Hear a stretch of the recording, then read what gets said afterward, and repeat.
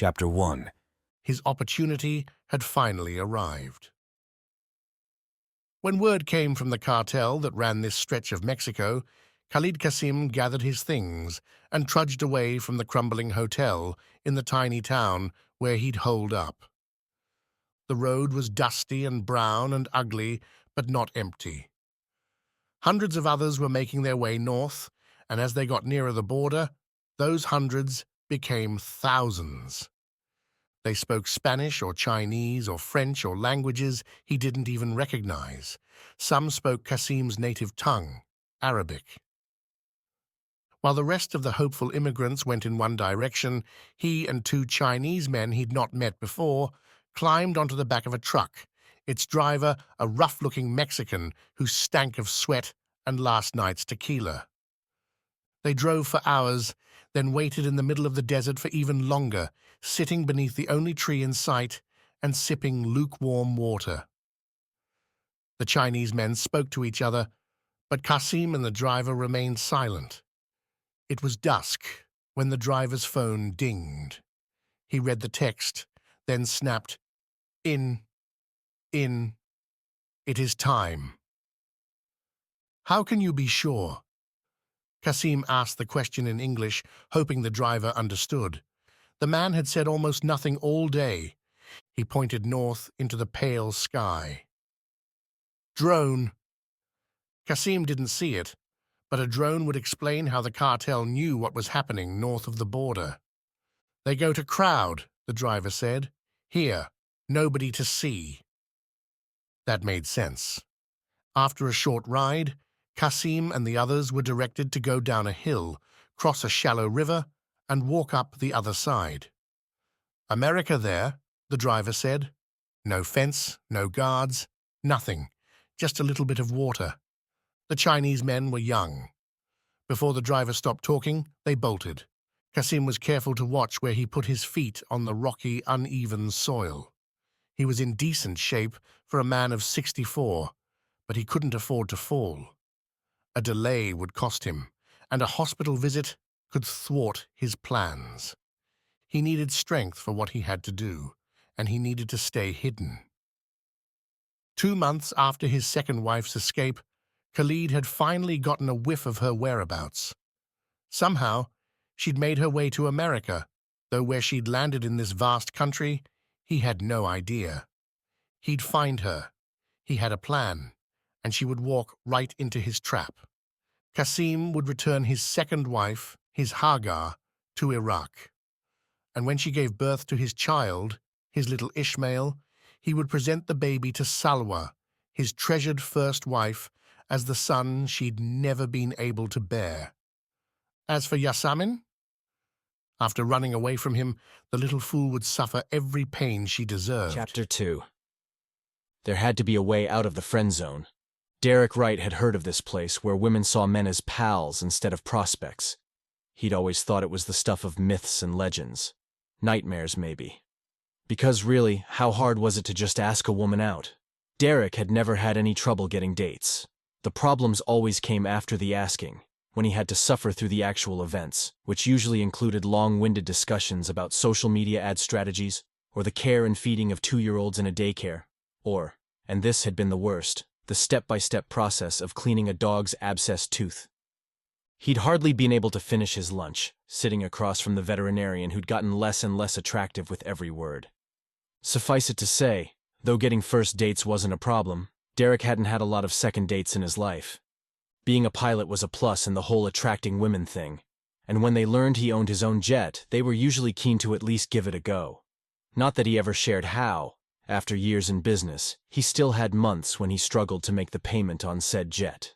Good thing his brother had financed it, and Sam wouldn't foreclose if Derrick missed a month. But Derrick sure didn't plan to take advantage of his brother's generosity. Not only did Jasmine know Derrick was a pilot, but she'd ridden on his plane when he'd brought her and her sister to the U.S. from Greece. It had been a rescue mission. That should count for something, right? Yet, here he sat, in Jasmine's friend zone. Technically, he sat on Sam's couch, watching the woman of his dreams on the far side of the living room.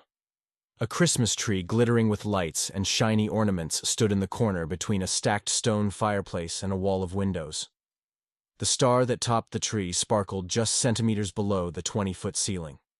Presents already poked out from beneath it, though they were still weeks from the holiday. Other Christmas decorations filled almost every surface. Eliza's doing, no doubt.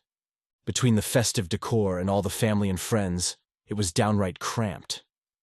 8 women were gathered near the entrance, and Derrick's brothers and dad hovered around them like spotters at the gym, as if one of the females might swoon and need rescue. Only Derrick held back, trying to be a casual observer, trying not to stare. Despite being the future bride's twin and the maid of honor, Jasmine stood apart from the rest of the bridal party as they prepared to go wedding gown shopping. She wore a shapeless dress that looked too big for her slender 5-foot frame. She had straight, silky brown hair that reached past the middle of her back and the most gorgeous liquid brown eyes he'd ever seen. Right now, they were wide as she observed the crowd, a look Derrick had seen often in the months since he'd met her.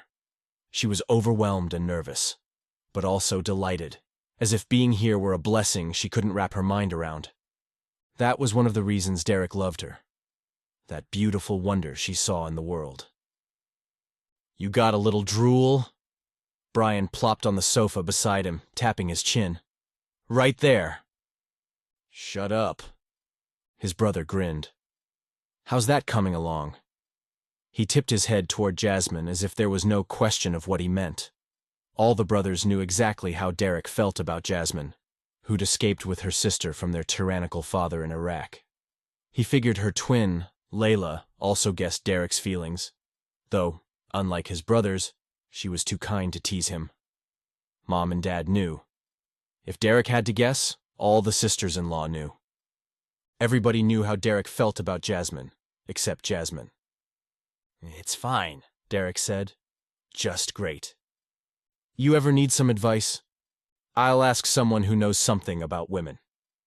Which one of us has a girlfriend?" At the word, Brian glanced at the curly-haired blonde who'd recently moved in with Layla and Jasmine. Sophie probably knew too, come to think of it. She, like the twins, was hiding in Shadow Cove from terrorists. Because, yeah, his family had had a strange few months. Derrick wasn't privy to all the details, just enough to know there'd been danger and excitement, all of which he'd missed. "I'll figure it out," Derrick said. Brian eyed him like one might eye roadkill. "You should get a haircut. Maybe Jasmine prefers her men to look like, men." "She likes it. Didn't she?" She'd remarked on it once, her cheeks turning bright red about a second later. Derrick ran a hand through his shoulder-length hair. "You're just jealous." "Yeah." His voice was heavy with sarcasm. "That's it." "Brian," Sophie called from the middle of the throng. "Can you help me with something?" He popped up and rushed to her as if he'd been summoned by the Queen.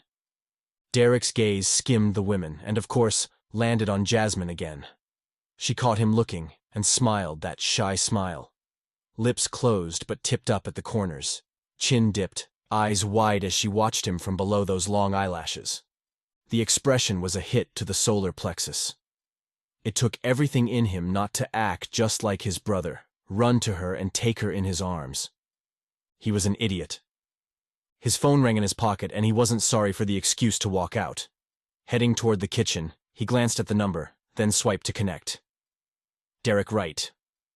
"Hey man," Chet Williams, Derrick's biggest client. "Hate to do this to you, but I gotta cancel.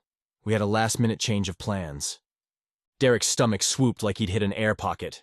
"Just tomorrow, or the whole week." Boards decided to have the meetings on Zoom to save money and stick close to home for the holidays. You know how it is. He lowered his voice. "Tell you the truth, I was hoping to get out of here. My mother-in-law's in town." As if Derrick should feel bad for the guy, he'd been hired to fly Chet to North Carolina, then the entire board down to Florida for a few days of golf before returning everyone home. He'd had it on his schedule for months. He'd turned down other clients because of it, higher-paying clients. And now he'd lose a week's worth of wages in the middle of the holidays. Gaze downcast, he leaned against the kitchen counter, his heart pounding. "Thing is, Chet, it's really late notice." "Yeah, I know, sorry about that. But we'll be sure to use you when we plan the Q2 board meeting." "Right, but..." Derrick could do this. He had to do this. If he didn't start standing up for himself, his savings account would be empty. He'd miss payments, and what would that do to his relationship with Sam? He'd have to sell the plane. He'd be bankrupt. Footsteps told Derrick somebody had joined him in the kitchen, but he didn't look. He took a breath for courage and forced the words out of his mouth. "I'll send you a bill for the late cancellation fee," which would be half what the company would have paid for the charter, but better than nothing. Silence. It ticked for seconds. Derrick was pretty sure his heart was going to slam right out of his chest before Chet finally spoke. "You're not serious. You really expect me to pay that?" "You signed a contract." "Here's the deal, right?" Chet said. "You can either have your money now or you can have our business later. But you can't have both." Derrick tapped the cell, was banged a better word, against his forehead. He needed the money. He needed the client more. He returned the phone to his ear. "Quarter fee then," he said. "And next time, I need at least 2 weeks' notice." Another long silence and then, "I hope the money's worth it." The 3 quick beeps told him his most loyal client, former client maybe, had ended the call. "Everything okay?" Grant, brother number 4, was staring at him over a giant cooler on the kitchen counter. He might not have been the tallest of the brothers, but he was definitely the biggest. Derrick figured he could hold his own in a fight against the rest of the Wrights, but Grant would squish him like a bug. Not that he'd ever admit that. Especially considering, of all the brothers, this one felt the most distant.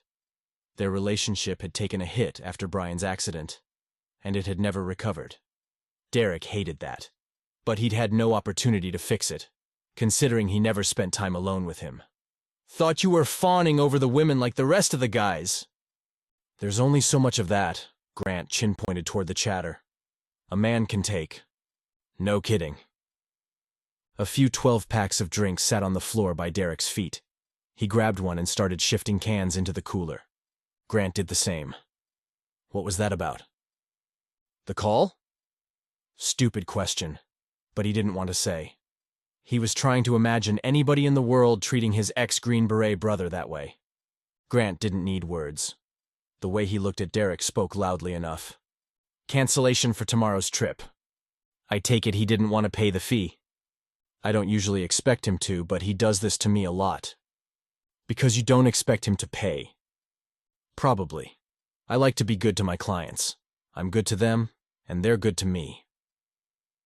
Still transferring cans into the cooler, Grant said, "Canceling a day before a trip is good?" "Obviously not." Derrick couldn't keep the frustration out of his voice. He lifted the last box of soda from the floor and slammed it on the counter.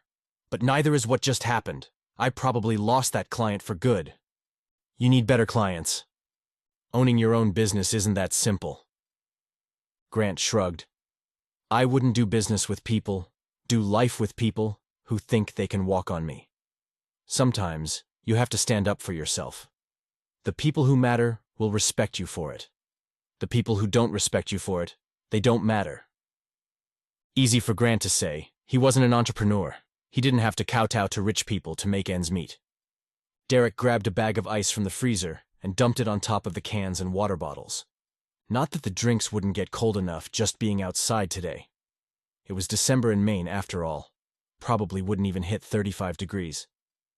"Thanks." Grant added a plastic bag that someone had packed for the snowmobiling excursion, because as long as the women were off to do something fun, the men ought to as well. Derrick had so few interactions with Grant. He hated that this one had been focused on his own deficiencies, especially when he had something far more important to talk about. "Can I ask you a question?" His brother closed the cooler, then lifted the giant thing and set it by the door to the garage. He straightened and leaned against the countertop, nodding for Derrick to go ahead. "You and Summer were friends for a long time before you were together, right?" Grant nodded again. The man used words as if each one were as valuable as gold, and he was low on cash. "How'd you go from friends to more?" At that, his brother's lips quirked up at the corner.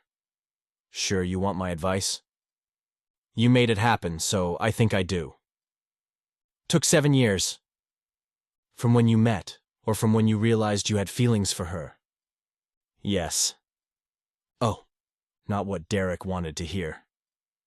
"Summer wasn't ready. Grant said. I had to be patient. But then I got to the point where it was too hard to be around her. I had to tell her the truth. Figured if she didn't feel anything for me by then, it was time to walk away. I'm not waiting 7 years. And Derrick wasn't walking away either. That wasn't an option. He was all in with Jasmine. He'd had no say in the matter. One look and he was smitten like some stupid lovesick puppy. Grant shrugged. If I'd tried to rush Summer, she'd have pushed me away, or slugged me. You never know with her. By the way his eyes lit, he seemed delighted by the prospect. Before she'd opened the clothing boutique, his wife had been a bodyguard, like Grant, so Derrick figured she packed a punch. 7 years, though. Derrick ran a hand down his face. He couldn't imagine waiting so long. And then you just told her, and she… What? Did she feel the same way? Everything was good after that? By the quirk of Grant's lips, that wasn't exactly how it happened. She came around. You really know how to encourage a guy? Never been good at dancing around the truth. I can tell you this. Summer was worth the wait. Grant clamped a hand on Derrick's shoulder.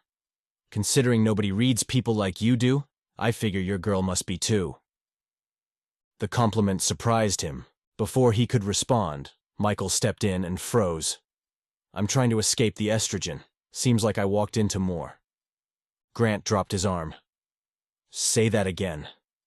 It's been a while since I've thumped someone. Michael laughed.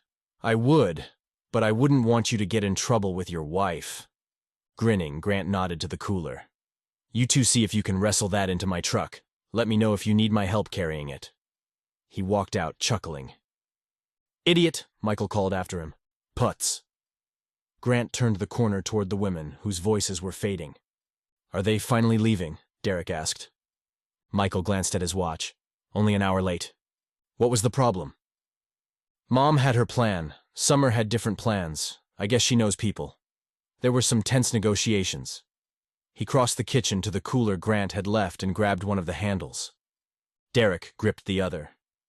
Does Layla have any say in the matter? She doesn't know one store from another, so she doesn't care. She's just excited to try on wedding gowns wherever they take her. Ready? They carried the cooler into the dark garage and set it by the door. Grant's truck was outside. The women's conversation carried from the driveway, along with the slamming of car doors. Derrick strained to hear Jasmine. But of course she wouldn't be talking, not in such a big crowd. Let's not open the door until they leave, Michael said. I don't want to get sucked in. He headed back to the kitchen. Anything new with Jasmine? Why does everyone keep asking me that? Derrick closed the door behind him, maybe a little harder than he'd needed to. Michael gave him a don't be an idiot look, but said nothing. Grant told me to take it slow. Grant's right. Michael leaned a shoulder on the fridge and crossed his arms. There's a lot about Jasmine you don't know. What do you mean? He was careful not to let irritation seep into his tone. Like what? Her life hasn't been easy.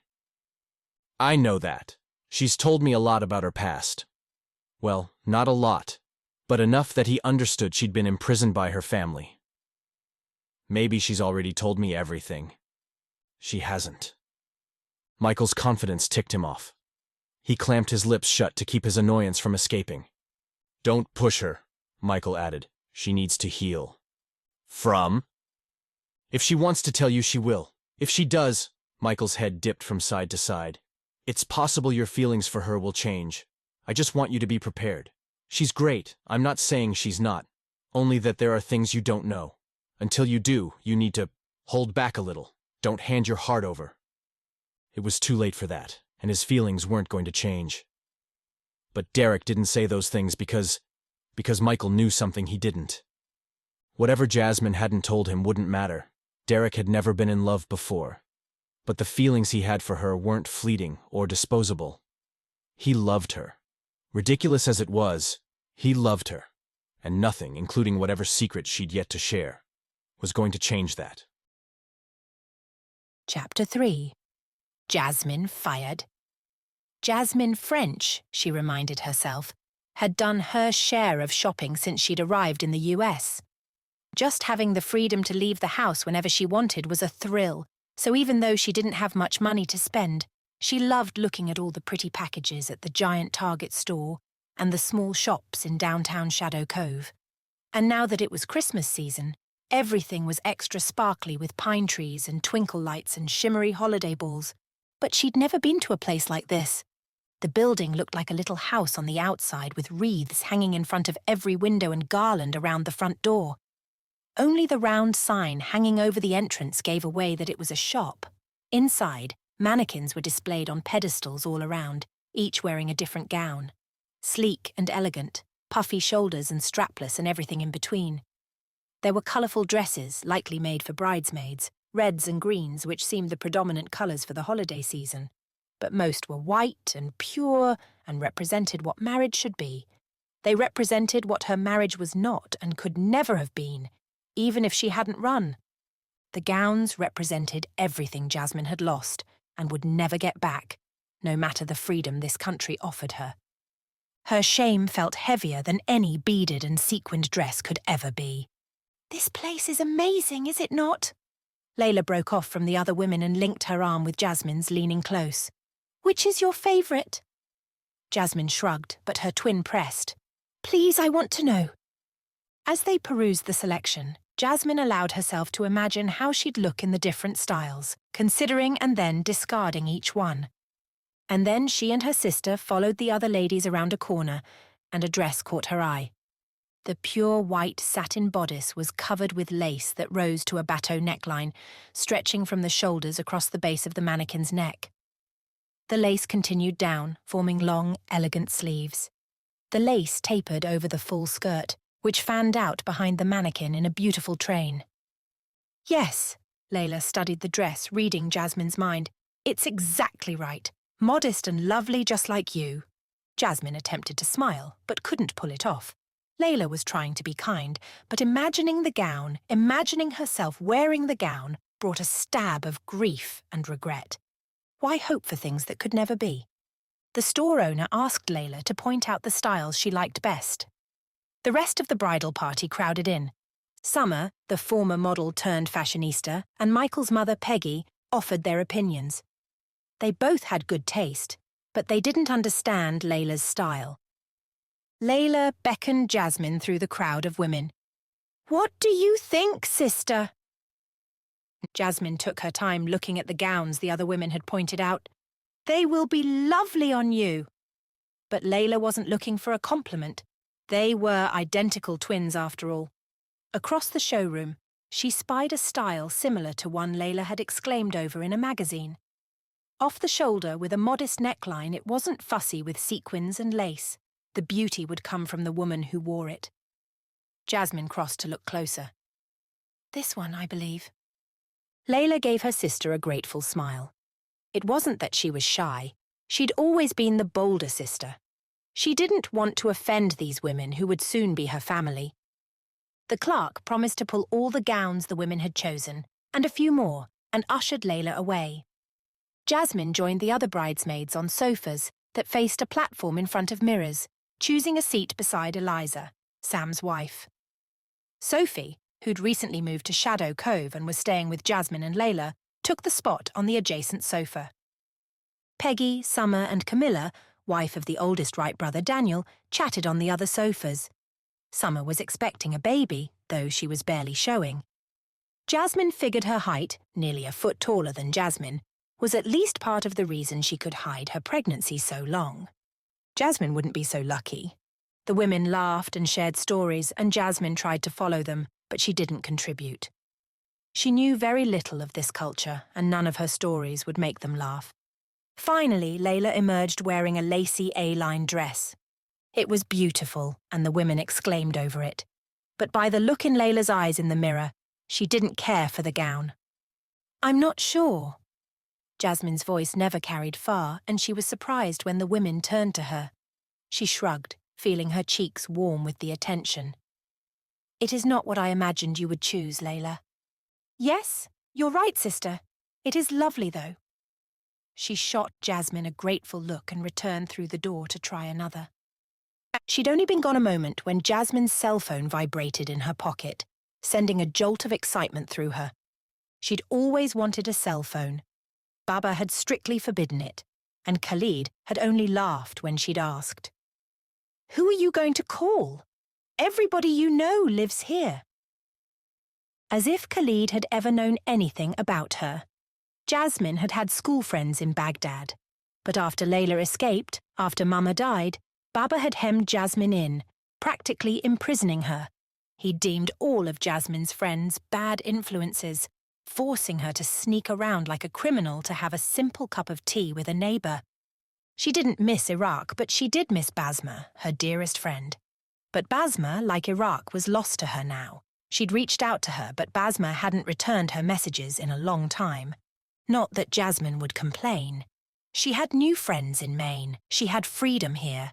She was happy here. She was allowed to be happy, encouraged to be happy. So different from life in Iraq. In America, she'd seen women ignore notifications on their phones, rolling their eyes as if it were a chore to have people who loved them. For Jasmine, every ding, every vibration, every little red dot reminded her of her freedom. But it would be rude to take out her phone.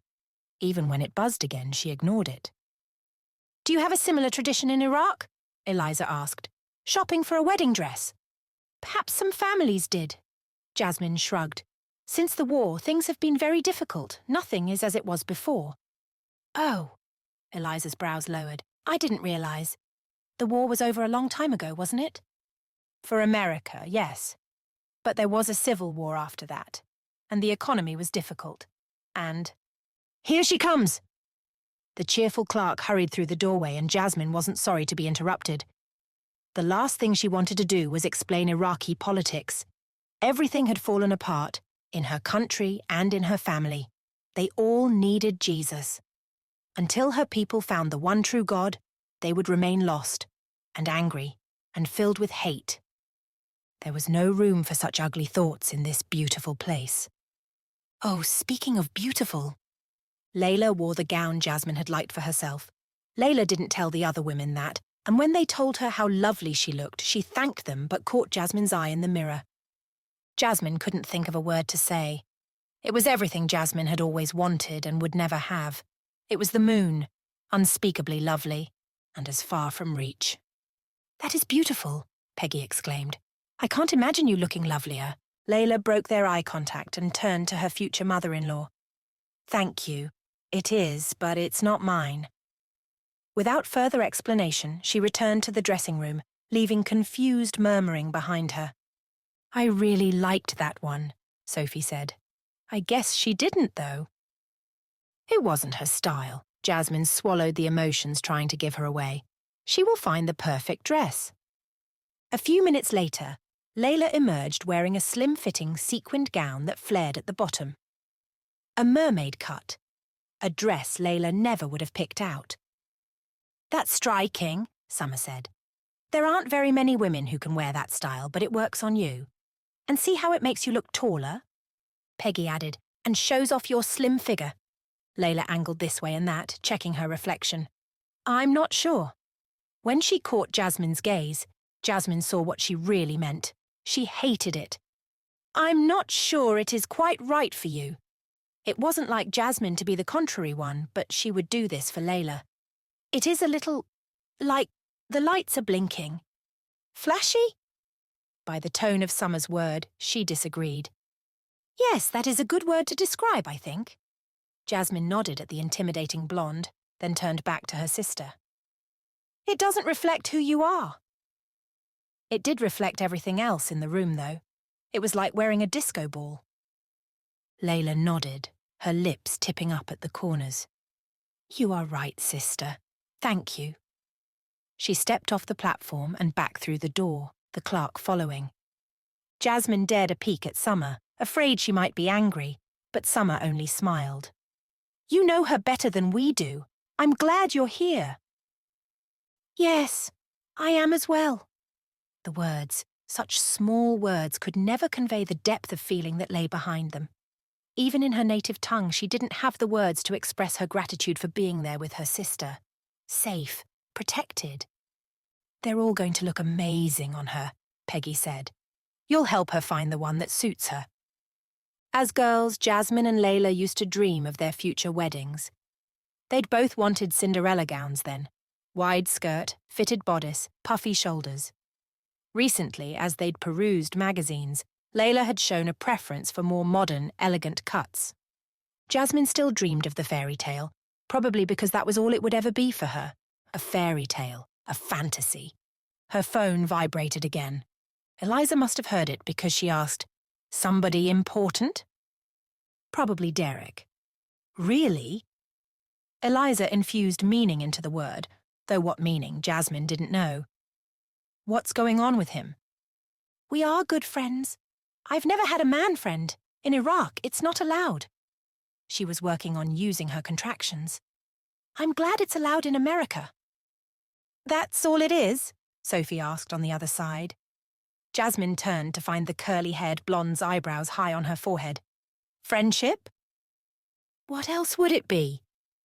Sophie shrugged. You don't think there's any chance he's interested? He finds me interesting, I think. I find him interesting. By the way Sophie's head tilted to the side, that wasn't what she meant. This conversation was confusing.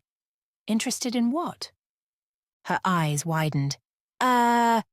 Before she could explain, Jasmine's phone vibrated again. Maybe you'd better see who it is, Eliza said. Could be important. Not that anybody would need Jasmine in an emergency, but she wasn't going to argue. She pulled the phone from her dress pocket and checked the screen, expecting to see a text notification. But it wasn't a text. It was an email. Basma was the only person who had the address to the account Jasmine had opened years before and kept hidden from her father and, after the wedding, her husband. It had been a long time since her old friend had written. Jasmine had sent her a message after she'd arrived in Maine to let her know where she was. Finally, Basma had written back, "Excuse me?" She pushed up from the sofa and walked toward the windows at the front of the shop, reading what her friend had written. Dear Jasmine, I rejoiced to read that you have escaped Khalid and reunited with your beloved sister. I could not be happier for you both. I'm sorry it's taken me so long to respond. And I'm sorry to respond with this message now, but I have no choice and I need your help. My little brother and I have been happy with my aunt and uncle since Baba passed, but my half-brother has decided to return to Baghdad and expects Rabi and me to move in with him. Jasmine gasped. She'd met Basma's half-brother, Dari, only once before, and just the memory of him had her shuddering. She had spent years in the company of terrorists and murderers, men who treated women like slaves and children like pets. Her own uncle had been the worst of them. But one look from Dari, and Jasmine had felt as if scorpions crawled along her skin and in her hair. He wore darkness like a cloak. Despite the warmth of the bridal shop, the festive decorations and the sparkling gowns, she crossed her arms to stave off a chill that slid down her spine and returned her focus to the letter. Obviously, I cannot let this happen. Though I tried to convince Uncle that Dari would not be a suitable guardian, he brushed off my worries. Even if he wanted to help me, he feels he has no right to do so, as Dari is a closer relative than he. Auntie tries to understand how I feel, but she doesn't know Dari well, and even if she did, she holds little sway over Uncle. Perhaps to placate me, Uncle has surprised us with a trip. We have just landed in Washington, D.C., where he is expected for an event. We will only be here for a few days. Please, you must come and help us escape from Uncle's security. We can take a train to Mama's cousin. She will welcome us. I know it is much to ask after everything you've been through. I wouldn't if not for Rabi, but I fear Dari will corrupt my little brother as he is corrupt. As soon as I know where we're staying, I'll email again. You are our only hope. Please, help! Your friend always, Basma. Jasmine reread the email twice before she slipped her phone into her pocket, her hands shaking. Basma, the only friend she'd had in the world after Layla ran away, needed her help. How could she turn her back on her? But what could she do? Jasmine? Sophie's voice came from a few feet away. Everything okay? Yes, thank you. Your sister has another dress to show us. Jasmine looked past Sophie to where Layla stood on the platform, watching her with concern in her gaze. She was too far away to ask the question forming on her lips. She wore the dress Jasmine had been certain she would like. It was satin with a pleated, off-the-shoulder bodice, a low waist, and a skirt that was neither too fitted nor too bell-shaped, just gracefully flared. It was exquisite and sophisticated and perfect for Layla, though she seemed more concerned with what had distracted Jasmine than she did with the gown. Moving closer, she said, "You are stunning, my sister." Layla faced the mirrors, giving them a view of the back of the dress, which draped low, showing off Layla's flawless cappuccino skin. Jasmine bent and spread out the long train, then stepped back to admire the image she saw in the mirror. A splendid gown for Layla, who was about to marry into an amazing family and start a glorious life. Tears filled Jasmine's eyes. Happy tears, of course. Why wouldn't she be happy for the sister she adored? Layla and Michael were well matched. They would marry and live in the lovely house in Shadow Cove and have sweet children and grow old together. At least this time, Jasmine wouldn't be left too far behind. She'd live nearby, somewhere, in an apartment, she supposed. Their children would be cousins. Jasmine would babysit for Layla's little ones. She could cook for their family and perhaps clean. Maybe if she was very useful and very quiet, she would be invited to family functions. Perhaps she wouldn't be forgotten. "Oh, my word!" Peggy sounded almost reverent. "That is gorgeous." Jasmine stepped away, shaking off her melancholy and meeting her sister's eyes in the mirror. "What do you think?" Layla's shoulders lifted and fell. "It is pretty." The way her eyes sparkled, Layla knew it was more than just pretty, but she felt too shy to say so. Summer also stood. All the women were standing now. "It's spectacular." Everyone had forgotten that Jasmine had been distracted. Nobody asked why she'd walked away. When they got back to the house, should she tell Layla about Basma's email? If she did, Layla would tell Michael. Maybe Michael would help. But Michael worked for the US government, and Basma's uncle was an Iraqi diplomat who worked with the Americans. Did Michael know him? Would he feel obligated to tell him Basma's plan to escape? Maybe not. But maybe so. Jasmine couldn't take the chance. Anyway, Layla and Michael were going to New York with Brian and Sophie, and after that, Michael was leaving town again.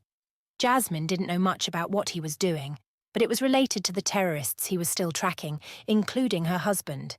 She very much wished for him to find Khalid before Khalid found her, and her wish for that only added to her ever-present guilt.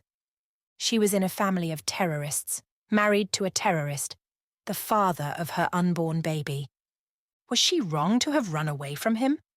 Should she have stayed, supported a terrorist, allowed her son to be taught to hate, or if she carried a girl, allowed her daughter to become a slave?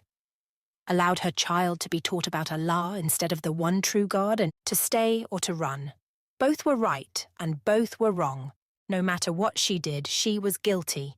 And now a new guilt pressed, because Basma needed her and she had to find a way to help. The men were already back from snowmobiling by the time Jasmine and the rest of the bridal party returned to Sam's house in Shadow Cove that afternoon. The house was large, but with everybody congregating in the living room, not nearly large enough. When they all talked at the same time, who was listening? Maybe that was Jasmine's job. But how was she supposed to listen to 16 people at once? Fading into the shadow of the Christmas tree, she used her phone to look up directions to Washington, D.C.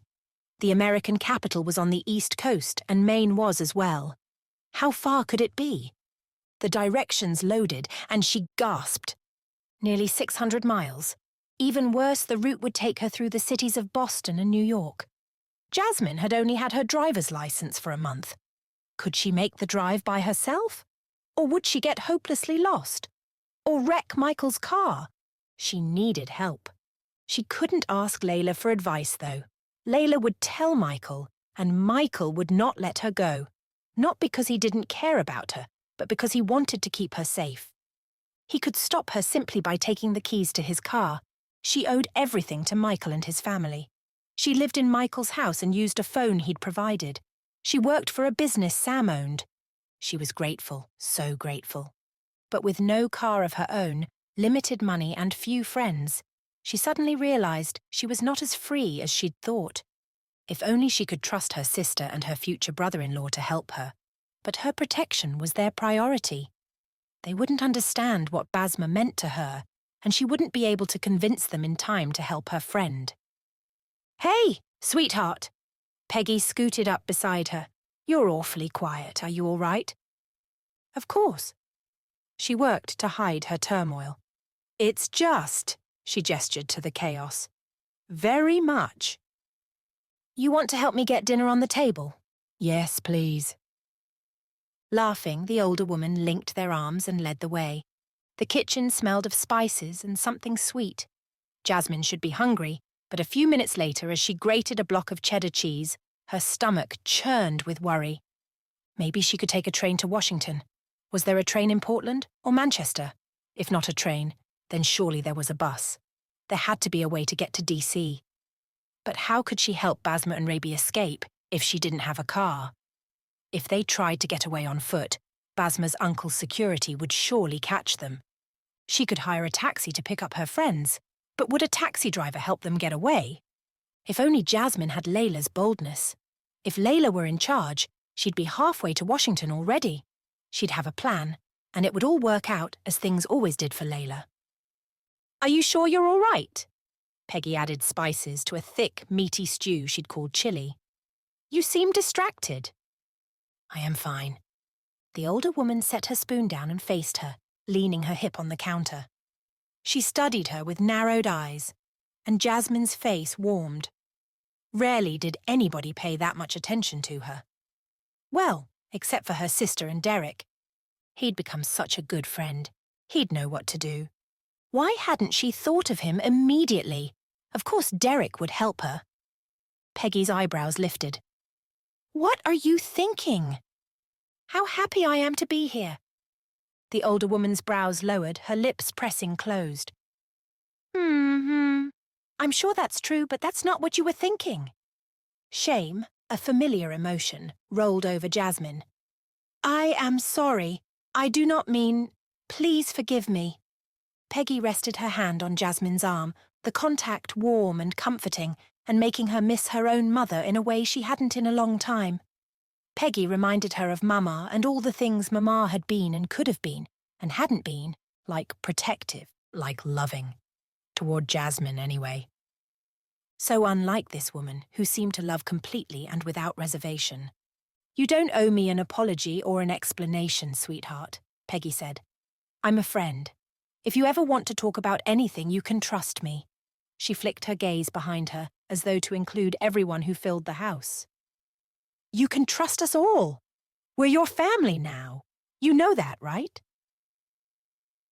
Peggy meant the words kindly, but Jasmine stepped back, feeling her smile tighten. Family meant bonds. For most people, bonds meant security and comfort and provision.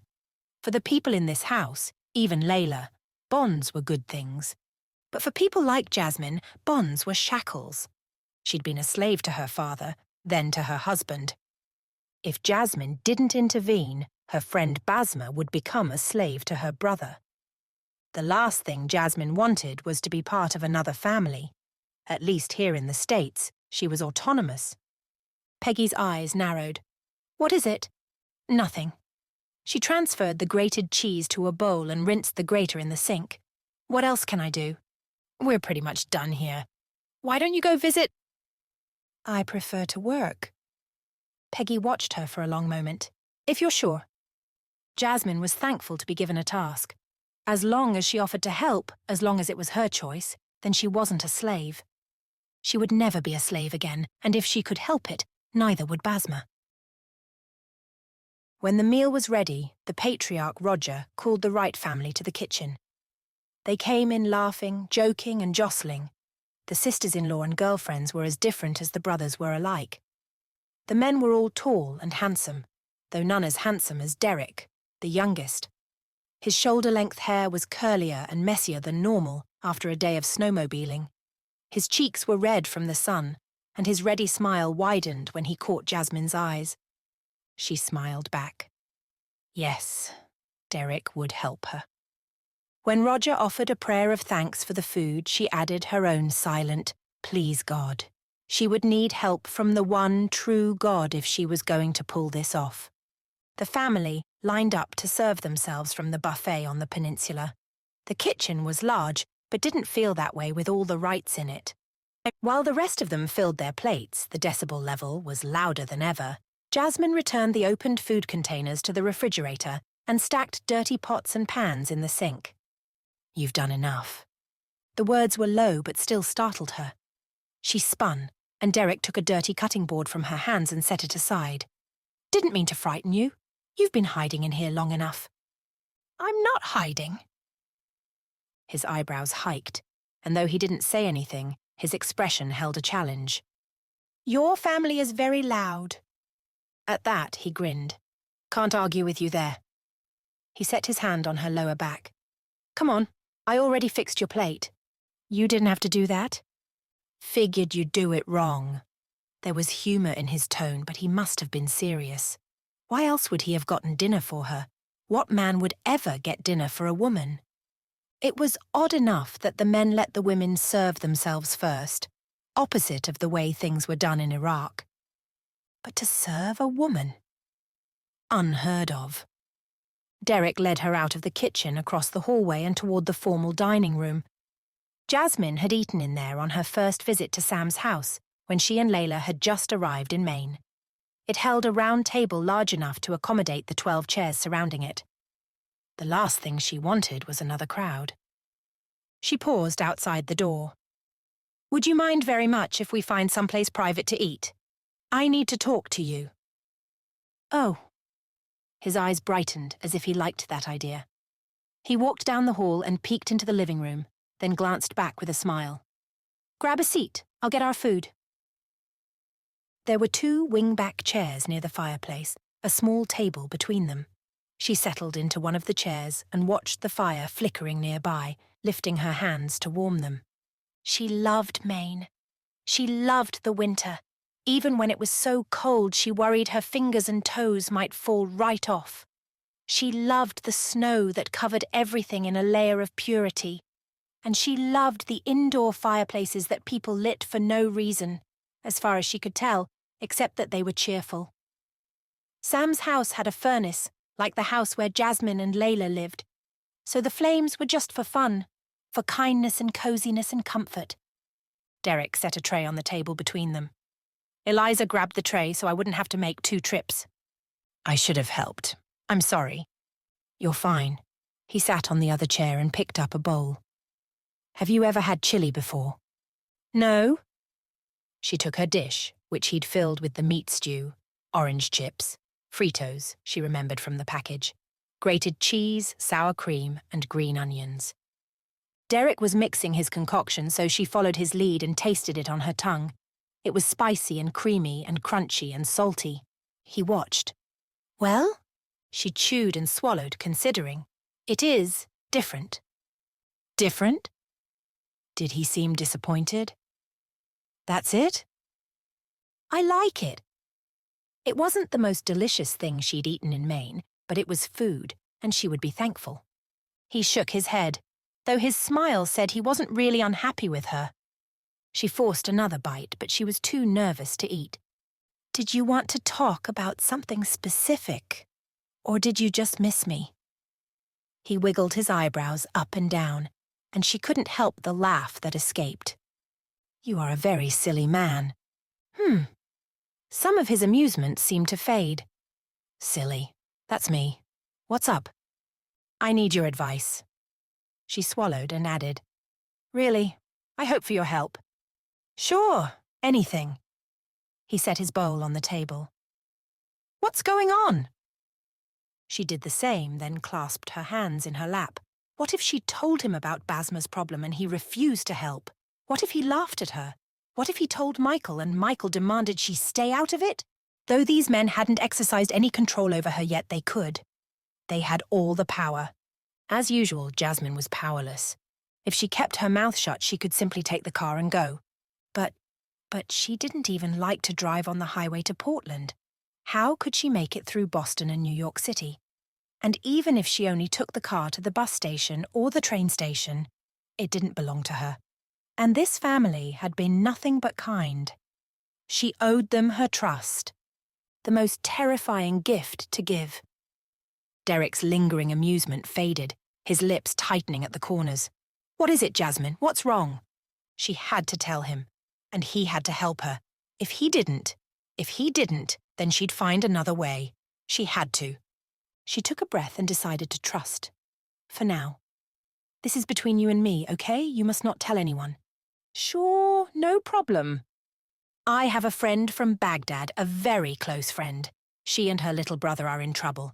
They're going to be in Washington, D.C. for a couple of days, and they need my help getting away from their guardian. Derrick's mouth opened. Closed. Jasmine sipped her water. He'd added a squeeze of lemon juice, just like she liked it. How thoughtful.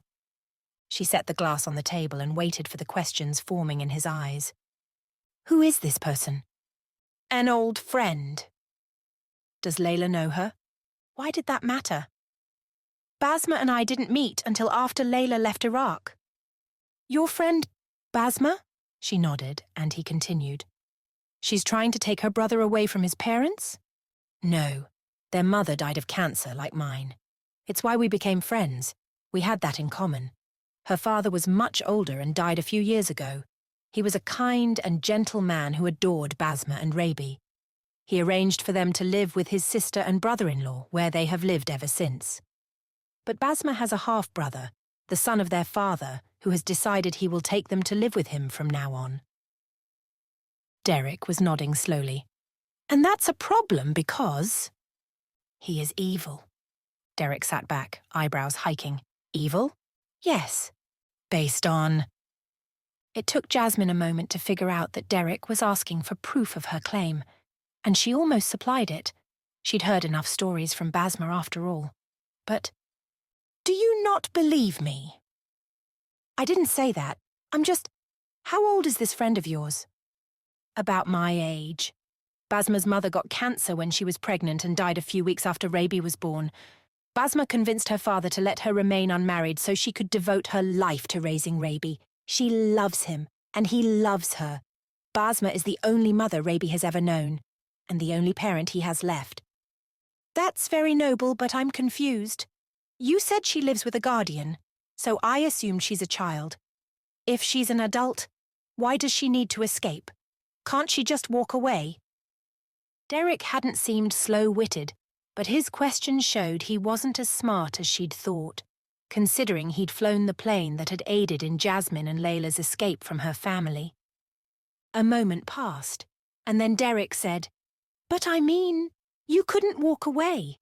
You were trapped, imprisoned. Are you saying this woman is in the same situation? There is security that will prevent her from leaving. I see. Derrick scrubbed his hand across his jaw. How old is her little brother? 9 or 10 years. She doesn't have custody. He is with her. Is this what you mean? To have custody is to own, yes? She's the boy's legal guardian, right? Of course not. Oh. His eyes scrunched in confusion. So, her uncle is? Now they live with her uncle, and he makes decisions for them. But the half-brother will become the boy's guardian soon?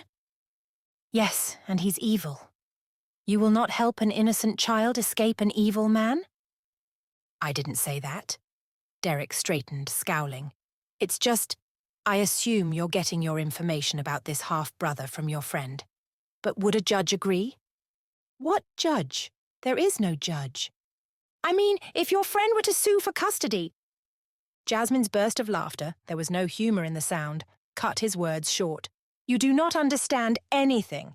Explain it then. Her half-brother is a man. My friend is a woman. Derrick didn't react. He seemed to be waiting for her to continue, as if she hadn't already said it all. He doesn't have to ask for custody, Jasmine said. He is a man. He can do anything he wants. He has all the rights, all the power. She has no say. The child has no say. There is no judge who will question him. Oh, but her father... is gone. Jasmine spoke more slowly.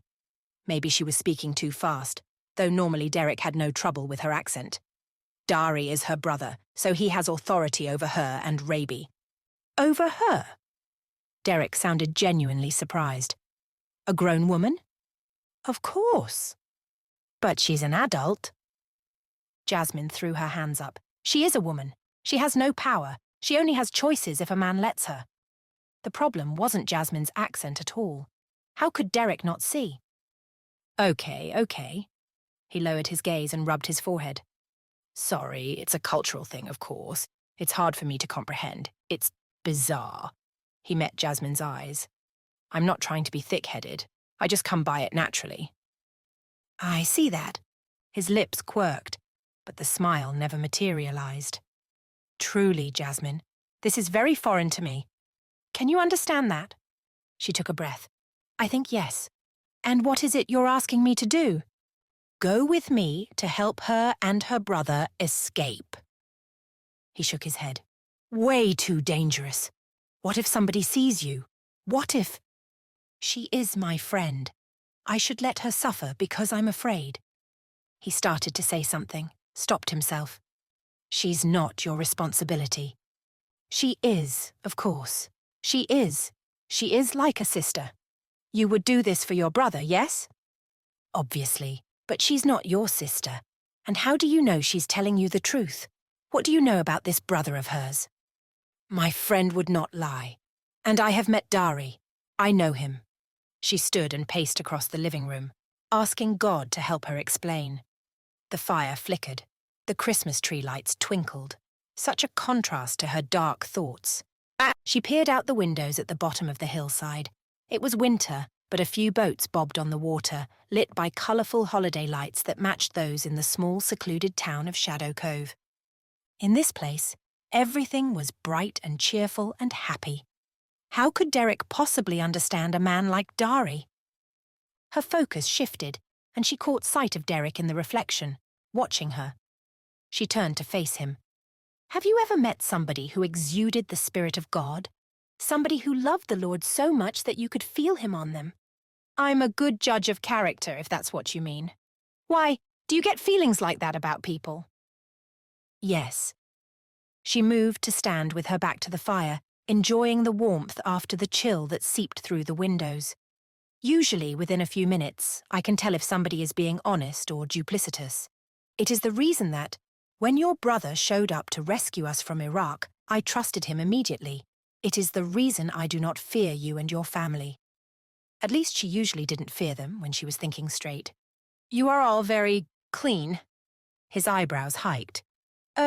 Clean? I do not know how to explain. She flipped her hands toward the family in the other room. It is a feeling.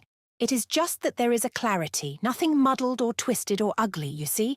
This house and your brother's house, they feel clean. Like that. Okay. What is a place you love? A place you feel close to God?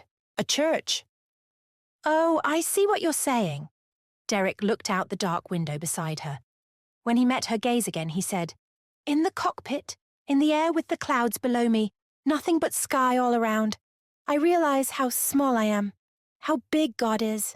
Is that what you mean? Yes, okay. It is a clean feeling, yes? Clear and fresh. I wouldn't have described it that way, but I guess. Now, think of a place where you were in the presence of sin. So like a singles bar, where people are drinking and hitting on women. The thought of him in a place like that turned inside of her, darkening her feelings for him like a swath of black across a rainbow. She returned to her chair, hoping her voice didn't reveal her surprise.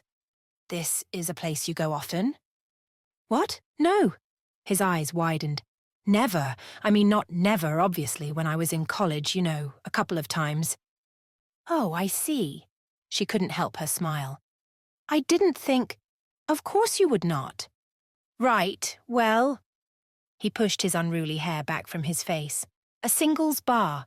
A place like that definitely feels unclean. My friend's half-brother carries that feeling of uncleanliness. Darkness walks with him, and fear. Basma has told me stories of things he did to her when she was small. Like what?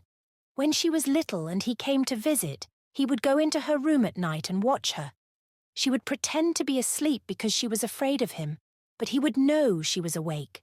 And he would whisper how she was worthless, that her father would be lucky to sell her to a goat farmer. Her brother said that. Derrick's face twisted in disgust. Why? Who would tell a child something like that? Jasmine shrugged. Does cruelty need a reason? Even if I hadn't heard stories, I would have known. I met him once, and his evil is like the stench of manure. It is unmistakable. Derrick stared at the fire for a few long moments before he faced her again. Maybe this is going to sound callous, but what does it have to do with you? She is my friend. She was, for a time, my only friend. Okay, but is that really a reason to risk your safety? Can't she find another way? Her heart rate spiked. He didn't understand anything. And how could he, when he was surrounded by people who loved him? Even now, voices and laughter floated from the other room, all these happy, supportive people. Derrick had never known what it meant to be alone and isolated, to be abandoned and forgotten. She pushed to her feet and backed away. "Hey," he said, "don't do that, I'm just asking a question." But the heat from the flames, so comforting before, felt stifling now. She will be imprisoned, possibly harmed, and little Raby will be raised to be like him. Why doesn't she just go to the authorities, or... What authorities? I don't know, I'm not saying no, but... He didn't finish the statement, and he didn't have to. You do not believe me, or you do not trust me. I don't even know what you're asking me to do. To help my friend get to safety the way you helped me. Let's just talk to Michael. I'm sure he'll... No, you must not! Derrick's eyes flashed with worry. I will find another way. She turned and walked out. Not that she had anywhere to go, but she had to do something. Now that she was free, how could she do nothing while her friend was taken into captivity by a man like Dari? She couldn't, and if Derrick wouldn't help her, she'd figure out a way to help Basma on her own. Chapter 4. Derrick watched as Jasmine stormed toward the front door, then froze. Wise woman, considering the temperature outside. It was December in Maine, not exactly evening stroll weather. She swiveled and headed down the hall, away from the family and toward Sam's office and the private living area. Derrick wandered to the foyer and stood beside the staircase, where he could intercept her if she headed for the door again, thankful for the time to figure out what to do. He wanted to help her, of course. He'd do anything for her. But Michael had risked his life getting her out of Iraq, and the people she'd escaped were still looking for her and Layla. They were safe here in Shadow Cove. Was helping her friend really worth risking that safety? He should talk to Michael. But Jasmine had asked him to keep what they talked about to himself. He could go against her wishes, but that would cause conflict. And if he'd learned nothing else growing up as the youngest of 6 hot-headed brothers, he'd learned that conflict harmed relationships, sometimes nearly irreparably. Brian and Grant had taught him that. Heck, Derrick and Grant had barely had a relationship for the majority of Derrick's life, and that had been the result of someone else's conflict. He hoped their conversation today would help them move past that. Maybe it would, maybe not. Derrick had risked a conflict that morning and lost a client. Conflicts were like dirty bombs. They destroyed enemies and bystanders alike. Derrick was doing everything in his power to move out of the friend zone with Jasmine, and he did not intend to move into the don't talk to me, I can't stand you zone. He hated that she'd put him in this position, but she had. And the only way out of it was through conflict, or to do what she'd asked. Jasmine rounded the corner at the end of the hall but froze when she saw him. She'd slipped on her coat, a puffy thing that was probably meant to be mid-calf length but skimmed the top of her shoes. She had her purse slung over one shoulder and a set of keys dangling from the opposite hand. He walked toward her. You're leaving? She continued toward him. It is none of your business. Are you going home? She lifted her chin and firmed her lips, and his heart thumped. He had a bad feeling about her lack of answer. Where are you going? I'm going to get my friend. I have no choice. To Washington, D.C.? When she said nothing, he clarified with, right now, in the dark? You're taking the car and driving 10 hours by yourself? I must help. What did Layla say? Jasmine's eye contact slipped. You didn't tell her? You didn't even—" He worked to gentle his voice. "Jasmine, what are you doing?" She would stop me. Of course, because she should stop you. And, wait a minute, you don't even have a car. Whose keys are those? Michael provided us this car. Did you ask him? He told us to use it for whatever we needed, and I need to do this. I think he meant for you to use it around here. He tamped down his frustration. Like to run to the grocery store, don't you? He didn't say that. He put no limitations on it. They were implied, and Jasmine knew it. This conversation was almost as ridiculous as the one they'd had earlier. But this wasn't a cultural issue. This was Jasmine sneaking around to get her way, and sure, not for personal gain but for her friend. Even so. It was so contrary to everything Derrick knew about her, which wasn't enough. Michael had warned Derrick that once he got to know her, maybe he wouldn't like her so much. He'd thought the idea impossible, but Michael knew things about Jasmine that Derrick didn't. You can't leave without telling them. Her eyes, those big, beautiful eyes, widened and filled with fear. She moved down the hallway toward him, then stopped abruptly just a few feet away, as if she'd thought better of getting too close, as if she was afraid of him. You must not tell them. Her voice held pleading. They will stop me. Please, Derrick. What was he supposed to say to that? If he let her go, Michael and Layla would be furious with him. But if he told them, Jasmine might never forgive him. He couldn't live with that. He took a breath. You're not driving to D.C. by yourself tonight. It wouldn't be safe for you. And I'm not going to let you steal my brother's car. It would not be stealing, he said. Not telling him would be taking advantage of his kindness, and you know it. The fierce look she tried to send his way faded. She dropped her gaze and crossed her arms. They would come after you. They would worry about you. It would cause all sorts of trouble, and if they found out I knew, it would cause me trouble. I have to help my friend. I understand. He stepped toward her, but she moved back, eyes popping wide. He stopped, took a breath. The last thing he wanted was to frighten her. When he'd first met her, she'd been as skittish as a rabbit. In the 2 months since then, she'd come to trust him, to be comfortable with him, to talk to him and laugh with him. He wasn't going to let one conversation ruin everything they'd built. Helping your friend is not as simple as you're making it sound. He worked to keep his tone reasonable and kind. But I can see that it's very important to you. Just let me think, okay? At her slight nod, he considered his options. They were few. Letting Jasmine leave by herself at night wasn't an option. Jasmine could barely drive across town, in the daylight. She would be a competent driver eventually, but she didn't have enough experience yet to make it to D.C., with all the traffic between here and there, without incident. And it sounded like getting Basma and the kid away from the aunt and uncle. Had she said something about security? Was going to take some doing. Did she really think she could do that by herself? Obviously not. She'd ask Derrick for help. Would Michael help if Derrick told him what was going on? Maybe. Best case scenario, he'd take care of the 2 Iraqis himself. Worst case scenario, he'd refuse and prevent Jasmine from helping as well. If that happened, would Jasmine ever forgive Derrick? Probably not. Which left door number 3, the one he'd been hurtling towards since Jasmine had first asked for his help.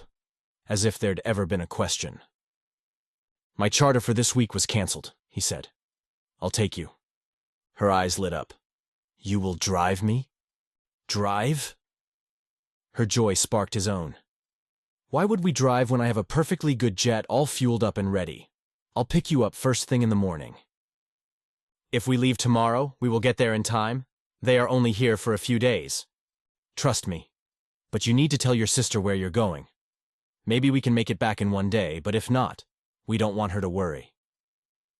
She looked past Derrick toward the crowd still enjoying dinner in the dining room and kitchen. Then she stepped close. They are leaving for New York at 4 o'clock in the morning. Right. He'd forgotten Michael, Layla, Brian and Sophie were going to the city for a couple of days.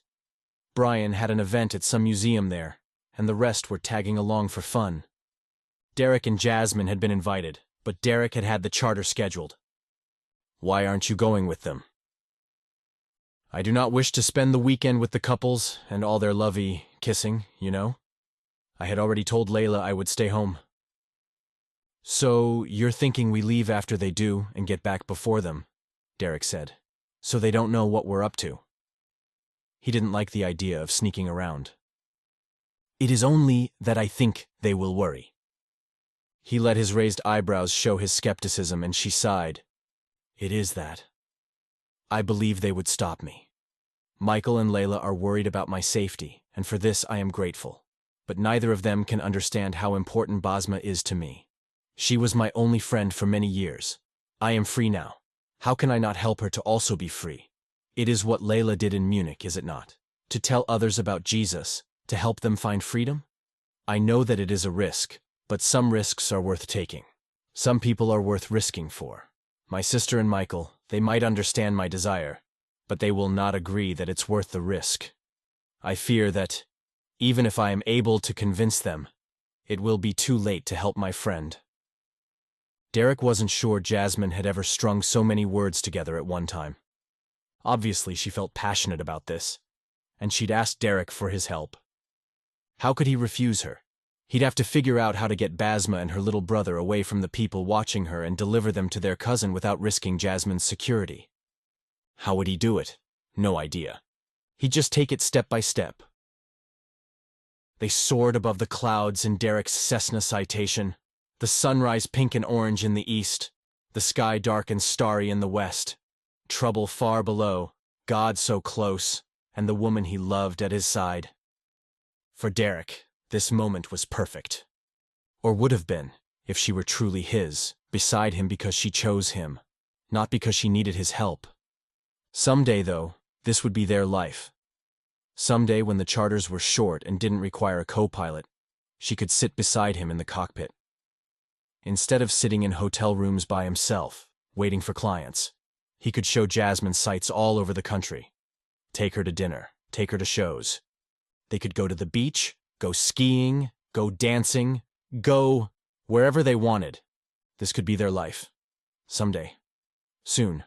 As always, this morning she wore a shapeless dress, this one denim with a wide neckline that gave him a glimpse of her defined collarbones. Flowers were embroidered at the bottom of the flared sleeves and the flowing skirt. She dressed so differently from other women. Modest, for sure. But also, it seemed as if she were trying to hide herself, her figure, which made sense considering the culture she'd come from, and her captivity, and the fact that she was, in fact, hiding from her family. Even in the not-so-attractive clothes, she was lovely, especially when she added makeup like she had today, which accentuated her nearly black eyes. The way the eyeliner tipped up at the corners brought to mind the only other Jasmine he knew of, the princess in that Disney movie. His Jasmine was far more beautiful than the animated one, especially when she had that wonder in her eyes as she asked question after question about every button and lever, every light and display. Each answer he gave led her to ask a follow-up question. Not that he minded. He loved flying, and he loved her. This was the dream. "You're going to be able to fly this thing by the time we land." She laughed, the sound light-hearted. Apparently she'd forgiven him for not jumping right on board the Let's Go to DC train. So that was something. He still wasn't sure they were doing the right thing, but he'd spent some time on his knees the night before, praying for guidance, and all he'd felt was a compulsion to help Jasmine come to her friend's aid. Derrick wouldn't claim he felt peace about this course of action, but he didn't feel peace about not doing it either. He definitely hadn't felt the Lord telling him to stop. That must mean he should go on. Or maybe it meant he'd do anything for Jasmine, even if the thing was stupid and reckless. Less than 2 hours after takeoff, they landed at Dulles, and he taxied toward the private terminal. He nodded to the cell phone she held on her lap. "Did your friend give you any more details?" She'd found out the name of the hotel where Basma and her brother were staying, a Marriott near Embassy Row. He knew the area well, having been to DC many times. He'd suggested Basma and her brother sneak out in the middle of the night. Jasmine had emailed them before they'd taken off. Now, she opened her phone while he followed the ground crew past private jets of every size and flavor imaginable. Basma and Rabi are going to a lunch today. Jasmine scrolled her email. And then to a fancy dinner. She says guards watch the doors of their suite all night, so they will not be able to sneak away after dark. The best time, she thinks, will be in the afternoon. Her aunt will nap, her uncle will be in meetings, and she and Rabi can go to the lobby for a snack. She believes they can slip away then. The guards will let them go alone? Maybe she thinks she can lose them? By the way the words ticked up, Jasmine wasn't sure. I don't believe her aunt and uncle suspect her of planning to run. I believe the guards go with them for their protection more than anything. Protection from what? Jasmine's shoulders lifted and fell. Perhaps there are enemies here? I do not know. Derrick doubted there would be an attack on the niece and nephew of an Iraqi diplomat at a hotel in D.C. Maybe the aunt and uncle were paranoid. More likely, they did suspect that Basma planned to run. He didn't like this. Not at all. He was directed to a spot between an old Embraer Legacy, he'd only seen photos of that particular jet, and a Gulfstream. He powered down his Cessna. You need help with your seatbelt? I got it. This'll take me a minute if you want to freshen up. All right. She climbed from the right seat and headed toward the cabin. When he finished his routine, he lowered the door with the built-in air stairs, letting in a chill and the stench of exhaust and diesel fuel. Intellectually, he knew the scents were off-putting, but to him they smelled like everything he'd ever wanted. Jasmine joined him, and he thought, almost everything. Beside him, she took in the acres and acres of jets as if she gazed at the mighty Rocky Mountains. She aimed those wide eyes at him. It is amazing, is it not, to step on in Maine and step off in a whole different place? He used to feel that joy at flying, still did sometimes, but right now, the beauty beside him overshadowed everything else. Amazing. When the urge to pull her close nearly overwhelmed him, he cleared his throat and inhaled the chemical-tinged air. Man, when she looked at him like that, those giant, gorgeous eyes filled with trust and wonder, it was all he could do to keep his hands to himself. Take it slow, right, or you're gonna blow it.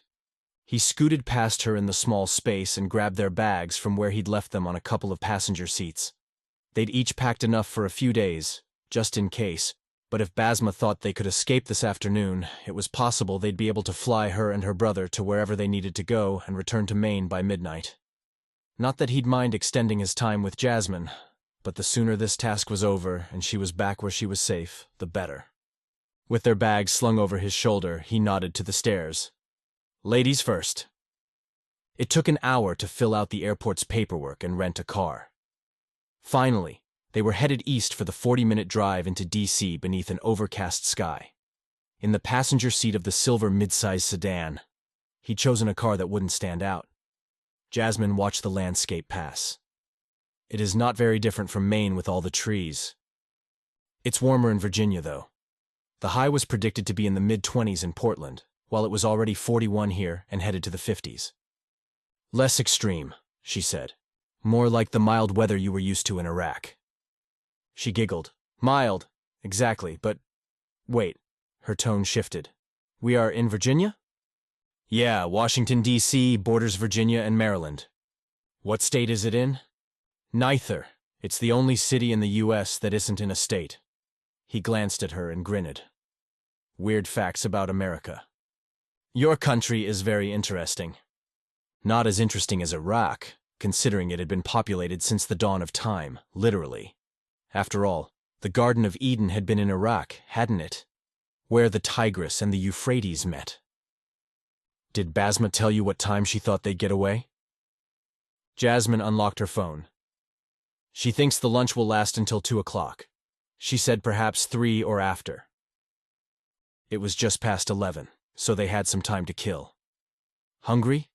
He'd brought them both cups of coffee, decaf for Jasmine, which she preferred, and pastries from a bakery in Shadow Cove. They'd finished the small snacks hours before. There's a diner not far from here. It's got everything from salads to burgers, and they serve breakfast all day, if you like that. How do you know this place? I fly in and out of Dulles a lot. I've got clients who come to DC a couple times a year. Also, my uncle, Dad's brother, works with the government in some capacity, though I think he's employed by a defense contractor. I've brought him down more than once. What does your uncle do? I don't know. He doesn't talk about his work. He makes enough money to fly in a private jet, though. True. If money were the most important thing in life, and if life were a contest, then that branch of the Wright family would be winning. But money could only buy so much. Your family is very successful, Jasmine said, and connected, no? With people in powerful positions? Michael is, I guess, and probably Uncle Gavin. And Sam, with his business connections. And you with yours. I'm a high-priced chauffeur. I might know a few powerful people, but we're not exactly on equal footing.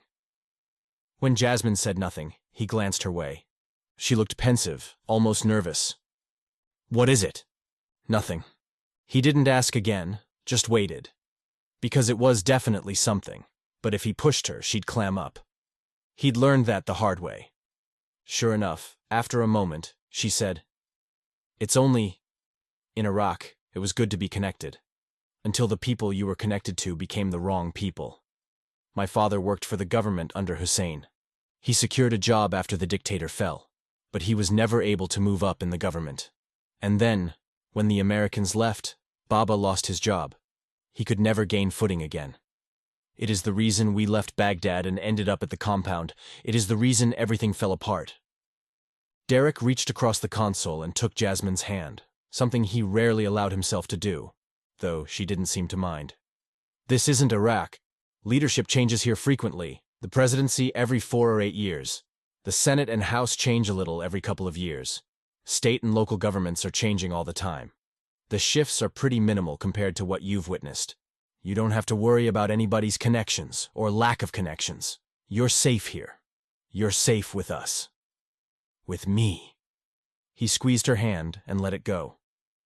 He felt her eyes on him and chanced a look, catching a glimpse of admiration and something else he was afraid to name. Was it more than friendship? Was she starting to feel a fraction of the tenderness toward him that he felt toward her? Did he dare hope? The diner sounds good. Her voice was tentative. I am hungry, but I do not have money. I already owe you so much. You owe me nothing. This is what friends do. And fine. He'd never flown any of his buddies hundreds of miles for free, and then bought them lunch, or committed to helping them aid foreign nationals in escaping their guards. He liked his buddies well enough, but he wasn't in love with any of them. For Jasmine, he'd do just about anything. The French toast was delicious. Thick, eggy, cinnamon-spiced bread covered with butter and warm maple syrup. But try as Jasmine might, she couldn't finish it. She was too full, or perhaps just too nervous to eat. It hadn't been that long since she'd escaped her husband. Helping Basma and Rabi shouldn't be anything like that. They weren't in Iraq, after all. They didn't have to hide in crates and cross borders. All they had to do was get Basma and Rabi into their car and then get lost in the traffic on their way back to the airport. It should be easy, but no matter how much she tried to convince herself, the fear wouldn't leave her alone. The restaurant Derrick had chosen was large enough to seat 100 or more at the booths and rectangular tables, most of which had people seated around them. More congregated near the doorway, waiting. There were men in business suits or sweaters, women in designer jeans or slacks, blazers or blouses. Some carried laptop bags. Others bounced babies. The building was old, with its concrete floors and high ceilings that showed heating ducts overhead. The table she and Derrick shared was scuffed in places, the booth well worn. Not dirty or dingy, just comfortably broken in. The atmosphere was clean and fresh and happy and free. "What are you thinking?" Derrick asked. "I like your diner." "Food's good, right?" "Yes, very, though I don't think I can finish it. I'm sorry for ordering so much." His lips twisted into a smirk. "Why are you apologizing? I suggested the French toast, remember?" He nodded toward her plate. "You sure?" She pushed it toward him, and he traded his empty platter. He'd ordered a bacon burger and fries, and dug in. "Worked out for me. Where do you put all the food?"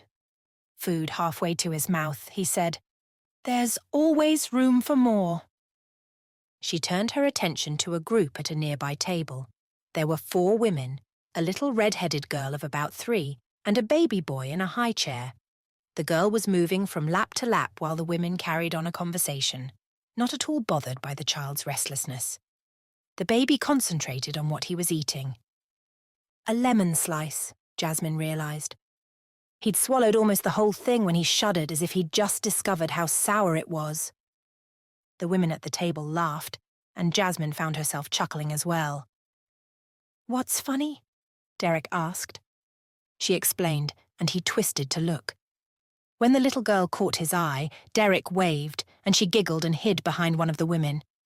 He turned back to Jasmine. Cuties. She tried to imagine herself as one of those women, sitting in a restaurant, enjoying a meal, not looking over her shoulder, not afraid. The picture wouldn't come. No matter how far she ran, Khalid would never stop searching for her. She would never be safe. "What do you think?" Derrick asked. "Will Michael and Layla have kids right away?" Jasmine tried to shake off the creeping fear. "Layla never spoke much of children when we were little. Now, I think she would discuss such things with Michael, not me. But I would guess they want children, and she is almost 30, so perhaps it is wise not to wait. Women can have kids into their 30s, though, right?" By the way, Derrick's brows lowered. He seemed worried. "Yes." She looked away. This was not something she wished to discuss. "Do you want them?" He aimed his fork at the other table. "Kids?" As if she didn't know what he meant. She nodded, sliding out of the booth. "I will find the restroom if that's okay." "You don't have to ask for permission." He smiled, perhaps to soften the words he'd spoken to her many times. "Right. Sorry." She hurried away, breathing deeply to calm the sudden nausea. She should tell him the truth. She should tell him everything. But how did one go about explaining her situation? What would Derrick say when he learned she was not only married but carrying a child? What would he think of a wife who'd run away from her husband? What would he think when he learned of the danger she'd put him and his family in? Because they sheltered her, and Khalid would pursue her as long as he had breath in his lungs. How could she tell Derrick that she would never be safe? He was her friend, but he didn't understand her life or her culture. How could he comprehend all she'd gone through, all she'd done to survive? Layla was about to get married and start a life with Michael. Yes, the Wright family counted Jasmine as one of their own, but only out of obligation. And family obligations went both ways. When Layla was married, what would being obligated to the Wrights cost Jasmine? What would they expect of her? Demand of her? Only Derrick had chosen her, not out of obligation, but because he liked her. When she told him the truth, would he still choose to be friends with her? Or would he judge her? Would he hate her? He was such a kind, gentle man, but even kindness had limits. Would Derrick reject her? The question sent fear to her middle and moisture to her eyes. How would he react? She wasn't ready to find out. Soon enough, her pregnancy would show, and there would be no more hiding the truth. Until then, she would keep it to herself. Until then, she would enjoy their protection. She would enjoy Derrick's friendship. Yes, the longer she put off telling him, the worse it would be. But she couldn't bear to lose him, before she had to. She used the bathroom, washed her hands, and checked her reflection. She looked better than she had in Iraq. Now that she was in the US, now that the terrible sickness from her early pregnancy had passed, she felt healthier and stronger. Her dark skin had lost its yellow pallor. Her eyes were bright again, her long, straight hair silky and shiny. She looked like herself, like the Jasmine she'd been before Khalid. But she shouldn't if she wanted to remain hidden. She should cut her hair. She couldn't bring herself to do it, but she should try to disguise herself. She dug a hijab from her purse and wrapped it over her head, careful to tuck her hair in. Though she hated wearing the Muslim headscarf, at least it hid her long hair. Maybe she wouldn't be as recognizable. Not that she planned to run into anybody she knew. But it was possible Basma's uncle knew Jasmine's father. If he saw her and told Baba, then Baba would tell Khalid, and Khalid would know where to look for her. Derrick had finished the French toast and was handing their waitress money when she slid into the booth across from him. He thanked the server, then looked at Jasmine and frowned. "Why are you wearing that?" "I do not want to be recognized. I wish to be blending in." His eyebrows hiked. "Do you see any other woman here wearing a headscarf?" She scanned the room. "But I thought, in the city." "Wearing that will make you stand out. But Michael says my hair is distinctive, and my height. I fear I will be recognized." Derrick straightened, his brows lowering over his dark eyes. "Who are you afraid of? Is there a chance your father will be there?" "No, but Basma's uncle probably knows him. They would have worked together for a time." Derrick's expression turned to a scowl. "You didn't tell me that. Why didn't you—" He blew out a breath. "Jasmine, what are we doing? This is too risky." "I must help her. She is my friend." "Yeah, but—" He pressed his lips together, then slid out of the booth and shrugged into his brown leather jacket. A bomber jacket, he called it.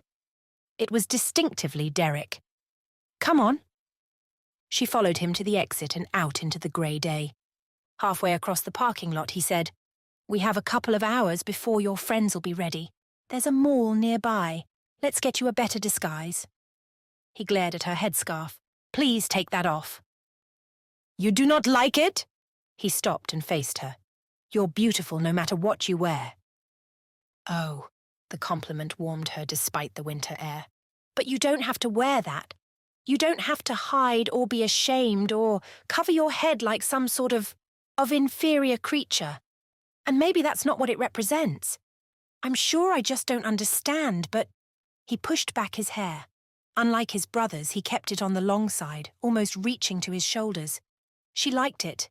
It looked soft and touchable, a little curly, a little messy. It was light-hearted and easy-going like he was, though the intense expression he wore now was anything but. "Do what you want. I'm not your boss."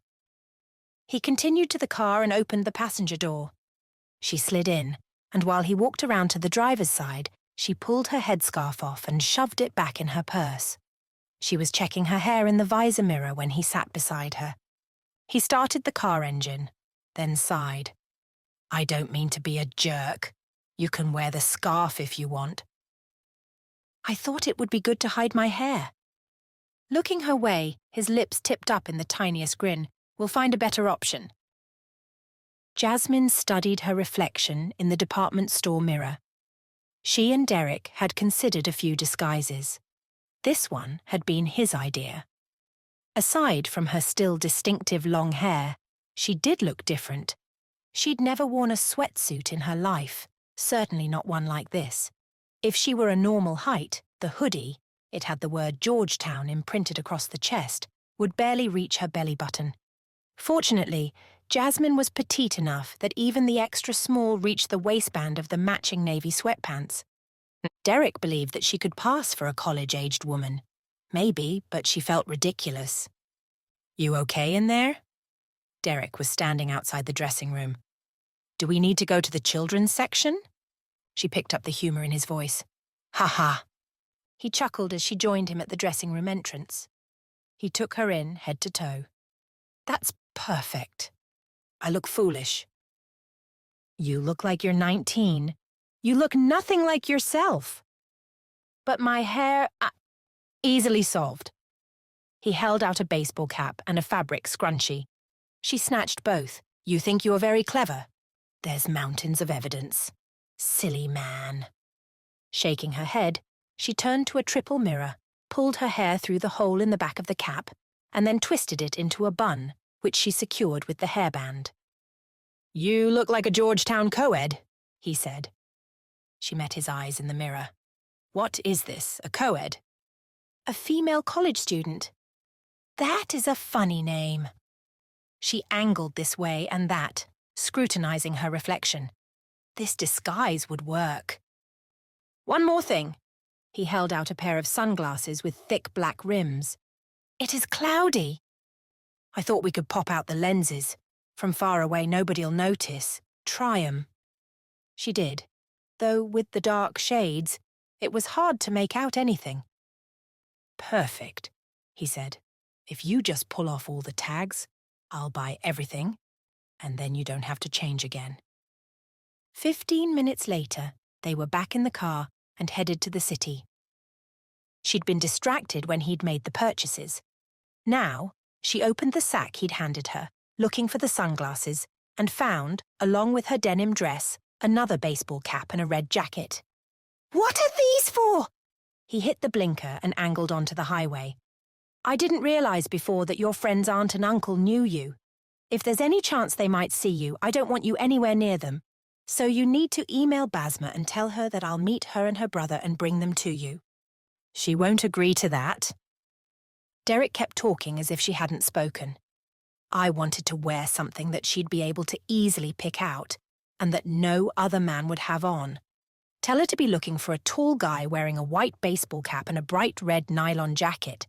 Then, if I have to get lost in a crowd, I can take off the jacket and hat, which will make it easier for me to blend in." "She will not go with you." He shot Jasmine a look. "Then she can go back to Iraq and live with her half-brother." "Derrick," Jasmine's voice rose, "we cannot leave them. We must help. That's what I'm trying to do. I must come with you. Basma will be afraid, and Raby as well." Derrick hit the blinker and then angled back off the highway, though they couldn't be anywhere near their destination. He fought traffic until they turned into a gas station packed with cars. He pulled around to the back, put the car in park, and faced her. "This is non-negotiable." She worked out the meaning of the long word, then crossed her arms. "You do not own me. You tell me all the time that I am free and can do what I wish." "If that's how you want to play it, fine." His tone was calm, his expression bland, but emotion hummed beneath his words. "You can do this by yourself. I'll just head back to the airport and fly home." "You would leave me here?" Her heart slammed against her ribcage. "Alone? If you insist on putting yourself in danger, yes. But you cannot. How could you? What about Basma and Raby? They are in danger." "They can come with me, or they can find another way out of their situation, or they can go back to Iraq." "That is... You are not cruel. Why would you do this?" "Because your safety. What of theirs? You would let them be harmed? To protect you, in a New York minute. What is this? I do not understand." He blew out a long breath, frustration showing for the first time, though she guessed it had been there all along. "It just means... fast. Yes, I would let them be harmed if it meant keeping you safe. If it's between you and them, maybe it's wrong. Maybe it's unfair. But..." He looked at the ceiling, pushing his hair away from his face. "They're not my responsibility. I can't save everyone." He lowered his gaze and met her eyes. "I choose you. If it's either you or them, I choose you." The strangest feeling spread through her chest, warmth and affection and tenderness, stinging her eyes and muddling her thoughts. Foolishness. Likely he was worried what Michael would say if any harm came to her. But no. The way Derrick looked at her, as if she really and truly mattered, made her discard that idea. Derrick was her friend. She'd had so few of those, almost none who'd chosen her, just for her and not because she was Layla's twin. There'd been Basma, and now Derrick, and nobody else. He reached across the console and took her hand. "Don't cry, Jazz. I'm trying to protect you. Can you understand that? I want to help your friends, but not if it means putting you in danger." She used the arm of her sweatshirt to swipe away her tears. "I do not wish to be difficult. I only worry that Basma won't go with you. She'll have no choice. You can take a picture of me if you want, though I don't know that that's a great idea. I mean, God forbid somebody hacks her email. We wouldn't want them to figure out who I am." "A photo is a bad idea." He nodded at the jacket and cap on her lap. "They're distinctive. Email her. Tell her to look for me in those and that you'll be waiting in the car." "What was the point of this, then?" She plucked at the sweatshirt he'd insisted she buy. Why must I be in disguise? In case they see you. In case somebody happens to walk by who might recognize you. Or we're caught on camera or something, just a precaution. That word was new, though she understood caution. And pre usually meant before. Email your friend. If she refuses to come with me, tell her she'll have to find another way to her cousin's house. Derrick squeezed her hand. You don't want your father finding you, right? It wasn't her father she feared. Jasmine could see Khalid's face twisted in fury. Her husband wouldn't hurt her, not until she gave birth to his heir, the only reason he'd taken her as a wife. After that, he'd kill her. Unless he wanted more children and thought she was worth the trouble of keeping around, in which case he'd lock her in a room and use her as a baby-making machine until she could no longer conceive. And then he'd kill her. You're safe here, Jazz. Derrick's voice was gentle. I just want to keep you that way, okay? Jasmine couldn't seem to make herself speak past the emotions jumbling inside, fear, gratitude, shame. She managed a nod. Derrick reached into the bag for the sunglasses, popped out the plastic lenses and handed them to her. She put them on, lowered the visor, and checked her reflection in the mirror. The large black rims distracted from her face. It is different. She looked his way. What do you think? His eyebrows hiked. He swallowed, his Adam's apple dipping in his throat. Yeah, you make those look good. She checked her reflection again. I look smart. Yes, like a student? You are smart, and yes, you'd fit right in on campus, no doubt. Email Basma, okay? I've got one more thing I forgot to do. Derrick took the jacket and hat and climbed out of the car, and she emailed her friend. Derrick went to the trunk. A moment later, he circled to the front and crouched down. She had no idea what he was doing, but the sedan moved the slightest bit. After he'd closed the trunk, he climbed back into the car wearing the ugly jacket. He'd hidden his long hair inside the white hat. You ready?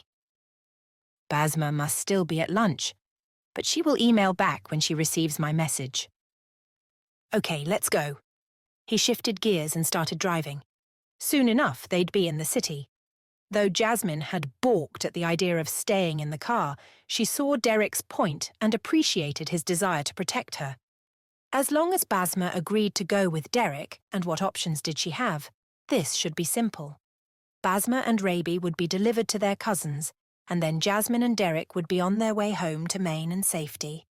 But if Jasmine had learned anything in the last few years, she'd learned not to assume anything would be simple, and that she was never truly safe. Chapter 6. Derrick's heart pounded like it wanted out. He'd known Jasmine would argue when he told her his plan. But what choice had he had? Thank God she told him Basma's uncle was acquainted with her father. Now that Derrick knew, he couldn't allow her anywhere near the man. But what if Jasmine had called his bluff? What if she'd tried to get out of the car, insisting she'd find her way to D.C. without him? Obviously, he couldn't have let her. Would the disagreement have caused a permanent rift in their relationship? He hated confrontation. He could argue with a stranger. He could have a knock-your-block-off fight with an enemy. Not that he did that on a regular basis, but he could.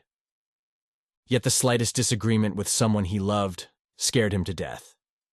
He hated that about himself, and he had way bigger worries than his childish fears right now. Following the car's navigation system, he wound the sedan along the narrow streets of Washington, D.C. It is very pretty. He hadn't been paying attention. He tried seeing the city through her eyes. The sky was overcast and gray. The trees planted along the road were leafless, but even so, they had a stark beauty. The buildings, mostly brick, were somehow both charming and imposing. Not that there weren't ugly parts of the nation's capital, but this area was well maintained. Someday I'll bring you back and show you the sights. The White House and Capitol building, the monuments. I would like that. And the Smithsonian, the Air and Space Museum, is my favorite. That does not surprise me. Her voice held a smile, But he didn't look, focused on a busy traffic circle. They reached the hotel, but he continued past it, looking for a place to turn around. Jasmine craned her neck, looking out the window. I think that was it. I want to be on the other side of the street, in case we're followed when we leave. He pulled into a parking lot across from the hotel and backed into a space. Did Basma email back? Jasmine had checked her email periodically during the drive. She did again now. Yes. She says they just returned from lunch. She's not comfortable going with you, but she'll do it. Derrick was careful to keep the smug look off his face, but seriously, it wasn't as if the woman had a whole lot of choices.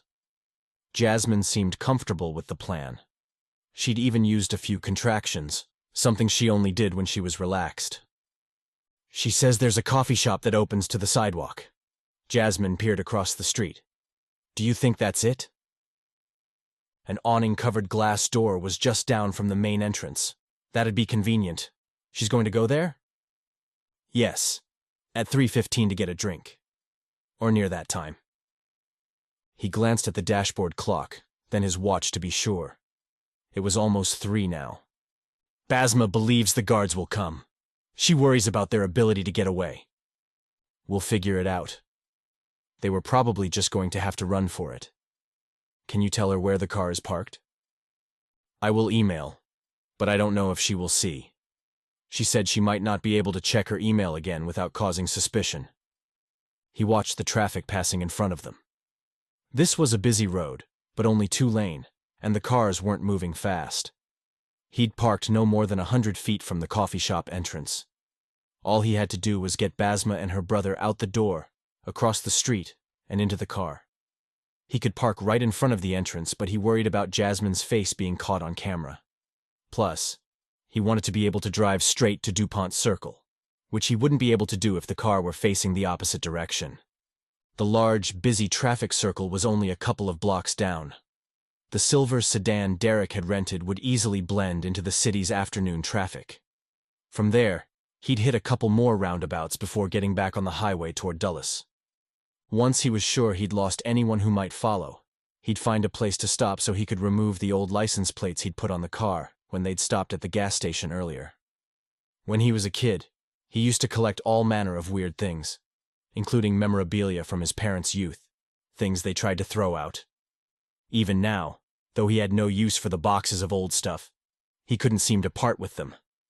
The plates had been his mother's from college. If the guards watching Basma and Rabi happened to get a look at Derrick's rental, surely they wouldn't be able to trace them, considering the number hadn't been registered to a car in nearly half a century. And since they were from New Hampshire, they wouldn't even lead to the right state. He'd thought the motto printed on the plate apropos for the situation: live free or die. He was in favor of the first part, but God willing, nobody would have to die to get Basma and Rabi to freedom. To be safe, Derrick had used a green marker to change one of the numbers on the license plate, turning a 3 into an 8. It wouldn't stand up to a close inspection, but as long as he didn't get pulled over, it should work.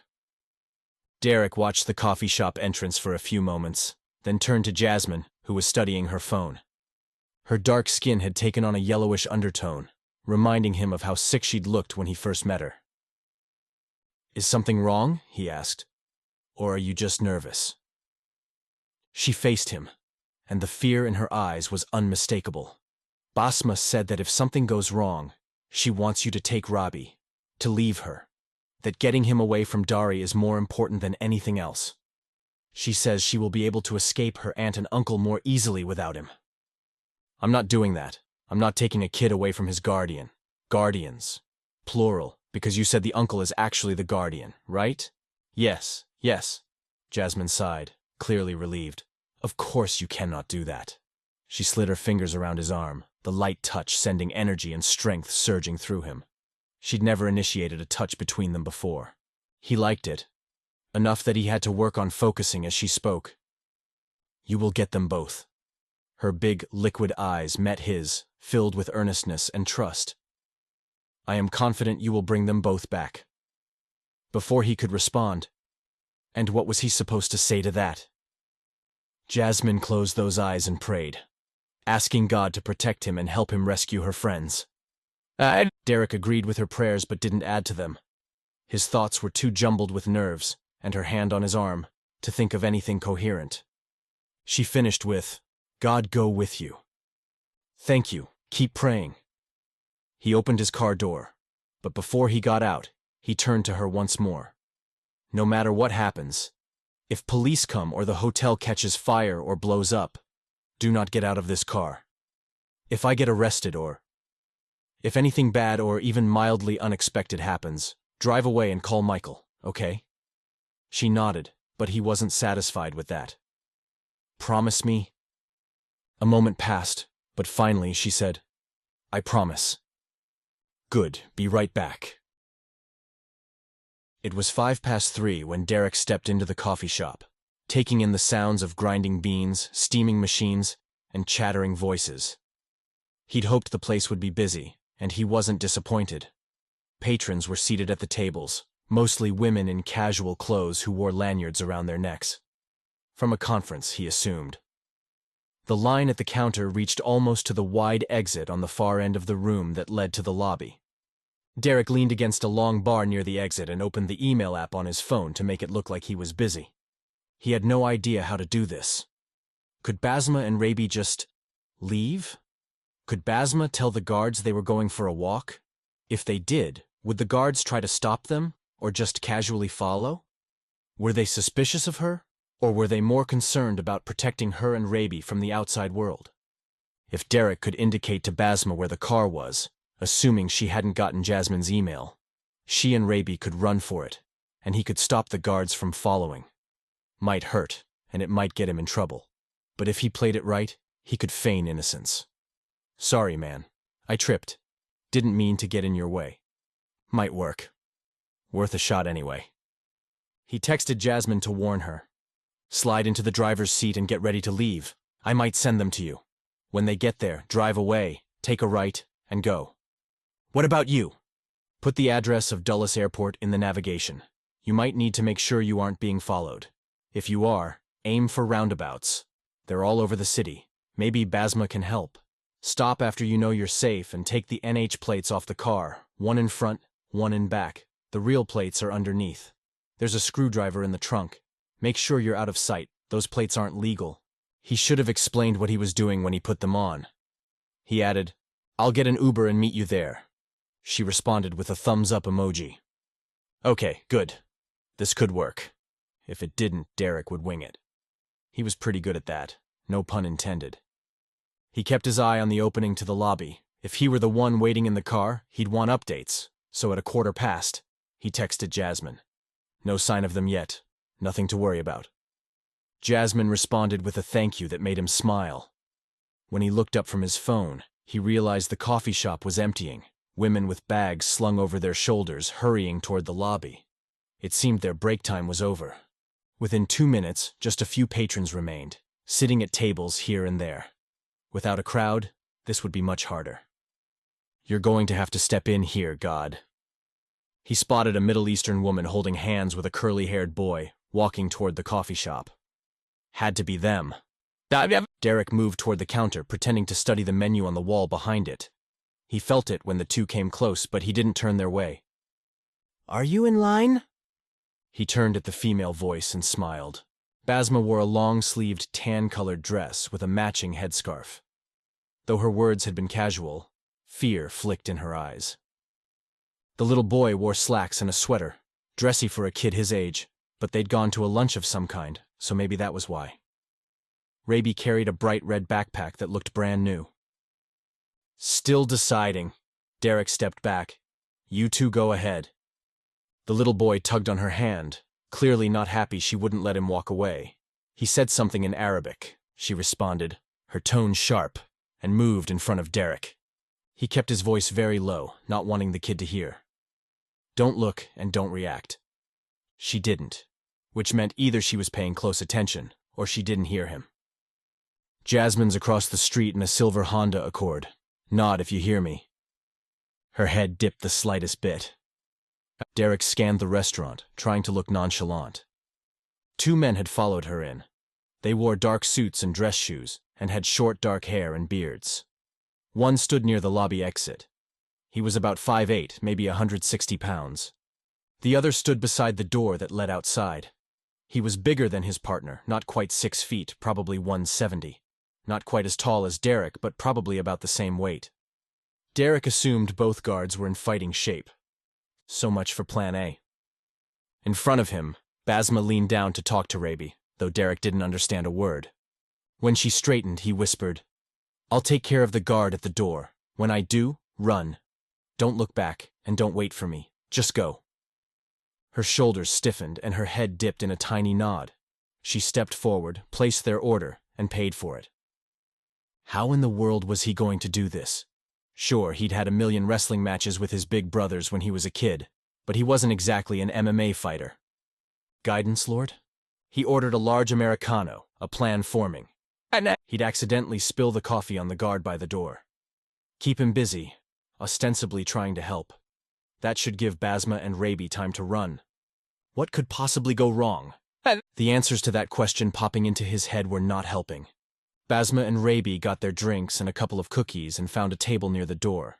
While Derrick waited at the counter, he texted Jasmine, "Be ready, they'll be out in a second.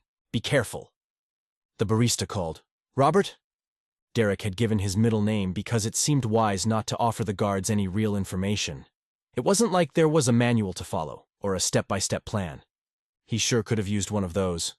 At the sugar and creamer station, he added a packet of sugar, not quite securing the lid when he was finished. He shoved a handful of napkins in his pocket, then headed for the door, giving Basma and Rabi a friendly smile on his way. Rabi was intent on his cookie, but Basma's eyes met his for the briefest moment. She saw, she understood. Derrick neared the exit, nodded to the guard. "How you doing?"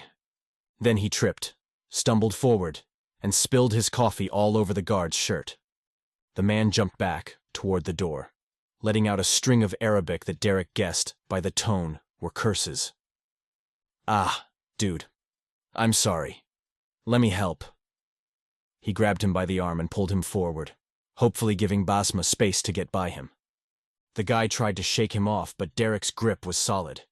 He shifted the guard so he faced away from Basma and Rabi, who were already up and headed toward them. "Here, I've got some napkins." The other guard shouted something. Still holding guard number 1, Derrick backed up farther, pulling him with him. He ran into a chair and stumbled, pulling the guard off his feet. The guy fell.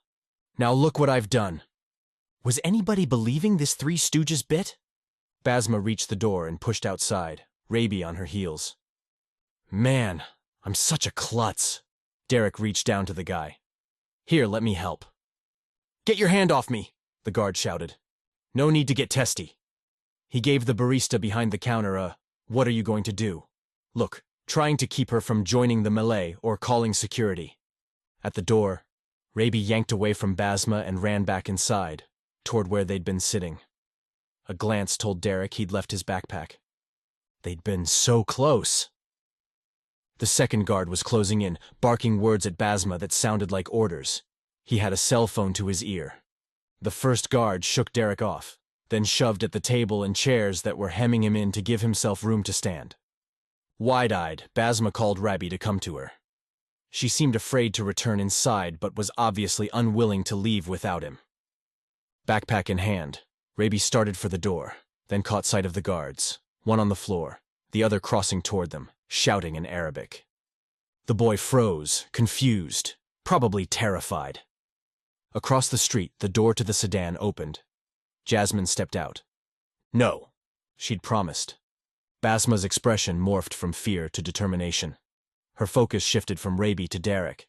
For 1 second she held his eye contact, and he knew what she planned. No time to stop her. He needed to get out of there before Jasmine put herself in danger. He absolutely would not allow that. He lifted his foot and kicked guard number 1 in the back, knocking the guy's wind out and earning an oomph. Just in case, Derrick kicked him again. Basma shouted, "Please!" And then she barreled into guard number 2, taking him by surprise. Derrick grabbed the boy around the waist, pushed out the glass door, and ran. Chapter 7. Jasmine watched in horror as Derrick bolted across the street, Rabi tucked in his arms like a small child. Where was Basma? Jasmine opened the back door as Derrick got close. He shouted, "Get in the car!" She scrambled into the back seat, and Derrick tossed Raby in beside her, then slammed the door and climbed in the driver's seat, jamming the car into drive. It lurched forward, and he yanked the wheel to the right, knocking Raby into the door. The boy looked at her with wide, terrified eyes. "It's okay, Raby." She spoke Arabic with as soothing a tone as she could manage under the circumstances. "It's okay. Let's get your seatbelt on." She took the backpack he held tightly in his grip and dropped it on the floor, then reached across him to grab the belt. "You too." Derrick sounded frantic or furious. She wasn't sure which. "Now." In the middle seat, she put her seatbelt on and then wrapped her arm around Raby. "It's okay. It's going to be okay." "I want Basma." He was crying, trying to twist to look behind them. She looked as well. Lots of traffic, but a black SUV seemed to be bearing down on them. They were being followed. No wonder Derrick was angry and intent. "What happened?" Raby asked. "I don't understand." Jasmine faced forward, forcing calm for his sake. "Your sister is all right. Please, God, let it be true. She asked us to come and get you." The boy looked at Jasmine for the first time. "I knew you a long time ago. I am Jasmine. I lived next door to you. You were just a little boy the last time I saw you." His eyes, red-rimmed from tears, narrowed. She thought he might recognize her, but he didn't say so. Tears streamed down his face. "I want my sister." "I know, love. I know." She pulled him against her. "I do too. I love your sister as if she were my own. We will get you back to her. Please, God, help me keep that promise." Derrick sped around a traffic circle, then whipped down a wide road, moving much faster than the rest of the vehicles. His gaze kept flicking to the rear view. Were they still being followed? By police? Or guards? She wanted to look, but Raby was sobbing against her, and the last thing he needed was more stress after what had just happened. What had just happened? Derrick weaved along the city streets, seemingly randomly, though he must have a plan. He didn't say a word. Finally, Raby took a couple of breaths, then wiggled away and studied her again. "You used to give me rides on your back?" "Yes, you remember." "And you let me sip your tea, even though Basma would tell you not to." She shrugged. "A little sugar is not such a big thing." He didn't smile, but a tiny bit of the fear left his eyes. "Can I play with my toys? They're in my backpack." "Of course." She reached for the bag, switching to English. "Your sister told me you've been going to the international school." "Uh-huh." He plopped it on his lap and opened the top. He'd changed, of course, since she'd last seen him. He was tall, almost as tall as she, not that that was saying much, and lean, having lost all the chubbiness he'd had as a baby. But his hair was still curly and wild. His nose and eyes were wide with surprise on his angular face. She remembered that, when he smiled, his smile was even wider. Maybe she'd see it eventually. "I went there when I was your age. Do you like it?" "It's okay, I guess. I have a lot of friends and I play soccer, forward." His English was excellent, one of the benefits of the international school. That was where she'd learned, after all. He pulled out some kind of electronic toy, gave her a look, then dropped that one back in the bag and grabbed another one. His hands were shaking, but he seemed to be trying to hold himself together, settling a multicolored cube-shaped puzzle in his lap. "Are we going to get Basma? Those guards were really mad. I'm afraid they're going to hurt her." The thought had her stomach twisting. "Do you think your aunt and uncle would allow that?" He looked at her, seeming to take the question seriously.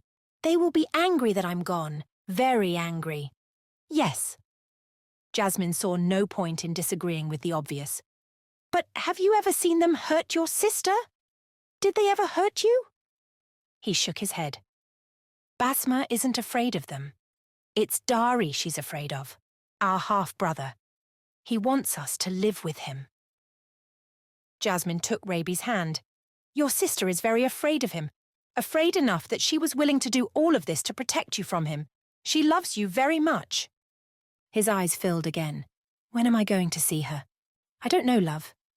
Jasmine pulled him close again. Soon, I hope. Let's ask God to help. She uttered a short, simple prayer, asking God to protect Basma and reunite her with them, then kissed Raby on his head. Okay? He shrugged and started twisting the toy in his hand. When he was distracted, she focused on Derrick. Though his gaze still flicked often to the rear view, he didn't seem nearly as worried. Everything all right? He nodded, though the action was brisk. She leaned forward between the seats. You are angry with me. You promised to stay in the car. His words were practically growled at her. I saw you coming and thought, You got out of the car before that, when Basma first pushed the door open. He'd seen that. She only wanted to make sure Basma knew where she was. I was worried. I wasn't thinking. I asked for one thing. I only wanted to make sure she knew. What about you? He was getting louder. Who died and made you Joan of freaking Arc, standing there like a symbol of freedom? She didn't know who that was, and now didn't seem a good time to ask. Do you have some kind of a martyr complex? I was only trying to help. At your expense. You remember what I said? He'd lowered his voice, but he might as well have yelled for all the vehemence it held. If I had to choose between you, you would choose me, but I choose them. I was afraid for you. Because you got out of the car, I had no choice. My face is probably being broadcast on every news channel in the metropolitan area. I'm sure that's not. I took a kid, Jazz, against his will. There were guards there trying to stop me. Maybe Basma will convince them she wanted me to take him. But her uncle is the diplomat. He's the guardian, right? What if he tells them his nephew was kidnapped? Will the police listen to your friend or her uncle? Will the police even ask her? He scrubbed his whiskers. Maybe I can explain all this away, but I shouldn't have done it. I wouldn't have, except I was afraid you were going to get hurt. I didn't know what you'd do. He ran his hand over his head but bumped the cap. He yanked it off and threw it on the passenger seat. What I just did, it's a felony, if I can't explain my way out of it. And maybe I can, but maybe not. I could go to prison. Do you understand that? Prison? Her stomach dropped. Surely not. Surely nobody would send him to prison. And here's the worst part. He met her eyes briefly in the rearview mirror, and she saw not the anger humming on his words, but fear. So could you, Jazz. I made you an accomplice. In a felony. His lips pressed so tightly they turned white. He swallowed, shook his head. I should never have agreed to this. I didn't mean... I know that. Just let me process. He took a breath and blew it out. I'm sorry, I need to think. Could you just sit back, please? She wanted to press her case. She hadn't meant to cause trouble. And nobody had seen her, so he'd probably overreacted. And it wasn't kidnapping. It was a rescue mission. Would the authorities see it that way? She wanted to explain how she felt, to get him to understand. She wanted him to not be angry with her. Because what had he said? That the worst part about this was that he'd made her an accomplice, that she could go to prison. How could he see that as the worst part? As if her welfare was important to him. As if she mattered to him more than he did. Which didn't make any sense at all. She settled beside Raby, who was still focused on his toy. Derrick had been a good friend to her from the moment they'd met. He'd taken her places. He'd gone out of his way to spend time with her. But there were limits to friendship, at least for most people. Like committing a crime, that was a line most people wouldn't cross, even for a friend. Yet Derrick had crossed it. To protect her. Because he was her friend? Or, suddenly she understood what people had been trying to tell her for weeks. Layla had encouraged her to tell Derrick about Khalid and the baby to protect his feelings. Michael had suggested that the longer she waited to tell him, the more it was going to hurt him. Jasmine had figured they'd meant that Derrick's feelings would be hurt because she hadn't been honest. But maybe there was more to it. What had Sophie said the day before? You don't think there's any chance he's interested in you? She'd not understood what her new roommate meant, but now, did Derrick's feelings go beyond friendship? Even as she allowed the question to form, the answer seemed as clear as the buildings passing outside the windows. Of course they did. Why else would he have done this? She hadn't understood. She'd never had a man interested in her romantically. Even Khalid was only interested in her health and her ability to bear children. He barely knew her. He talked to her, of course. They'd shared a bedroom, and he liked to talk about himself and his plans, but he never expected her to respond with more than nods. He'd rarely asked her questions and never wanted her opinion. He'd never sought to understand her. She had always been, irrelevant. How did Derrick not understand that? He had done this for her because he cared for her and she'd taken advantage of him. What a cruel, cruel trick. When he learned the truth, he would never forgive her. And how could he have such feelings for her? He didn't know her. Not really. She needed to tell him the truth about her past, her life. When she did, his feelings would change. She'd made a terrible mess of things. But if she hadn't, Rabi would still be in his uncle's hands. He and Basma would still be destined to go back to Iraq to live with Dari. Now that Rabi was gone, perhaps Basma could get away. Had Jasmine saved Rabi, and, God willing, Basma, only to destroy the friendship, the feelings, or the future of the only other friend she had in the world? Chapter 8. Derrick checked the rear view again. 2 black SUVs had been following him, courtesy no doubt of the second guard and whomever he'd called on his way across the coffee shop. The vehicles had been no more than a block behind when Derrick had first peeled out into traffic. He'd replayed the scene in the coffee shop 1,000 times. The whole thing had happened so fast, 30 seconds from start to finish, and just like that, Derrick had, what? Was he a kidnapper? Was he a wanted man? He had no idea. He should have just left Rabi and run. Stupid. But the way Basma had looked at him with such pleading in her eyes. He hadn't had the heart. All well and good, except if he didn't get out of D.C. and deliver the kid to his cousins, they'd get caught. Rabi would end up with his psycho half-brother, and Derrick and Jazz would land in prison. God. What? What was he supposed to ask for here? He had no idea. At least he knew D.C., a city designed to confuse with all the traffic circles everywhere. Between those and some quick turns down hard-to-see alleys, Derrick had managed to lose the SUVs. How many security people did Basma's aunt and uncle have? And how in the world did Basma think she was going to escape now that she'd shown her hand? And if she didn't escape, then what were Derrick and Jasmine supposed to do with Rabi? Did Jasmine know where their cousins lived, or how to get in touch with them? And if not, were they supposed to just take the kid home?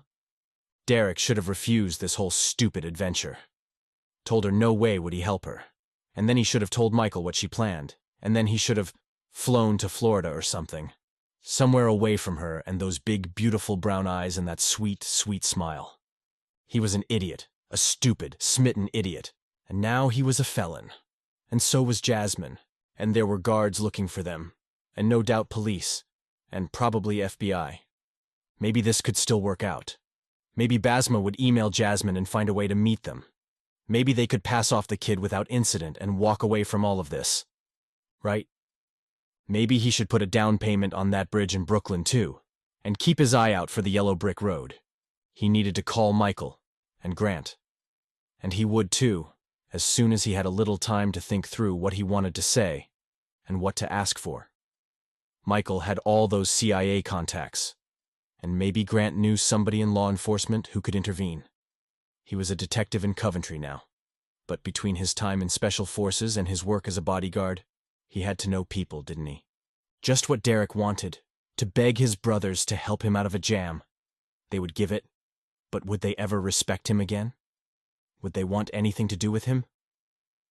He had to squelch an urge to punch the steering wheel. No need to scare the kid. Or Jasmine. He checked the rear view again, no sign of the guards, then scanned the area. He'd driven far from where they'd started. The structures here weren't stately and beautiful, and the streets weren't tree-lined. Instead, though the buildings might have been newer, they seemed to sag under the weight of neglect. The sidewalks were decorated with litter and filth. The few people outside seemed wilted, some sitting on steps, others lying on the sidewalk. One trudged forward, pushing a shopping cart. Derrick drove past a small park that had become a tent city for the homeless. Amazing what a difference a few blocks could make. And a few hours, apparently. At a stoplight, Derrick turned to check on his passengers. Raby was playing with a Rubik's Cube. Jasmine was bent over her phone. He cleared his throat. Any news? He didn't add from Basma, but figured Jasmine knew what he meant. She looked up and shook her head, her expression so distraught he was tempted to stop the car, pull her out, and give her a long hug. Tell her it was going to be all right, and promise that he'd take care of everything. And that was the kind of thinking that had gotten him into this mess in the first place. The light turned green, and he accelerated, driving toward a small strip mall he remembered from an earlier visit to the city. He parked behind it, catching Jasmine's eyes in the mirror. Sit tight. And then, in case she didn't know what that meant, added, stay in the car. Only after she nodded did he get out. He removed the New Hampshire license plates, scoffing at the motto. Ha! Live free or die. He was going to end up behind door number 3, where there were steel bars and barbed wire. He shoved the license plates into the bottom of his duffel bag, then tossed the cheap red jacket on top. With the Virginia plates showing again, nobody should be able to pick out the nondescript car. Back behind the wheel, he navigated toward the highway. It was after 4, and traffic was heavy and only getting worse. Derrick? Jasmine's voice was tentative, which made sense, considering he hadn't exactly been kind to her. He worked to keep his voice even. Yeah? What is the plan? We'll be at the airport in about 45 minutes. They were so far backed up at an intersection that they'd probably end up sitting through 2 rounds of lights, so he turned to face them. Not sure where we should go, but we'll fly somewhere. Raby looked up from his puzzle, eyes wide. Derrick smiled at him, hoping it looked at least a little natural. How you doing? The kid shrugged. I'm Derrick. Sorry if I scared you. Have you ever been on a private jet? We came here on a big plane.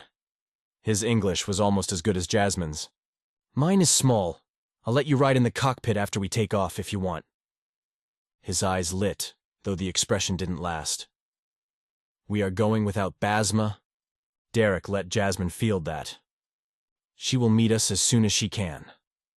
Jasmine managed to be gentle but not patronizing. She asked us to take care of you, and that's what we're trying to do. You can trust us, Raby. I promise.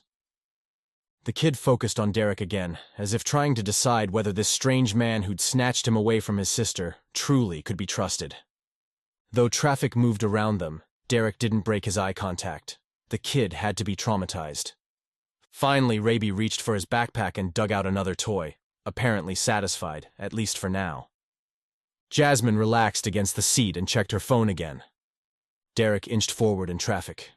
When they reached the airport, they'd have to return the rental and then get to the terminal.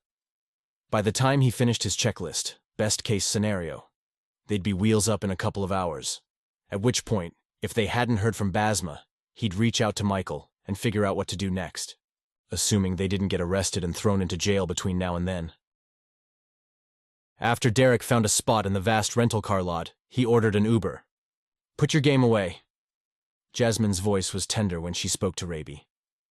He didn't respond, but Derrick heard the bag zipping, so he must have obeyed. Thank you, Raby.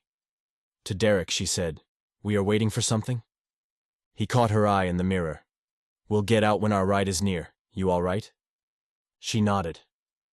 No news? No, but she will reach out. The Ghazis are good people. They will not harm her. The Ghazis.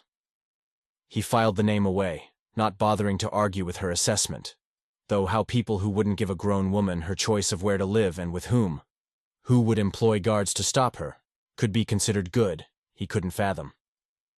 When the Uber driver was 3 minutes away, they headed toward the rental car facility. Though anxiety churned in his gut, he did his best to look confident, like he belonged. Like he did this all the time. Which he did, renting cars anyway, not the kidnapping part. He dropped the keys in the box and the suitcases into the Uber's trunk. It was a mid-sized Nissan, and slid into the back seat beside Raby. Jasmine sat next to the other window.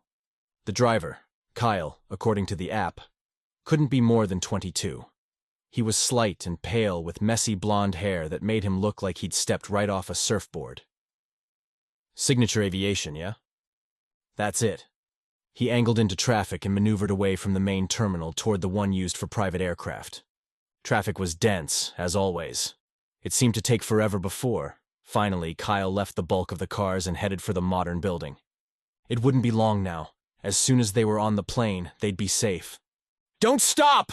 Jasmine shouted. Kyle had slowed considerably. "Ma'am, I gotta drop you." "Keep going," Derrick said, then to Jasmine. "What is it?" "He is inside. There, see?"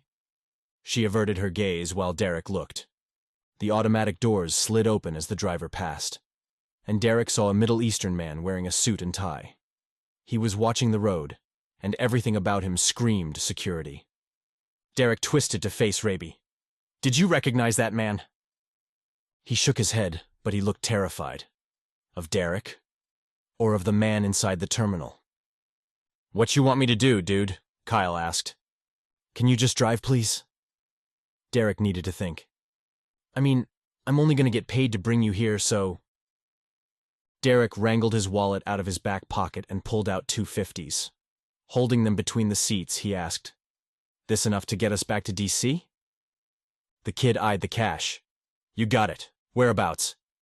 "They're following us." Jasmine had twisted and was looking out the rear window. "Isn't that the car from earlier?" Derrick turned and saw the SUV. It was a good 70 yards behind, but gaining on them. "How did they find us?" Jasmine's voice was shrill. As if he knew. He was tempted to tell her to calm down, because that always worked. To Kyle, he said, "There's an extra 50 in it for you if you can lose that SUV." "Not cops, right? I can't—" "Not cops." He leaned forward and lowered his voice.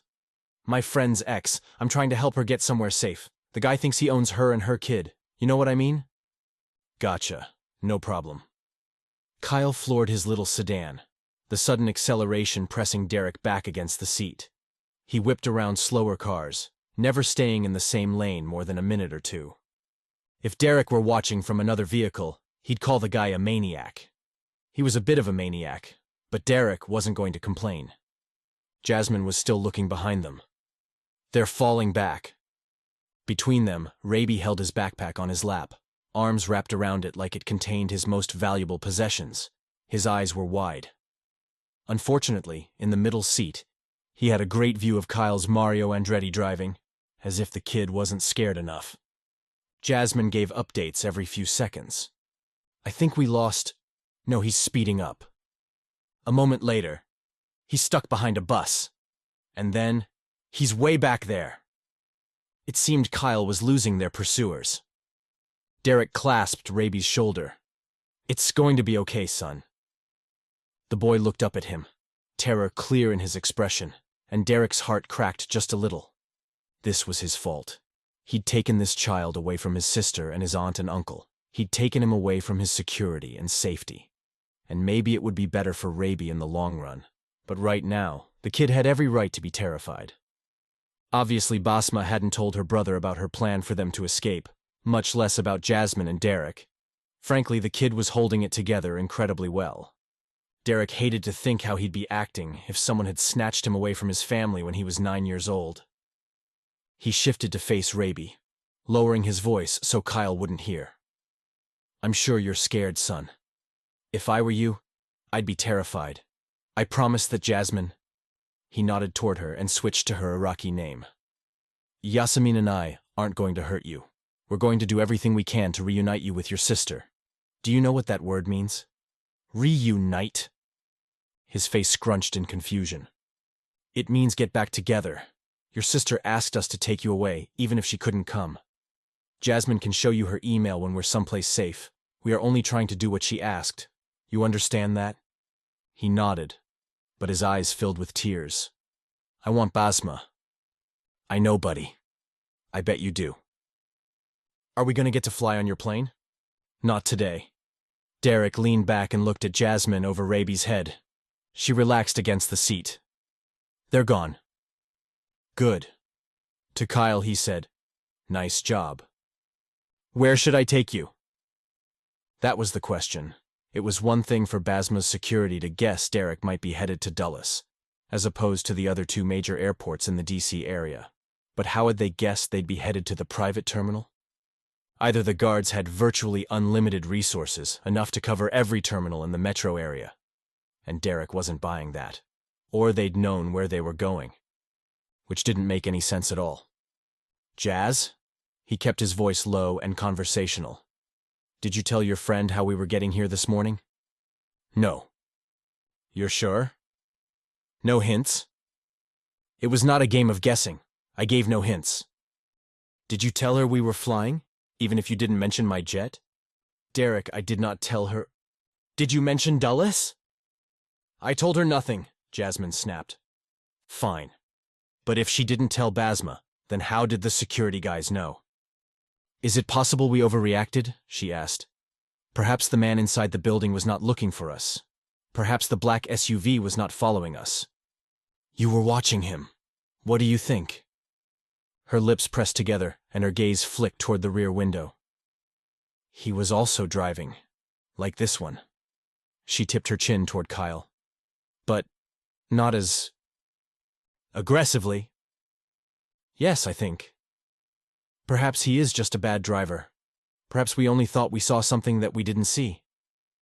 Yeah. Maybe. Much as he didn't want Basma's people to be that far ahead of them, he hated to think he'd panicked. It was all so convoluted and crazy. You guys decide where to go? Kyle asked.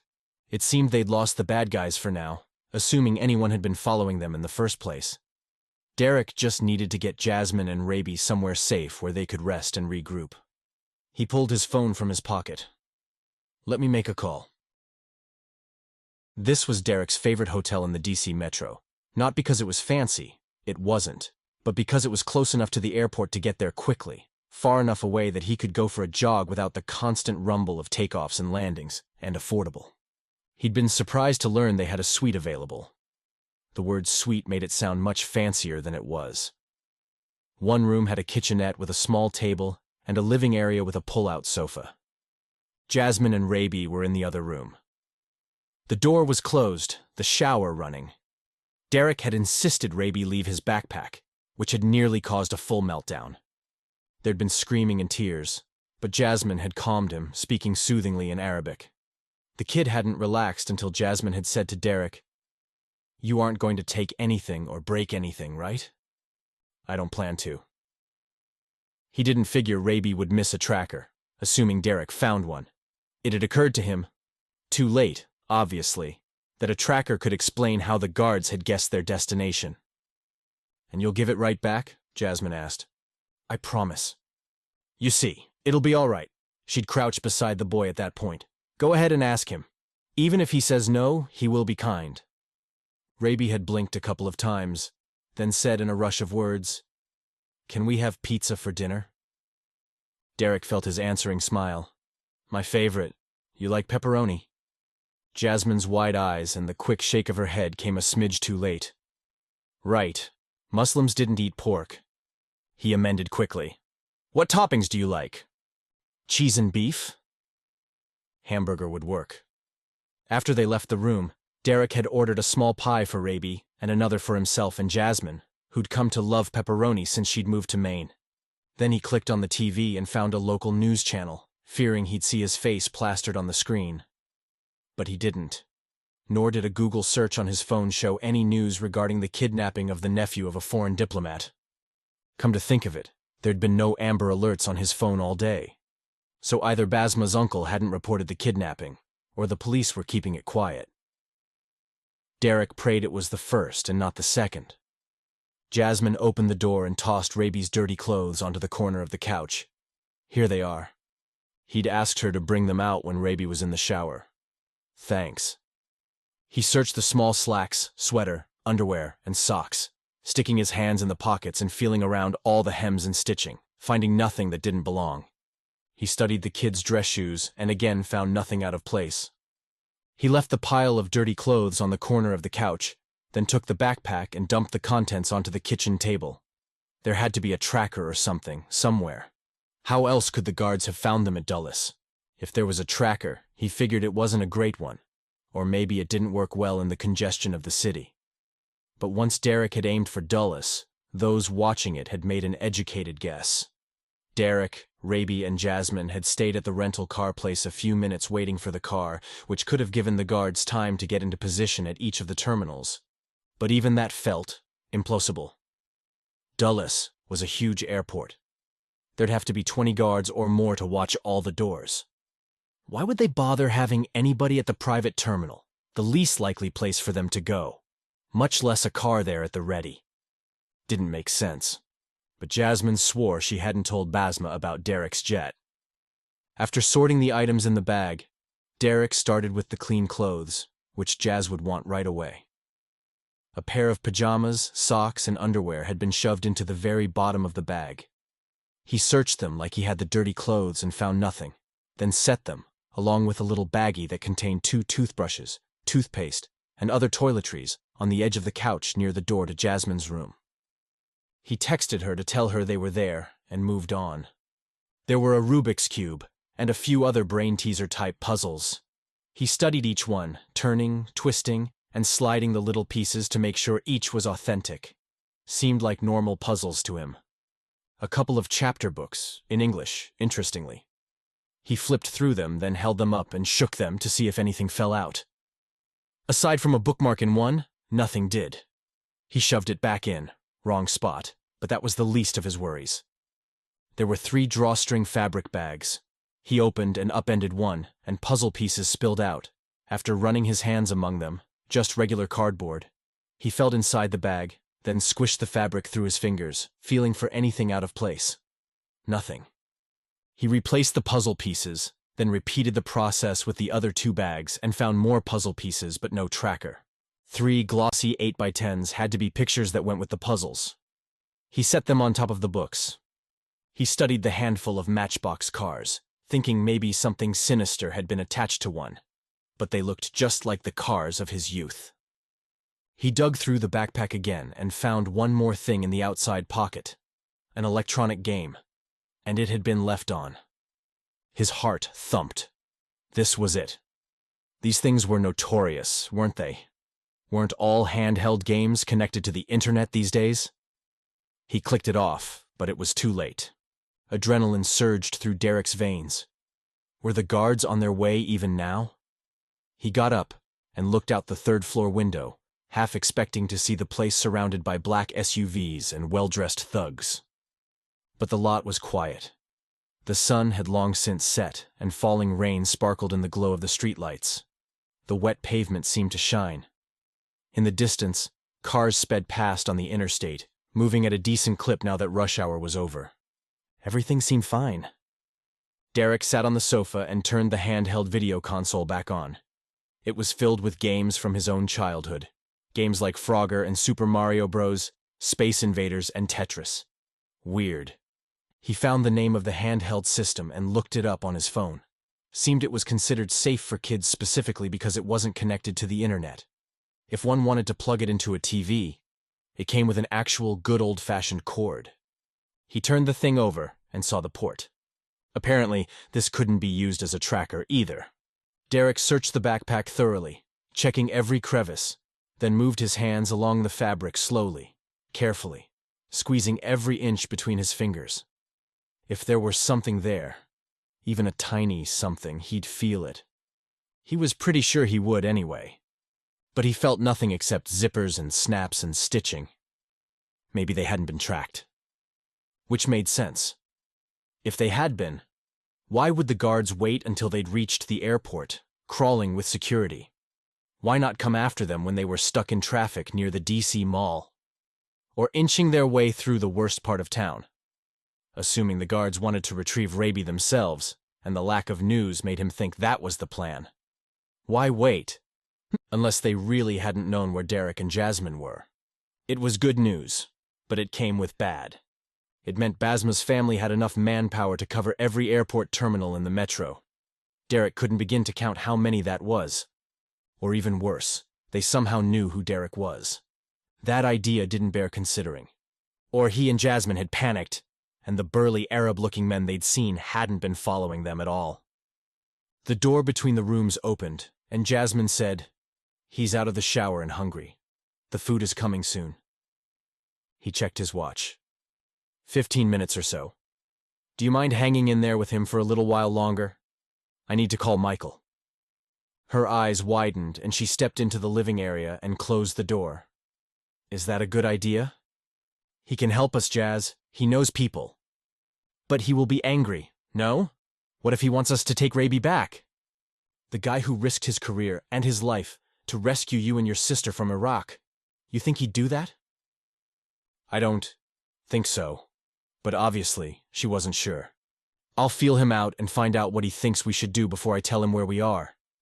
I trust my brother. Completely. More than Michael could trust Derrick, it seemed, all things considered. She looked as if she wanted to argue, then lifted the pajamas and bag of toiletries. Can we have his toys back? He gathered the boys' things, returned them to the backpack and handed it to her. I'll let you know when the pizza's here. She returned to the bedroom and Derrick pressed his brother's contact on his cell. It went straight to voicemail.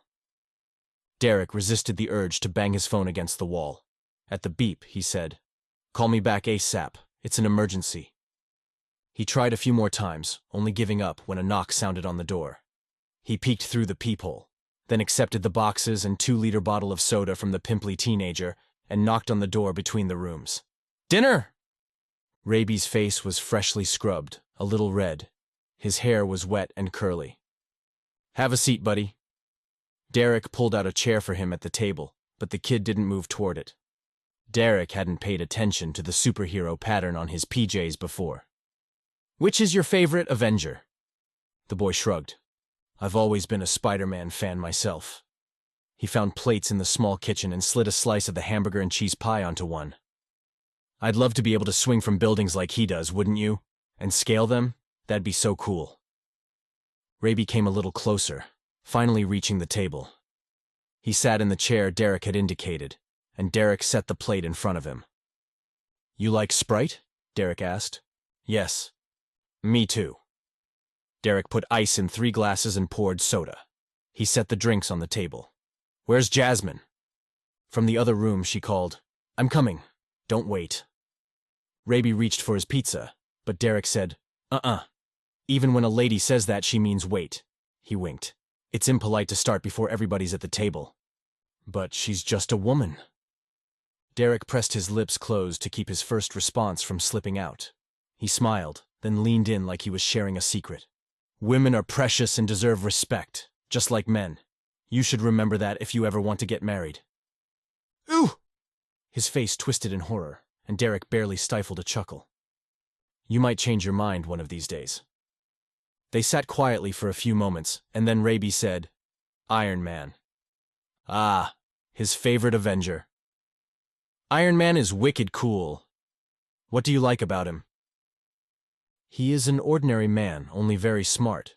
Basma tells me I'm smart. I want to be like Iron Man." "You are smart, no question." The boy eyed his drink. "Do I have to wait for Jasmine to sip?" "I think it'll be okay." He sipped his own to show solidarity, and Raby swallowed a few gulps. Finally, Jasmine came in. Her hair was wet, and she'd changed into one of her many shapeless dresses, this one as drab as all the others she wore. Even so, she was beautiful. Derrick stood. "Pepperoni? I can get it." But he was already in the kitchen, so she sat at the table, peering at his plate, then Raby's. "You could have started." Raby rolled his eyes. "He said we had to wait for you." Derrick set her plate in front of her. "We're learning manners." Jasmine grinned. "He is a very polite man." Derrick asked a blessing over their meal, and they dug in. After half a slice, Jasmine asked, "What did Michael say?" "I left a voicemail." "They were going to a play tonight, right?" "Oh yeah." His brother was in New York with Sophie and Brian. He sort of remembered something about tickets to Hamilton. After dinner, they put together one of Raby's puzzles, and then Jasmine declared it bedtime and shooed him into the next room. Before she closed the door, she said, "Do you wish to sleep, or should I come back?" He glanced at his watch and lifted his eyebrows. "It's 8:15. I think I can stay up a little longer. I'll come back then, if it's okay, so he can sleep. While she was settling Raby down, Derrick hopped in the shower, thankful the suite had 2 bathrooms, and changed into his sleep pants and a t-shirt. He hadn't been back on the sofa 5 minutes before Jasmine tapped on the door. "Come on in." She did, settling on the club chair catty-corner to him. No word from Michael. He checked his phone, not that he hadn't done that every few minutes since he'd left the message. Nope. She seemed to relax at the news. He will get back to you when he can. Good thing it's not an emergency. He'd meant the words sardonically. He'd never had more of an emergency, but Jasmine only smiled. We're safe here, yes? I'm worried about those guys at the airport. That man could have been anybody. He was probably an American businessman waiting for his wife or a partner or something. Since we escaped Iraq, I am quite paranoid. He leaned toward her. I don't think it's paranoia if people are actually out to get you. We call that wisdom. She looked away, but he didn't miss the way her lips tipped up at the corners as if he'd said something amusing. He wasn't trying to be funny, though. Somebody was after her, and he'd been a fool to take her away from the safety of Shadow Cove. Michael was going to kill him. Do you want to tell me about your escape? Derrick asked. I'd love to know more. All I know is that Michael rescued you and Layla from your father's house and got you out of Iraq. What was it like? Probably a lot worse than today, huh? Were you afraid the whole time? From the moment Michael showed up at the compound until your jet lifted off from Mytilene, I was afraid. I'm still afraid he'll find me. Jasmine wasn't afraid right now, using all those contractions. That was the kind of thing only somebody obsessed with her might notice, which was why he'd never mentioned it. Your father. Derrick named the one she feared. She looked away. That is who you're afraid of, right? Your father? Because the other guys, the ones who pursued you across Turkey, are dead. And there'd been an uncle, but he'd been arrested in Germany a few weeks before and was still in custody. Derrick didn't know much about that, just what Brian had been free to share. Correct. Jasmine added a smile, but it was tight at the corners. Derrick had missed something, and by her guarded look, it was something important. His brother's words from the morning before came back to him. There are things you don't know. It's possible your feelings for her will change. No chance of that. But what didn't Derrick know? Though she sat across from him, safe and secure, and though Michael and Layla were also safe, as Jasmine related more of the details about their escape from Iraq, through Turkey, and out of Greece, his heart thumped as if the events were happening in real time, as if she were, at that moment, being smuggled over a border in a wooden crate, then bouncing over waves in a raft. Every moment of that, her life had been in danger. He could have lost her before he'd even met her, and that knowledge raised terror and affection he could no more squelch than explain. When she finished her tale, he took her hands. Sweetheart. The tender word slipped out against his will. But she leaned close, her fresh scent, floral and intoxicating, overwhelming him. Something surged between them. She had to feel it. It was undeniable, as if lightning had struck the ground where they stood. It took effort to remember what he'd meant to say. When he did, he infused tenderness into his voice. You're so strong and courageous. I'm sorry you were held captive. I'm sorry you had nobody all those years to protect you. I'm sorry you had to go through that. Tears filled her eyes, and she leaned a little closer, so close he could feel her breath on his cheek. There was no question that she felt what he did. Thank you. Maybe not to the same degree, but she had to feel something, the way she was looking at him, her gaze filled with longing and affection. But then she blinked and straightened. Thank you. You are a very good friend. Whoa. What? Could she really be so indifferent to his feelings? Had that look been nothing more than friendship? No. He wasn't buying it. Or was this a cultural thing? Maybe he needed to be clearer. Give her an opening. Jasmine, I have had very few friends in my life. She pulled her hands away and stood. In school, People wanted to be friends with Layla. She was outgoing and had lots of energy, the kind of person who drew people close, you understand? Though Jasmine's voice was casual, her fingers were clutched together, and she'd gone back to the stilted speech pattern. She gazed around the nondescript room as if she found it fascinating. People were drawn to her. We were a package deal. She looked back at him. This is the expression, no? We came together? Yup. When she left, I was alone. And then Mama died, and I got to know Basma, who had been a neighbor but not a friend. And now, there is you. Jasmine wore an overbright smile and spoke with a perky tone, which told him everything he needed to know. Jasmine knew exactly what Derrick had meant, and she knew what she was doing, what she was saying, how she was ripping his heart out. She ended with, "It means much to me to have this friendship." A skywriter couldn't have made it clearer. He could practically see the puffy white words against a bright blue sky. Not interested. Apparently, committing a felony wasn't enough to get a guy out of the friend zone. And if that didn't do it, nothing would. Chapter 9.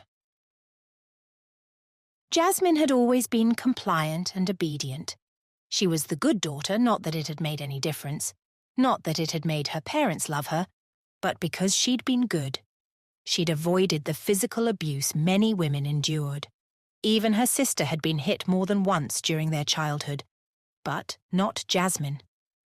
The only exception came on the day her father told her she was to marry Khalid. Even though Baba had promised both her and her mother that he would never force her to marry. Even though he had sworn he'd never allow her to be any man's second wife. Even though he'd vowed not to give her to a man who was so old that he would leave her a young widow. Jasmine had trusted her father. She'd trusted him enough that her words came out before she gave them thought. "But, Baba, you promised." When his palm struck her cheek, she'd stumbled, slammed her head against the wall and crumpled to the cold stone floor. The sting had been shocking, but her father's betrayal had been far, far worse. Seeing the hurt in Derrick's expression now, Jasmine longed for the sting she'd felt that day. She deserved no better than to be crumpled in the corner. She was a betrayer and a manipulator. That she hadn't understood his feelings before was irrelevant. She should have. She should never have asked him to help her. Not that she'd had any choice. That was the life of a slave, wasn't it? All unmet needs, no choices. All pain, no relief. All suffering, no love. But she had Christ. Her hope was in him. Jesus hadn't come down and offered a divine jet to fly her to DC. He hadn't gone into the hotel to get Basma and Rabi away. Jasmine had needed Derrick. She'd used Derrick. The only way forward now was to tell Derrick the truth. Or enough of it to put an end to whatever misguided feelings he held for her. Even if the thought made her eyes sting, made her want to shrivel up and disappear. Because she could love him. She could love Derrick if only Baba had kept his word, if only Khalid hadn't chosen her, if only she were not who she was. Derrick turned his attention to the blank TV screen. She slid back into the chair and prayed God would help her show him the truth and protect his heart. "It makes sense, of course," she said. He looked at her again, his gaze wary. "What does?" "The fact that I've had so few friends." He looked away again. "You're shy. I'm guessing your sister took the lead when you were kids. It's probably hard for you to make friends." "She is the worthy sister." "What are you talking about?" He barked the words, then shook his head. "Sorry." Even in anger, he was kind. "After Layla escaped when she was 18, Mama got sick. I was busy taking care of her. I think that if Layla had been there..."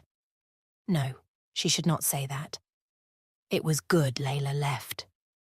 Derrick's anger seemed to seep away. He faced her, his head tilting to the side. If Layla had been there, what? Jasmine shrugged. "You know how you know something here?" She tapped her head. "But not here." She tapped her chest. "Yeah. It is like that. I know that Mama had cancer, and I know the cancer took her. But even so, I feel like she would have survived if Layla had been there. Your sister broke her heart, and that led to her death. Is that what you're saying? No, no. It is that Layla is full of life and joy and energy. Mama loved her so much, and when she was gone, Mama was only left with me. And Baba, of course, but she wasn't sure how to say what she meant. I do not believe she was very much in love with Baba. I believe he had let her down, and I was not worth fighting for. Derrick's back straightened. You were her daughter. Why would you say that? It is only that I was always just the other one, you know? No, I have no idea what you mean. She sighed. How could he not understand? He knew Layla. He knew her. How did he not see what was so obvious? Once, when we were little, Layla lost her temper and broke a vase. Baba was furious. He slapped her and locked her in her room.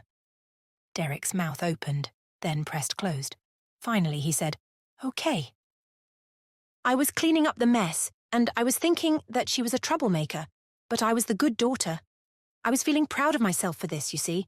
And then, in the other room, I heard my parents talking. Baba said, Naura, that is Layla, you know this? He nodded. Naura is a holy terror, Baba said, and the other one is barely a shadow. The other one, Derrick repeated her words in a whisper. You see? Jasmine waved her hand toward him to make her point. I am only the other one, a shadow. Irrelevant. The confusion on his face gave way to kindness, tenderness. He reached for her, but she popped up from the chair. You do not understand.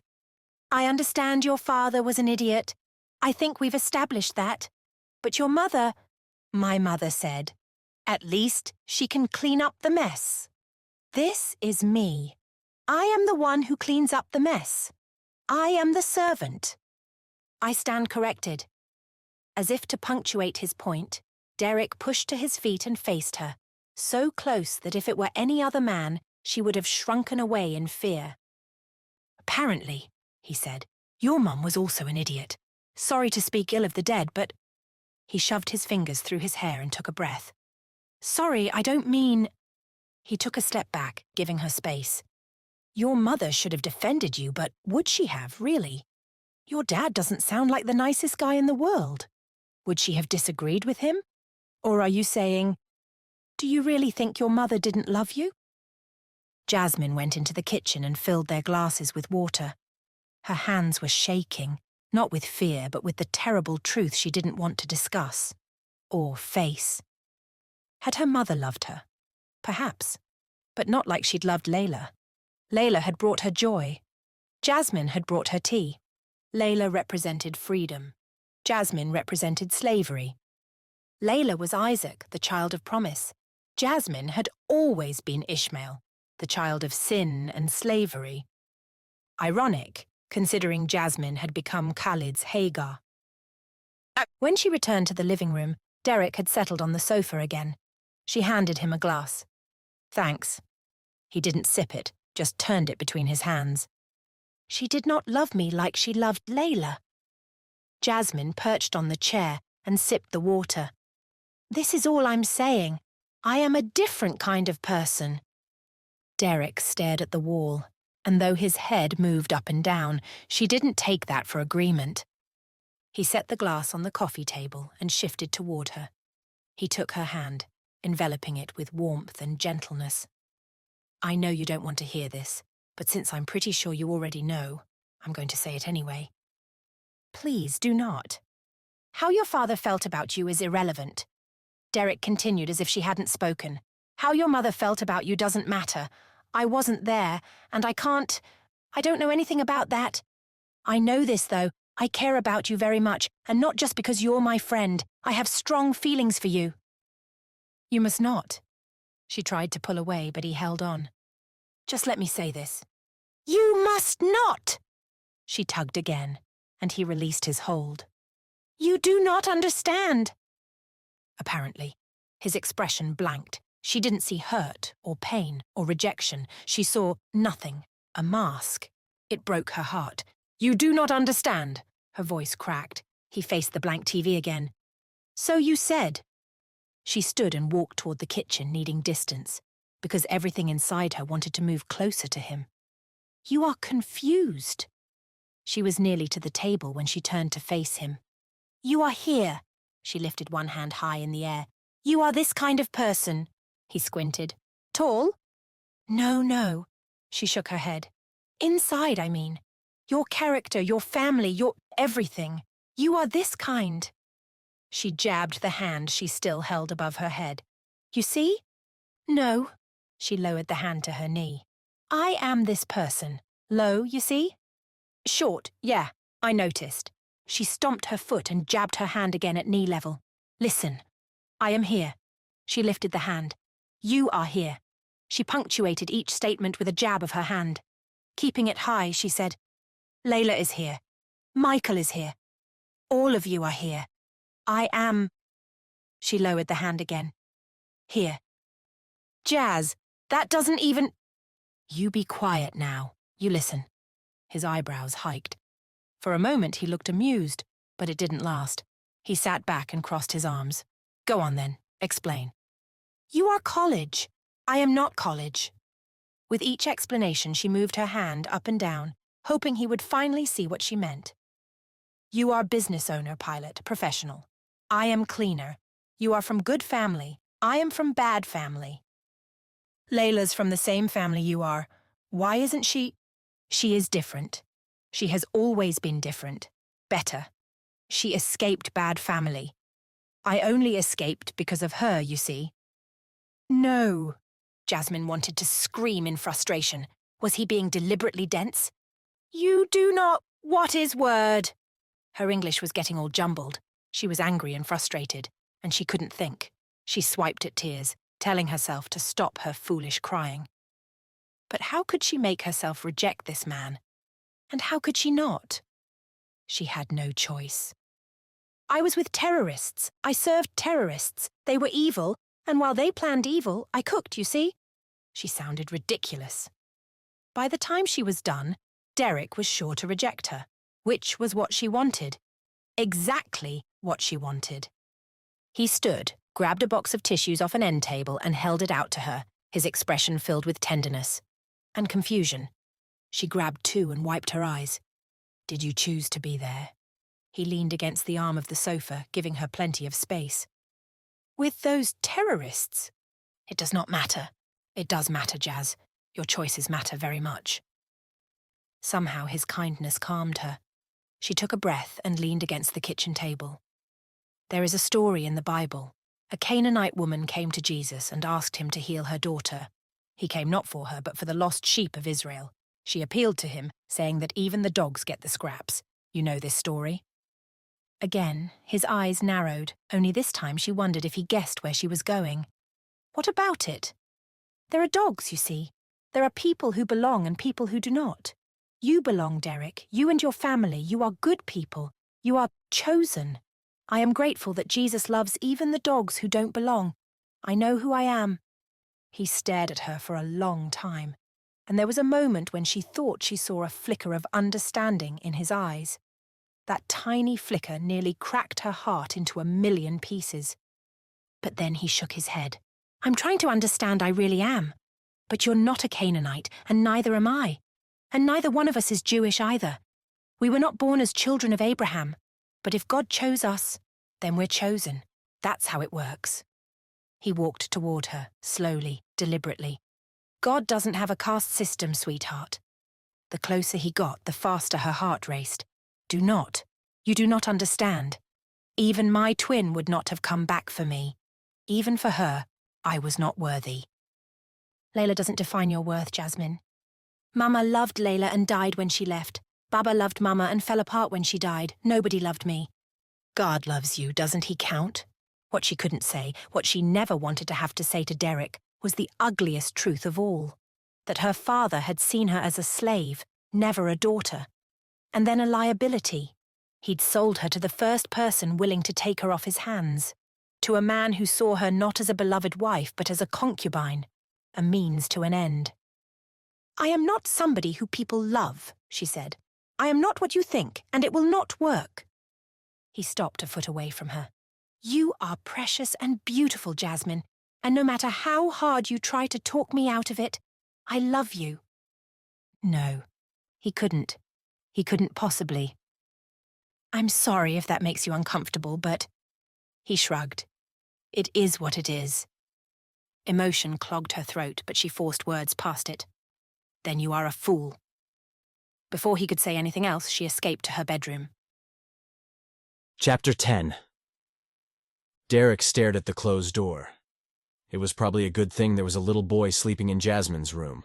If not for Raby, Derrick might storm in there and demand an explanation, which would be unacceptable, of course. But come on. Her whole argument made no sense. She was unlovable because her parents had been stupid. He obviously couldn't love her because they hadn't. What in the world had her parents done to her to make her feel so unloved? And what could Derrick do to prove to her how precious she was? Could he change her mind? If he did, would she be open to him? Or was he fooling himself? Was her speech all some big, roundabout way of saying, "It's not you, it's me"? His phone rang, the trill too loud in the silence. He snatched it off the coffee table and swiped to answer the call. "Just got your message," Michael said. "What's up?" Perfect, because he'd already been in such a great mood. "Jasmine asked me for a favor," Derrick said, "and I probably should have said no." We all know how good you are at that." Michael sounded amused. "Yeah, well, in this case..." Derrick explained what she'd asked, and the plan they'd come up with. "We figured it'd be easy. Just meet them at the hotel, get them in the car." "Wait a minute," Michael said. "Please tell me you're calling because you're having second thoughts." "I wish." "You're saying you did this? You're in D.C.? Did you get them? Her friends?" "Things didn't go exactly like we'd hoped." "Explain." Derrick told his brother about the botched rescue mission and the harrowing escape. "I had a feeling we might be followed, so I rented a nondescript car. I lost them in the city traffic." There was a beat of quiet, and then Michael exploded. "Are you out of your flipping mind? What were you—" Deep breath. "I can't believe—" Another breath. "I know exactly what happened." She batted those big eyes. "And you fell all over yourself like some ridiculous smitten, flipping kitten." Derrick's churning frustration turned to fury. "Said the guy who disobeyed orders, flew to Iraq, and..." "I'm a CIA agent, Derrick. I'm trained. Why don't you write down everything I did wrong and go over it with me later? That'll be fun for both of us." He clamped his lips shut, took a breath, started over. "Could we just get past the part where you tell me what a moron I am? Because I get it, all right? I get it." Silence. Derrick pushed his hair back. "Sorry, I'm not..." The last thing he needed was to alienate his brother. "This isn't your fault. This was all me." "Yeah, well, I might have done the same thing if Layla had asked me. At least you got out of there. Where are you now?" "Hotel." "We were going to fly out, but when we pulled up to the terminal, there was a guy at the door who looked like he might be a guard. We thought he was looking for us. In retrospect, I think we panicked. I can't imagine how they'd have known we'd be there, at the private terminal." "Huh, I see what you mean." "Then we thought someone followed us leaving Dulles, but again, we could have imagined that. Our Uber driver managed to lose the guy in the airport traffic. That also seems unlikely if the person following was trained. Maybe, under normal circumstances. But Kyle had been a little crazy. When we got to the hotel, I went through Raby's clothes and backpack, just in case someone had stuck a tracker somewhere." "Good thinking. Next time, go through the stuff before you get to the hotel. Or, better yet, just toss it all out the window. The backpack anyway." Next time? There wasn't going to be a next time. The kid was freaked out enough. I was trying not to... Better than the alternative. True. The point is, I didn't find anything. And if there was a tracker, wouldn't they have come already? Wouldn't they be here? Probably. The thing is, I planned to get both of them, the brother and the sister, but I only got the kid. I've been watching the news, and there's nothing yet, but I'm afraid there's going to be an Amber Alert or something. I'm thinking we should just go back to the airport and fly out." "No, stay where you are." Michael's voice had that big brother authority Derrick used to find annoying. Right now, he was happy to have help. Where were you headed after you got them? No idea. Basma didn't tell us where her cousin lives. And there's been no indication they reported anything to the police? Not that I can tell. I thought you might be able to find out more. I'll see what I can do. Sit tight until you hear from me. We need to move you someplace safe until we figure out what to do with the kid or hear from the sister. Do you know the family's name? You said they're diplomats? That's what Jazz said. Last name is Ghazi. Ghazi? I've heard of him. Never anything bad. What about this brother she's afraid of? What's his name? Dari. A beat then. Did you say Dari? Dari Ghazi? The tone of Michael's voice, surprise mixed with worry, had Derrick's heart rate ticking up. Yeah? Michael muttered under his breath something that sounded very much like a curse word Derrick hadn't heard from him since he was a teenager. What is it? If it's who I think it is, Michael said, then your girlfriend's right. He's dangerous. We've been looking for him. Well, that was something. At least Derrick's big heroic deed wouldn't be for nothing. Wasn't going to get him the girl, but maybe he could save two people some grief, assuming Basma could escape. Put Jasmine on the phone. Michael spoke the words like a command. Now that Derrick had calmed down, he didn't want to face her again tonight. He needed to process everything that had happened that day and everything she'd said. He figured Jasmine needed that too. Can it wait until morning? He asked. She's in the other room with Raby. She's probably already in bed. It's important, Derrick. I get that. I'm just saying, a couple of hours. We just had a... It was stupid. They were dealing with big international issues. People's lives and futures were at stake. What difference did Derrick's feelings make in the grand scheme of things? You had a what? Doesn't matter. The point is, she's not my girlfriend, but I can get her up if you want me to. Sorry, man. The big brother do-what-I-say voice was gone, and Derrick wasn't a fan of the pity he heard now. It's fine. After a long pause, Michael said, I have plenty to keep me busy tonight. I need to figure out what's going on with the Ghazis, see what they're doing to locate you, find out if they've alerted the police or the FBI, and I'll get you a place to hole up. I can fly anywhere, just don't go near your plane. If they are watching you, it'll lead them right to Portland, which is way too close to home. If they saw the tail number? But how would they? Maybe you lost them, Michael continued. Or maybe this is all a ruse to smoke out Layla and Jasmine's hiding place. Until we figure out where to take the kid, you need a safe house. That's easy, Derrick said. We can go to Uncle Gavin's cabin. I just have to get there. Not a bad idea. It's off the grid, but I don't want you telling Gavin you're there. Why? Or anyone else, Michael added quickly. But Derrick had the distinct impression he hadn't meant that. He'd meant their uncle specifically. Which was weird, but whatever. I know the door code, Derrick said.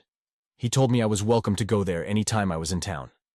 Let me find out where he is, make sure he's not around and the place is empty, and I'll check on the rest of this stuff. Keep your phone charged and your ringer on.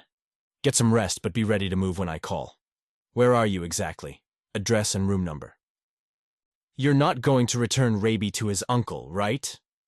Of course not. Why would you even ask? Jasmine's worried. Wow. And here I thought she trusted me, but obviously if she went to you, she knew you wouldn't let her. She's right about that. I'm trying to keep her and Layla alive. I know. I should have talked to you. Derrick yanked the cushions off the sofa bed and stacked them beneath the window. He wasn't tired, but he should at least try to sleep. I think she's afraid that, since you work for the government, you might have to turn Raby over. Tell Jasmine I've got my future brother hat on, not my CIA agent hat. She can trust me, and so can you. I never doubted it. Derrick gave his brother the address and their room number, then ended the call. He unfolded the bed and made it with pillows and blankets he found in the closet. He checked the locks on the door, turned off the lights, and settled between the sheets. It wasn't exactly sleep number luxury, but he'd slept on worse. Not that he'd be able to sleep after the longest, hardest day of his life. He'd practically kidnapped a kid, barely escaped a bunch of armed thugs, and lost his shot with the only woman he'd ever loved. Talk about a red-letter day. Chapter 11. When Derrick ended the call in the other room, Jasmine tiptoed to the bed, ashamed of her eavesdropping. She'd learned to move about like a mouse, making no noise and taking up as little space as possible. After she and Baba left Baghdad and moved to the compound, especially after she'd been joined to Khalid, she'd learned the wisdom of going unnoticed. But she'd always listened, seeking to understand what the men were doing and thinking and feeling, knowing that the more she did, the more she could anticipate their demands. She'd learned to discern the emotional tenor in a room so she could slip away quickly before anyone got angry, before she could become a target or a scapegoat. In this way, Jasmine had protected herself. She hadn't felt the need to do that with Derrick before today, but now she dared not face him. So she'd listened at the door like a spy. Apparently, Derrick was satisfied that Michael would help them because he gave his brother the address of the hotel. She wished she knew everything Michael had said, but she had no courage to face Derrick again tonight. She set down her phone. Still no word from Basma. Though Jasmine felt too keyed up to sleep, she finished getting ready for bed and crawled between the sheets beside Rabi. She curled onto her side, away from him, replaying all the tender things Derrick had said to her. He'd called her courageous. He'd called her sweetheart. He'd told her he loved her. Tears streamed down her cheeks and wet her pillow. If only she could give in to what she felt inside. If only she could be who Derrick wanted her to be. But she could not, and to wish it was more than foolishness. It was torturous. She tried to give all her errant, inappropriate feelings to the Lord, though she felt herself snatching them back one by one. Feelings were not grains of rice one could simply flick away. They clung like grime, impossible to remove without painful scrubbing and stinging bleach. How did one bleach a soul? Stupid, silly thoughts from a stupid, silly woman. She flipped onto her other side, hoping a change of posture might change the direction of her mind. Rabi's curly brown hair was a mop against the white pillow. His eyes were closed, the lashes brushing his cheeks. In sleep his expression was peaceful and unafraid. His little hands were pressed together as if in prayer, tucked beneath his head. He was precious. He didn't belong to her, and she only felt responsible for him because she loved Basma like a sister. Even so, Rabi was precious. In her midsection, she felt the strangest tickle, soft as a bubble. Not painful, barely discernible. She shifted to her back and pressed her palm against her abdomen. She was nearly 5 months pregnant now. Dr. Wright, he insisted she call him Roger, but it felt wrong to do so, had told her she might start to feel it moving soon. Was that what she'd felt? The child? She had not wanted it. Every time Khalid had come to her, she'd silently prayed she wouldn't conceive. God had refused her. Why did this surprise her? And here she was, married, pregnant, and on the run. Drawn to a man who was not her husband, carrying a child she would have to give birth to and provide for and raise all alone. But the feeling came again, the slightest movement inside, a tiny life making itself known. Here I am, Mama. Do you not love me? Jasmine's tears started again. Not an it. Not just the child. Her baby. Like Rabi, Jasmine's baby had no control over who his family was or how they behaved.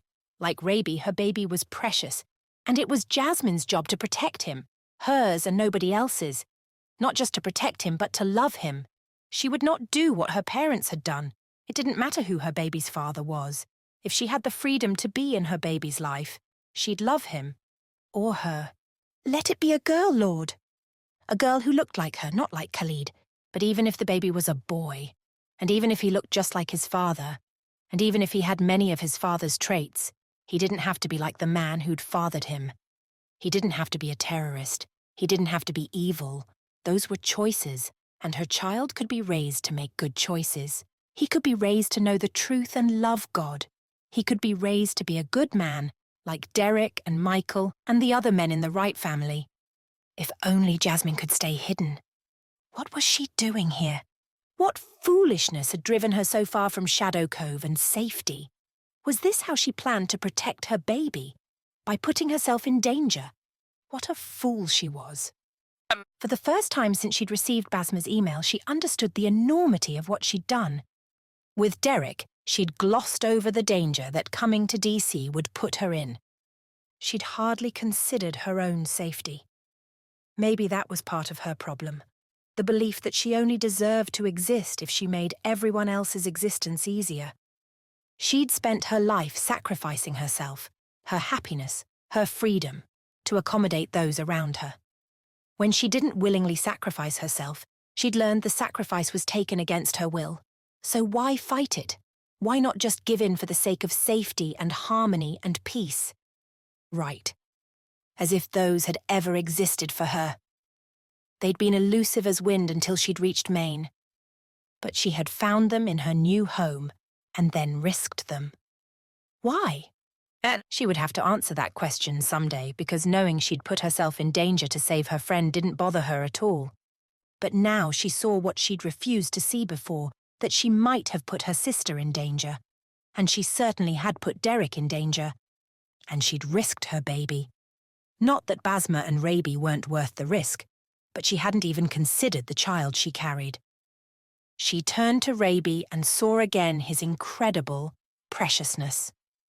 He was valuable because he was. It was that simple. And so was Jasmine's child, regardless of who his father was. Jasmine rubbed a hand over her belly. I love you, my child. I will protect you. With the vow, fresh tears slid down her face. She did love him, and when she failed to do so, she would ask God to help her. He would, of course. It was his will that she love, certainly that she love her own child. If only she could promise her child the love of a good father. But she would die before she let Khalid get his hands on her baby. It wasn't Khalid's face that swam in her mind's eye, though. It was Derrick's. No. She curled up again, refusing to imagine what it would be like to be Derrick's wife, to have him as the father of her child, because she was a married woman. As much as she despised her husband, she'd taken a vow, and there was no undoing that. Loud knocking pulled Jasmine from sleep. She sat up, blinking in the light from the bathroom, which she'd left on for Raby. Only darkness showed through a space between the curtains. Jasmine! Derrick's voice coming from the other room was faint. She slipped from the bed and cracked the door open. On the other side, he wore his t-shirt and pajama pants, his hair sleep-tousled. We need to go. What? Where? Michael just called. He's sending someone to pick us up and they'll be here in 20 minutes. He wants us to be ready. I need about 5 to get dressed and then I can help you. What do you need? She was still trying to catch up. Where are we going? We'll talk about it in the car. How can I help? She glanced at the boy asleep in the bed. He hadn't stirred. I think we let him sleep, if you can carry him. Sure, yeah. Open this door when you're dressed and I'll grab the bags. All right. 15 minutes later, she followed Derrick out of the hotel room, pulling her suitcase and his wheeled duffel bag. He carried Raby, who'd barely stirred, the red backpack slung over his shoulder. A 30-something woman who'd introduced herself as Marie, a friend of Michael's, led the way to the elevators. She carried herself like a soldier, and if Jasmine wasn't mistaken, the bulge in her side indicated a weapon. On the first floor, they walked through the lobby and out the sliding doors to a dark sedan waiting at the curb. Exhaust streamed from the back, puffy and white in the chilly December air. A man standing beside the car scanned the area. The woman waited until Derrick, Jasmine and Raby had loaded into the back seat. Once they were all in and buckled, Raby's head leaning on Jasmine's shoulder, the man and woman climbed in and the woman drove out of the parking lot and toward the highway. The dashboard clock read 4:32. Marie said, "You both need to power down your cell phones." "Why?" Derrick asked. Jasmine pulled hers from her purse and did as she'd been told. "Precaution," the man said. Derrick looked like he might argue, then turned his off and shoved it in his pocket. "What's the plan?" Marie answered. "We're taking you to a house in Harper's Ferry." He nodded, as if this made perfect sense to him. "What is this, a ferry?" Jasmine looked from the people in front to Derrick. "We will get on a boat." "It's a town," Derrick said. "There's a house there where we'll be safe." "Whose house?" He shook his head, gaze flicking to the people in front.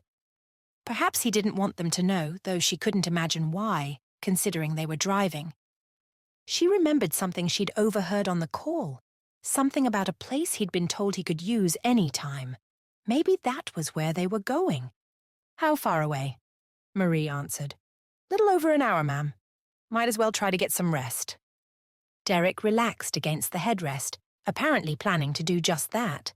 Raby was still asleep. Jasmine figured it wouldn't hurt to try. She closed her eyes and prayed that wherever they were going, they would be safe there.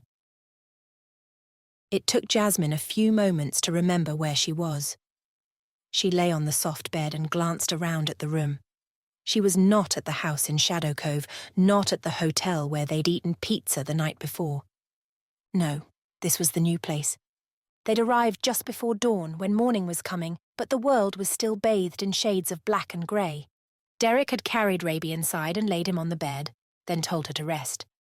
She'd wanted to ask him where they were and why, but he'd gone straight into another bedroom and closed the door. She couldn't blame him for not wanting to talk to her after their discussion the night before. She'd slipped back into her nightgown, and despite all the strange events of the previous day and night, had fallen immediately asleep. Now she took in the space. It was a corner room, and the exterior walls were made of horizontal logs, brown and rustic, laid one atop the other to create this shelter. Curtains had been pushed to the side of large windows so that only gauzy fabric blocked the sunny day. The bedspread was white, like the curtains and the other furniture in the room. A small bureau, a shelving unit filled with books, and a rocking chair. On the wall opposite her, a stone fireplace rose to the ceiling. The effect was simple and elegant. A clock on her bedside table told her it was 9:30. She gazed at the empty bed beside her and sat up with a start. Where was Raby? She stood too fast, then paused, holding onto the bed as a wave of dizziness passed. A noise came from the other room, and she tiptoed to the door. "What did I tell you?" Derrick sounded amused. "Can I have another one?" Raby asked. "You can have as many as you want."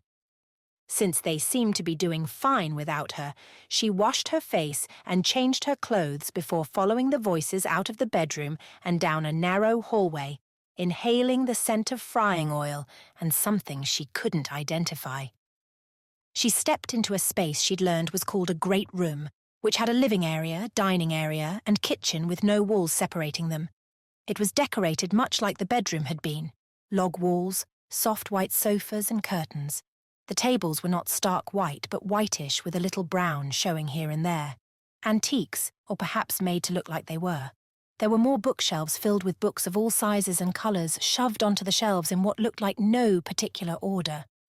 Off the kitchen on one side of the house, 3 windows angled around a casual table for 6. There was a more formal table in the dining room on the opposite side, imposing, much darker brown than the log walls, and surrounded by 12 hefty chairs, the kind she and her sister could have shared as children and probably could still. Overhead, the ceiling peaked at 20 feet or more. The wall closest to her was all stone with a fireplace in the centre. She stepped close, letting the flames warm her back, gazing through the tall windows on both sides of the room. Nothing but forest all around, tall pines and stark, leafless oaks and birches and maples, she assumed, though she hadn't yet learned one tree from the next since coming to America. There were no other houses or structures in sight. "You're awake." Derrick pushed up from where he'd been leaning on an island in the kitchen. He wore the pyjama pants and t-shirt she'd seen the night before, along with a pair of blue slippers. On the other side of the island, Raby, still clad in his pyjamas, sat on a stool, his little legs swinging beneath him, his curls a floppy mess. White powder rimmed his mouth. Funny how similar they looked, despite their different skin colour and facial structure. It was their matching smiles, she thought. "Jasmine, you come try this. Derrick made donuts." She looked at Derrick. "You are a baker." She crossed the living area to the kitchen. The light wood cabinets matched the colour of the log walls.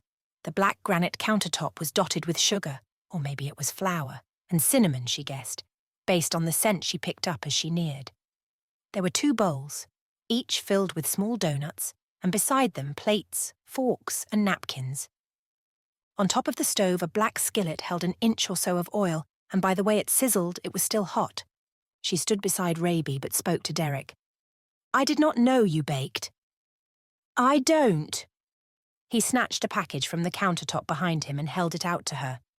She took the strangely shaped paper, the remains of some package. She read the label. "Biscuits?" "Canned biscuits, you know, Pillsbury?" She didn't know, so she just shrugged. "You just stick a hole in them," he explained, "and drop them in the oil." "They are very good," Raby said. "He likes the ones with the cinnamon, but I prefer the white ones." "Powdered sugar," Derrick said. "You want one?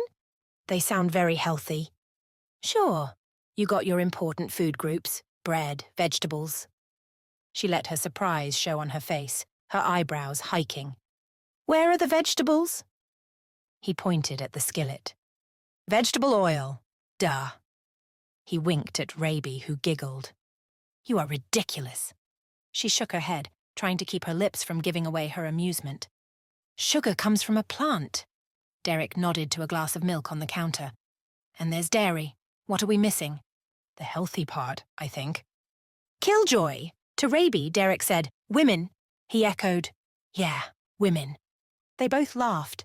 She had no idea how long they'd been awake, but clearly long enough to form a bond. Derrick took a mug from beside the coffee pot behind him. "There's no decaf, but I found some herbal tea if you'd like. It's maple ginger." She started to walk around the bar. "I can make it." He turned on the electric kettle. "Have a donut, Jazz. I got it." Jazz. She'd never told him how much she liked it when he called her that. Probably, when this was all over, he'd quit calling her by the nickname. He'd quit calling her altogether. She couldn't dwell on that, or she'd get emotional like she had the night before. The thought of all the things she'd said to him and her frustration when he didn't understand warmed her cheeks. She must not think of that, and she must never think of what he'd said. Instead of dwelling, she used a fork and slid 2 doughnuts, one of each flavour, onto her plate and settled on the stool beside Raby. She cut a bite of the cinnamon doughnut first and ate it. "Well?"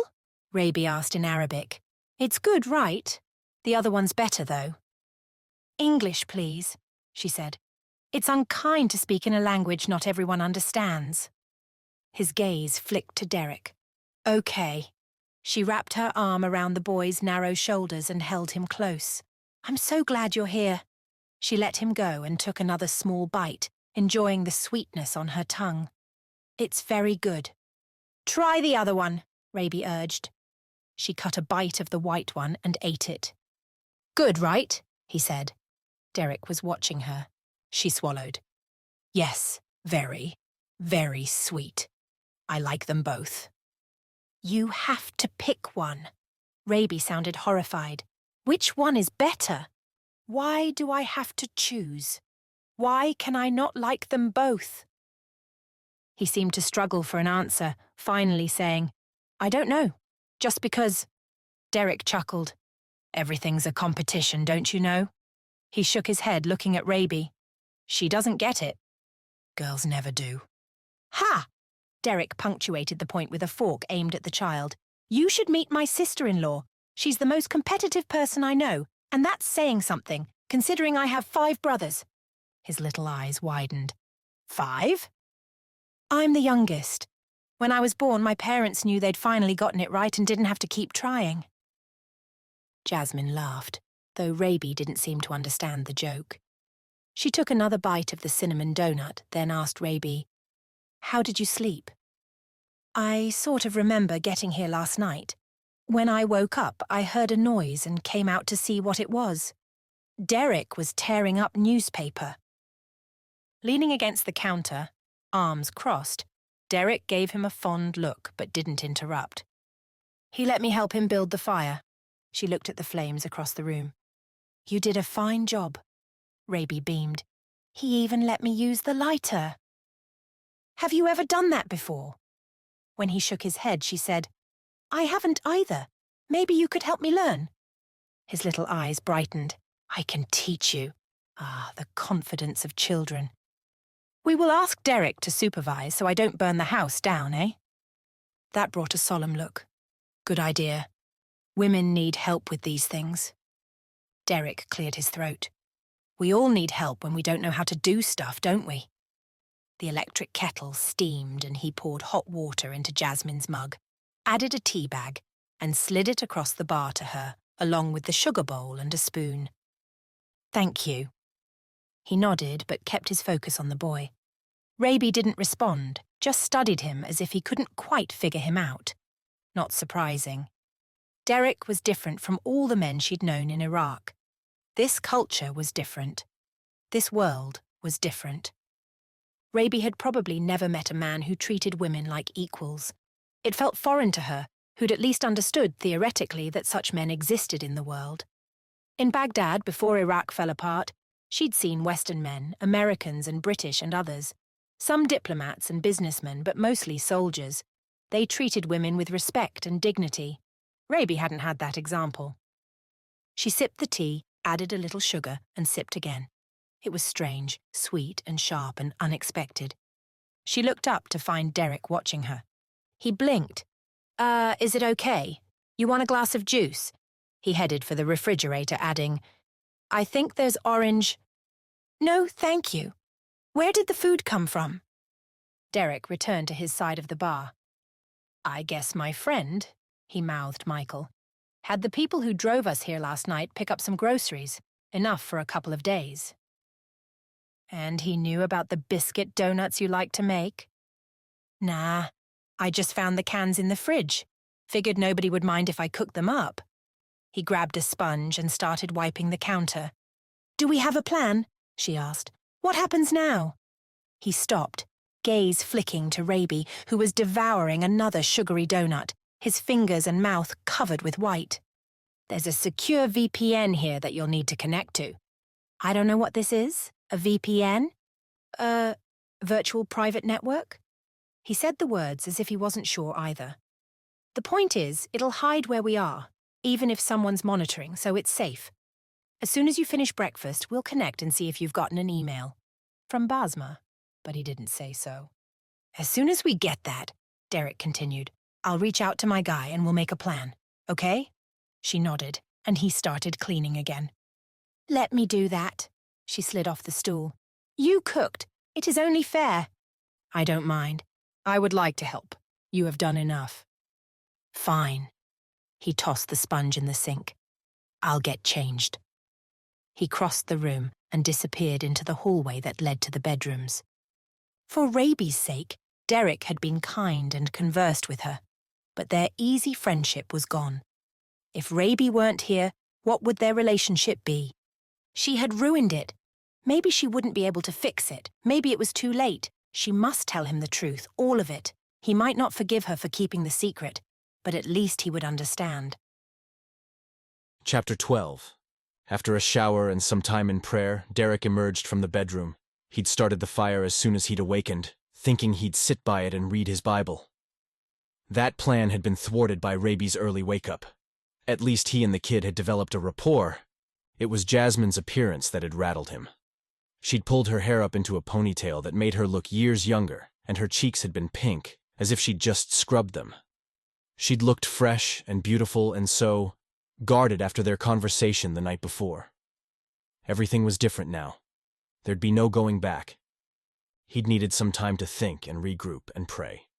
She and Raby were sitting on the area rug at the coffee table, engaged in a game of Connect 4. Derrick paused in the hallway, not wanting to interrupt. And fine. Maybe he liked watching her when she wasn't on her guard. Maybe he liked seeing her interact with the child with such kindness and patience. She'd make a wonderful mother someday. Not to his kid, though. She'd need to find some pathetic manservant she felt was as lowly as she was. Derrick half hoped her father would show his face in Maine. What Derrick wouldn't give to teach the guy how it felt to be treated like he didn't matter. Like he was barely a shadow. A wave of fury rolled over him. God would need to deal with Jasmine's father, and teach her who she was.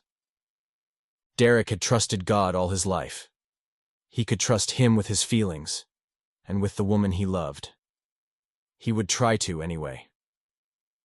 Jasmine was on her knees, studying the yellow vertical game board, her long ponytail draped over one shoulder. The guarded expression she'd worn when she joined them for breakfast was gone. She dropped a red game piece into place and sat back. Your turn. Ha! You can't beat me. With barely a thought, Raby played a blue piece. Even though Derrick hadn't been in the room, they were speaking English. Had Jasmine asked him to do that? Or had they just not switched back? You think so? She dropped a red disc into a slot. He scowled and studied the game with narrowed eyes as if nothing had ever been more important, then dropped a piece in. They went a few more turns, and then Jasmine settled back with a grin. It seems I can beat you. Derrick expected the kid to be annoyed. Sportsmanship didn't come easily to competitive 9-year-olds. With 5 older brothers, Derrick had learned that lesson. Raby stood and shouted in Arabic. Then he swept the board and all the pieces off the coffee table, toward Jasmine. She curled over, ducking and wrapping her arms around her middle. Her instinct, that self-protection, as if she expected to be harmed or hit, might as well have been a punch to Derrick's gut. What had she endured that would cause that reaction? The pieces scattered harmlessly across the area rug and the hardwood floor. Raby watched until they'd all stopped moving, then straightened his shoulders, planted his feet, and crossed his arms, the perfect King of Siam look, and peered down his nose at her. Though Derrick didn't understand the words he spoke, his meaning was clear. Clean it up, woman. But she'd recovered from her instinctive fear, sitting up once again. Her eyebrows rose. She didn't move or cower. She didn't hop to do the bidding of a child she could toss over her knee and spank. And probably should. Well, except the kid was nearly as big as she was, so maybe it wouldn't be as simple for her as it would be for Derrick. He was about to step in and give Raby another lesson on how to treat women. Not just women, but humans in general. The kid needed to learn how real men behaved. But Jasmine stood slowly. She took her time brushing off her dress, then stepped closer to him. Her expression was determined, but her dark skin looked sallow, as if she were sick or afraid. I do not answer to you, child. Her voice was strong, regardless of what she was feeling. Pick up every piece and return them to the box. Raby's face turned red with fury. I will not. You will. He lowered his chin, not in humility, but as if he were about to charge. Derrick cleared his throat and stepped into the room. He didn't say anything, didn't move any closer. Just stood there and watched. Raby's eyes rounded. Jasmine's gaze flicked from Derrick to Raby, and he guessed she was waiting for him to come to her aid. But this was her fight, not his. He gave her the slightest go-ahead nod and crossed his arms. She turned back to the child. Raby, look at me. Only when he did, reluctantly, did she continue. When you behave unkindly, you must apologize to those you've hurt and, if possible, undo the damage you've done. She gestured to the mess. This was a small thing, simple to fix. But you must fix it. You must apologize to me and pick up the game, every piece. If you refuse, then you will go to the bedroom and stay there until you're ready to do what I've asked. The kid looked at Derrick. Did he think he'd get help? No chance. Raby seemed to realize that. He scanned the room, and his eyes lit at the sight of his red backpack, which they'd dropped on a side table the night before. He started toward it. Derrick got there first. Raby froze halfway between Jasmine and Derrick. If you go to your room, Jasmine said behind him, you go without your toys. Funny how children couldn't hide their feelings. Right now, indecision played across his face. Humble himself and obey, or sit alone in the bedroom with nothing to do. He spun, barked something in Arabic at Jasmine, and stormed into the hallway. A moment later, the bedroom door slammed. Jasmine's shoulders drooped, and she sat heavily on the sofa. I should have let him win. He needs to learn to be a good sport. Derrick set the backpack down again. If he acts like that when he's 9, what's he going to be like at 15 or 20, or when he has a wife and kids of his own? Jasmine looked toward the hallway, covering her abdomen with her hand. That was the 3rd time she'd done that since Derrick had come out from his shower. Are you sick? Was it the donuts? What? No. No. She dropped the hand and started to stand. I will go talk to him. Give him time. If you say so. She dropped to her knees on the floor. What are you doing? You told him he needed to pick those up. But I should... It's fine. She sat back on her heels and gestured toward the hallway. I made a mess of that. I made a mess of this. I must do something. Raby made the mess. You did exactly the right thing. I did? Children need to be taught. You were firm and kind. I can't imagine how you could have handled it better. The way her expression brightened, all hopeful and encouraged, had his stupid heart flip-flopping. You really think so? She soaked up his words like a wilting plant did water. It was perfect, but now comes the hard part. You have to wait him out. How do you know so much about raising children? He shrugged. I don't. Just watched my parents do it, I guess. And I spent time with Daniel and Camilla when Zoe and Jeremy were little. Dan was gone a lot, but Camilla ran a tight ship. Jasmine's gaze flicked to the hallway again, then the windows. Though the sun was shining, the air was cold. He'd learned that when he'd gone out for wood, and wind whistled through the trees. You don't think he'll try to get away? She asked. Go out a window? Derrick grinned. Even if he managed to, this place is surrounded by a fence even I couldn't scale. But there's a crazy security system. If Raby so much as cracks a window, we'll know. He settled on the couch adjacent to her. As long as he's busy, let's see if your friend has reached out. Derrick had spent enough time at his uncle's cabin over the years that getting onto the VPN was second nature. He wasn't sure exactly what Uncle Gavin did before he retired, but he got the impression it was all very hush-hush, which probably explained the whole off-the-grid cabin in the woods. Jasmine provided her information, and he logged into her email account on one of the laptops he'd found in the basement that morning. He figured his uncle wouldn't appreciate him showing Jasmine the whole top-secret security setup down there, considering how long he'd kept it secret from Derrick, so Derrick had just grabbed the laptop and brought it upstairs. Now, while he waited for the thing to connect, it occurred to him that maybe Michael knew exactly what Uncle Gavin did. They were both in the hush-hush business after all. Did they work together? Probably not, or Michael would trust him. While Derrick waited for the connection, the VPN was always slow. He said, Michael wants to talk to you. Jasmine winced. He is very angry with me, no? Probably more with me. He'll get over it. He's helping us, and that's what matters. I should call him? It is okay to turn on my phone? No. I left a message for him when I woke up. He'll call us back. Last night when I talked to him, he sounded like he recognized the name of your friend's brother. Darighazi, right? Her eyes narrowed. Michael knows him. About him, if it's the guy he thinks it is. That's why he wants to talk to you. Is that a common name? Ghazi. Her head wagged from side to side. A little, I guess. Dari. No. It is not his whole name, I think, but shortened. Like you call me Jazz. A nickname. For what? I have only ever heard him called Dari, but I would guess Darius or Dariush. These are common names. I will ask Basma when she emails. Before I forget. He lowered his voice. We need to be careful not to say anything about where we live, or my family in front of Raby. Certainly not our last name. I screwed up this morning when I mentioned how many brothers I have.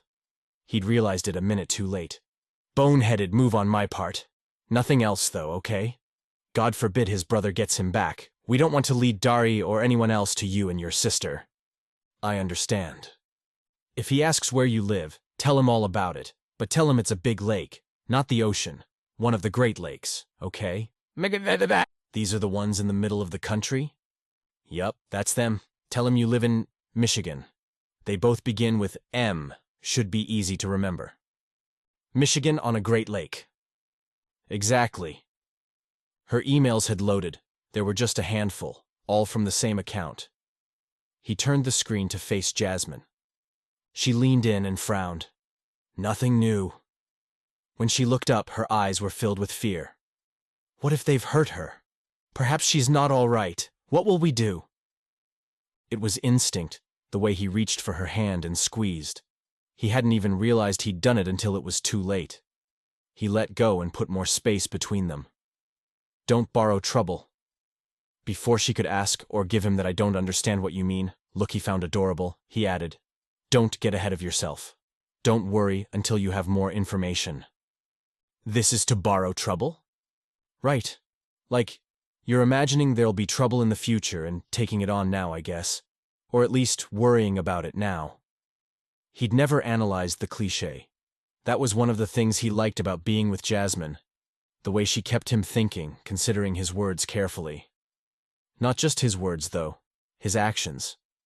He enjoyed teaching her what it meant to be treated like a lady. He enjoyed opening the door for her, pulling out her chair. He enjoyed standing when she approached at a table to show her respect and serving her a donut and a cup of tea. After what he'd learned the night before, he understood that she'd been treated as nothing more than a servant most of her life. And it made him want to serve her more. He loved seeing her confused look when she couldn't figure out what he was talking about. He loved the wonder in her eyes when she saw something she'd never imagined, like aisles and aisles of food at Walmart. The first time he'd taken her with him to the grocery store, just to pick up a couple of things for dinner, she'd quizzed him for an hour in the produce section, wanting to know the name and flavor of all the fruits and vegetables she'd never seen before. He'd spent $100 so she could try one of everything, just to make her smile. There was no smile on her face now, only a sad frown as if she guessed his thoughts. She blinked and looked away, her palm resting once again on her abdomen. She'd been so sick when he'd first met her, given to random bouts of vomiting. It had gone away pretty quickly. She'd been gaunt then, skin and bones, her olive skin almost greenish. But she'd put on weight since she'd come to the U.S. In fact, he'd even noticed the slightest paunch in her midsection when she'd worn the short sweatshirt and sweatpants the day before. Not fat, not even close, but not the flat stomach her twin sister had. He never saw Jasmine's figure, thanks to the shapeless clothes she always wore, but he'd always assumed she had the same trim figure as Layla. He was glad she'd put on weight. She'd certainly needed it. The last thing he wanted was for her to get sick again, but maybe the stress they were under was causing her to feel ill. I should have fed you something healthier for breakfast. There's some fruit in there. She yanked the hand away from her belly as if it had been caught in a cookie jar. Weird. Do you need something to settle your stomach? I'm not sick. She crossed her arms and glanced toward the hallway. Should I check on him? She looked in Derrick's direction but didn't quite meet his eyes. What was going on? Was she lying? Why lie about being sick? He wanted to press her, to demand she tell him all her secrets, but they were none of his business. She stood, aiming toward the hallway and bedrooms, and he realized he hadn't responded to her question. I'll check on Raby. She agreed, resuming her seat, and he pushed to his feet and headed for the bedroom Jasmine and Raby had shared the night before. He knocked. Mind if I come in? Getting no answer, he pushed the door open and stepped inside. Raby had pulled the curtains closed. With no lights on, the room was dim and gloomy. The boy lay curled up on the bed, only his messy hair and the top of his head showing. Derrick sat beside him and patted the little hip sticking up beneath the covers. How you doing, buddy? One little shoulder moved. I want Basma. I know. Derrick's heart broke for the kid. We're doing our best to get you back to her, I promise. Raby didn't say anything, but it was obvious by his shaking shoulders that he was crying. You want to tell me what happened out there? Why'd you get so mad? Girls aren't supposed to beat boys. Who told you that? When he said nothing, Derrick guessed. Do you usually beat your sister at games? Uh-huh. Any chance she lets you win? Another shrug seemed the only answer he was going to get. Sometimes, men lose games. It doesn't matter who you lose to. It matters how you lose. You can be gracious, smile and say congratulations. When you get big, you'll even have to shake hands and say things like, good game. Even if you're frustrated or angry, you can be polite. That's how strong men behave. It is not mature or manly to throw a temper tantrum. Have you ever seen a strong man throw a temper tantrum? No response. It's pretty funny to think about, isn't it? Imagine some big, strong man lying on the floor, banging his hands and fists. Derrick smiled as he said the words, trying to be funny. The kid didn't laugh. But maybe he stilled a little. Maybe he stopped crying. None of us is perfect, Derrick said. We all mess up sometimes, which makes it easy to forgive when people are honest about their mess-ups. So the solution, when you do something you shouldn't, is just what Jasmine said. You apologize, which means saying you're sorry and asking for forgiveness. And then, if you can, you fix the mess you made. In this case, you can. Again, no response. He didn't have enough experience with kids to know what to do next. He hadn't been around a lot of them, just Daniel's kids, and they'd never lived nearby. Derrick had been 15 when Daniel and Camilla were expecting Zoe, their oldest, and he'd spent a lot of his school breaks with them that year, helping with their fixer-upper. Though Daniel was as handy as Derrick, Dad ensured his sons knew how to take care of a house and car. Daniel hadn't had much time away from the hospital in those days. The brothers between Daniel and Derrick had been too busy with high school and college, and the army in Grant's case, and girls and sports to help. But Derrick had been eager to spend time with his oldest brother and new sister-in-law. Those were good days when life was simple. He knew who he was, and had been confident that his life would turn out just as he planned it.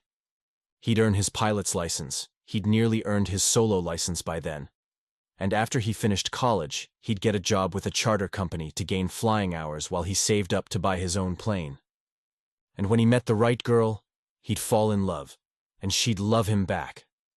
How hard could it be? After all, it had worked out for Daniel. Derrick had been a cocky kid, not all that different from the cocky kid lying on the bed right now. But Daniel had done it right, and Derrick had wanted what he had: a good career, a decent place to live, and a loving wife. Derrick could still picture Camilla, the way she oversaw the renovations of their house, turning the old place they'd bought in St. Louis into a home. She'd stand in the middle of the wreckage of one of the rooms, one hand tapping her nose, deep in thought, the other resting on her swollen abdomen protectively like... His thoughts stilled. He blinked in the silence, images of Jasmine flashing across his mind like a slideshow. The nausea when he'd first met her, which had gone away so abruptly, the rapid weight gain, the little belly she hid under the loose clothing. Just a few minutes before, in that instant of fear when Raby had lost his temper, she'd curled up, protecting not her head, but her abdomen. Derrick lurched to his feet, the motion so abrupt that Raby whipped around with wide eyes. "Sorry, bud, you, He raked a hand through his hair. "Come out when you're ready to apologize."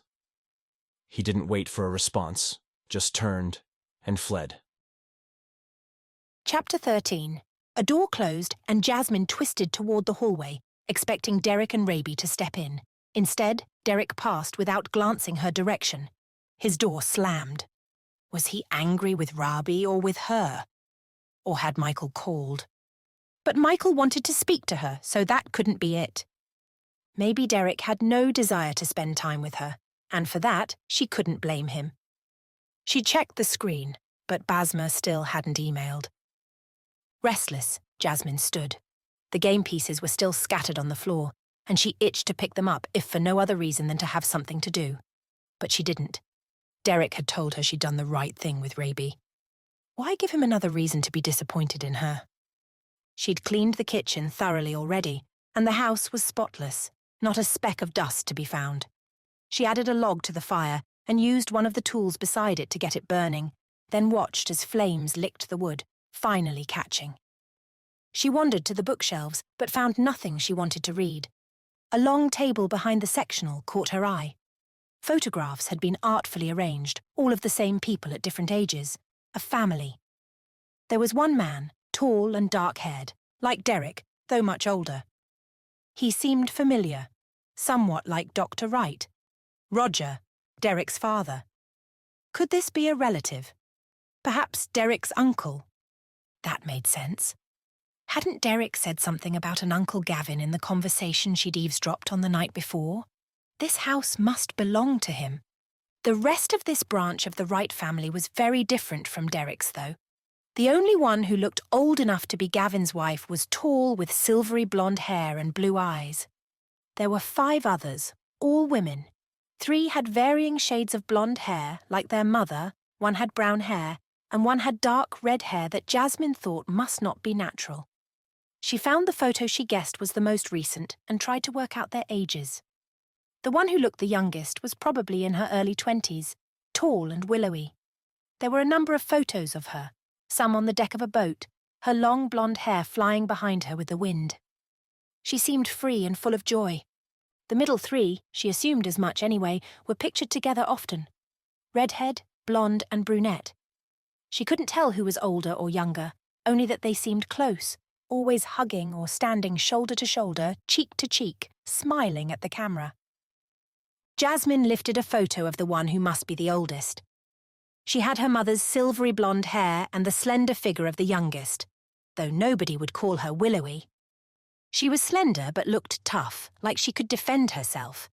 Though she smiled in a few photographs, she never wore the joyful look of abandon Jasmine saw on her younger sisters' faces. "That's Alyssa."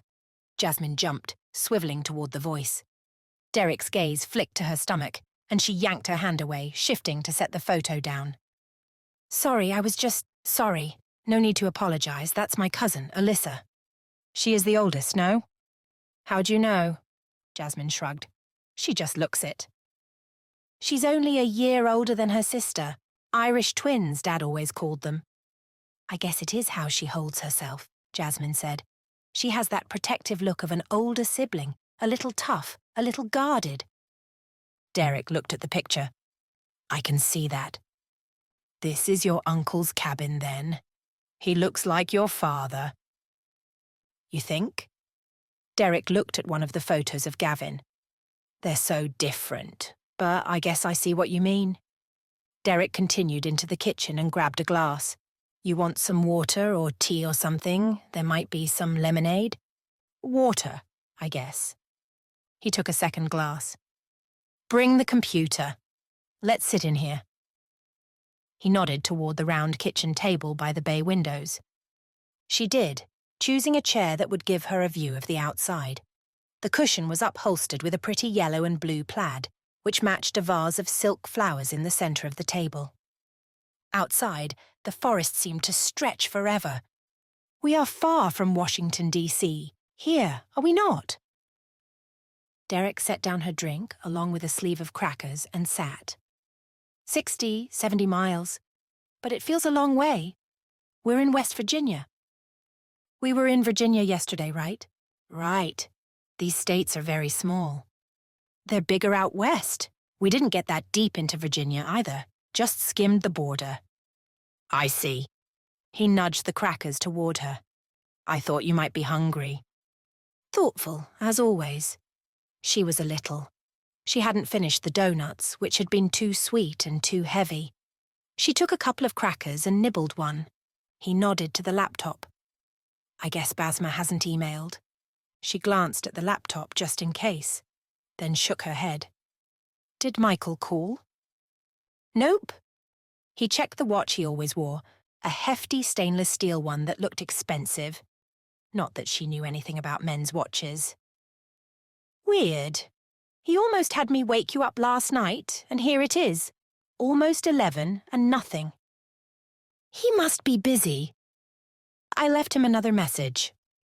She took a cracker, broke it, and ate half. "Are you pregnant?" His question brought a gasp that had her inhaling cracker crumbs. She spluttered and coughed. "Sorry, I shouldn't have..." He jumped up and hovered over her, his hand on her back. "What can I do? Are you okay?" She sipped her water, coughed again. Trying to breathe, trying to think. Because how in the world had Derrick guessed her secret? "What can I do?" he asked again. "Do you need..." "I'm all right." Her voice was croaky and rough. She cleared her throat, sipped more water. It took a few moments, but when she thought she could talk, she tried again. "Really?" Derrick moved back to his seat. She was afraid to look at him, but when she did, his expression surprised her almost as much as his question had. In his eyes she saw not condemnation, but kindness. She felt the most amazing tenderness, gentleness, and patience. She couldn't bear it. She turned away, staring out the window at the stark trees, bent by the wind. How lovely the sight would be in the summertime, all green and lush, the skeletal branches hidden by the foliage. Even a layer of snow would add a hint of beauty. Not the ugly nakedness displayed there now. Jazz, I was going to tell you. She forced herself to look at him. I decided last night I would tell you today. Derrick's expression didn't waver. He held very still. Only his Adam's apple moved as he swallowed. Do you want to tell me about it? She shrugged. What is to tell? Your father says the baby is healthy. Derrick's eyes squeezed shut. Dad knows. It wasn't a question, so she didn't say anything. A moment passed, and then he said, Michael knows. Also not a question, but now Derrick opened his eyes and watched her. She dipped her head. By the way he winced, the acknowledgement had inflicted a wound. I did not tell him, she hurried to say. He guessed on your plane on the way from Greece because I had been so sick.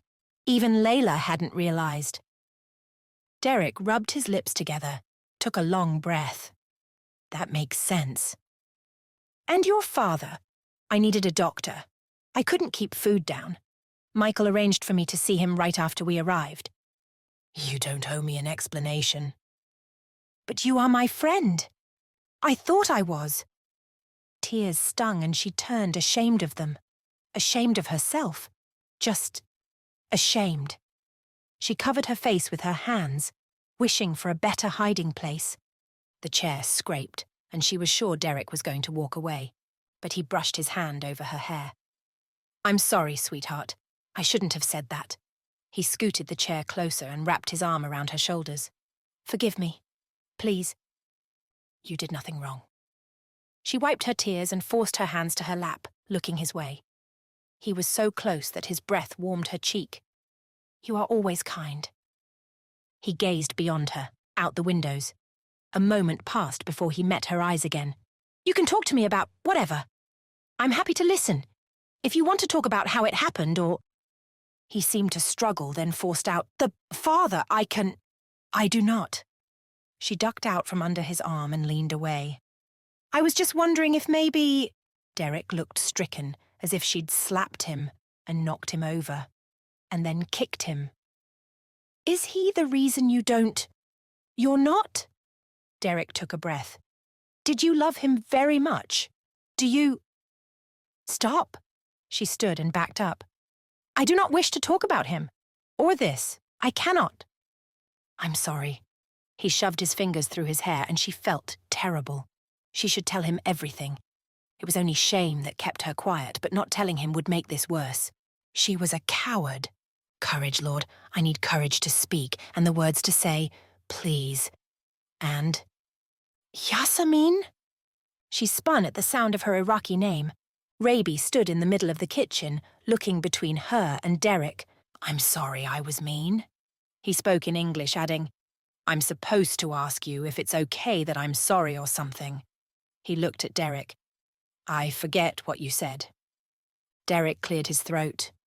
Yeah, you say, will you forgive me? Basically, you're giving her the option to accept your apology or not. Raby looked at Jasmine again and spoke with great solemnity. If I clean up the mess, will you forgive me? Yes. She forced a smile, dropping to her knees. Yes, of course I will. Can I have a hug? He moved into her arms, and she held on tight. She had done this right. This one thing, with this one child who didn't belong to her. Maybe it meant she wouldn't mess up her own child too badly, the way she'd messed up her friendship with Derrick. If she could be a good mother, maybe her child could be more like him and Layla and the rest of the Wrights. Perhaps if she could be very, very smart and very, very wise, her child could be worthy of love. Chapter 14. After Rabi put away the game, he grabbed the Uno cards, and the three of them sat at the coffee table in front of the fire and played. Derrick tried to make conversation, and he could tell Jasmine was working at it as well, but it wasn't easy. Fortunately, the kids seemed oblivious to the tension. Jasmine played a card, And Derrick glanced at his hand, grabbed the first yellow one he saw, and dropped it on the discard pile. He still couldn't believe it. She was pregnant. She'd been pregnant when she'd left Iraq in October, 2 months before. As long as Derrick had known her. But she had to be more than 2 months along. Didn't morning sickness end after the first 3? Not that Derrick had that much experience, but people talked about this kind of thing. Had her morning sickness ended, or had Dad given her something to make it stop? Was morning sickness curable? If it were, why would any woman have it? And there'd been that tiny belly. When did a woman start showing a pregnancy? Summer was 5 months pregnant, maybe 6, and she barely had a belly. So was Jasmine farther along? Or was it not that simple? He had no idea. He itched to get on the laptop and do some research, but he'd agreed to play a few games of Uno. He could wait. Besides, the answers he most needed wouldn't be found on the internet. "Your turn," Raby said. Derrick saw the blue card on the pile. His only blue card was a reverse direction, so he plopped that down, earning a scowl from the kid. Jasmine said, "To me, yes? Yay." She sounded overly chipper, faking it just like he was. She played a card. Raby did next, and then Derrick had to draw from the pile. He'd lost count by the time he grabbed the right number, changing the color back to yellow. He was replaying Jasmine's reaction when he'd asked if she loved the baby's father. Her lip had curled. Had that been disgust? Why would she be with a man who— "Uno," Raby announced. Jasmine groaned. "Oh no." Derrick fanned out his cards and gave her a look. "We're in trouble. We must work together to defeat him." Work together? He liked the sound of that. Would that they could work together on more than just a stupid card game? His mind circled back to the question. Why would she be with a man who disgusted her, unless— Oh man. Had she been— That had to be it. There was no other explanation that made sense, not with a woman like Jasmine. Hadn't she told him she was the obedient one? She would never have disobeyed her father by sneaking off with some guy. She would never have dishonored him that way. Which meant some man had forced himself on her. Cold fury stole over Derrick. What kind of man would take advantage of a woman like Jasmine? Tiny, defenseless, afraid. What had Michael said back at the house a couple days before? That Derrick's feelings for her might change once he knew the truth. If Michael thought that, then he didn't know Derrick at all. "I win!" Whoops. Derrick had played that all wrong, not that he'd been paying a whit of attention. He smiled and high-fived him. "Nice going, kiddo. Good game." Raby beamed. Jasmine gathered the cards and started shuffling them. It was a huge deck, and Derrick held his hand out. "Let me help." But a phone rang. Had to be Michael. Derrick sprang to his feet and hurried to the cordless handset he'd left in the kitchen. "Hello?" "It's me," Michael said. If anything, Derrick's fury only ramped up. "Hold on." He hurried into his jacket and zipped it up. He didn't need Jasmine or Raby overhearing this conversation. "Can you put Jasmine on?" Michael asked. "First, you and I are going to talk." He stepped outside and slammed the door behind him. The air was aggressively cold, dry and brittle. A stiff breeze carried away the vapor of his breath as he marched across the small yard to the line of trees and stepped beneath them. They blocked most of the wind, at least. "She's pregnant." "She finally told you." "You should have told me." "It wasn't— I'm in love with her." Derrick was shouting, but he couldn't seem to stop. All the frustration and anger and worry and— all of it, everything he couldn't unload on Jasmine burst out. "You knew, and you said nothing." "I told her to tell—" "What about loyalty, huh? What about brotherhood? What about—" "I'm loyal." Michael sounded hurt. Derrick didn't care. "You and your—" He swallowed a word he was shocked even came to mind. "Secrets. You just love knowing things nobody else does. Does it make you feel superior?" He needed to stop. He was being irrational, throwing a temper tantrum just like Raby had. If he didn't stop, he'd shred their relationship. He'd say something he couldn't take back. Maybe already had. He clamped his lips shut, swallowing the rest of the vitriol like poison. "Are you done?" Michael's voice was even. Derrick's fury faded. It wasn't Michael he was angry with. Not only Michael anyway. You should have told me. She's Layla's sister, Derrick. His words were even, holding none of the emotion Derrick had just unloaded. She's going to be my sister. I'm loyal to you, but I have to be loyal to her too. I hated not being able to tell you. Derrick stared at the ground beneath his sneakers. Dirt, dead leaves, fallen pine needles. The scent of earth and forest reminded him of home and his childhood. He leaned back against a thick oak. You told Dad. He sounded like a pouty child. She needed a doctor. Does Mom know? Not unless Jasmine told her, and I don't think she did.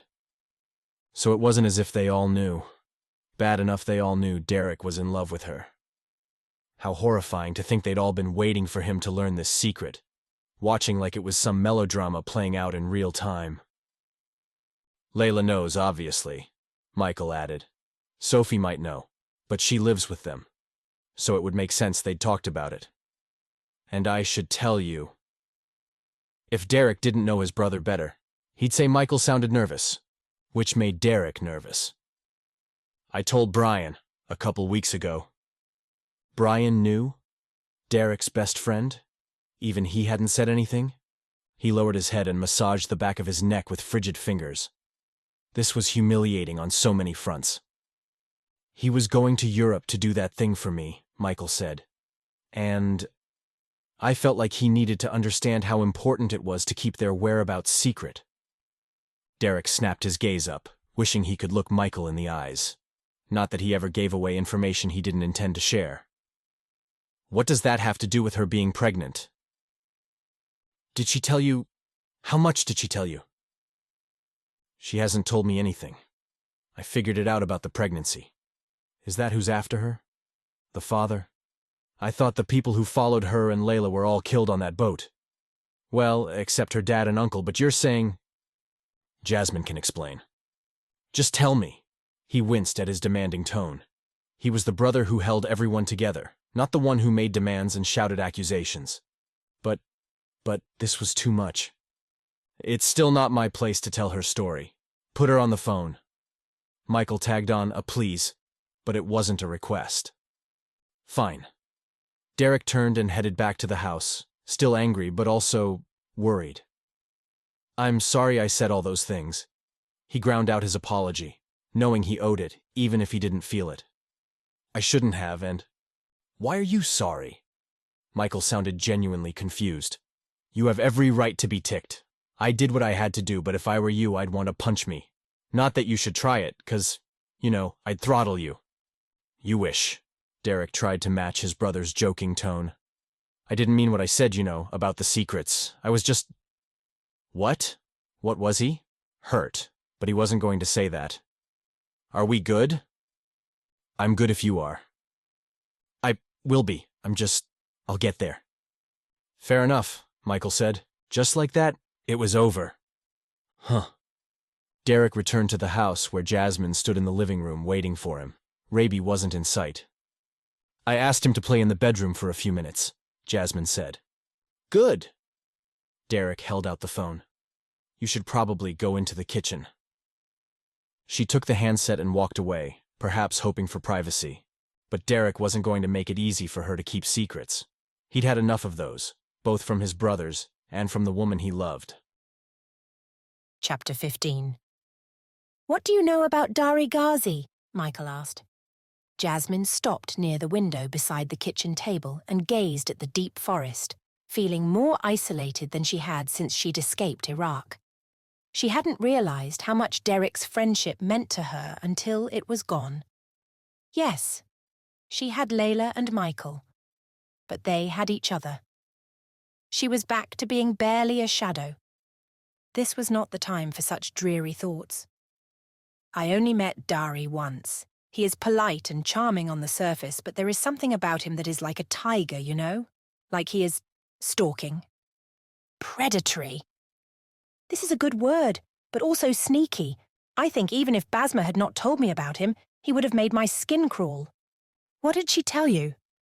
When she was a child, he used to frighten her. She said he was always kind when people were around, always well behaved. But when nobody was looking, he found pleasure in scaring her. He did not hurt her or even touch her, but she said his presence was like a monster. I cannot think of a good word for it. Menacing? I do not know. It sort of means threatening, but maybe a little more dangerous, a little more hidden. Not that I'm Noah Webster, so... Who is this Noah Webster? Is this somebody I should know? He chuckled. Nobody, never mind. So Basma told you he was like that, and when you met him, you could see it. Not see, but feel. Maybe Michael would think she was crazy, but she was only trying to be honest. This makes sense to you. I get that. Can you describe what he looked like? It has been many years. I think he was not as tall as you and your brothers. His hair is curly. It was short then, and he had a beard. Brown eyes and thick eyebrows. He was not handsome and not ugly. He had the kind of face nobody would notice, you see. Anything more specific? Michael asked. Take your time. She'd never been good at recalling what people or places looked like. She'd never been one who remembered things in pictures, instead holding memories in words and scents and feelings. She closed her eyes and willed herself back to that moment in the courtyard behind Basma's house. She and Basma had been chatting while they kicked a soccer ball with Rabi, who'd been 3 or 4 at the time. Dari had stepped outside from the house, and Basma's laughter had cut off as if clipped with a knife. Though Dari did nothing but join the game, it felt like when a thick cloud blocks the sun, and the wind blows and everything changes. The air crackled with tension. Dari and Rabi kicked the ball. Basma and Jasmine faded to the courtyard wall. Basma seemed to shrink in on herself. When Dari tired of the game, he walked toward them and stopped a little too close to Jasmine. He didn't touch her, but she could feel his regard, the way he looked at her as if she were an interesting exhibit, or perhaps an animal caught in a trap. There was an odd snapping and grinding in her memory. Basma introduced her. They chatted. It was all very polite. Even so, she'd been afraid. As soon as Dari had gone inside, Basma insisted Jasmine leave. She'd felt like a coward for abandoning her friend, but she'd done it, happy for once to return to her own house. Baba was grief-stricken and barely spoke to her, but at least he was safe. Jasmine opened her eyes and focused on the log house around her. He carries an arrogance, as if he is above everyone. Also, I remember that he had a cigarette lighter, not the kind you throw away, though. You know what I mean? Yep. He would open it, light it, then close it over and over. It is a strange thing and probably not helpful. It is, Michael said. Very helpful. I'll show you a picture when I can so you can confirm it, but for now, I can tell you this. If this guy is who I think he is, and from your description I'm almost 100% sure he is, then your friend is right. He's a psychopath, and she was wise to run. But she is not free, right? Actually, is Derrick there? I need to give both of you an update. She turned to call him, but he was leaning against the kitchen counter, arms crossed, watching her. He is here. Can you put the phone on speaker? I don't know. She crossed toward Derrick. He wants us both to hear. Is there a way? Sure. He took it from her and pressed a button. We're here. Is the kid nearby? He's in the other room, Derrick answered. Okay, good, Michael said. I managed to get a private conversation with the uncle this morning. You're in D.C.? Derrick asked. Sent Layla, Brian and Sophie home and came straight here. I'm flying overseas later, but I wanted to put out some feelers, figure out what's going on. I went to Ghazi's hotel and managed to get a private word with him. He told me that when you showed up, Derrick, his security team thought you were up to something. They'd gotten a tip that someone might try to kidnap Basma and Rabi. That's why they were staying so close. After you and the kid took off, Basma ran the other way and the team was... Well, I'm guessing they were confused, though Ghazi didn't say that. One of them followed her, one followed the kid. They both got away. Jasmine asked, She got away? That's not what happened. Derrick spoke at the same time, adding, There were more than 2.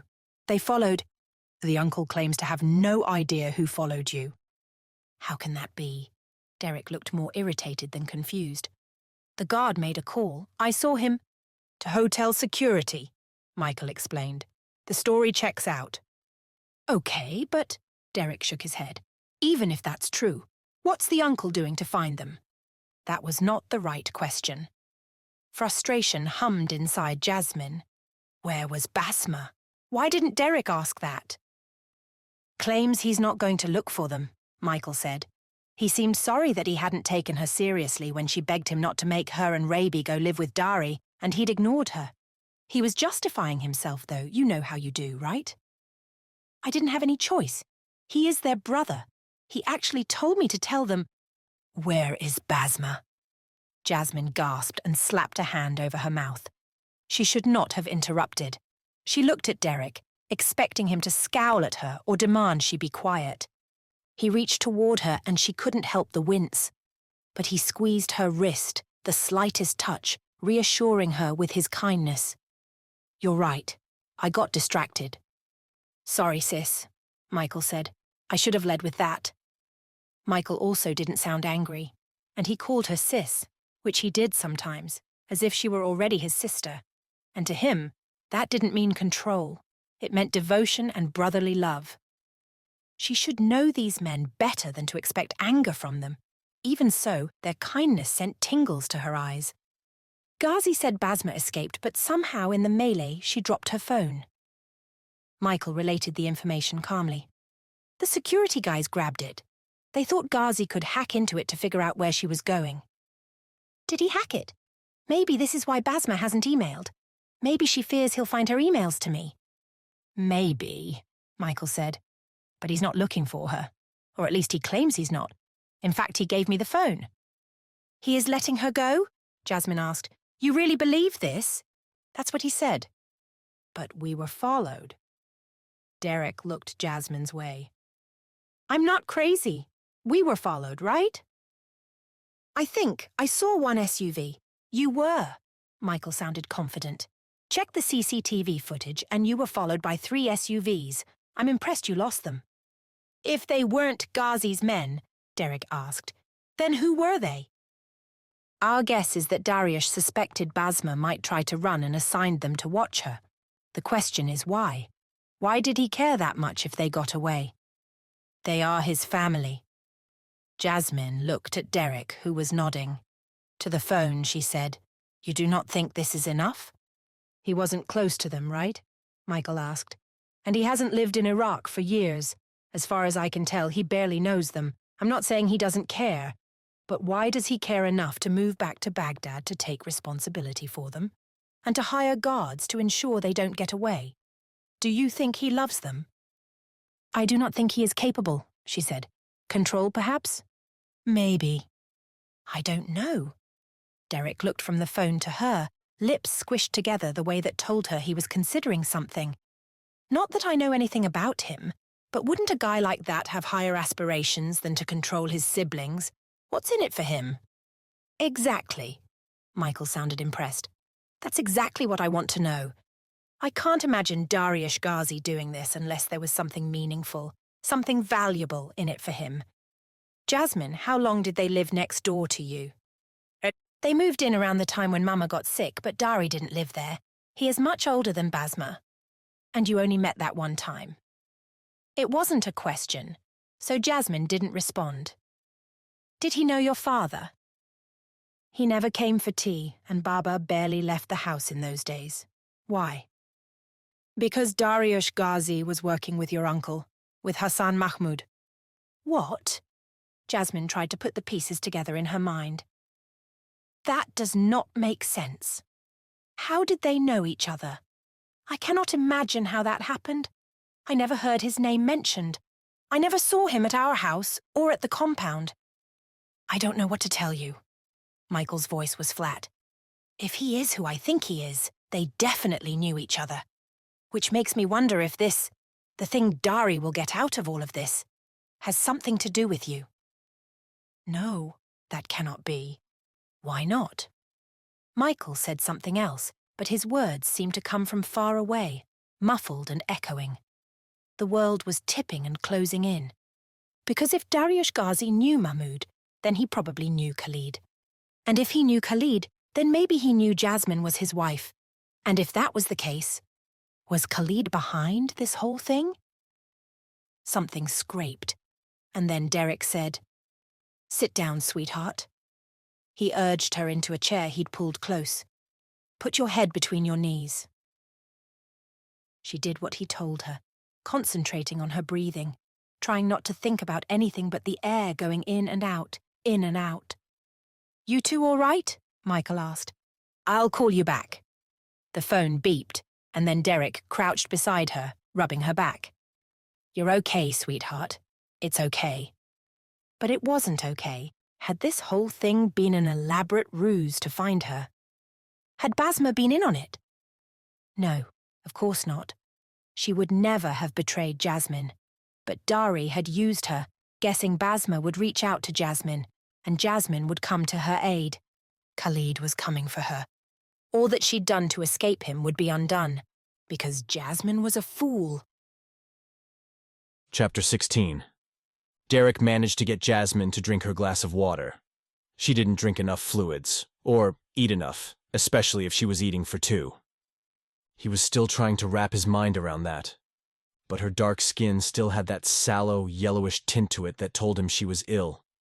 She wouldn't take more crackers, and she clearly wasn't up for talking. "Why don't you go lie down? You're probably exhausted." "It is all right?" She looked up at him with those big eyes. "You don't mind?" "Of course not." He took her hand and helped her to her feet. "Come on." He led her not to the room she'd shared with Raby, but to the one where Derrick always slept when he stayed here. Queen-size bed, heavy masculine furniture, red and blue plaid comforter. It was a guy's room, unlike the one where she'd slept, all gauzy and feminine. "What if you wish to rest?" He shoved his things into his duffel bag. "I'll take a nap on the sofa, and this way if Raby wants to hang in his room he can." Derrick straightened the covers and pulled them back, wishing he'd made the bed. "In you go." She climbed in, and it was a climb, the bed so tall he almost gave her a boost, and curled up. She seemed tiny on the large bed, barely taking up any space at all. "Get some rest." He tucked the covers over her, then kissed her forehead. Maybe that was too familiar, but he wanted her to feel comfortable. "You're safe here." "And then—" He stepped away, but she caught his wrist with her cool fingers. "Derrick?" He turned back, his heart thumping far too wildly for the innocent touch. "Yeah?" "You are very sweet. If things were different." She released her grip and curled up again, breaking their eye contact. "I wish things were different." She did. Why couldn't they be? What needed to change for her to return his feelings? He wanted to ask, but she needed rest, and his lingering while she lay in his bed didn't seem like the best idea. He grabbed his duffel and closed the door on his way out. After checking on Raby, who was working a puzzle on the floor in the other room, Derrick returned to the kitchen and called his brother back. "She okay?" "You said this was about her," Derrick said in lieu of hello. "Not about them, the twins, but about her. Explain." "Talk to Jasmine." "Does it have to do with the baby?" "What do you think? The kid has a father." "Who is it? Did he—" "I don't understand how it happened. What about Jasmine's father and her uncle? How could they let it happen?" "You need to talk to Jasmine," Michael said. "I've got some information about Basma's cousin. Do you want it or not?" What Derrick wanted was to grill his brother about Jasmine and the baby and the man who'd fathered it. "Fine. What?" "Basma said her mother has a cousin in the U.S. She actually has two who relocated here, but one was about 20 years older and moved away when Basma's mother was a little girl. We assume it's the other cousin Basma reached out to." "How did you already figure all this out?" "I've got a couple of connections." Michael's voice was deadpan, and maybe it had been a stupid question. He was in the CIA after all. "We got a whole team on this. Everybody wants to catch Dariush Ghazi."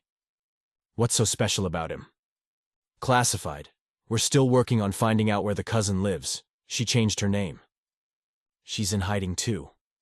"Probably not. I'm guessing she just got married. Her last known address was in the Chicago area. You're going to need to leave Gavin's house today." Why? We're safe here. Can't we stay until… Gavin lands in DC tomorrow. Is he coming here? He usually stays in the city. He does? How do you know that? I've flown him in and out of DC a bunch of times. How do you think I have the code to this place? He almost never uses it. Oh, well, I have no idea what his plans are, but I'll call him and… No. Michael's voice carried a "don't fight me on this" ring to it.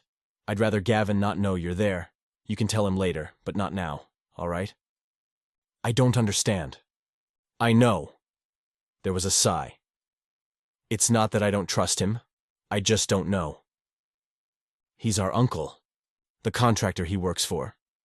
Worked for, Derrick said. He's retired. Is he? By Michael's tone, Derrick had missed something obvious. Isn't he? Though even as he asked the question, he saw what Michael meant. Uncle Gavin traveled an awful lot for a man who was retired. He consults. Uh-huh. But on what, and with whom? He's doing something, and without more information, I just don't know enough to trust him. Derrick stoked the fire and added a log. Why would you have that kind of information? You'd be surprised the things I know, or can find out if I want to.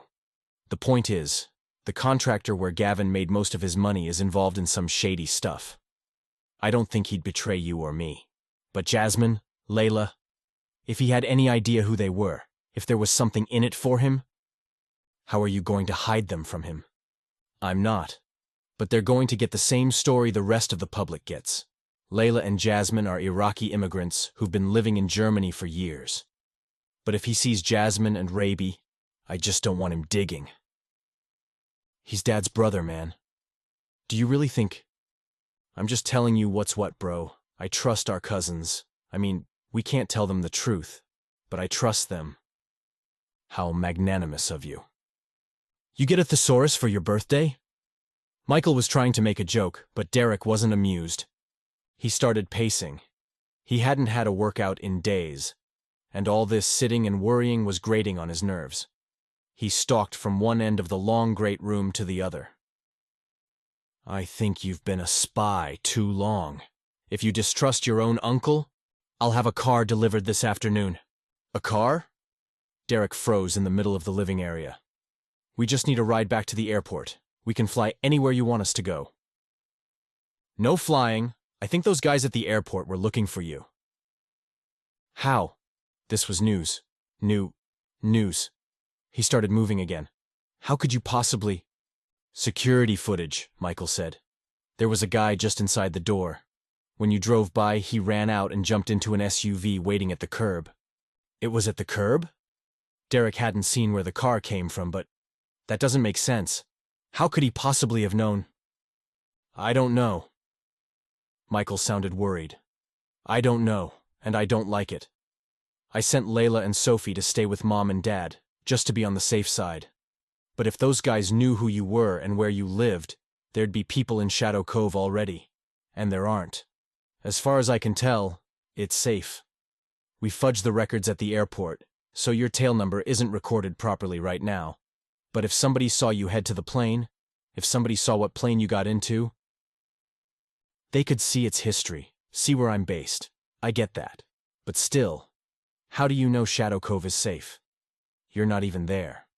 I've got people watching. You think I'd ever leave home if I wasn't sure? There's a reason I keep telling Layla and Jasmine to stay close. Who? How many people did Michael have watching? Who were these people? I've made friends with local law enforcement and hired some security. Did you come into money I don't know about? Sam's helping. He insisted. You know how he is. Oh. Their brother had made a fortune in his business, and he was generous with it. The point is, Michael said, I know what's going on in town.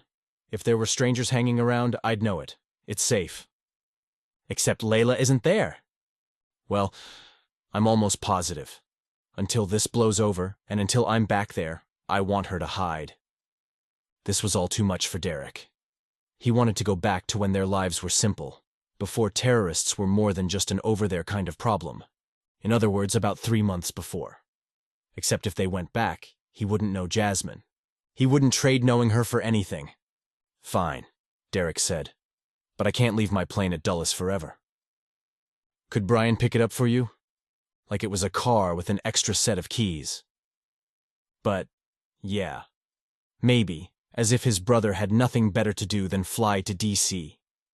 I'll ask. Good. Okay, along with the car, you'll get ID, a clean credit card, and a couple of burner phones. I don't want you and Jasmine turning your personal phones on at all. Just use the burners. Travel after dark, and try to avoid cameras. I assume the cousin is still in the Chicago area, so go that direction until you hear differently. Wear a baseball cap. Keep Jasmine and the kid in the car as much as possible. When they have to get out to use the bathroom or whatever, get them caps too, and make sure she hides that hair. Try to choose small, independent gas stations and restaurants, which are less likely to have surveillance cameras. Don't take the most direct route in case they guess where you're headed. Start out going west and then turn north. How could they guess Chicago? How many people could Basma know in the States? If they follow the logic we're following, then they could learn what we've learned. That made sense. One more thing, Michael said. We think Darius might have accessed the email address Jasmine and her friend used, which is how he was prepared for the escape attempt. We're monitoring it, hoping he'll access it again. If he does, we might be able to catch him. You need to let Jasmine know that if any messages pop up, she can't answer them. But what about Basma? How will... We'll take care of her. We've got a lot of people working on this, and we're very good at it. Trust me. Easy for Michael to say. He didn't have a distraught pregnant woman and a scared little boy to take care of. Derrick hated this. He hated all of it. Man, if he could go back to the other night when Jasmine asked him for his help, he'd tell her absolutely not, and immediately alert Michael. If he'd known then what he knew now. But he hadn't. And if not for this, when would Jasmine have told him about the baby? When she needed a ride to the hospital to give birth. Too late to go back. They were in the middle of it now. He just needed to keep Raby and Jasmine safe all the way to the other side. An hour later, Derrick knocked on Raby's door, then peeked inside. You hungry? The kid hopped down from the bed. Where's Jasmine? She's taking a nap. You like macaroni and cheese? He'd prepared the box already, so the answer better be yes. Walking in front of Derrick toward the kitchen, Raby shrugged. I have never had it. Derrick couldn't imagine a life without mac and cheese, although it might be a healthier life. In the kitchen, he dolloped a spoonful onto Raby's plate, put one onto his own, added a couple of carrot sticks and celery sticks to each of them, and carried them to the kitchen table. Robbie sat where Jasmine had earlier. Derrick half expected him to turn up his nose at the vegetables, but Robbie grabbed a celery stick first, munching until it was gone. Derrick snatched the plastic bag of veggies before he sat. I'm going to say grace. He bowed his head without waiting for a reply. Thank you, Father, for bringing us safely to this place. Take us to our next stop. Please keep Basma safe and bring her and Raby back together soon. And bless this yummy food. In Jesus' name, amen. When he looked up, Raby was watching him through squinted eyes. I do not pray to Jesus. You can pray to whomever you want. Derrick speared a forkful of macaroni. I pray to Jesus because he saved me. The kid seemed like he wanted to say something, but after a moment he turned his attention to the food, looking wary. Just try it, Derrick said. If you don't like it, I'll make you something else. It looks squishy. Derrick ate his bite and swallowed. Tastes squishy too. He winked. Raby put a single macaroni on his fork and tasted it with his tongue. Derrick looked down so the kid wouldn't see his smile. When he looked up, Raby had eaten the bite. Well, it is okay. Apparently good enough to eat because Raby scooped up a generous amount and shoved it in his mouth. They ate and talked about school and soccer. Derrick had played for a couple of years as a kid, so they had that in common. When they'd polished off the meal, Derrick found a package of peanut butter cookies in the pantry and plopped it on the table. Since you ate all your vegetables. Raby's eyes rounded. He shoved his hand into the package and came out with 3. He reminded Derrick so much of himself as a kid. He bit a cookie, enjoying the crunchy sweetness. When he'd polished it off, he said, "What do you think about your brother, Dari?" Robbie wiped crumbs from his lips with the back of his hand. "He is fun. He sends me puzzles and tells me they will make me smart." "You're already pretty smart," Derrick said, "but I bet they help with thinking skills." Shrugging, Raby ate another cookie. "Do you see him very much?" "Not in a while." Raby spoke with food in his mouth, then swallowed. "We talk on the phone. He tells me all the things we'll do together when we live with him." "Do you want to live with him?" At that, Raby looked out the window. His little face, so open a moment before, clouded. "I want to live with him, and I want to live with Basma. But Basma does not want to live with him." He faced Derrick again. "But she does not know. She is only a—" His words trailed, and he looked down. "A woman?" Derrick guessed. He shrugged. "She has a brain," Derrick said. "Just like you do. Why do you think she doesn't want to live with him?" "She says he's not kind, but he's always been kind to me." Is Basma a bad judge of character?" By the way, the kid blinked and then narrowed his eyes. He didn't understand what Derrick was asking. "Is she good at choosing friends? Does she usually like good people and dislike bad people?" "She likes my friends, and they are nice." Such a simple way of looking at the world. It made Derrick want to smile, but he kept his expression neutral. "Does she lie to you a lot?" He sat back, clearly affronted. "She does not lie to me." "So why don't you trust her judgment about Dari? She's older, and she knows him better than you do. Maybe she knows something you don't know." Robbie took a fourth cookie, but before taking a bite, he said, "Maybe I know something she doesn't know. Maybe Dari is nice, and Basma is wrong." That's possible.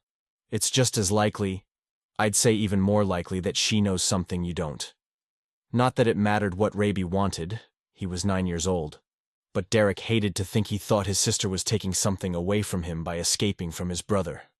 On the upside, at least Dari had been kinder to his brother than he had to his sister. After lunch, they played countless games of Sorry, Uno, and Connect 4. They were in the middle of Monopoly when tires crunched on the gravel driveway. Derrick walked to the window. 2 cars parked in front of the house. The driver of the first, a dark sedan, the very definition of nondescript, climbed out carrying a cardboard box. She was tall, blonde, and very familiar. Derrick went to the door and pulled it open. "Hey, Alyssa, I didn't expect to see you here." She stepped into the house and gave him a quick hug. "Considering this is my dad's place, I'd say you're the unexpected one." "Good point." He backed into the kitchen and gave her a once-over. She had golden brown eyes and high cheekbones, and despite the run-of-the-mill descriptors, somehow had the look of a warrior.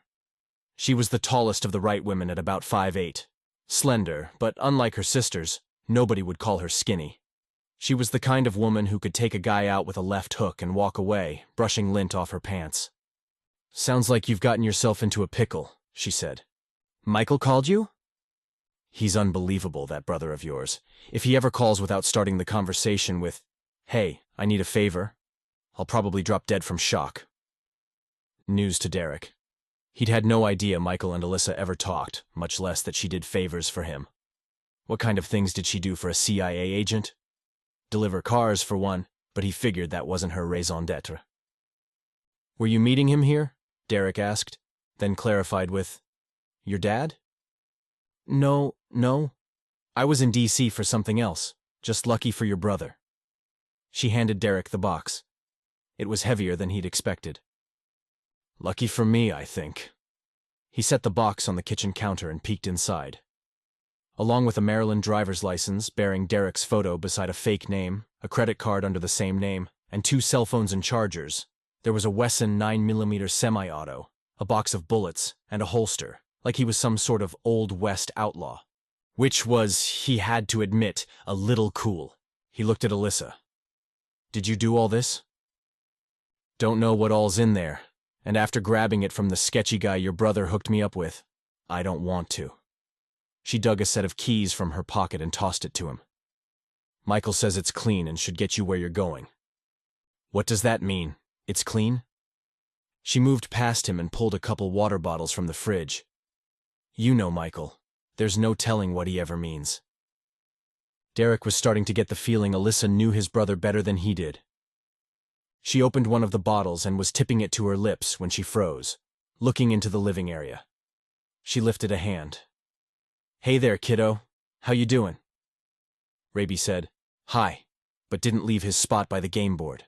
Alyssa peered at Derrick, one eyebrow raised. Long story. I bet. She put the cap back on the water bottle. I'll let you get on with it. You'll be back for the party? He'd forgotten about the Christmas gathering with Gavin's family, which they were celebrating earlier than usual this year, because Daniel and his family had to fly home soon. They'd come up to help for the whole wedding gown shopping thing, and to help with the Christmas tree, which the guys had put up at camp the previous week. We'll be there, Derrick hoped, and not just because he hated to miss the annual get-together. He really, really wanted Jasmine safe in Maine again. If Alyssa wondered who he meant by we, she didn't ask. All right, see you soon. She headed out, calling, be careful, over her shoulder. That was the plan, to be careful and to get everyone out of this crazy situation alive and well. The sooner, the better. Chapter 17. Despite the hours of sleep Jasmine had gotten that afternoon, she yawned, trying to keep Derrick from hearing. But of course he did, shooting her a look from the driver's seat. Feel free to close your eyes. It is. She glanced at the clock on the dashboard. 6:30. I'm not tired.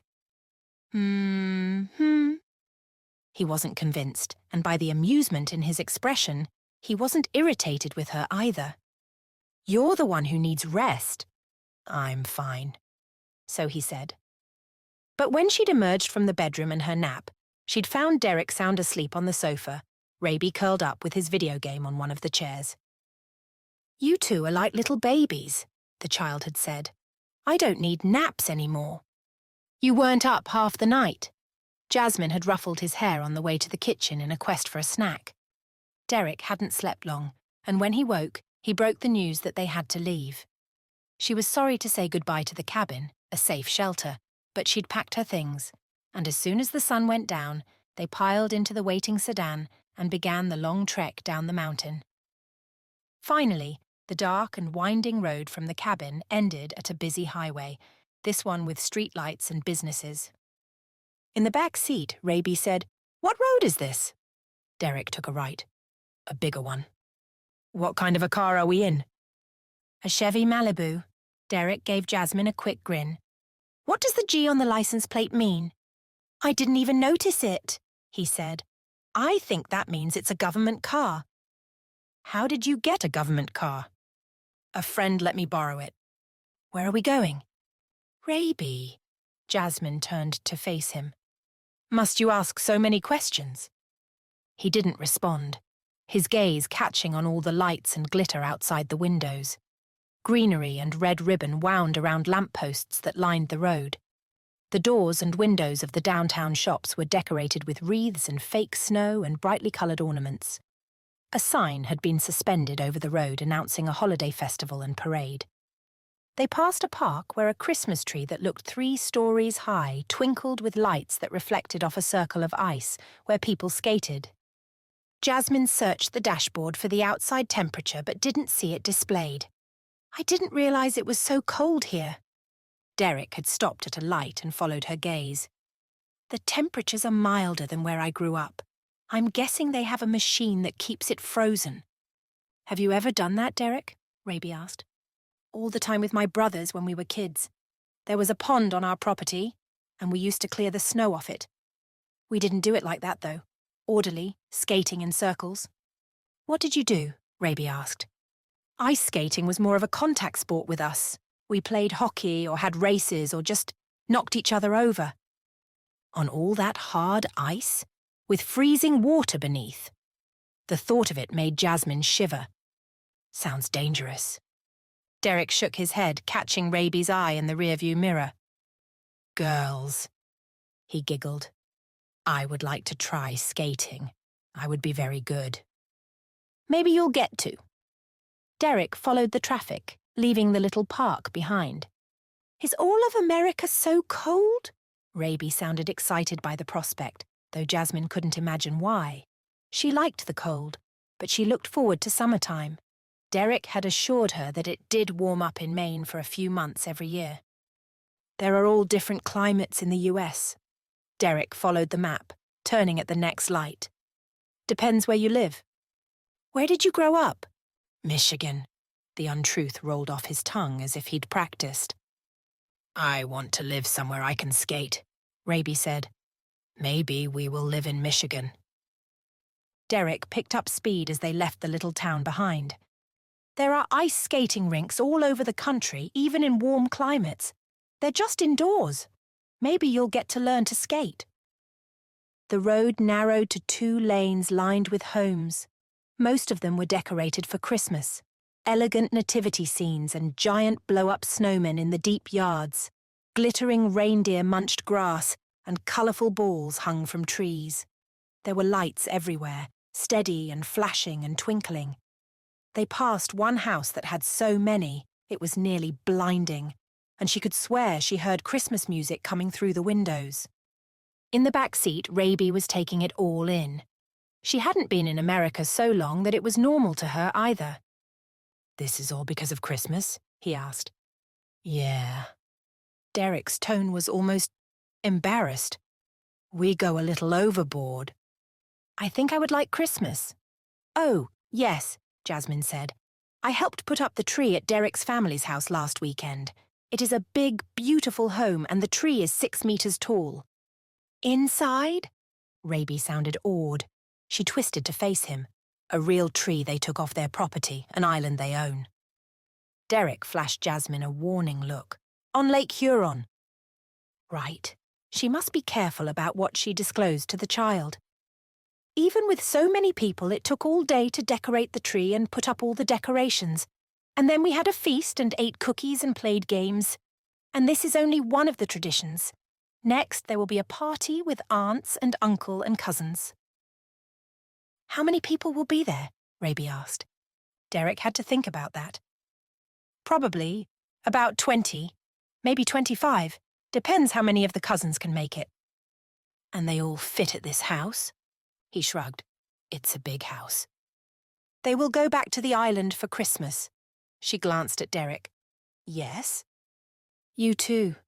He looked annoyed with her. "Unless you have other plans." "I do not assume."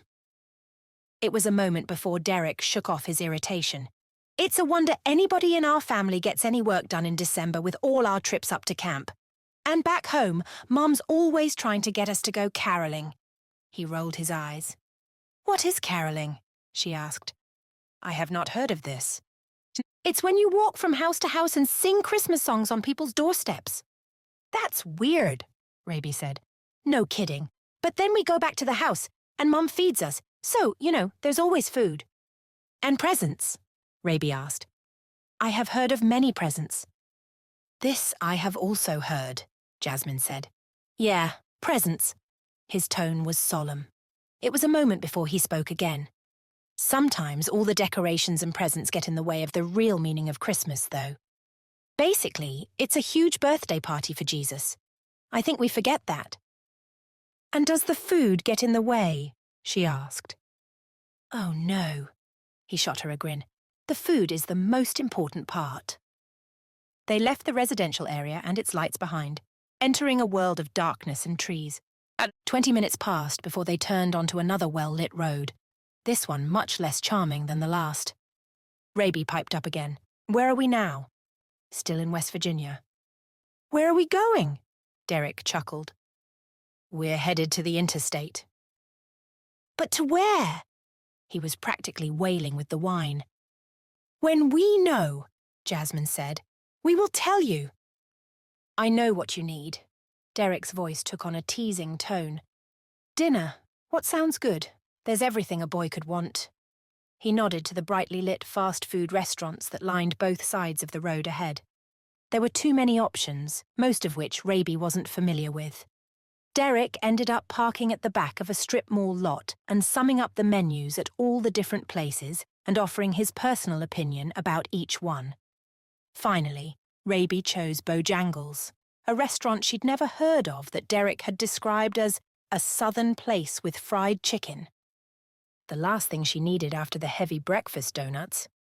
They used the drive-thru to pick up fried chicken sandwiches and French fries for the boys and a grilled sandwich and coleslaw for her, along with 3 iced teas. Hers was so sweet that she dumped half out the window and filled the cup with water from one of the bottles they'd brought from the cabin. Sitting in another dark parking lot, they ate their meals and then icing-topped, berry-filled biscuits Derrick had insisted they try. The man could put away more calories in a meal than she could eat in a week. Raby tried to keep up with him as if it were a competition, and she didn't miss how he watched the man, seeking to emulate him, seeking his approval. Somehow, Derrick had connected with Raby, gaining his trust. Considering how they'd met, considering Raby had every reason not to trust Derrick, it was impressive. But then, Derrick was a good man, and his goodness shined through. She and Raby both were fortunate to have found such a friend. She'd already known that, of course. But as they spent time together, as she got to know him even better, she was more and more aware of what she would lose when this was all over. His friendship and everything else they could have been to one another. After they finished their dinners, Jasmine collected the empty bags and cups and tossed them in a trash can. Derrick maneuvered the car back onto the road, and a few minutes later he angled onto I-70. He'd found a classical music station, and between that, her full stomach, and the low hum of the road beneath their feet, she found herself yawning again. Raby played on his video game in the back until, after a couple of hours, Jasmine decided it was time for him to sleep. Put that away and close your eyes. You need to get some rest. I'm not tired. Even so. She twisted. Put it away or I will take it. He scowled, but shoved the game into his backpack.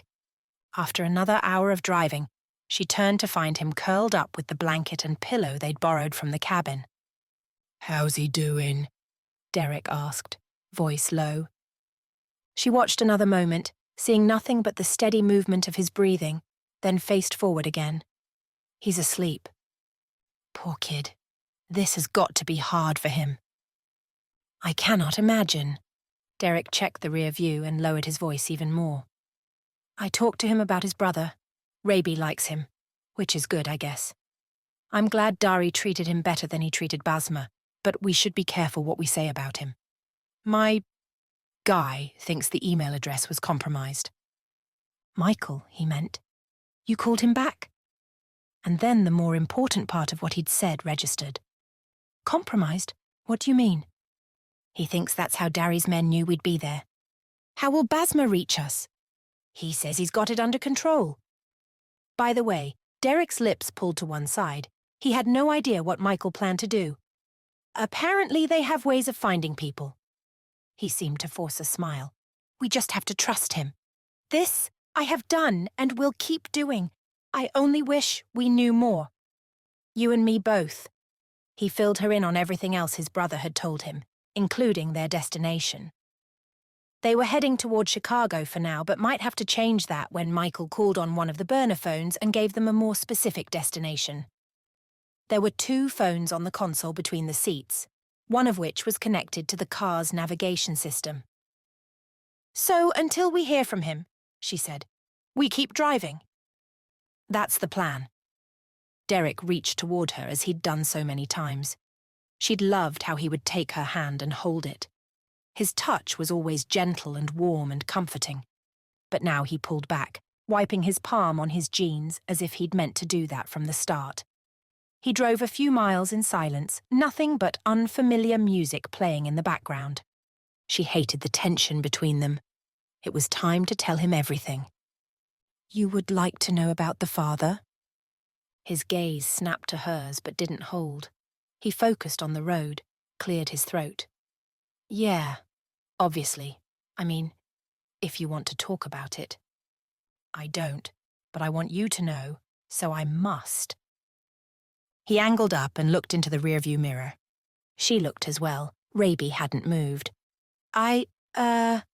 Derrick glanced her way. I was thinking maybe someone... The way you reacted, maybe it wasn't your choice. He winced, shook his head.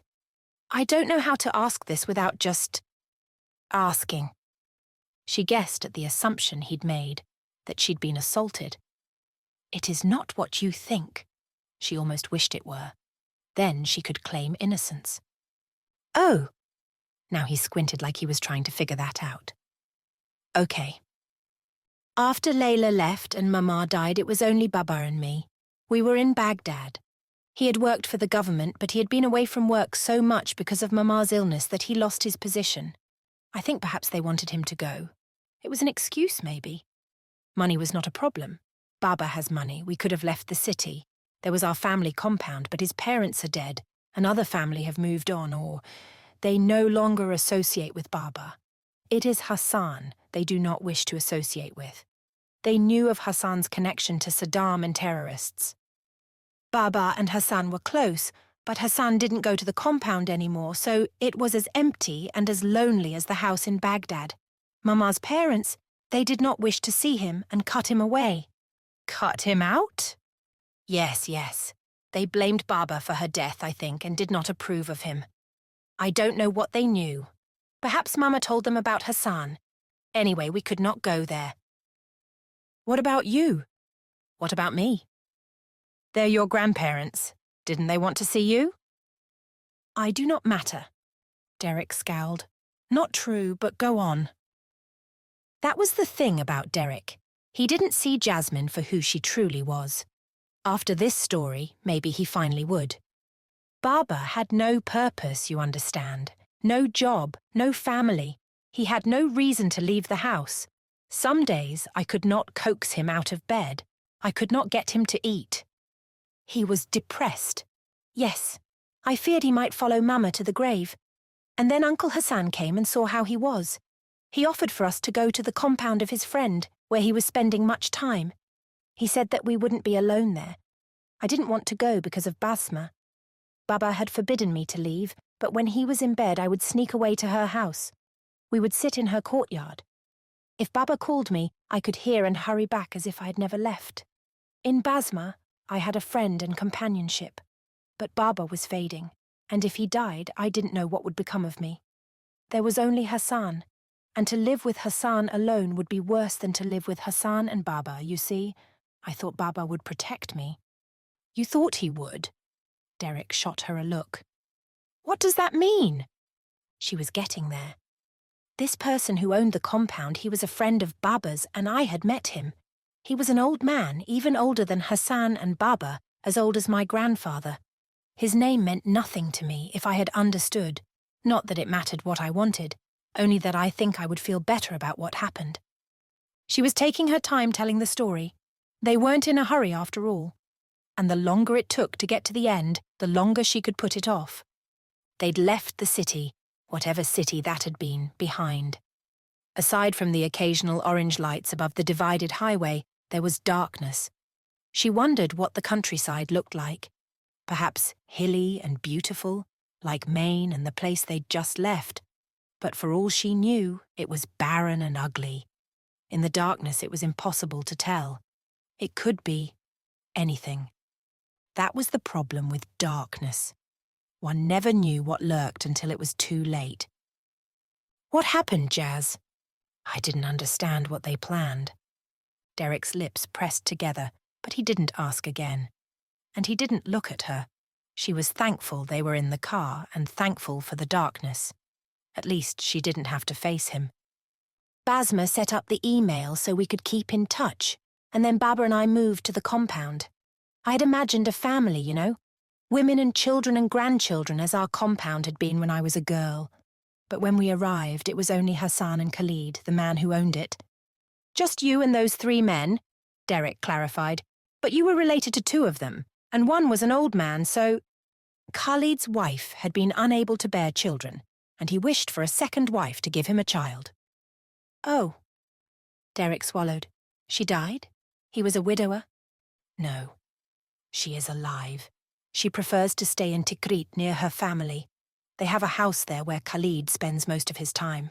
He's only at the compound for planning their operations, you see. Khalid and Hassan are part of an organization that has people in cities in Europe. Your person calls them cells. Terror cells, he clarified. Yes, they would make plans at the compound and then Khalid would return to his wife in Tikrit. Okay.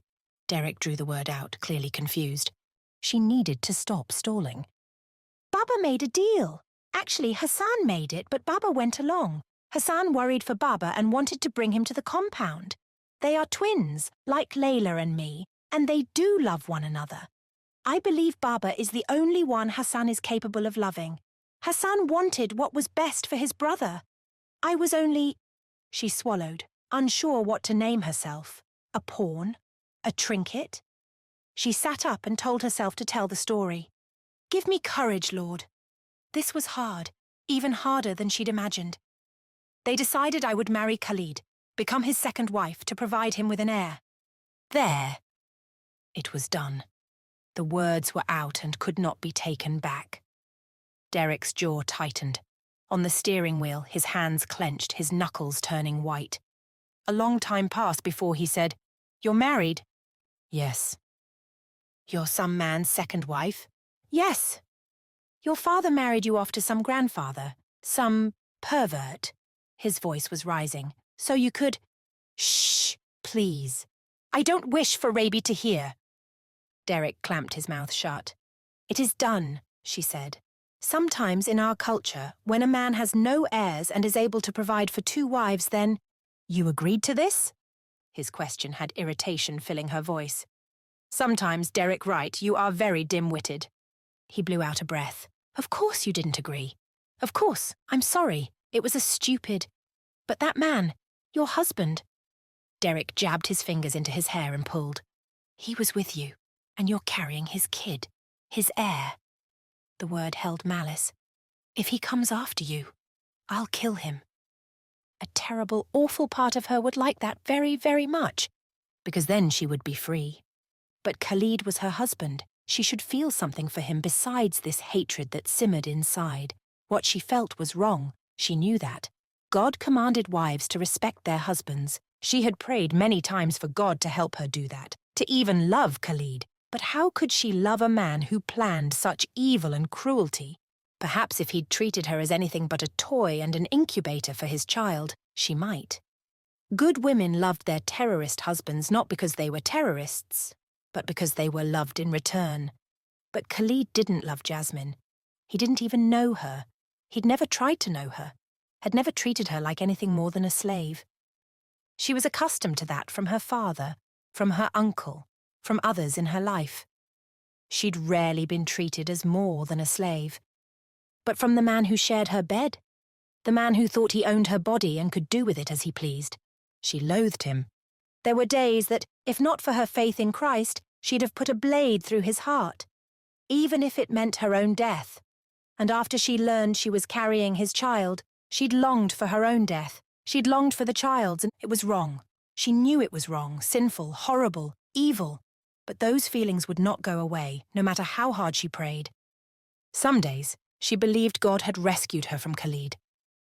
Some days, she wondered if she'd compounded her sin by running from her husband. What was the greater sin? To disobey her husband and run, or to raise a child to become a killer? Derrick reached across the space and took Jasmine's hand. "It's not real, you know." Now, had she been so lost in her own thoughts that she'd missed something? What is not real? The marriage, of course. What do you mean? He was already married to someone else. He's a bigamist. That nullifies it. No, And it wasn't your choice. If you don't agree, it doesn't count. Marriage is not a game, Derrick. You don't get to make up rules and declare they are true. You don't get to decide the rules at all. It doesn't count, Jazz. He sounded vehement, almost angry. You're not really married. She pulled her hand back. I do not know what you mean. He's not your husband. You're not his wife. These are the rules according to Derrick, I think, not according to God. He shot her a look. Do you want to be married to him? It matters not what I want. I am married to him. No, you're not. Marriage is between one man and one woman. Read Genesis. Was it not in Genesis that Jacob married Leah and Rachel? Were they not both his wives? That's not. They knew what they were getting into. As did I. You had no choice. I had a choice. What do you mean? His jaw dropped, and even from the side, she read in his expression. Horror. She'd expected it. She'd known it would come. Even so, her heart splintered and cracked, knowing that the way Derrick had seen her and the love he'd felt for her were gone. Gone forever. Are you telling me that you could have refused and didn't? She crossed her arms and looked out the window, watching the darkness slip past. Please explain, he said. I don't understand. I do not owe you an explanation. Just answer the question. He was yelling at her, even if his voice was a whisper. Did you want to marry him or not? Did I want to? Her head whipped back toward Derrick. I wanted to not be harmed. I wanted my father to be well, not dishonored. I wanted to stay alive. So you had to. I made a choice. With a gun to your head. Gun! There was no... It's a metaphor, Jazz. It means if your choices were get married or die, it wasn't a real choice. You really think God would hold you to that? He held Jacob to it, did he not? Jacob married Leah against his will. He didn't know who he slept with that night. When morning came, it was not Rachel. Jacob didn't wake up and claim it didn't count. She used his word, then lowered her voice until it was barely audible. They had been intimate. It was valid. But it was... Derrick was breathing hard as if they were engaged in a physical fight. You were forced to marry him. You were forced into his bed. I was not. She had gone willingly to her husband's bed. It mattered not that she hadn't wanted to. It mattered not that she'd closed her eyes and prayed it would be over soon, or that Khalid would not be able to do it, or that he would die of a heart attack before he finished. It mattered not that she'd begged God to prevent his seed from planting inside her. Go willingly to bed or be forced there and bring dishonor to her father and pain to herself. Why would she have chosen that? She'd been trapped in the middle of the desert with no help and no chance of escape. Now she was married to Khalid Qasim, and nothing Derrick or anybody else said would change that, no matter how much she wished it. Chapter 18. Jasmine's words echoed in Derrick's head. I was not. She was wrong. She hadn't chosen that old man to be her husband, so she had been forced, which meant the marriage didn't count, or it definitely shouldn't count, because she was meant for Derrick, not for that disgusting old man. How could he convince her? Even if he succeeded, would she ever truly agree with him? Or would she always think of herself as being married to a terrorist half a world away? That wasn't the real question. Derrick didn't want to consider the real question, but it was right there, hovering like a storm cloud. Was Jasmine right? Was her marriage valid?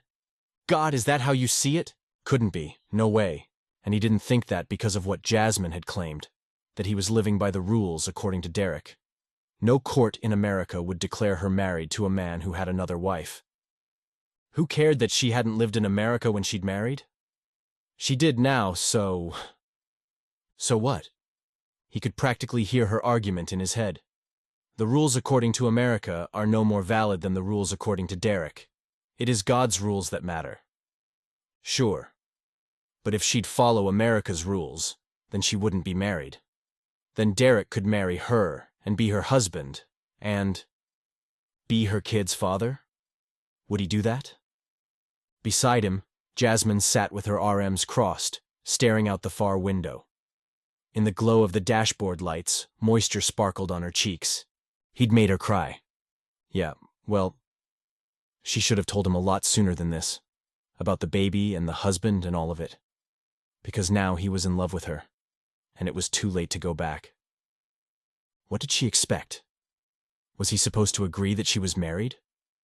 Just give up and go along with her crazy... What? Crazy what? Desire to honor God? Was that really so crazy? He loved that about her. He loved how dedicated she was to the Lord. He loved her humility and gentleness and kindness, He loved how she always put others above herself. Despite all the hardships she'd endured, he'd never heard her rail against God. He'd never even heard her complain. She just laid out facts as facts, never posing the old why me questions, never acting as if she felt she deserved better. She'd been a victim, but she didn't see herself as one, and she certainly didn't have a victim mentality. Jasmine was tiny and vulnerable. She was quiet and shy, but she was the strongest woman he'd ever known, and he loved her with everything inside him. So yes, he would happily adopt and raise her child as his own. And he didn't care that the birth father was a terrorist, a perverted grandfather, who might as well have bought and paid for her as if she were no more valuable than a trinket he could buy at the bazaar alongside a bottle of olive oil. If Derrick ever had the chance, he'd put an end to their sham of a marriage with a well-placed bullet. He thought of the gun holstered to his hip right now. He could do it. He was a good shot. Not a sharpshooter like Brian, but he could hit a target. All those years hunting with his brothers. So what that he'd never had the stomach to kill a deer? Deer were beautiful and innocent.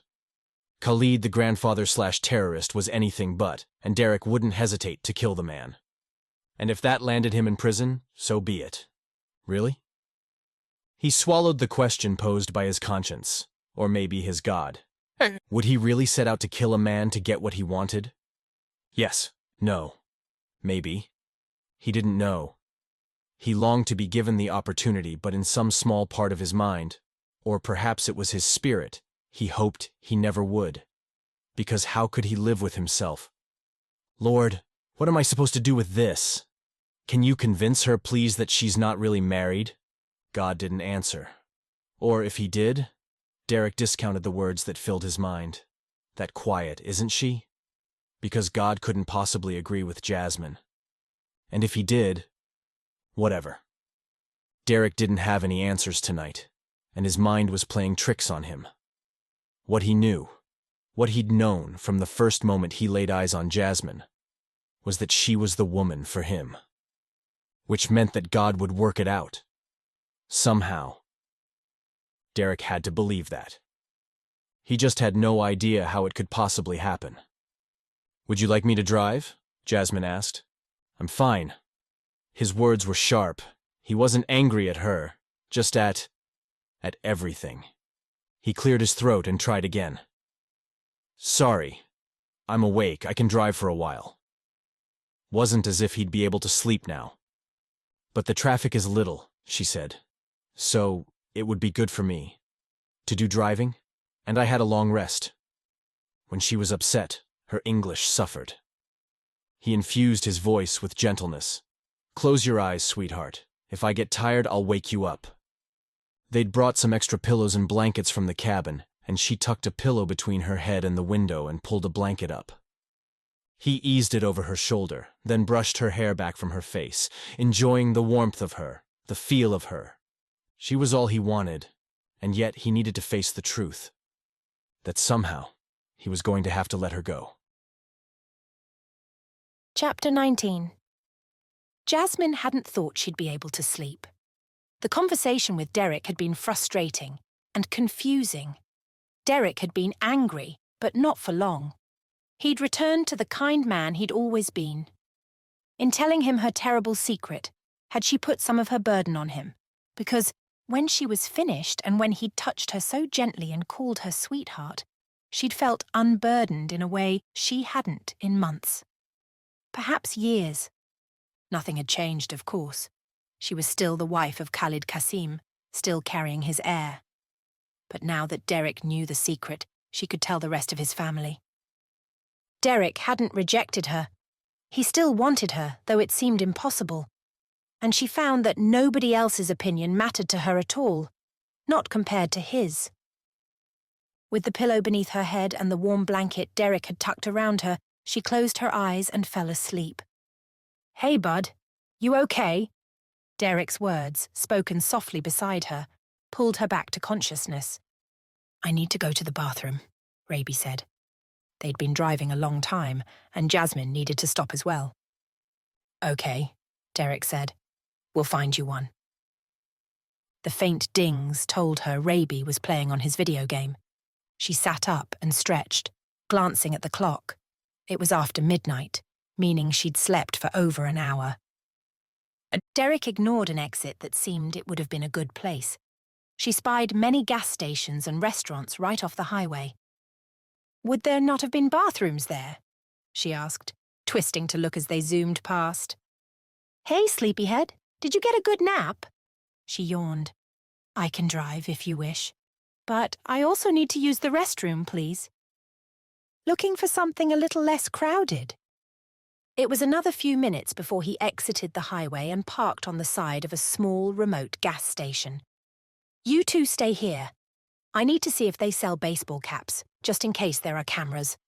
"But I need to go," Raby whined in the back seat.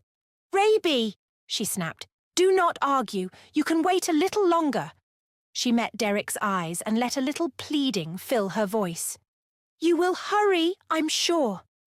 I promise." Leaving the car running, Derrick jogged inside. Raby returned his focus to his game, and Jasmine closed her eyes. She ought to help Derrick with the driving so he could sleep, but she felt sluggish and drowsy. Perhaps she should ask him to buy her something caffeinated. She rarely indulged in drinks with... A door jerked opened. Derrick, already. But Raby gasped. She spun in time to see his legs yanked out of the car, his feet kicking furiously. "Raby!" She reached for him as if she could pull him back. But he was gone. Her door flew open. A hand clamped on her mouth, and a man leaned in, his thick arm wrapping around her waist. He pulled her from the car. She grabbed the door handle and hung on, kicking behind her, aiming for something, anything to make the man loosen his hold. She whipped her head back and forth, desperate to free her mouth, to breathe, to scream. "Let go!" He spoke Arabic, his words a growl in her ear. "Jasmine, let it go!" Her name in his mouth only made her hold onto the car tighter. His hand loosened from her mouth. She gasped, but a sharp jab to her midsection cut off her scream. Her grip slipped, and the man dragged her away. Chapter 20. The small and slightly dingy store was empty, not even an employee in sight. Derrick found a display of trucker hats and snatched a couple at random. He glanced at the many snack options, but decided to let Jasmine and Raby use the bathroom first and then pick out what they wanted. He approached the register, calling, "Hello? Be right with you." A woman came in from the back hauling a cardboard box twice as wide as she was. "Sorry about the wait. Working on stocking the shelves." With her deep southern accent, she made shelves a two-syllable word. After dumping the box at the end of an aisle, she moved behind the counter. She seemed barely old enough to have a job. What was she doing working the all-night shift at a place like this? All alone, it looked like. She rang up the hats, and he handed her cash. "The bathrooms are unlocked. My family's in the car. Help yourself. You need a sack for your things?" "No, thanks." He took his change, pushed out the door, and rounded the building. He froze at the corner. It took a half-second to get a read on the situation. A man was dragging Jasmine away from the car, one hand over her mouth, the other around her waist. She was fighting, dragging her feet, trying everything to keep him from taking her. Another guy nearly had Raby to an SUV half hidden behind the store, but he'd stopped to watch the other man wrangle Jasmine. Maybe he thought it was funny, the way she struggled. Maybe he thought his thug buddy would need help. Raby was pummeling the man's back with his fists, but the guy wore a thick jacket, and the kid's punches were having no effect. Derrick didn't think, didn't say a word. He dropped the hats, yanked the handgun from the holster, aimed at the thigh of the man holding the boy, and fired. The guy went down, dumping Raby on the concrete. Derrick aimed at the other thug, who'd let up his grip on Jasmine to reach for a weapon. She ducked away, and Derrick fired, hitting him in the chest. He staggered backward and fell, his gun bouncing beside him. Jasmine started running toward Raby. "Get in the car!" Derrick started that direction as Jasmine shifted back toward the sedan. The first thug turned over, handgun raised. An instant before he got a shot off, Derrick ducked behind a trash can against the building, bumping against something sharp. He ignored the pain in his side and squeezed the trigger. His bullet missed. Crouching, he set his feet, peeked around the can. The guy was aiming elsewhere, toward Jasmine, Raby, their car. Derrick didn't wait to find out. He lined up his shot and fired. The guy flopped back on the pavement. Dead? He didn't know. Raby was frozen a few feet from the waiting SUV, eyes wide, jaw dropped in a soundless scream. That was the strangest thing about the whole situation. Except for the echo of gunshots, the world was quiet. The clerk didn't come outside. No sirens rang in the distance. In the movies, there'd be music and sound effects. But the world had gone silent. Derrick bolted toward Raby, scooped him up, and turned toward the car. Jasmine was behind the wheel. She backed out of the spot and braked hard. He dove into the passenger seat, the kid on his lap, and slammed the door. She hit the gas and drove toward the interstate. "Go east," he said. "Turn left, under the highway, then back the way we came." She didn't respond, just did what he said. Not that he had any idea what he was doing, just going on instinct now. That was all that had been. Instinct. "You hurt?" he asked her. She shook her head. Maybe she wasn't hurt, but she was definitely terrified, traumatized. "You sure?" At her nod, he said, "Get off at the next exit." There'd been a couple between the busy, brightly lit one and the one where they'd stopped. He just needed a second to think, to breathe, to figure out what to do. He turned his attention to the kid, who was way too big to be sitting on his lap. "How about you, buddy? You okay?" Raby babbled something in Arabic. Jasmine responded, also in Arabic. "So helpful." Derrick felt moisture on his jeans. Was Raby bleeding? And then Derrick noted the scent of urine. Oh. The kid had warned him he had a full bladder. Now he was probably embarrassed. Derrick wasn't sure how to play it and decided best to pretend he didn't notice. "You were wicked brave," he said. "Those guys were huge."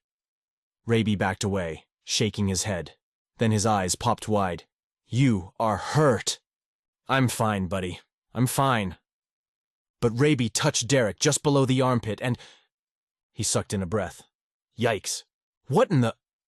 He looked and saw a small hole in his sweatshirt and a dark stain that had to be blood. That sting he'd felt had been a... bullet? What? Jasmine was barely going the speed limit. "Do we need a hospital? What happened?" "Can you pick up the pace?" "What is a pace?" she asked. "Where is..." "Go faster," he snapped. "I just shot 2 people. I'd rather not get arrested." "Oh, sorry." She pressed down on the gas. "You were hit." Raby's voice was too loud and too close. Now that he'd pointed it out, holy smokes, it smarted. "It's nothing." He managed to grind out the words. "Crawl in the back, bud." Raby did, barely missing using Derrick's wound as a foothold. When he was buckled in, Derrick lifted his sweatshirt and checked. The bullet had grazed him. Blood dripped from a gash on his side a couple of inches below his armpit, and beside his heart. They'd need a first aid kit, but it could have been so much worse. He bunched his sweatshirt and pressed it against the wound, holding it in place with his upper arm. With his free hand, he grabbed one of the phones and dialed Michael. When his brother answered, his voice was too loud over the car's speaker. "Everything okay?" "They found us." Derrick turned down the volume. "I was inside buying hats. I managed to..." He could see it, the men falling, not moving. "Don't think about it." "I shot them. 2 men at a gas station just west of Wheeling, West Virginia." "Are you all right?" I'm fine." Nausea worked its way up his throat. He was shot. Jasmine's voice was weirdly calm. "What?" Unlike Michael, whose shout had Derrick cringing. "I'm fine. It grazed me. I don't know what we should do. Go to the police, or..." No, absolutely not." Michael took a breath. "Where are you now?" Jasmine was angling off the highway. "We're on I-70 about 10 miles west of Wheeling, just stopping to breathe. Jasmine's okay." He looked at her. "Right? You're okay? He didn't hurt you too badly?" "I am unhurt." Derrick twisted to Raby, wincing again at the shocking sting in his side. "And you? He didn't hurt you, did he?" The boy shook his head. But Derrick barely noticed, his focus pulled to headlights. A black SUV angled down the off-ramp after them. He faced forward again. There's someone behind us. Jasmine checked the mirror. How? They were down. How could they have... I don't know. Derrick searched the darkness ahead. They needed to get back on the highway, but where was the on-ramp? No time to find it. Don't stop at the stop sign. There was nothing but forest all around. Just take a left and gun it. She did, and Derrick braced himself to keep from slamming into the door. Where are you exactly? Michael asked. Derrick zoomed out on the phone's map. There was nothing anywhere nearby. Nothing but this lonely stretch of two-lane road that went for miles in both directions. The on-ramp had been in the other direction. Derrick, Michael said. Where? He told his brother the highway. Okay, looking. I'll see what I can do. But Michael wasn't going to be able to get them out of this. Hit the gas, Jazz. Derrick should be the one behind the wheel. Go as fast as you dare. But I'm not a good... You have no choice. She did as he said, leaning over the steering wheel as if that might help. The road twisted and turned, and Derrick needed to know, had to know for certain, if the driver of the SUV was really following them. Was it thugs, or just a family who happened to live this direction? He prayed for the second. But no matter how fast Jasmine moved on the winding road, the SUV was still there, the glow of its headlights bouncing off trees behind them. Raby, move to the other side. Derrick's voice was unnaturally calm. What are you doing? Michael asked through the speakers. Just give me a second. There's got to be a place. Be quiet, Michael, there's no time. His brother stopped talking. Put your seatbelt on, son. Derrick heard a click, then launched his too tall body over the seat, trying and failing to keep a grunt of pain from escaping. What are you doing? Jasmine's voice was too high and too loud in the small car. Derrick took a couple of deep breaths, waiting for the pain to pass. He'd brought the phone with him and now studied the map. Jazz, you're going to have to turn the car around, fast as you can. There's no time for a three-point turn, you understand? She nodded, hands white-knuckled on the wheel. 10 and 2, just like he'd taught her. She'd only learned to drive a couple of months before. Please, God, guide the car. There's a left turn up ahead. You can use it to give you a little more space. I don't want you to take the left. Just do a U-turn. You have to do it in one shot. It doesn't matter if you go off the road. Just don't crash. As soon as you're facing the other way, flip the lights off. Michael said, What are you... Quiet! Again, Michael fell silent, though it had to be killing him. Her voice shook. I can't do it. Think about it, Jazz. Why was he taking you? Why you? He only gave her a moment to ponder that, but he'd already worked it out. Dari shouldn't care about getting Jasmine. He should have left her. Why risk it? The thugs could have taken Raby and been gone. Jasmine had been the one slowing them down, putting up a fight. You want him to catch you? Derrick asked. There are obviously more of them than us. We're outmanned and outgunned, and I'm injured. This is our shot. Can you do it or not? Because if you can't... Then he had no idea what to do. I will do it. Derrick twisted. The headlights glowed. Gun it. Go as fast as you dare. I'll tell you when the road is coming. As soon as you're turned around, flip the lights off. You see where the dial is, on the dash on your left? A pause then. Yes. Okay, whenever you're ready. She floored the accelerator, and the headlights behind faded. He watched the map. Coming up, about 10 seconds. I see it. She took her foot off the gas, then shouted, Hold on! Like some sort of stunt car driver, she barely braked before she whipped the car into a tire-squealing turn, using the too narrow road to give her a little bit more space. The car bumped off the road, slid. For a split second, Derrick was sure they were going to crash and die. And then, she straightened the wheel. He was already lowering his window, calling, Lights! They went out. Raby, on the floor. As soon as you see them, Jazz, hit the gas and get as low as you can. Derrick leaned out the window. Headlights glowed up ahead, and then the SUV came around a bend. Derrick aimed at the front passenger tire and fired. The SUV jerked toward the narrow shoulder. Jasmine hit the gas. Duck! The rear window was going down. Derrick aimed that way and fired, then shot out the rear left tire. He aimed at the gas tank and squeezed the trigger again, but the gun clicked. He stifled a curse, shouted, "Go! Go!" Raby climbed back up to look out the back window. Derrick launched himself over the kid as gunshots sounded from behind. Jasmine sped toward the highway. And then, aside from the engine noise, all was quiet. He sat up, collapsed against the seat back, pressed his hand to the wound that suddenly throbbed again, took a few deep breaths. Everyone all right? He rolled up the window, slowly comprehending the cold, cold air. Jasmine said nothing. Raby seemed too stunned to speak. Jazz? Yes, I think so, I think... She checked the mirror. There's no one there. Somehow they'd gotten out of it.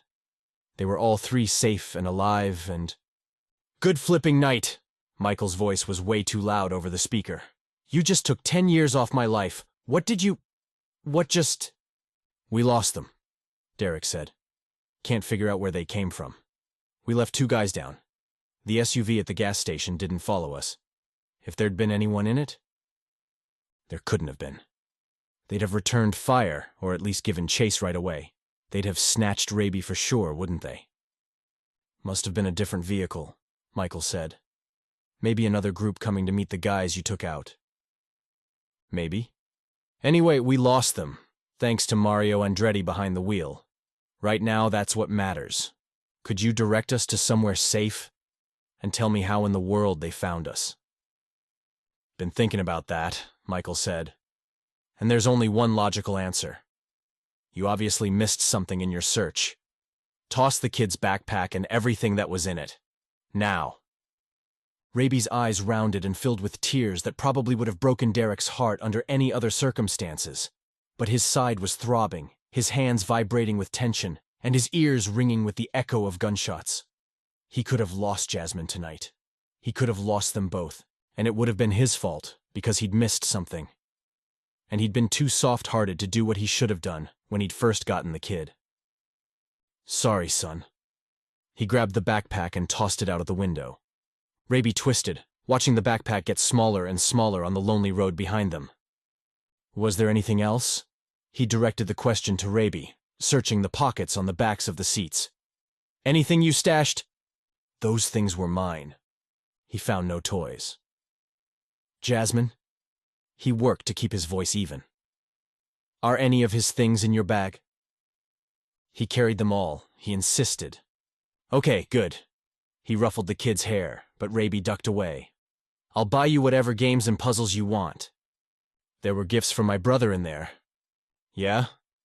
Derrick's irritation spiked. Those men who nearly kidnapped you? Who nearly kidnapped Jasmine? Those thugs were also gifts from your brother. I think I've dealt with all the gifts from Iraqi I can handle. Raby turned to the window and crossed his arms. Right back at you, kid. And yeah, he was being a jerk. But at the moment, he didn't care. Chapter 21. Jasmine drove a few miles on the interstate, then took another dark exit and pulled the car over. She was trembling, and she needed a bathroom, and she desperately wanted Derrick to take her spot behind the wheel. But one look at his face before he climbed from the back and she knew he was in much worse shape than she was. Pale and wincing in pain, there was no way he should be driving. She stayed where she was. Move to the passenger seat, please.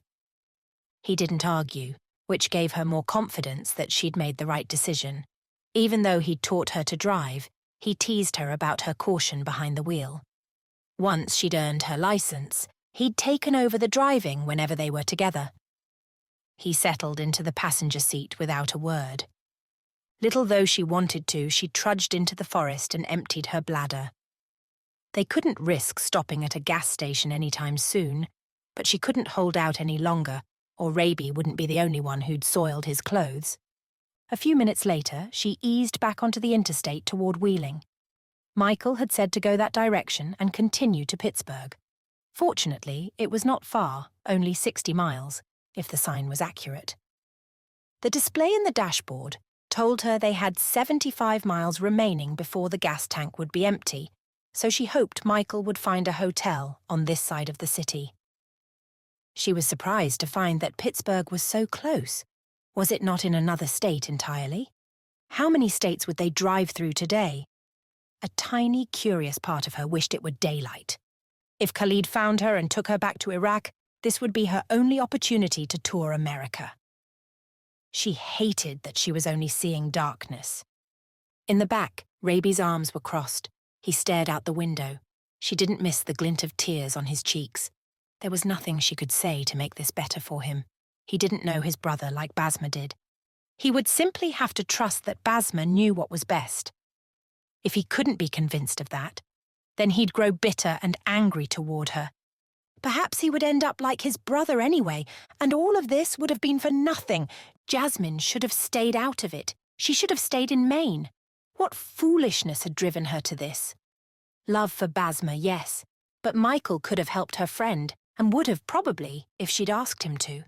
But instead of taking the risk that he might refuse her, she'd not only put herself in danger, but she'd risked her unborn baby's life. And Derrick's life. She could still feel the warmth of that terrible man's breath on her cheek when he'd spoken to her. Jasmine. She hadn't thought about what it meant at the time, only that she couldn't let him take her. But she had to think about it now. Derrick was right. There had to be a reason Dari would have Jasmine kidnapped. If he was acquainted with Hassan, then he was likely acquainted with Khalid. Were they working together? Was he seeking favor? Or did Dari intend to use her as a bargaining chip? A hostage? Did he plan to sell her back to her husband? No matter how it might have happened, Jasmine would have been returned to her husband, returned to Iraq. Thank you, Most High God, for delivering me. Again, and for keeping us safe. Forgive me for my foolishness. Please protect us. She hadn't put an address into the navigation system. She followed signs toward Pittsburgh, glancing at Derrick in the passenger seat. His eyes were squeezed shut, his hand pressing the sweatshirt against his wound. Even thinking of it, what had happened, what could have happened, turned her stomach. Perhaps we should find a pharmacy. No, the word was clipped. Just drive until Michael calls back. But it needs to be cleaned. I don't want to go to jail tonight. This she understood, but the wound could get infected, and then they would have to go to the hospital, no? And then, more likely, jail. But she didn't argue, just drove, willing the phone to ring. They'd driven through the small town of Wheeling and were 10 or 15 miles past it before it finally did. Derrick barely reacted to the shocking trill in the silent car. She pressed the phone icon on the steering wheel. Hello? Derrick straightened a little. You guys okay? Michael asked. No issues? No more lurking SUVs? Derrick responded with, We're fine. We are in need of antibiotics and bandages and a safe place to rest. Your brother is pale and sick. She could practically feel him glaring at her. Well, it was true, whether he wanted to admit it or not. I'm looking now, Michael said. You're driving, sis. We have just passed into Pennsylvania. Perfect. We're making calls about the shooting, telling the locals it's a federal matter, that we've got it under control, national security and all that. But it'll take some time, so don't get stopped. We won't get stopped for speeding. Derrick attempted to add a little humor to that remark. He is teasing about my driving. Better too slow than too fast, Michael said. Bro, can you make it another 45 minutes? I got you a motel in the city, the kind of place that won't ask a lot of questions. I can do it, Derrick said. You all right to drive that far? Yes, she said. We must have a pharmacy. I've found one. I want you to check in, get Derrick and Raby settled, and then go to the pharmacy alone. No, Derrick sat up straighter. She's not going alone. Can you do it, sis? Apparently, Michael was ignoring Derrick, so she did the same. I will, yes. I'll text all the information. Let me know as soon as you get there. Michael ended the call. You're not going alone. Derrick was practically grumbling beside her. This is the first I have seen you injured. Are you grouchy when you're sick too, or only when you're in pain? I'm not grouchy. I'm trying to keep you alive. As I am doing, and to keep you out of jail. This you also want, yes? I'm just saying, I do not think it has to be one or the other, me or you. Your brother says I will be safe, and I trust him. She wasn't sure if Derrick agreed or had simply lost his energy, but he didn't argue further. After he put the address to the hotel into the navigation system, he pulled the blanket over himself, tucked the pillow beneath his head, and closed his eyes. In the back, Raby wasn't asleep, just staring out at the darkness. Jasmine turned the music back on. Still the same classical station, so it must be satellite radio. She focused on the sounds, trying not to let the memories of all that had happened, and could have happened, distract her. Right now, all she had to do was reach the motel without incident and get Derrick and Raby inside. Then she'd go to the pharmacy. Then she'd tend Derrick's wound and soothe Raby. What had Derrick said? That she shouldn't borrow trouble? It was like Jesus said as well, that each day had enough trouble of its own. This night had been filled with it. And soon the sun would rise on a new day. Perhaps they would find Basma, locate her cousin, and deliver Rabi. Perhaps before the sun set again they would go home. She could only pray that God would make it happen. Jasmine returned to the motel and parked on the side opposite from their room as Michael had directed. If the police, or, God forbid, Darry's men, located them here, they might be able to escape out the back and reach the car before they were found. It seemed far-fetched to her, but Michael's ideas were usually good. She'd figured out how to use the burner phone's map and had added the other phone's number to it, in case she needed to call Derrick. She'd mastered her own phone, but it was powered down and tucked in her suitcase. Not that she'd be missing a lot of calls, but she was certain that at least her sister had tried to reach her. After her visit to the pharmacy, she understood why Michael hadn't been afraid for her to go by herself. Though she hadn't seen many people while she was out, a number of those she had seen were Middle Eastern, and the clerk had been as well. He'd even spoken Arabic. Nobody had given Jasmine a second glance as she'd bought and paid for the items. She'd gotten the first aid supplies as well as drinks and snacks. She'd found a deck of Uno cards, a puzzle, and a small backpack for Raby. Then she'd discovered the store had a small collection of clothes. She'd chosen a package of boys' underwear, a package of socks, 2 pairs of sweatpants and 2 sweatshirts. Since he'd soiled one outfit and the other had gone out the window, he'd need something to wear. Perhaps she could cheer him up a little. The motel rooms opened to the outside, adjacent to the parking lot. The exterior walls were whitish, the paint peeling. Most of the rooms were quiet. It was nearly 3 o'clock in the morning. Music thumped from one, and she picked up the sounds of male voices and female giggling. How authentic was the giggling, though? Did those women want to be there? Were they paid to pretend, or forced to? Slavery looked different here than it had in Iraq, but it existed everywhere. She'd seen the news reports and heard Layla's and Sophie's stories about what happened to many refugees, how their dreams of freedom turned to nightmares.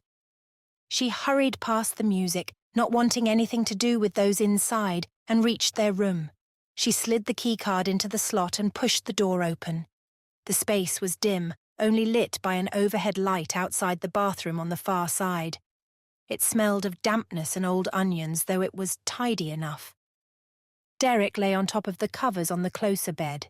He'd changed into his pajama pants but hadn't peeled off the blood-soaked sweatshirt. The room was chilly, but his face sparkled with a sheen of moisture. He pushed himself up onto his elbow. "Any problems?" "All is well. Please rest. I'll be right there." She half expected him to argue, but he fell back against the pillows. Raby stepped out of the bathroom, and the scent of shampoo and soap wafted out with him. An improvement. His hair dripped, and he had a towel wrapped around his waist. Her suitcase was open on the floor in front of the closet. She hadn't opened it when she'd rolled it in earlier, and Derrick wouldn't have done that. "Did you need something?" she asked Raby. "I was looking for something to wear. Next time, please don't go through my things without asking." She smiled to soften the reproof, crossing the room toward him. A shower was a good idea, It will help you relax. I bought you a treat. She held out the bag that had the things she'd bought for him, and he took it and dug around inside, then looked up, his eyes slightly brighter as he pulled out the little cream-filled chocolate cake. You deserve chocolate, no? That almost brought a grin. I think yes. His gaze flicked to Derrick. Does he get one? I don't think he's up for it, but I bought him one for later. She moved a little closer and lowered her voice. He risked his life to save you, Raby. You should be thankful. He threw my stuff away. Yes. She nodded, keeping her expression solemn. Are your things more important than his life? His safety? Raby's shoulders lifted and fell. You're tired. Please put on some clothes, eat your cake, and then brush your teeth. She stepped into the steamy bathroom, grabbed a bath towel, and backed out again. And then we sleep, okay? Raby took the clothes she'd bought into the bathroom and closed the door. Jasmine moved to the bed opposite Derrick and opened all the packages she'd bought. His skin was pale as paper, his eyes bloodshot as he watched her warily. Take off your sweatshirt, please. You're finally coming around to my way of thinking. She tipped her head to one side. What did he mean? Trying to have your way with me. His lips quirked at the corners. Very unseemly. Her cheeks warmed. He was teasing her. She lifted the brown bottle. This will sting. How much it will sting. She lifted her eyebrows. This will depend on you. He winced. I take it all back. He pushed himself into a sitting position and worked his shirt up, his face contorting in pain. She held the sleeve so he could pull his arm free, then tugged it over his head. Not that I mind you undressing me, he said, but this isn't how I imagined this would go. She would ignore his remarks. Perhaps they were his way of dealing with the pain, and she didn't want to think about Derrick imagining anything, because his shirt was off now, and his chest drew her gaze. Smooth, except a little hair that crawled up from his pajama pants toward his belly button. She'd known he was strong, but she hadn't imagined such defined muscles. His body was perfect. Jasmine forced her gaze away, turning on the bedside lamps. She spread the bath towel on the bed behind him. Lie down and face away, please. He did, lifting his arm over his head so she could access the wound. His hair fell toward the bed, exposing his neck, his ear. His skin was light compared to hers, stretching tight over muscles that rippled as he held himself steady. She was thankful he was facing away from her and didn't see her staring. It was all she could do to keep herself from reaching out and running her fingertips between his shoulder blades. The only man she'd ever seen without his shirt on was her husband, wrinkled and hairy and pudgy. How were Khalid and Derrick even the same species? Derrick was beautiful inside and out. Is it that bad? His voice was low and rumbling. No, it's... She shook herself and swallowed. The gash was about 10 centimeters long and 1 centimeter wide, running from his front to his back. It was ugly and red and still seeping blood. You washed it? Yes, Nurse Ratched. I rinsed it just like you said. Who is this Ratched? Jasmine got the gauze and tape ready, then opened the brown bottle. She's from a movie. She's a good nurse, he chuckled. She's a nightmare. It was a joke. She's nothing like you. We will see. She tried a joking tone as well. Hold still. She tipped the bottle and squeezed liquid over the wound. He sucked air through his teeth, his muscles tightening. As if her own body felt the pain, her stomach flopped. It is to clean, she said. I am sorry for the pain. Michael said gunshots infect easily. Yup. The word was clipped. It's fine.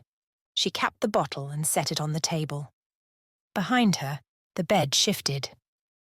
Raby climbing in. She pressed the gauze to the wound, then taped it snug. I am finished. Derrick eased onto his back and sat up. Let's do that again soon. We must clean it at least twice a day, he groaned.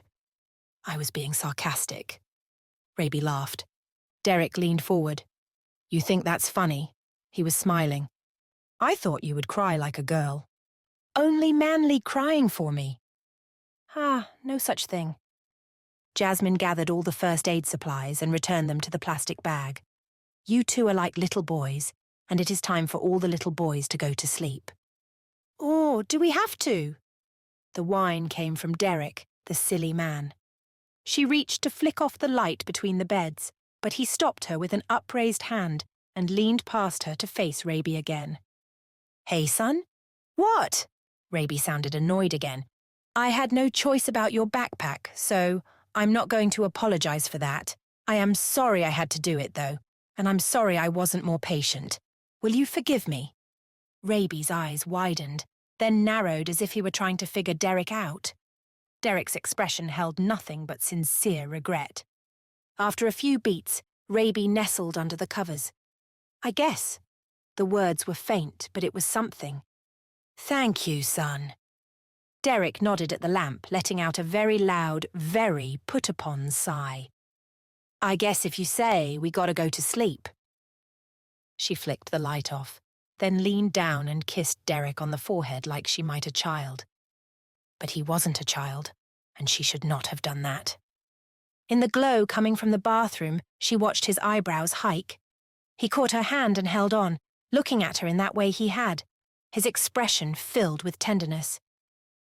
You were amazing tonight. You saved me, Derrick. I owe you everything.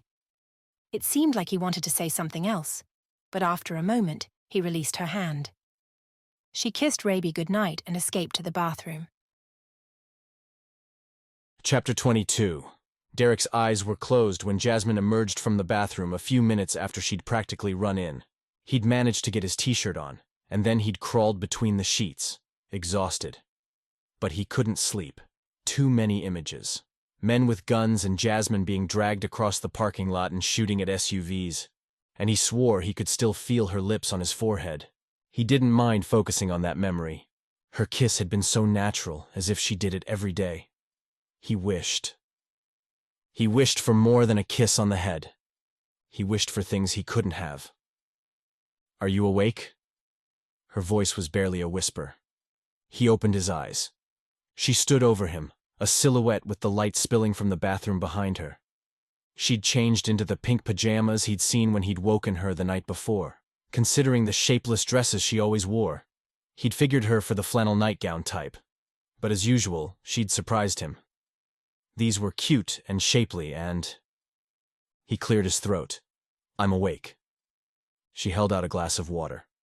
I forgot to give you Tylenol. You wish to take them? Yes, please. He pushed himself up, trying very hard not to let pain show in his expression. How could a little scrape hurt so bad? Well, maybe it was more than a little scrape. He'd been shot. Did it count that the bullet hadn't actually gone inside him? What were the rules for these things? Not that it was a competition, but had any of his brothers ever been shot? Grant, probably, with all his military experience. But what about the rest of them? Derrick rarely had bragging rights over his brothers, but maybe... Why are you smiling?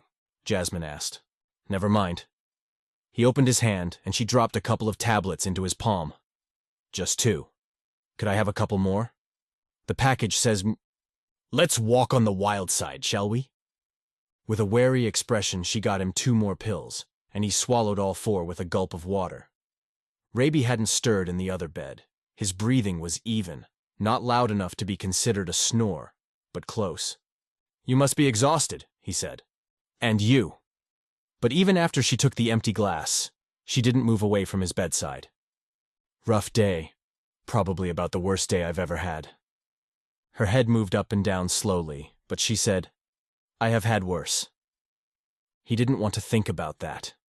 He didn't want to think about all the terrible, terrible days Jasmine had endured in her life. Maybe she was thinking about them, though. Was that shiny glint on her cheeks a tear? What is it, Jazz? He tried to push himself up, but it hurt too much. What's wrong? Nothing. She swiped her fingers beneath her eyes and turned down the covers on her side of the bed she would share with Raby. It has been a long day. He patted the space beside him. Do you want to talk? There are extra blankets in the closet. Maybe you could just curl up with me for a minute. She didn't turn back to him. Of course she'd refuse him. He didn't even know why he'd asked. But then she grabbed a blanket and climbed onto the other side of his bed. "It is okay if I stay on top." "Of course."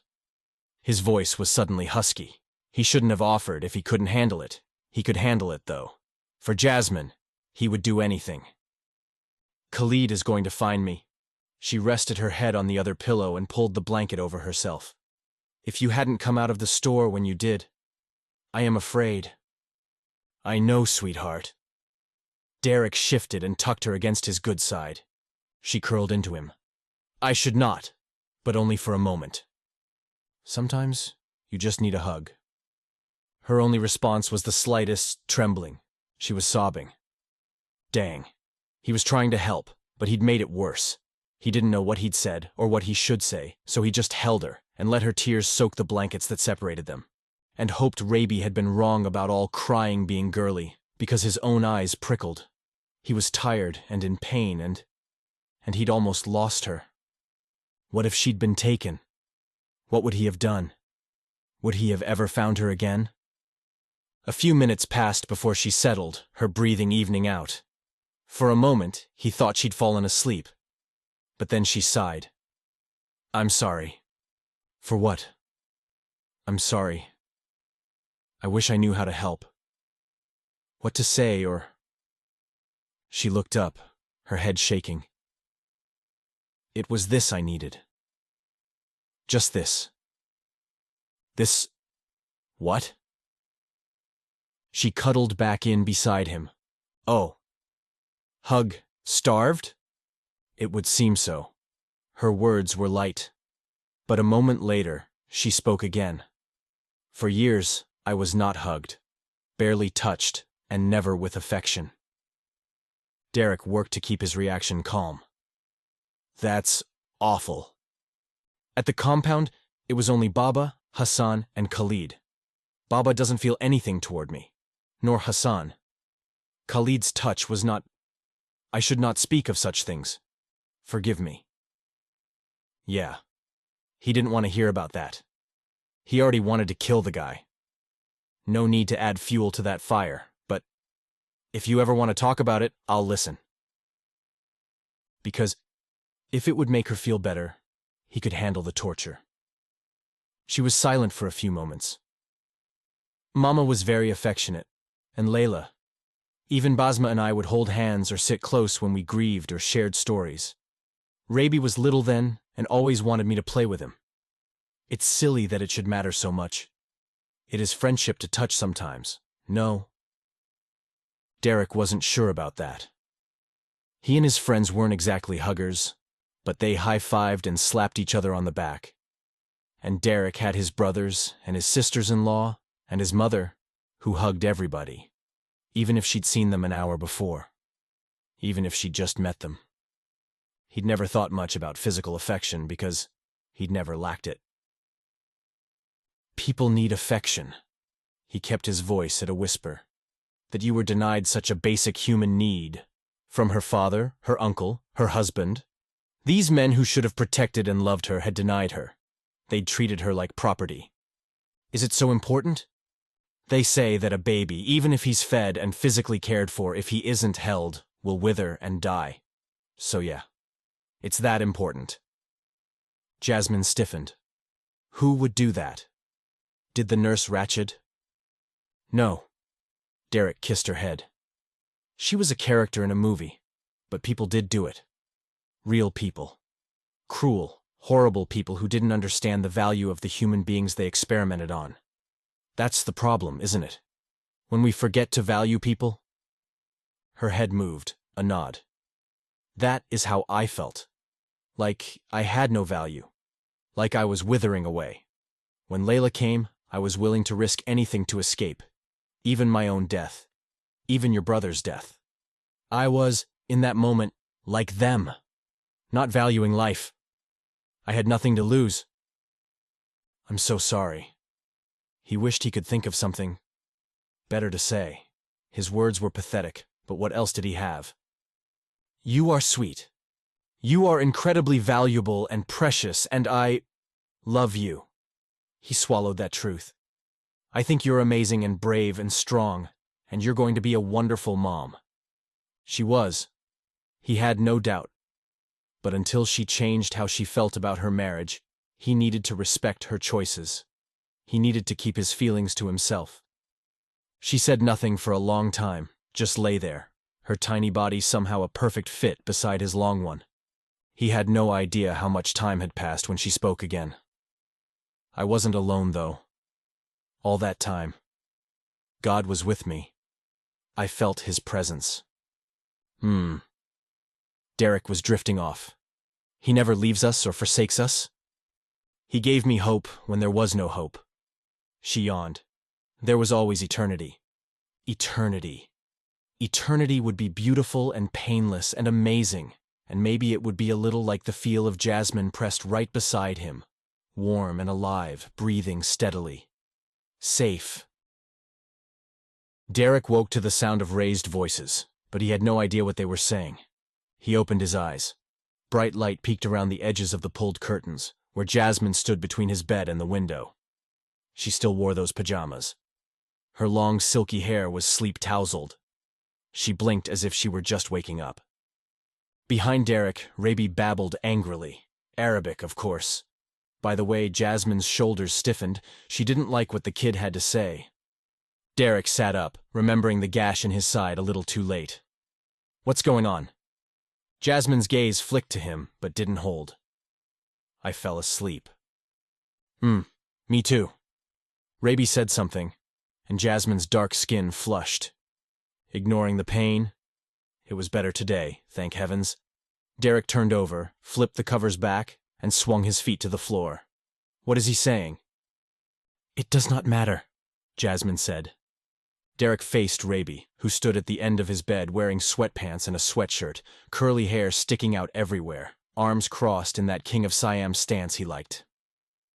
What did you say? Derrick asked. He straightened his back. I said the truth.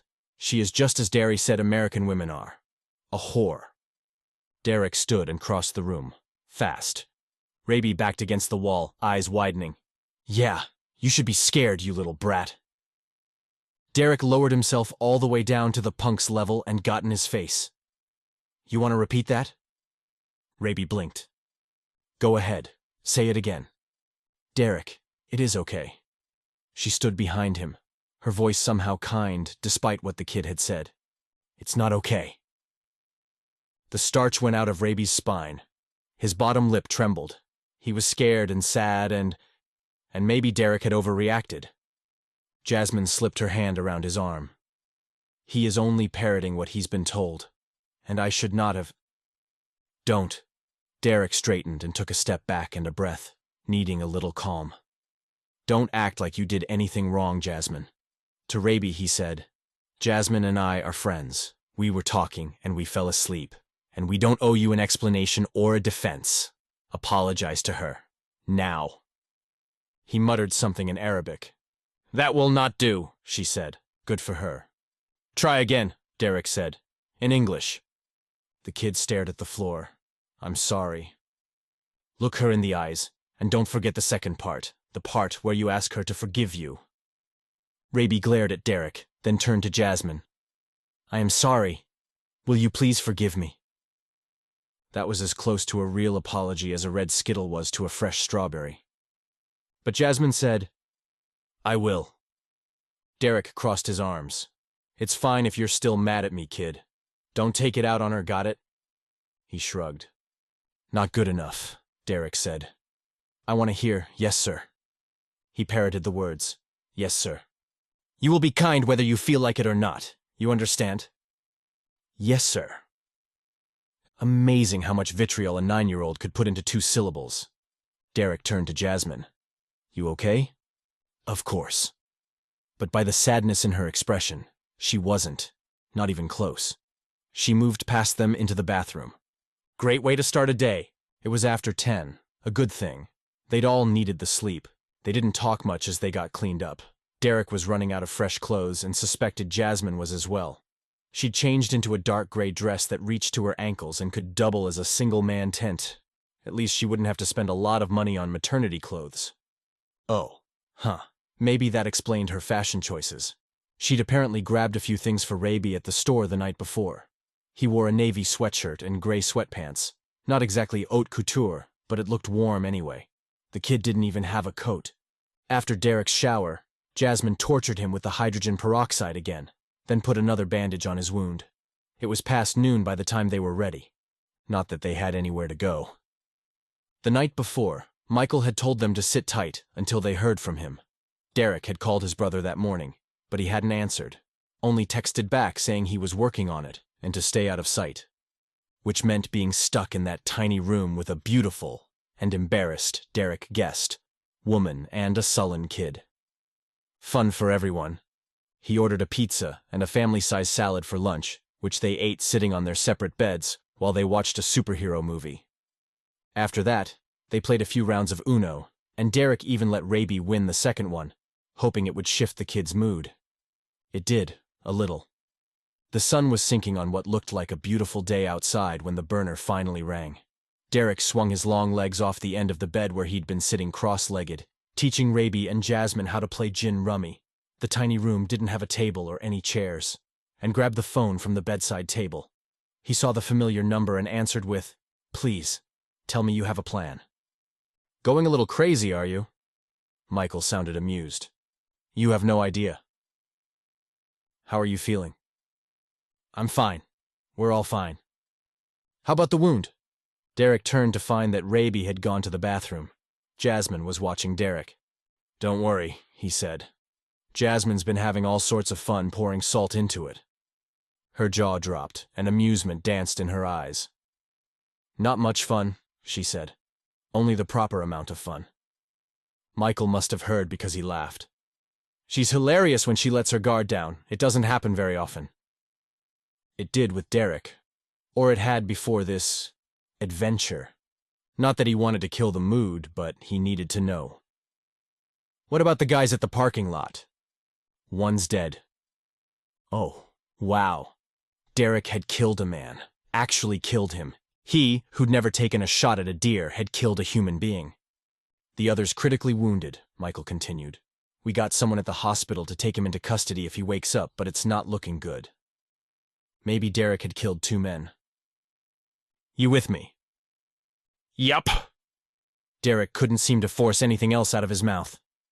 "Couple things about that." His brother's tone softened the slightest.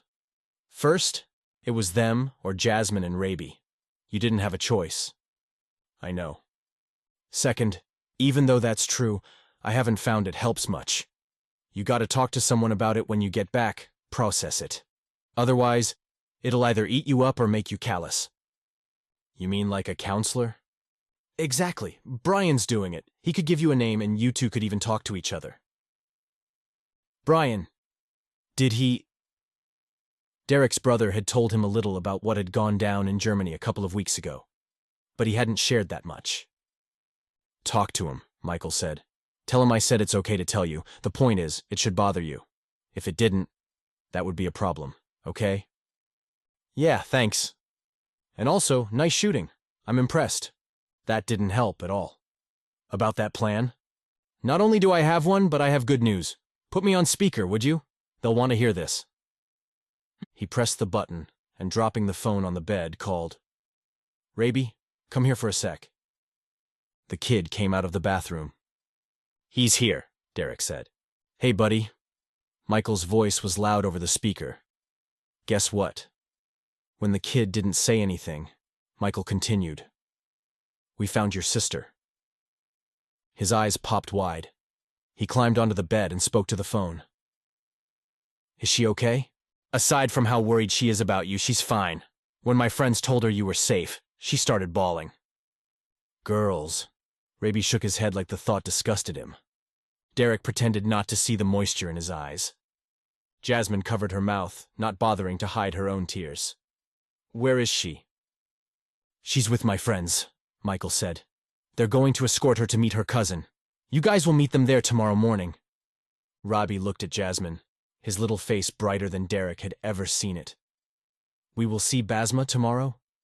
She nodded and pulled him into a hug. "Thank you. Thank you so much." "Of course," But sis, next time. There will not be one, she said. Never again, I promise. Okay. Layla had a long message she wanted me to pass along with lots of suggestions for you. Sniffing, Jasmine swiped her fingers under her eyes. She is very angry with me? More scared than angry, he said. She wants to call you, but I won't give her the number, just in case. In case what?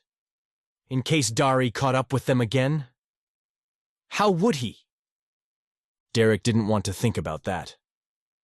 I don't want any links to her, Michael continued. You understand? Yes, Jasmine was nodding as if Michael could see her. I can guess what she wants to say anyway. Tell her that I love her too. I'll do it. Derrick, take me off speaker and I'll give you the details. He did, heading toward the window. He eased the curtain aside and peeked out at the growing darkness, lowering his voice. No luck locating Darius? No hits on the email at all. The guy's slipperier than ice. I don't understand something. Last night, those thugs were trying to manhandle Jasmine and Raby into the SUV. The thing is, they were both armed. Why didn't they just use the guns to force them to go? Probably the same reason your crazy stunt worked, shooting at the car. That's what you did, right? Shot a couple of tires. I tried to hit the gas tank, but I ran out of ammo. Rookie mistake. Always reload after a shootout. Thanks, Rambo. Derrick deadpanned his voice. I'll remember that next time. Not that what you did couldn't have worked, but did they shoot back? Yeah, but...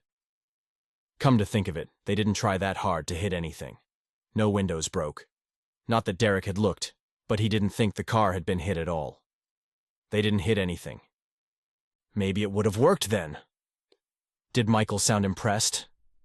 You've got good instincts, obviously. I think you missed your call in and... You gotta be nuts to want this kind of stress in your life. Michael chuckled. You're not wrong, bro. To answer your question, I'm guessing they were told that Jasmine and Raby weren't to be harmed.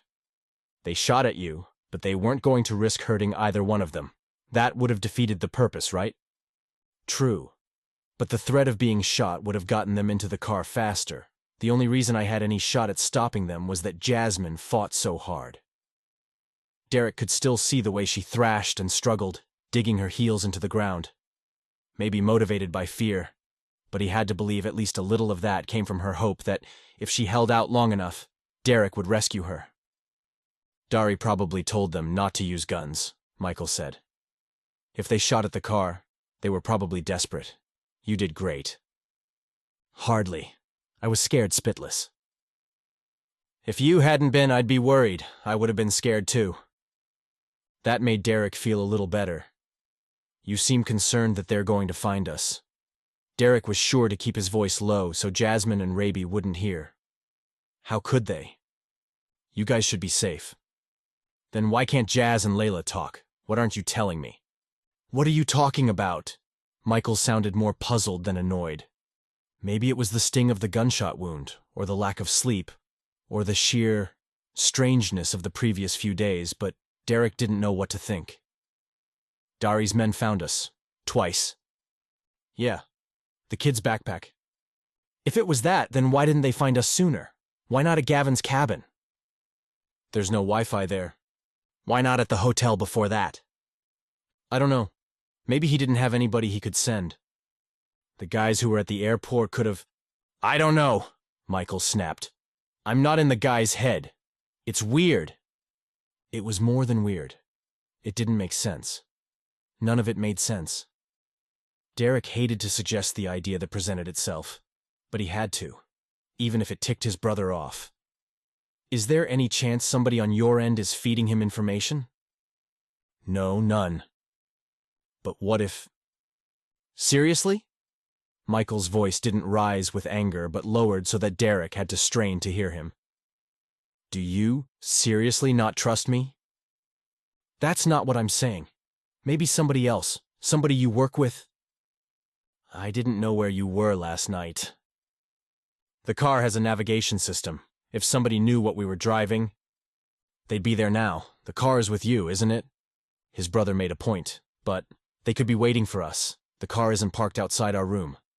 They're not there, Derrick. You're being paranoid. Michael exhaled audibly. There isn't some big government conspiracy going on here. Look, you're my brother. She's my bride's twin. You really think I'm going to take any chances with your lives? Then how did they find us? It had to be the backpack or something inside it. Michael seemed convinced. Maybe the tracker they had with the kids' stuff isn't very good. Maybe it has to have a great signal or something, and that's why they haven't been able to catch up with you before. Maybe Dari's having personnel issues. There's no telling. But now that you don't have the backpack, you really should be safe. Should be didn't feel good enough. But Michael had gotten them this far. Okay, fine. What's the plan? Chapter 23. This was the riskiest part of the plan, but Michael wanted them to head to the airport in Pittsburgh, thinking that if somehow Dari's men tracked their car down later, maybe they would assume Jasmine and Raby had gotten on a flight. So after Derrick pulled the car away from the motel where they'd spent the day, Jasmine couldn't help checking the road behind them, certain she'd see a black SUV on their tail. As far as she could tell, nobody followed. In the back seat, Raby clutched his new bag to his chest as if terrified Derrick would try to pry it away and throw it out the window.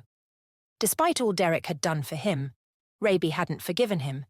They didn't talk while Derrick followed the signs and then drove into an airport parking garage.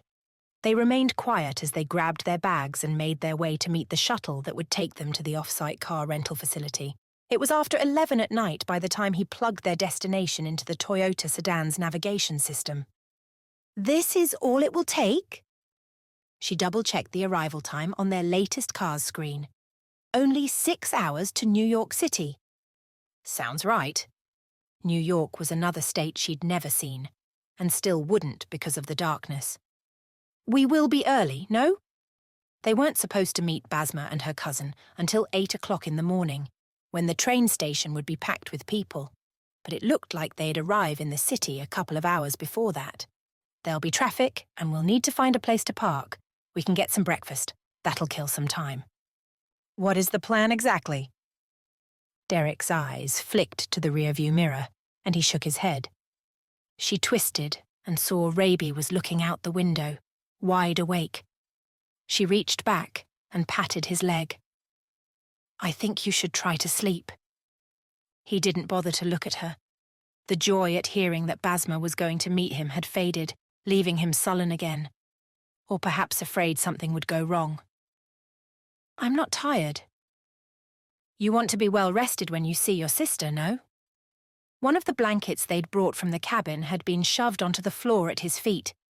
Jasmine tried to drape it over Raby, though she couldn't reach him to do it well. "The pillow is there too. Get comfortable. If you sleep, the time will pass faster." He seemed about to argue, but after a moment did as she directed, cuddling the cheap bag she'd bought him like a stuffed animal.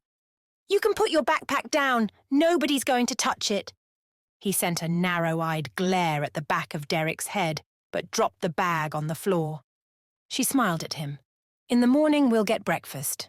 Do you like pancakes with maple syrup?" He shrugged. "You will, trust me.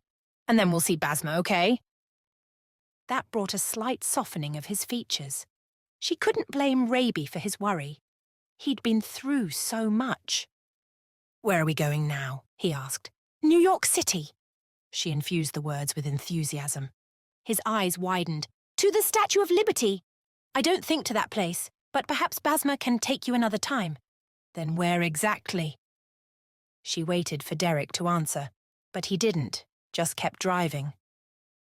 "We'll see when we get there. Please get some sleep." She grabbed the other blanket, the one she'd folded and placed at her own feet, and covered herself. "I'm going to rest too." That seemed to mollify him. He closed his eyes and settled against the door. She did the same, and they drove in silence for a long time, nothing but the sound of the classical music playing softly over the speakers. She tried not to fall asleep. Derrick hadn't had any more sleep than she had, and he'd been injured. She should probably help keep him awake. When she hadn't heard anything from the back seat in a half hour, she peeked. "He out?" Derrick asked. "I think so." She kept her voice low. "Why don't you want him to know where we're going?" It's stupid, but... Derrick shot a look toward her. I was thinking about all the questions he was asking when we left the cabin about what kind of car we were driving, and the license plate and where we were going, and I just... His shoulders lifted and fell. There's no way he could have been in contact with Dari, right? But what if the thing that alerted his brother wasn't a tracker? What if it was some kind of a transmitter, and the guy was hearing what Raby was saying, or even listening to us? You think he was telling Dari where we were? You think he wants his brother to find us? I don't know. Maybe. He likes Dari, and he doesn't put a lot of stock in his sister's opinion. He wouldn't, especially if Dari had fed him lies about her. Even if there'd been some kind of transmitter. Derrick seemed uncomfortable, even suggesting the word. It's gone now, lying by the side of the road in West Virginia. But by his worried look, he wasn't convinced. It doesn't make sense. Raby didn't have a phone or any way to contact him. Michael's probably right, and there was a tracker, and it just wasn't very good. Derrick tapped the wheel. If that's the case, how did they catch up to us so fast at that gas station? In the middle of nowhere. They must have been following us for a while. I just hadn't noticed. He checked his rearview mirror, then shook his head. They could be back there right now, for all I know. By the way, his lips pressed closed. He wasn't happy about the thought. You couldn't have known. None of this is your fault. His hand rested lightly on the gear shift, and she slid her palm over it. He weaved their fingers together, then dropped their joined hands on his knee. I'm glad you think so. Every second vehicle on the road is an SUV, and most of them are dark. For all we know, they've switched to another kind of car altogether. Why this whole flock of SUVs? That brought a grin. Fleet. This is the word. For cars, yeah. If they attacked riding giant geese, flock would work. The image made her smile. You are a silly man. Just how I always wanted to be described. He was joking, but by the way his amusement faded, he wasn't only joking. Perhaps men preferred not to be referred to as silly. His voice was serious when he continued. I just want to get Raby back to his sister and get you home before anything else goes wrong. This whole thing has been bizarre. I'm sorry I got you into it. I could have said no. He squeezed her hand. I'm sorry I didn't talk you out of it. I'm sorry I couldn't keep you too safe. How could you have seen any of this coming? Michael would have. The way he grumbled the words made her smile. Then he muttered, I doubt he's ever been described as silly. That was probably true. Michael was intense. She loved her future brother-in-law, but she could never be with a man like him, a man who took the world so seriously. She much preferred the one who sat beside her, who appreciated good things, who focused on joy, not darkness, who laughed and wanted others to laugh with him. Derrick valued peace over conflict and war. Derrick was simply happy. She'd known so few truly happy people in her life. To her, his happiness, his joy, was magnetic. She'd spent enough of her life with hate and anger-filled men whose laughter was cruel and whose smiles were sinister. Not that Michael was like that, but he wasn't light or joyful like Derrick was. And also, your brother is not perfect. Even with all his training, he makes mistakes. Jasmine and Layla had nearly been returned to Iraq because Michael had let his guard down. You should be less hard on yourself. To spend time with, I prefer you. Even now, with all this happening, I prefer you. That brightened Derrick's expression. She shouldn't have said that. Even if it was true, she shouldn't have said it. She added, He will be my brother, but you are my friend. Right. Derrick's smile faded, and he slid his hand away. I'm glad. She wasn't sure what to say, and silence stretched between them. Before, back in Maine, their friendship had been easy and comfortable, never tense as it was now. Would they be able to return to the way it had been? Or was it ruined forever? So, Derrick sounded as tentative as she felt. You seem to know a lot about the Bible. You had one, I guess, in Iraq. Oh, yes. This was a safe subject, and one of her favorites. When Layla and I gave our lives to Christ, the father in the family that led us to him gave us each Arabic Bibles. You must have kept it hidden. I did, for all those years. It was easy in Baghdad. Baba never came into my room. After Khalid it was more difficult, but I hid it at the very bottom of a chest and he never suspected me of anything.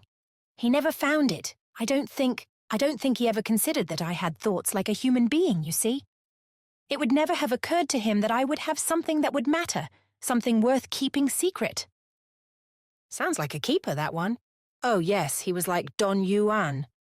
Derrick laughed. Don Juan. That's not how it's spelled.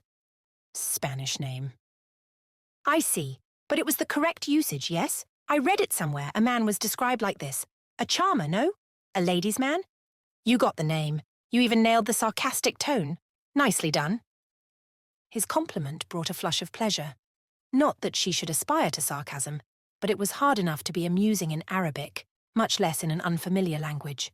She used to be funny when she was a child. Back when life was easy, she was always the shy twin, and perhaps for that reason, people were even more surprised when she would say something to make them laugh. What if he had? Derrick's tone was serious again. Found the Bible? Oh. She shrugged, though Derrick didn't see. He probably would have killed me, at least before he knew I was expecting. What a risk. Perhaps for some, but I was desperate to be free in whatever way God chose for it to happen, through escape or death. I would have taken either. Derrick winced. That's... He lifted his hand like he was going to reach for her, then gripped the steering wheel. I'm sorry. To live is Christ, to die is gain, no? Derrick didn't respond, but a muscle twitched in his cheek, which told her he didn't like that answer. The Bible was my only friend. In Baghdad, after Mama died, I would read for hours and hours. It was my comfort. At the compound, if Khalid was away, I would read all night long. When he was there, I didn't dare take it out, but he was with Salwa often. Salwa is his beloved wife. Oh. Even in the darkness of the car, she could see the scowl that crossed Derrick's face.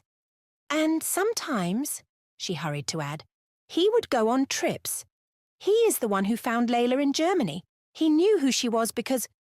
You're identical. Yes, he recognized her immediately. Makes sense. Derrick grew quiet, but Jasmine longed to prolong the conversation, to keep things from getting awkward again. Jasmine and Derrick had discussed their faith often enough, so this felt like a safe topic. Michael has several Bibles on a bookshelf in his living room, which he said I could look at. It is fascinating, all the English translations and how different they are, and also how similar, yes? And there is a book with the original Hebrew and Greek words and their definitions, and how they are used in different places in the scripture. Also a book with archaeology and history, and some commentaries with people's opinions about every verse in the Bible. Do you have these things as well? I have a couple of books like that, yeah. Do you study these? Do you find them helpful? I don't dislike them, but I don't use them as often as I should, I guess. There were things I couldn't understand before. Historical events, for instance, about Israel and the world at the time of the scripture. Michael's resources have opened my eyes to the stories in a new way. But other things in those books I'm not sure the purpose of. Why have a man interpret scripture when God will do it if only you ask him? Just for a different perspective, I guess. But another perspective is better than God's. He shot her a look. You've never found God to be silent? To not give you insights? No, have you? Sometimes. Maybe I'm just in too much of a hurry. Ah, yes. It seemed to her that Americans were always in a hurry. How many Bibles do you have? He considered the question a moment. Probably 7 or 8, more if I count the ones I've had since I was a kid. This is amazing, to have so many. Especially when you consider that I use the Bible app on my phone most of the time. This I like, to have it always with me, as you have always had. You must know so much, being able to study whenever you wish, to go to church and study with others. I don't know. From all the conversations you and I have had, I think you know more than I do. I have all the access I want, but I never had to fight for it like you do." She considered that. To have to fight for it is good. When you became a believer, you knew what it might cost you. When I became a believer, everyone celebrated me. I had nothing to hide, nothing to worry about. Yeah, maybe some kids at school made fun of me sometimes, but really, what did I care about that? You had all the freedom to study the Bible and didn't. I did. I just didn't treasure it like you did. I see, yes. She thought about the leather-bound book she'd loved, its pages worn, her handwritten notes in the margins. She never would have dared writing in it if not for the kind man who'd given it to her. He'd encouraged her to not only make notes, but to date them so that years later she could remember what the Lord had taught her during what seasons. Though Jasmine had bought a new Bible in Maine, that first treasured Bible was lost to her forever. She'd had no choice but to leave it behind. It was the only thing she missed about her home. Had Khalid found it? If so, what did he think? That it had corrupted her?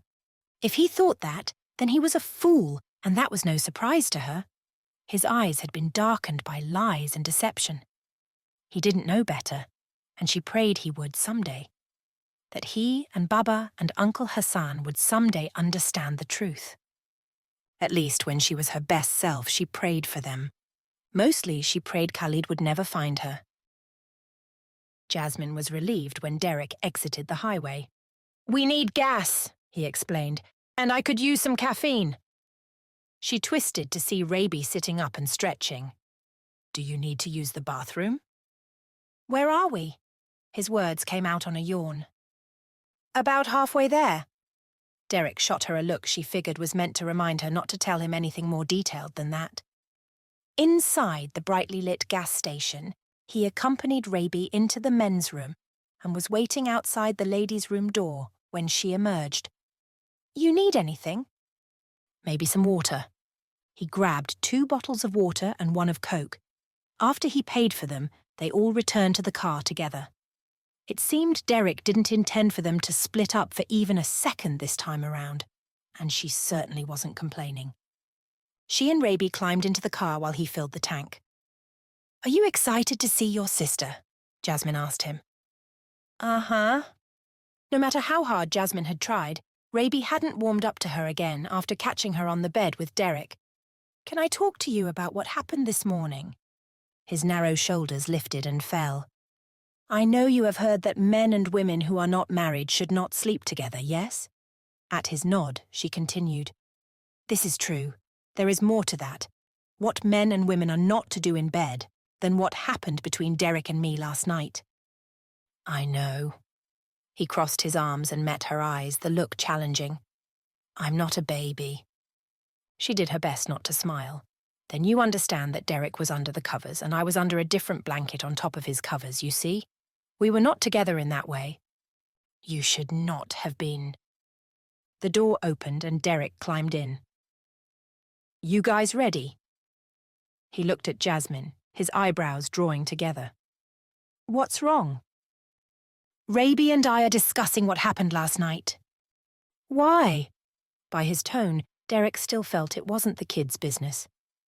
"Because it looked unseemly, and we are not to give even the appearance of sin. Is that not true? I believe we gave the appearance of sin, so we ought to explain. It's about holiness."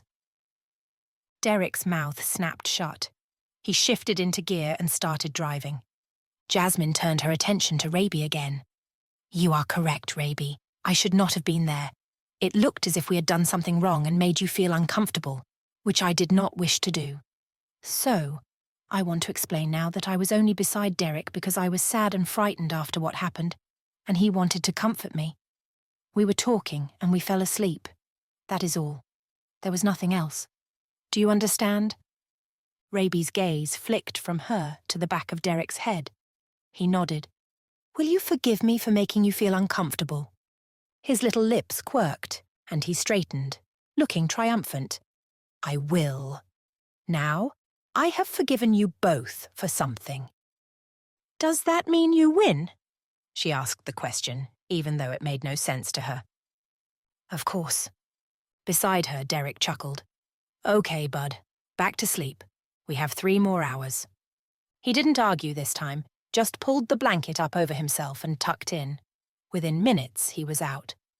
After a few miles, Derrick asked, "What did you mean, holiness? If we did nothing wrong, how was it about holiness?" To be holy is to be set apart, no?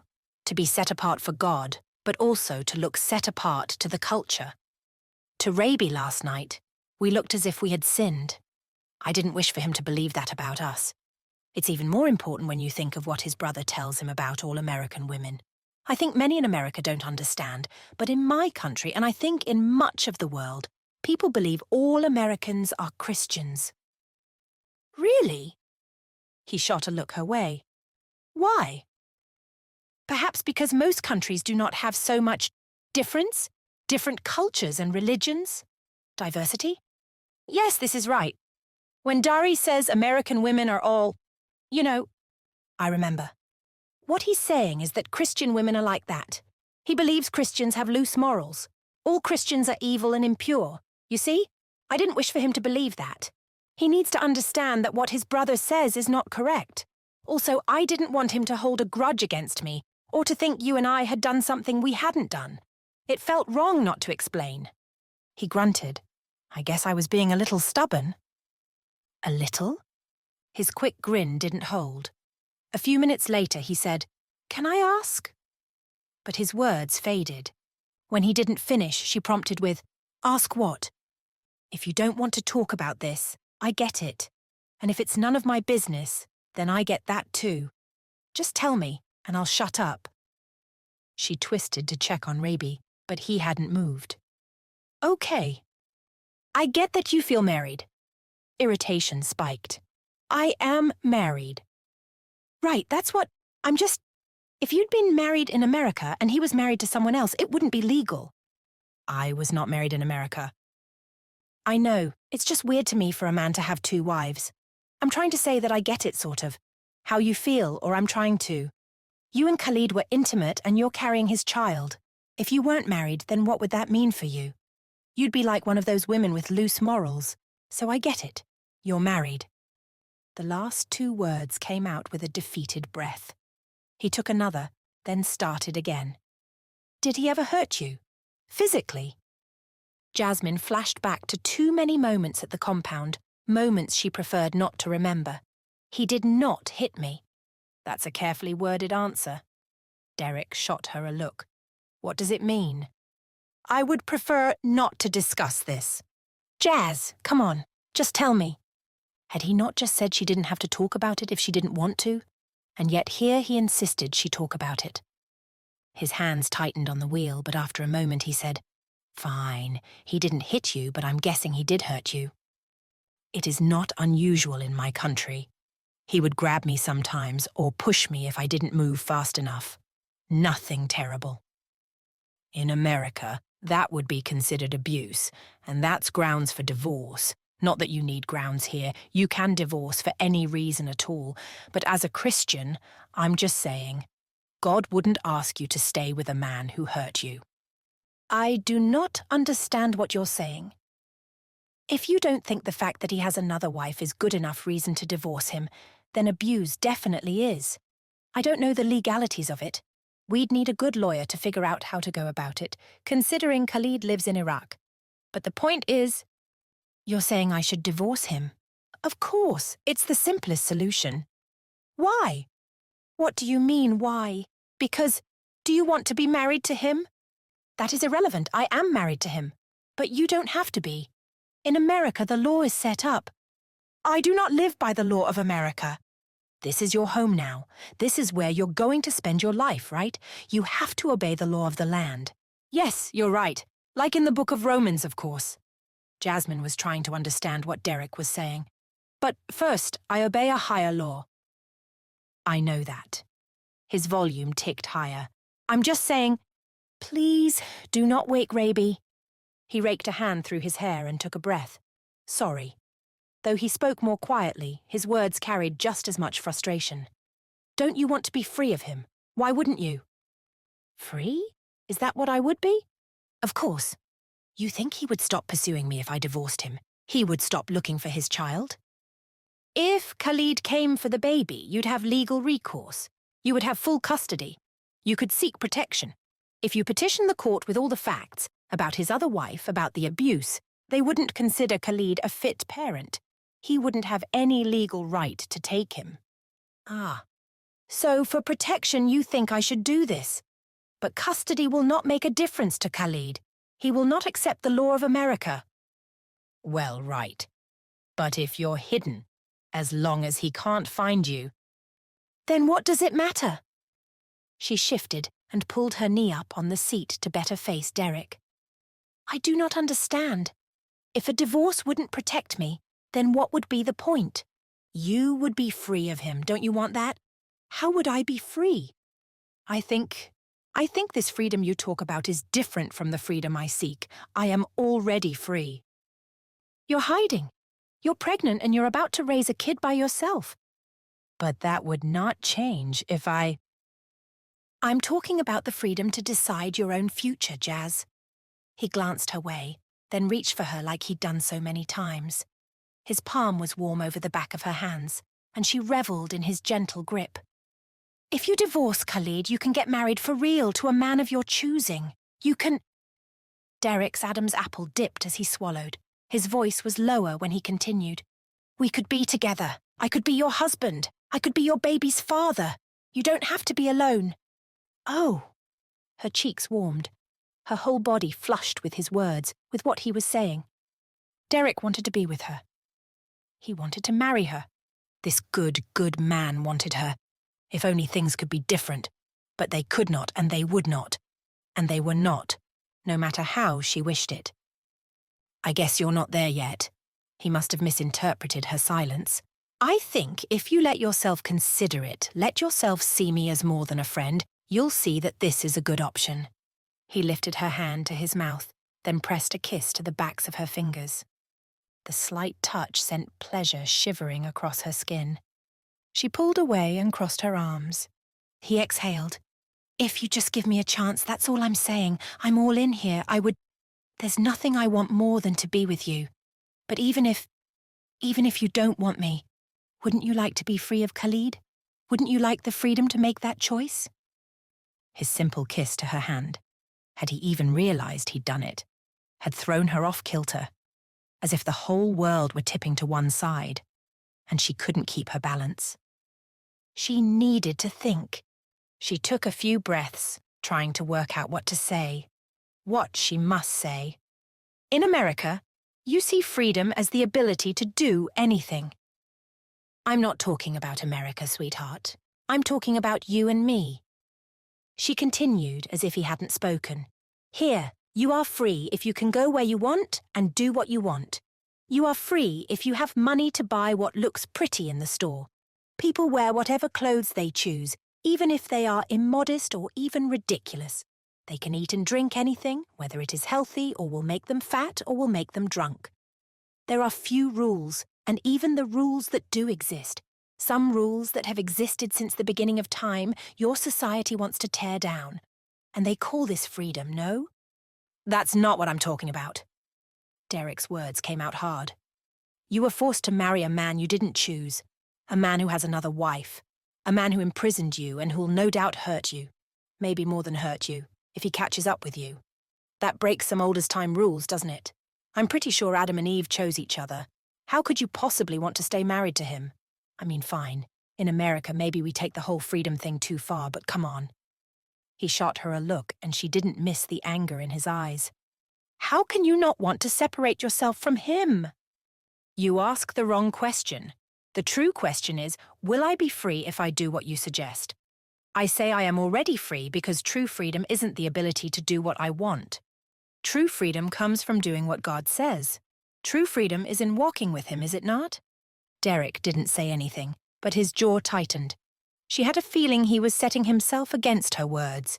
She wished she could do that. Part of her wished she believed as he did. How much easier it would be if she thought ending her marriage were as simple as signing a legal document. That she could hire a lawyer to draw up papers and then she could do as she wished, but she didn't believe that. I think... She paused to try to put her thoughts into words. I think that America is blessed to have so many who believe in Jesus, and God has blessed this country. There are good churches here. There are amazing people here. People like you and your family. I have never known such generosity as I do in America. So I do not wish to criticize, but I think in some ways American Christians have forgotten the holiness of God. You see your laws and think that as long as you call something acceptable, it is acceptable. But to divorce Khalid because of these things you mentioned, that is an American way of thinking. It is, how do I say, not to think of eternity, but only to think of this life, as if this life is all that matters.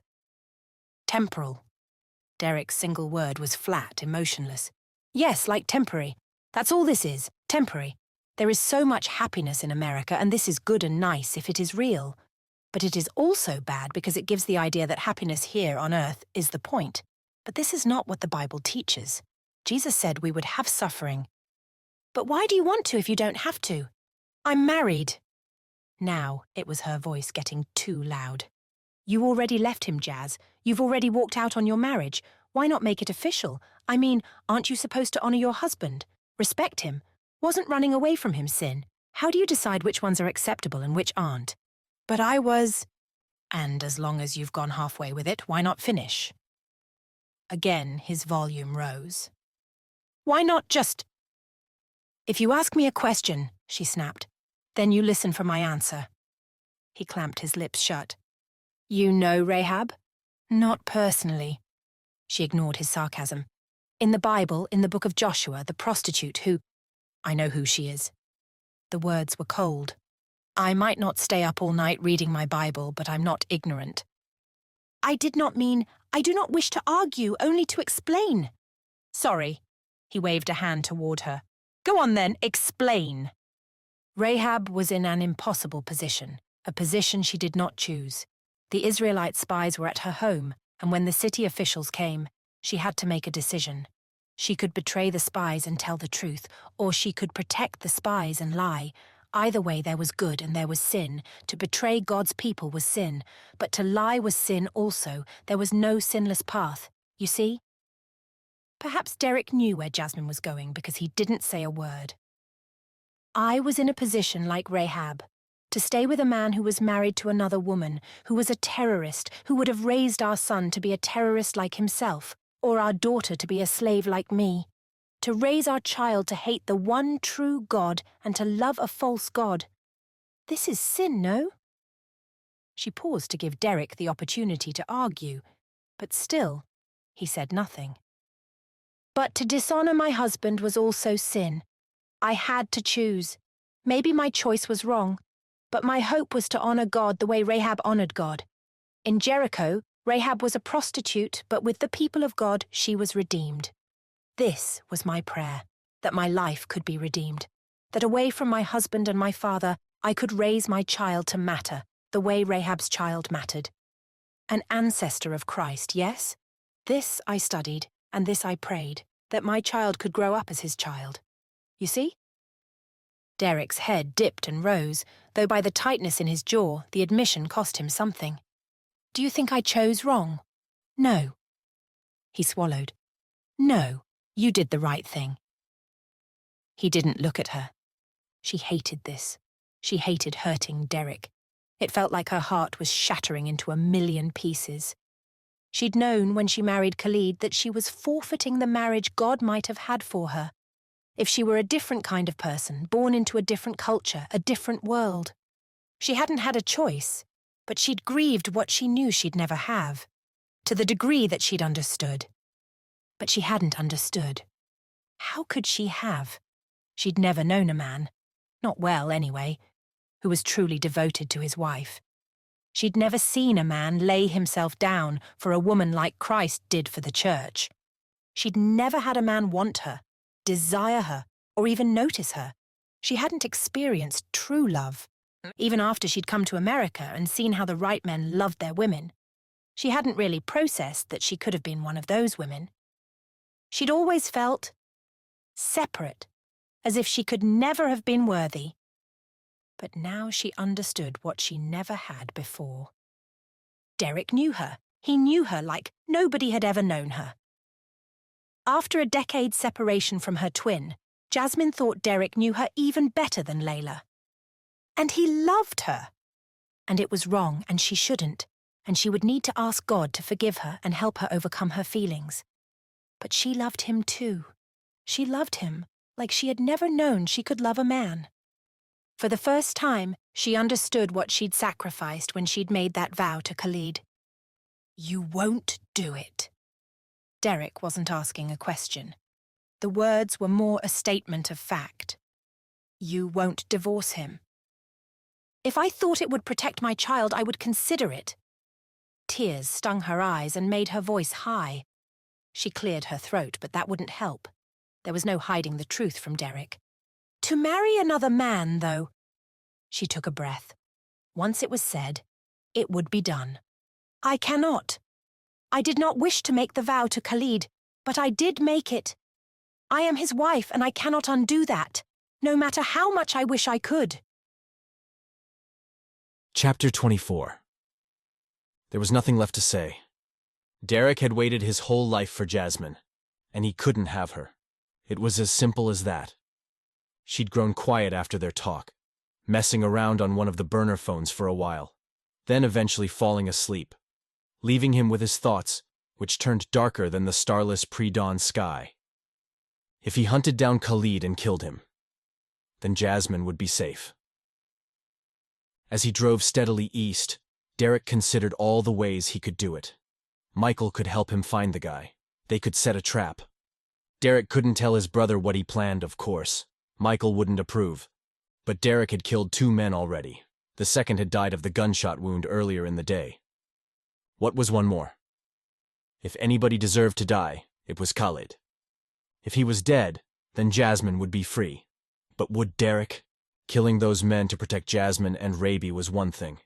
Killing Qasim in cold blood, so he could marry the man's wife? That was a different thing altogether. And no matter how he tried to justify it, that was his true motivation. A real David and Bathsheba situation. Well, at least Jasmine wasn't pregnant with Derrick's kid. No, she carried that terrorist's spawn. Spawn? The word felt like sawdust in his mouth. She carried a baby, an innocent child, regardless of who his father was. Derrick really needed to change the direction of his thoughts. Finally, the sun lightened the horizon ahead, and though the traffic was moving at a good clip, there were sure a lot of folks headed to New York City at 5:30 in the morning, especially this close to Christmas. He followed the line of cars down into the Lincoln Tunnel. He'd never been a fan of tunnels. Put him at 30,000 feet in the air any time. But knowing there were thousands of pounds of salt water just a handful of yards above his head gave him the heebie-jeebies. He smiled at the childish expression. But there was nothing childish about where his mind had gone for the last hour. Not that he'd ever actually do it. Well, he wouldn't plan it and execute it. He wasn't exactly the premeditated murder type, unless he knew he could get away with it. And then, maybe, he could envision it. And there was a small, terrible part of him that wanted to see the man's face, watch him. He shook himself. What was he doing? What was he thinking? Was this the kind of man he was? No. He wasn't a killer. Cars made their way through the tunnel, their headlights and taillights reflecting off the shiny walls, giving the long, narrow space an almost cheerful feel. All the cheer in the world didn't take away from the fact that they were in a tunnel. Without all the artificial light, they'd be in pure darkness. And there was just a little too much truth in that, because Derrick had followed his thoughts just like he'd followed the traffic, right into hell. Lord, forgive me. I didn't actually commit murder, but it's probably not okay to plot it either. Probably? Right. I want to be holy like Jasmine is. No, like you are. And, to be honest, I'm not there. I like considering killing her husband. It keeps my mind off the things I don't want to consider. So, I want to be holy. I know Jasmine and I can't be together. He sighed, hating this, hating it. If there's ever a chance, I want to be worthy of her, and worthy of you. Please fix my want to. Weird prayer, but God knew what he meant, even if he couldn't quite figure out how to put it into words. By the time Derrick's car emerged from the tunnel, the sun was peeking over the horizon, barely visible between Manhattan's skyscrapers, and Derrick was able to focus his thoughts on what would happen next. He followed the map to their destination, then searched for a parking garage, finally finding one that would cost slightly less than his right arm. It was probably all the tight turning as he searched for a space that woke Raby and Jasmine. "We are here?" Raby asked. "We're in New York." Derrick put some enthusiasm into his voice. "You hungry?" "Starved." Derrick parked, climbed out, and opened Raby's door. "Bring all your stuff. We'll go straight to meet your sister after this." Raby climbed out and shoved his arms through the backpack straps while Jasmine walked around the car to join them. They rode the elevator down. When they emerged onto East 45th, Raby froze, looking up at the buildings all around. He said something in Arabic, and Jasmine laughed. "You're right, it is amazing." Derrick always felt a little overwhelmed in this city, with the buildings and people and cars and beeping. As if that weren't chaos enough, Christmas wreaths and boughs and lights and trees seemed to adorn every available space. The city had exploded with holiday decor. Music played from who knew where, and a Santa standing on the sidewalk across the street was jingling a bell. "So many people." Raby looked from her to Derrick. "Can we go to the Empire State Building?" "Maybe we can see it," he said, "but we can't go to the top. It doesn't open for tours until later." Jasmine gave him a curious look. "You checked?" Thought he might like it. None of the cool tourist stuff opens early enough, unfortunately. They found a restaurant and ordered. After taking their time to eat, they joined the throng of pedestrians and made their way to the Empire State Building. Derrick enjoyed watching Raby and Jasmine take in the Art Deco structure. He'd spent a lot of time in Manhattan, since it was one of the more common destinations for his business-minded clients. Not that he always came into the city. More often than not, he found a hotel in Jersey near Teterboro Airport and hung out. He'd spent a whole lot of time in hotels by himself over the years, and going to movies by himself, shopping, jogging, and taking in sights by himself. Which was fine. He liked his life. This morning, though, he was enjoying seeing Manhattan from the perspective of people who'd never been there before. Not just people, but these people. Raby, with his open-mouthed surprise, and Jasmine. Though Jasmine was more reserved than usual. She'd shown more wonder when he'd taken her to Super Target than she did looking at the skyscraper. Perhaps their conversation had affected her like it had him. It wasn't very nice, but a small part of him hoped so. He'd practically proposed to her. He'd hate to think she could discard him, so easily. They headed back the way they'd come, Raby chattering all the way. A couple of hours in New York, and he'd decided he was going to live there and build an even taller building and live on the very top floor. And wouldn't that be amazing? Derrick and Jasmine nodded at all the right spots. He couldn't speak for her, but he was thankful the kid didn't seem to expect any actual feedback, because, as they neared their destination, his heart rate ticked up, his eyes catching on everybody who looked their direction. Was Dari here? Was he looking for them? But they stepped into Grand Central Station at 7:45 without incident, and even Jasmine was wide-eyed as she gazed at the main concourse. People scurried in all directions, their voices and clatter echoing off the tile floor and walls. Images of the constellations in the zodiac stretched across the green, arched ceiling that towered overhead. Today, there were extra lights along the edges, thanks to the coming holiday. "It's so big," Raby said. "Amazing," Jasmine added. Raby looked around. "My sister is here." Derrick glanced at the iconic clock that stood above the information deck in the middle of the space. If the stories were true and it was a minute fast, then they were right on time. "Come on." He took Jasmine's hand so they wouldn't get separated, and he wouldn't think how perfect it felt in his. She held Raby's, and Derrick led them past the harried travelers to the market at the far end of the blocks-long building.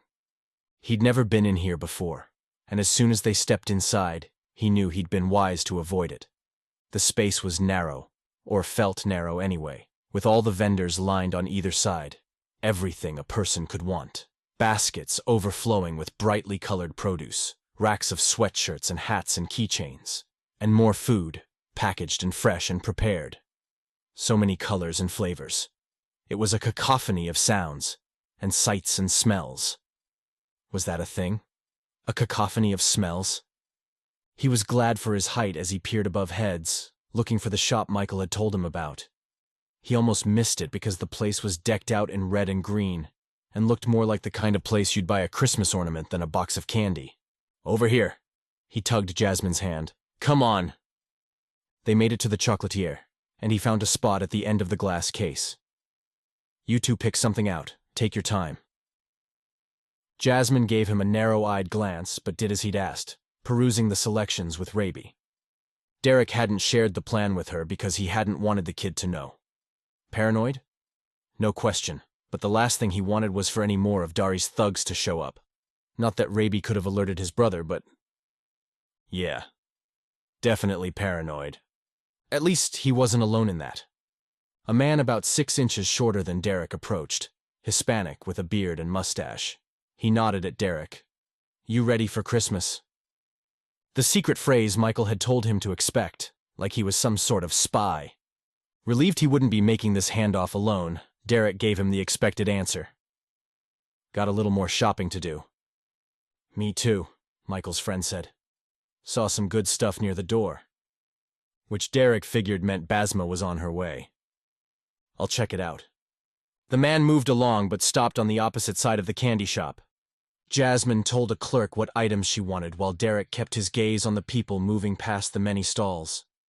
There were a handful of women who wore hijabs, most traveling in packs or with men or children. Derrick studied their faces. He hadn't gotten a long look at Basma, but he thought he'd recognize her. But when he caught sight of Raby's sister, she wasn't wearing a hijab or a headscarf, but a knit cap, a worn wool coat, and blue jeans.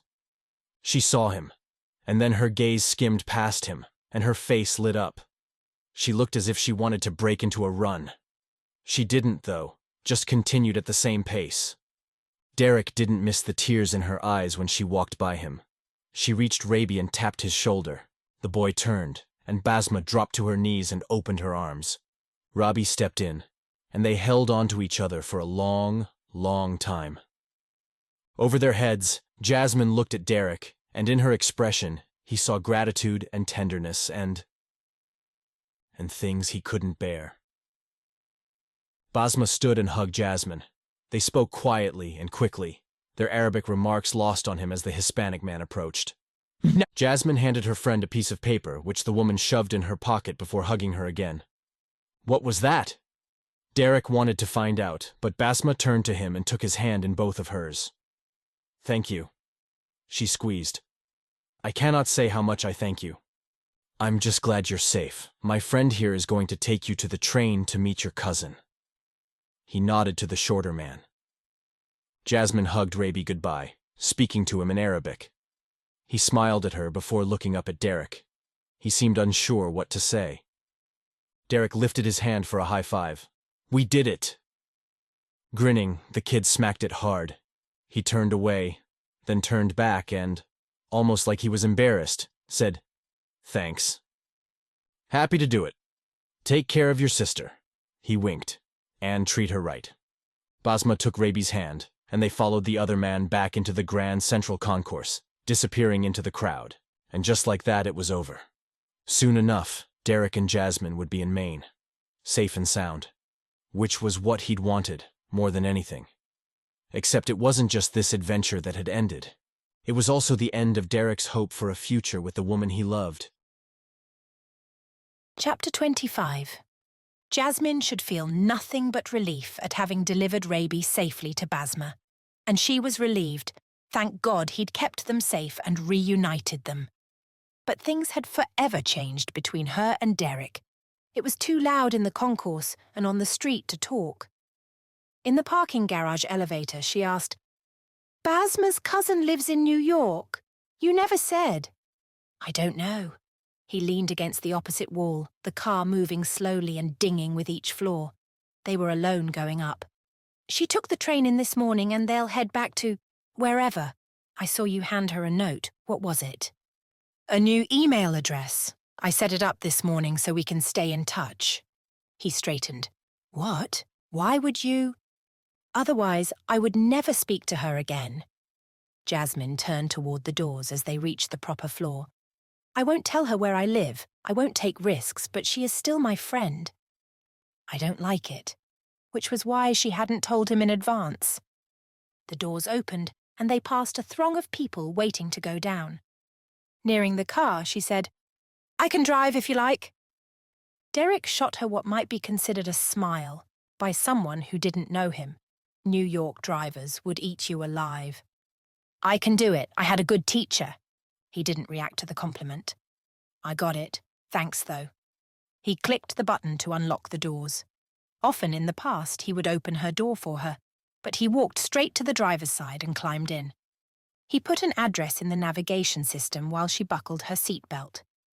How long will it take? He backed out of the space. 5.5 hours, depending on traffic. That would give them time to talk.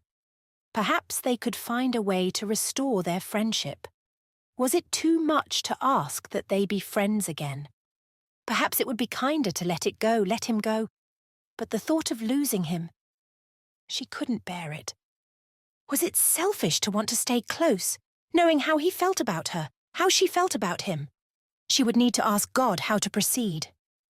Derrick was winding down the narrow aisles toward the exit when one of the burner phones rang, too loud through the speakers. They reached for the volume at the same time, and their fingers touched. Derrick yanked his hand back as if she'd scorched him. Doing her best to hide her sadness, she adjusted it lower while he pressed the button on the steering wheel.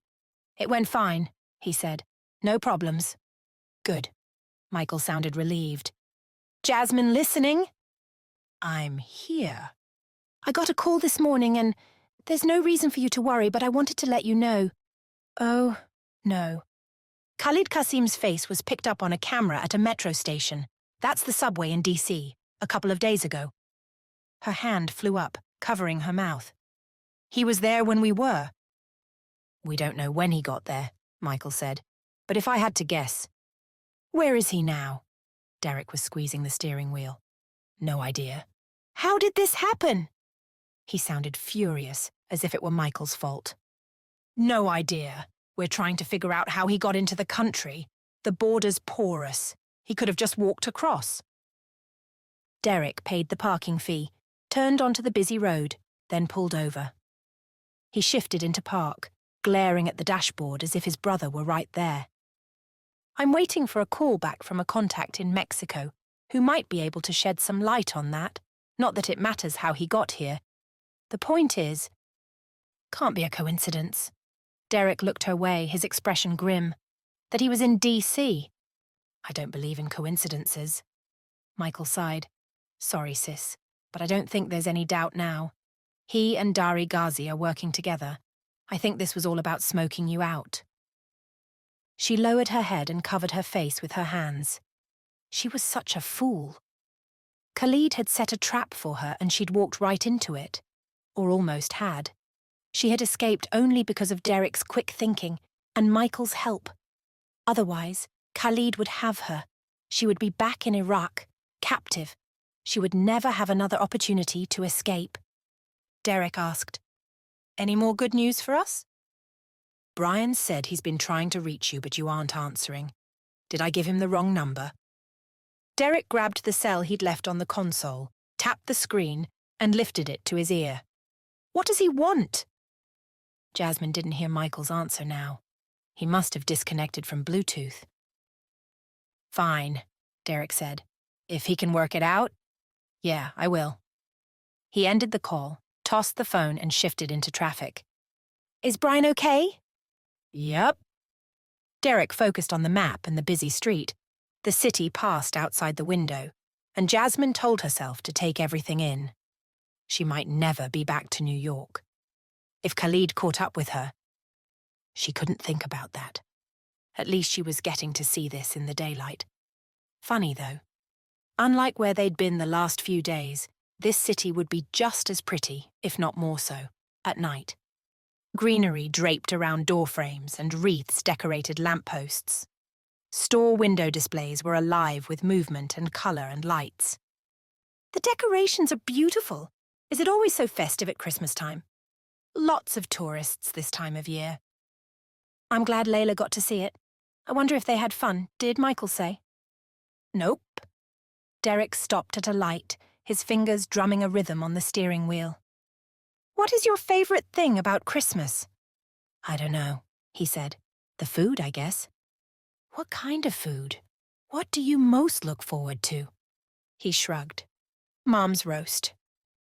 She thought of a handful of follow-up questions, but obviously Derrick didn't want to talk. The burner phone rang again, though not through the speakers. Derrick snatched it and answered. Yeah? His lips pressed closed. He didn't look happy. Her heart rate kicked up.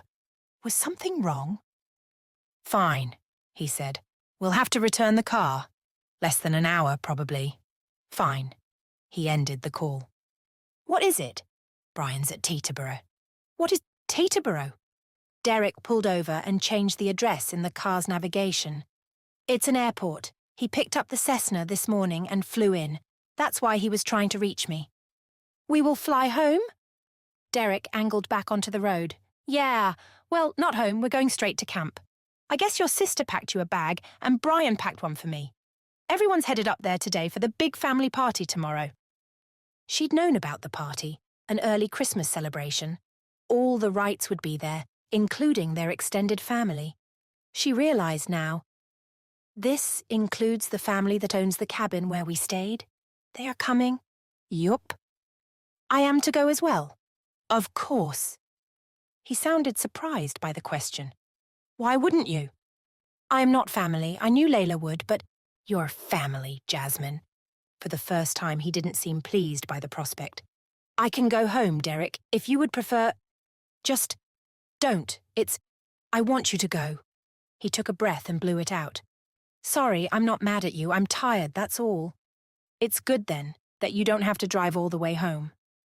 Yup. He should be happy to be rid of her sooner.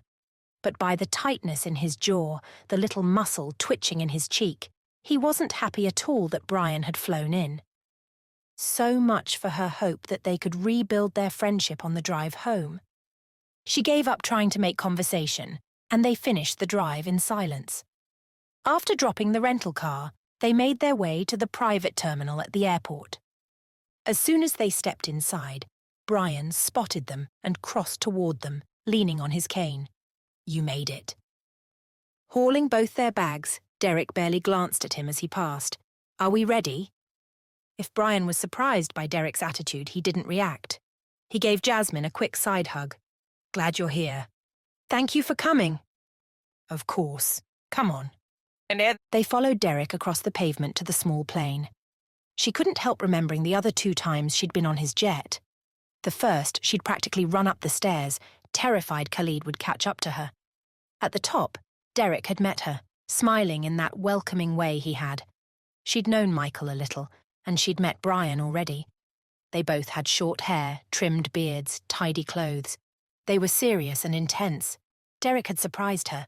Shoulder-length, unruly hair, beard slightly longer, wide smile. Though she'd never met him, he'd felt instantly familiar. Most men made her nervous. Most men made her want to shrink away, to hide. But Derrick had felt like an old friend. Even then, after everything they'd been through, he was happy. Just genuinely happy. She'd never known anyone like him.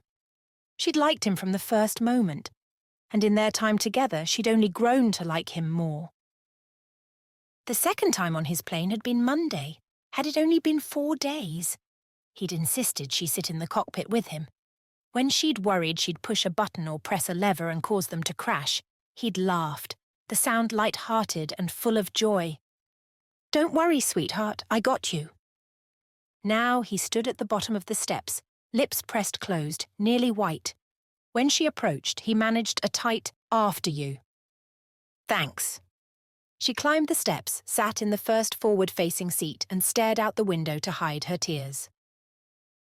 Chapter 26. Derrick was on the second step from the bottom, but Brian's low, "Dude," had him turning his head to face his older brother. His closest, not just in age, but in everything. Brian was his best friend. Had been, anyway. What? Look. He raked a hand over his short hair. I wanted to tell you. It's been killing me. About the baby and the husband. But Michael... Don't. His tight hold on self-control snapped, and he descended so fast that Brian took a step back. Derrick got in his face. Michael keeps secrets. It's what he does. It's not what I do. It's not what you do.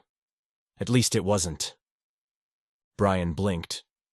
He told me about it because I was doing that thing for him in Germany. It was a national security. This has nothing to do with national security. I'm your brother, and you knew? Emotion. Stupid, embarrassing emotion. Bubbled up inside. He swallowed. Swallowed everything he'd planned to say. You should have told me. He's also my brother. Brian didn't back down. If anything, he stood taller. It wasn't my place to tell you. It was Jasmine's. Derrick looked at the jet's window. Thanks to the bright morning light, he couldn't see inside, but he had a feeling she was watching.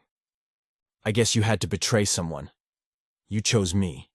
He spun and climbed the stairs. Derrick. At the top, he glanced back. Brian remained on the tarmac, hurt and confusion in his expression. Because Derrick was always the guy to let offenses go. He was always the guy to get over it and move on. Not this time. I'm going to sleep. Try not to crash my plane. Derrick's heart was pounding, his hands sweating. Stupid. Who cared if he'd just yelled at his brother? Brian had betrayed him. Derrick owed him nothing. He aimed for the back, needing space and privacy. But of course his gaze landed on Jasmine before he passed. She didn't even glance his way as she swiped her fingertips beneath her eyes. Great. He'd wrecked his relationship with his brother, and he'd made the woman he loved cry. And it wasn't even 11 o'clock in the morning. What a red freaking letter day this was turning out to be. He adjusted the cabin temperature, making it a little warmer for his always chilly, not girlfriend, grabbed 2 bottles of water and walked back to her seat, holding one out. You okay? She took it, nodding. Are you? You remember how to recline the seat? Yes. Good. He grabbed a couple of blankets and pillows from a storage bin and handed her one of each. I'm going to get some rest. He didn't wait for a response, just made his way to the back and collapsed. He wasn't going to think about it. Any of it. He shoved the pillow against the window and closed his eyes. The engine powered up. A few minutes later, Brian taxied to the runway. Derrick hadn't realized how angry he was at his brother until he'd heard his voice earlier, and then it all just rolled over him. If Brian had told him Jasmine was married and expecting a kid, then he could have protected himself. He wouldn't have gotten his hopes up. He wouldn't have had such expectations. He could have guarded his heart. He should have done that anyway. But he'd always been an all-in guy, especially where relationships were concerned, where people were concerned. He'd been like that with his brothers, trying to fix everything that broke. Everything they broke. It hadn't been Derrick's fault when Grant talked Brian into going down to the dock at camp so Grant could show off by climbing up the cliff. Derrick hadn't been there when Brian decided to follow him up. He hadn't been there when Brian lost his grip and fell onto the rocky ground below. Derrick had been in bed with a fever. If not for that, maybe he could have stopped it. Stopped the whole tragedy from happening. But he'd been a 5-year-old kid. Sheesh. Grant and Brian had only been 9 and 7. Derrick could still hear the helicopter that airlifted Brian to the hospital. He'd been too young to understand how badly his brother was injured. It had never occurred to him that Brian might die, though of course he knew now how serious those injuries had been. Brian had been fortunate to end up with nothing worse than a crushed ankle. He should have been thankful. But he'd been bitter. It wasn't the fall that had wrecked their family. It wasn't the helicopter or the hospital stays or the medical bills or the years of physical therapy. It had been Brian's bitterness. The Cessna picked up speed, racing down the runway, then lifted gently off the ground. Derrick watched the earth fall away. Derrick had tried, back then. God knew he'd tried to fix it, to help. But Brian had blamed Grant, And as soon as Grant was old enough, he enlisted in the army, getting as far away from the family as he could. No matter what Derrick did, the brothers had divided. Brian against Grant, everybody else against Brian. Derrick had taken Brian's side not because he was right, but because he was alone.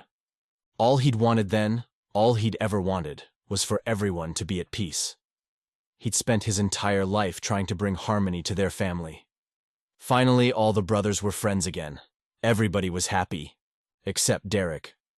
All that stupid peacemaking had gotten him nothing but betrayed. He reclined the seat until it was practically flat. He hadn't slept all night, and the night before hadn't exactly been restful. His stupid wound was aching. His eyes were scratchy with fatigue. He tried to get comfortable, but this wasn't where he was supposed to be on his plane. He should be in the cockpit flying, or at least in the right seat, acting as Brian's co-pilot.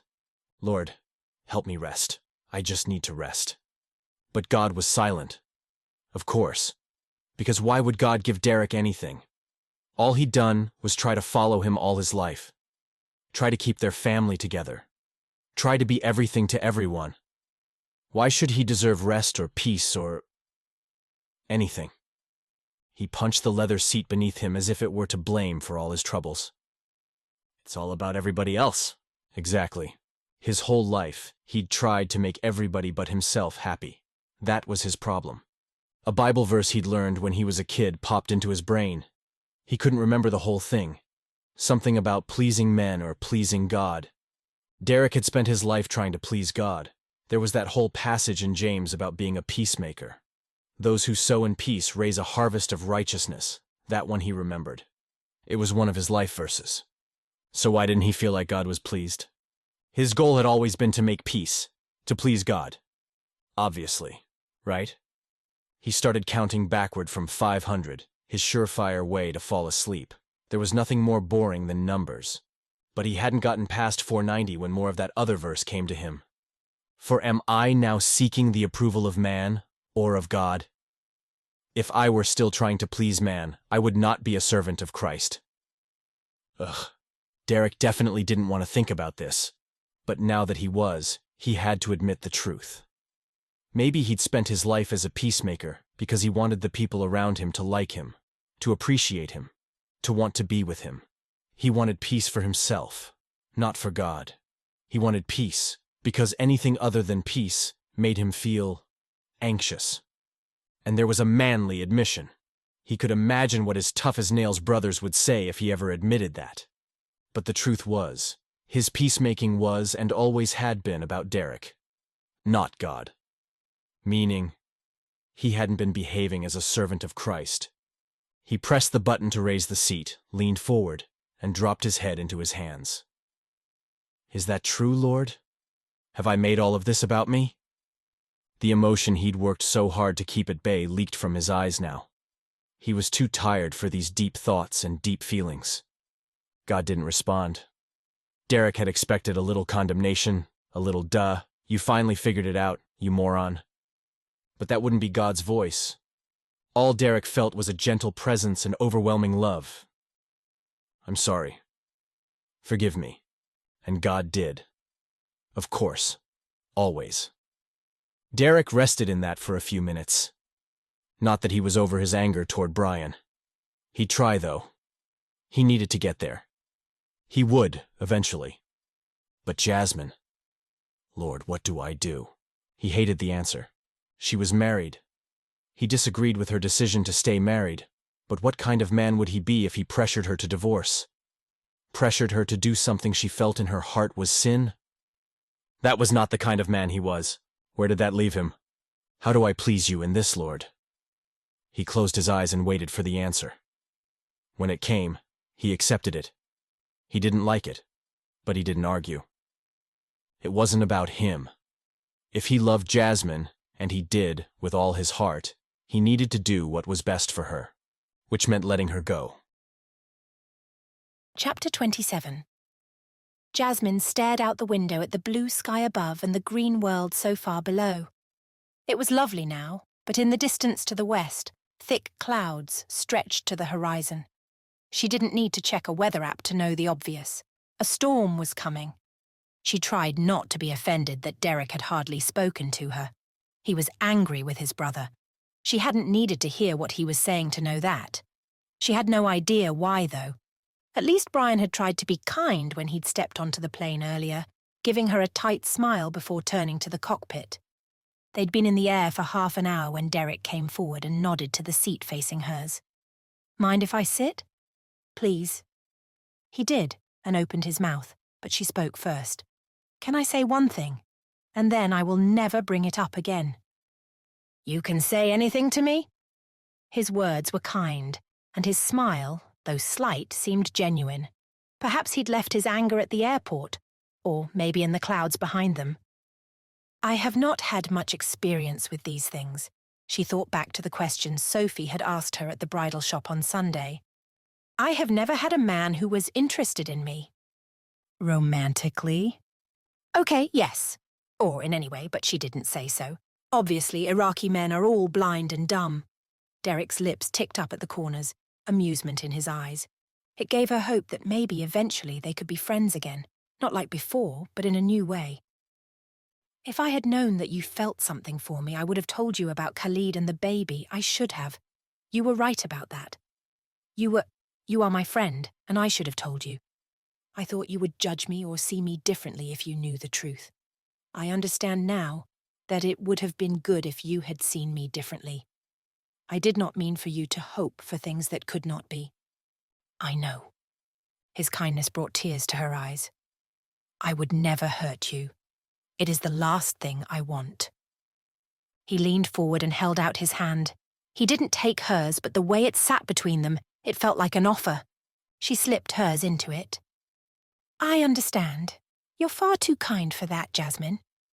He looked out the window, and she studied his straight nose and strong chin.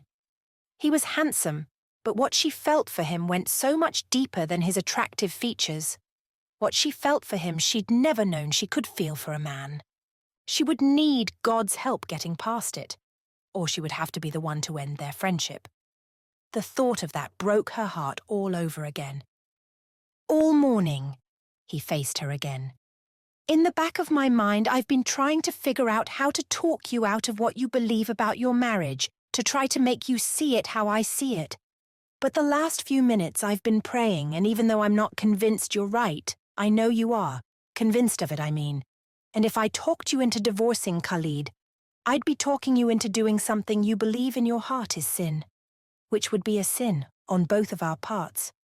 And that would be no way to start a life together." He squeezed her hand, then let it go and sat back.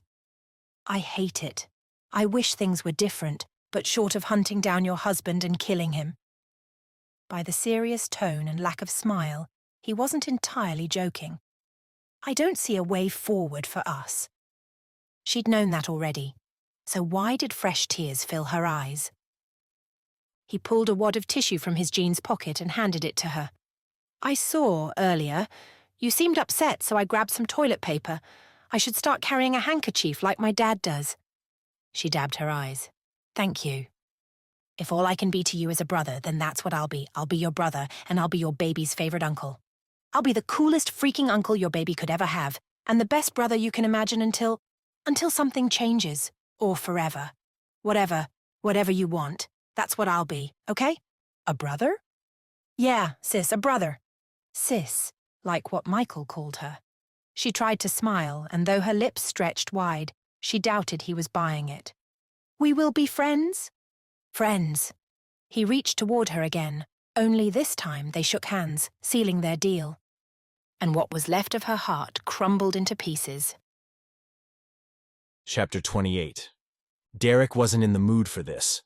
Not even a little. He'd done the right thing with Jasmine. Now he felt wrung out and exhausted, and all he wanted to do was avoid everybody. But the cold drizzle had waylaid their bonfire, his favorite tradition. He'd looked forward to it, thinking nobody would be able to pick up his disappointment and his anger and all his feelings in the firelight. But they were trapped inside. Leaning on his pool cue, he stared out the window into the darkness. The crescent moon was hidden behind thick clouds, along with all the stars that usually shone so brightly here on the island off the coast of Maine. Aside from the lights shining through the tall windows on the first floor 1 story above, there were no lights for those clouds to reflect so far north, just the churning Atlantic that stretched as far as he could see. Derrick strained to hear the women, who were upstairs preparing for tomorrow's party. Mom's voice was easy to distinguish as she gave directions on how to prepare all the family's favorite foods. Before he'd come down, he'd spied cans of artichokes, so she'd be making the dip he loved. He'd seen the fixings for that Mexican 7-layer thing Camilla had introduced a few years earlier. He'd seen slices of meats and various cheeses, along with jars of olives and nuts and other yummy things, all laid out near a big wooden board, and Layla and Jasmine were working on some kind of Middle Eastern chicken skewer things. The family had put up the tree and decorated the house the weekend before, back when Derrick had been certain of his future with Jasmine, so the whole place was an explosion of Christmas. Last Derrick saw, though, the living room had been covered with boxes and serving trays and paper products. He'd offered to stay up there and help the women, an excuse to avoid spending time with his brothers.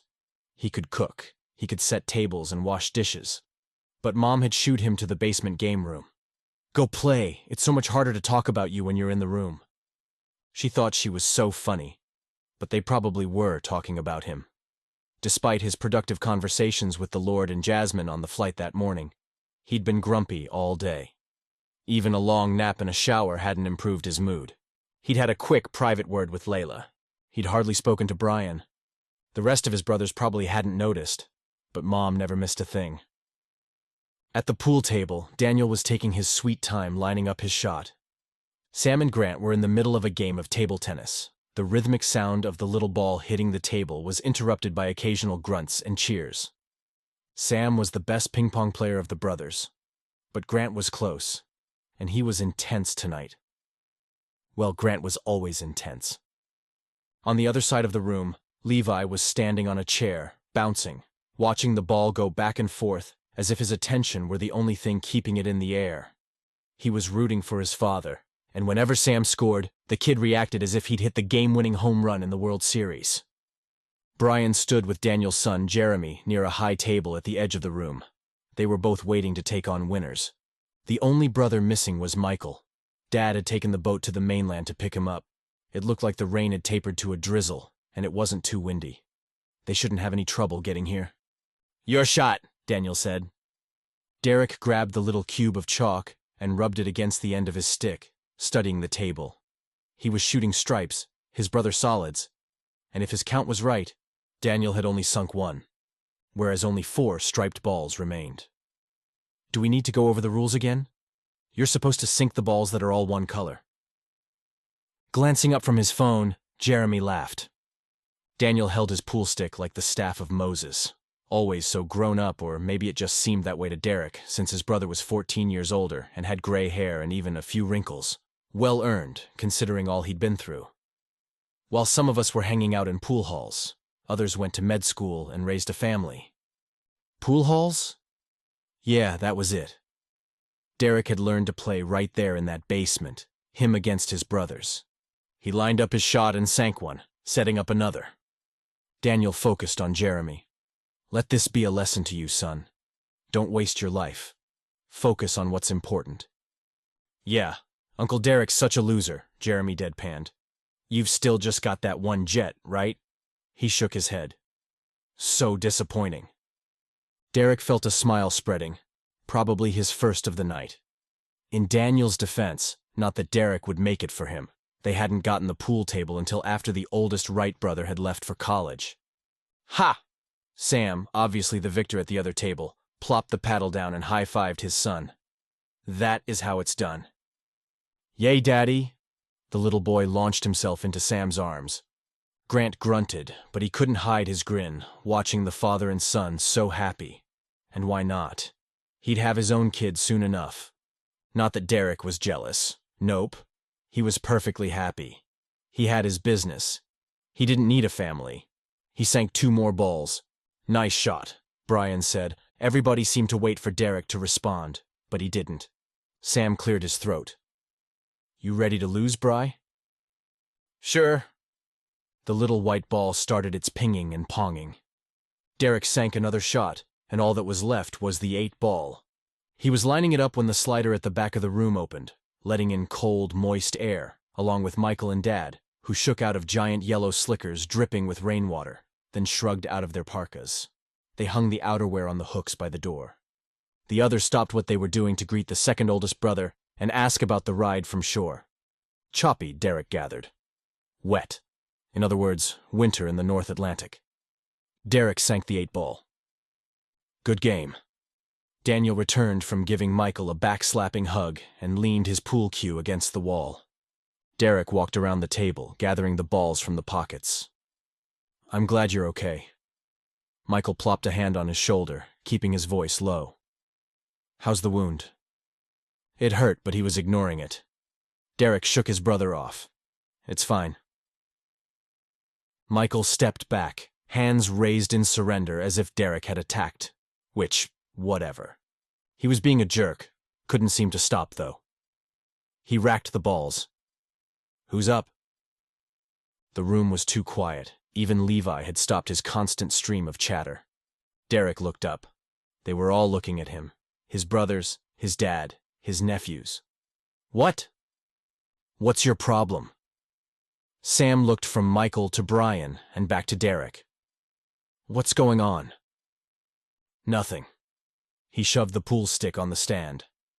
I'm going up. I need some sleep. Confused, Daniel looked at his watch. Brian said, It's 8:15. Derrick glared at his brother. It's been a long day. His father moved across the room toward him. Dad, with his white hair and gentle smile, and that concern in his eyes. He reached out and gripped Derrick's forearm. What's going on, son? Nothing. But Dad wasn't taking that answer. And they were all watching him. And he was tired, and angry, and jealous. It was stupid. Brian stepped toward him. It's my fault. I'll go. It's my fault. Michael said the words to Brian, then turned to Derrick. I shouldn't have told him, and I shouldn't have expected him not to tell you. If you're gonna be mad at anyone, be mad at me. It wasn't your story or his. Derrick ground out the words. Jasmine should have told him. He'd managed to forgive her. He needed to forgive his brothers, too. His problem wasn't that nobody had told him. The problem was that she was married and having a kid, and it couldn't be undone.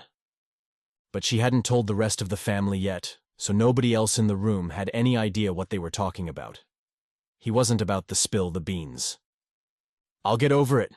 He focused on Brian, then turned to Michael. It's fine. Neither of them said anything. Nobody said anything. If Derrick weren't the angry one, he'd say something. He'd let them off the hook. Fill the silence, break the tension, make everybody feel better. That was Derrick's job, and apparently nobody else in this stupid family had a clue how to do it. They were just standing there, staring at him. What? I said it's fine. Go back to your game. I have no idea what's going on, Sam said, but I don't think it's fine. Yeah, well, you wouldn't understand. You have him. He gestured to Levi, the adoring little boy with his cute blonde curls and dimples.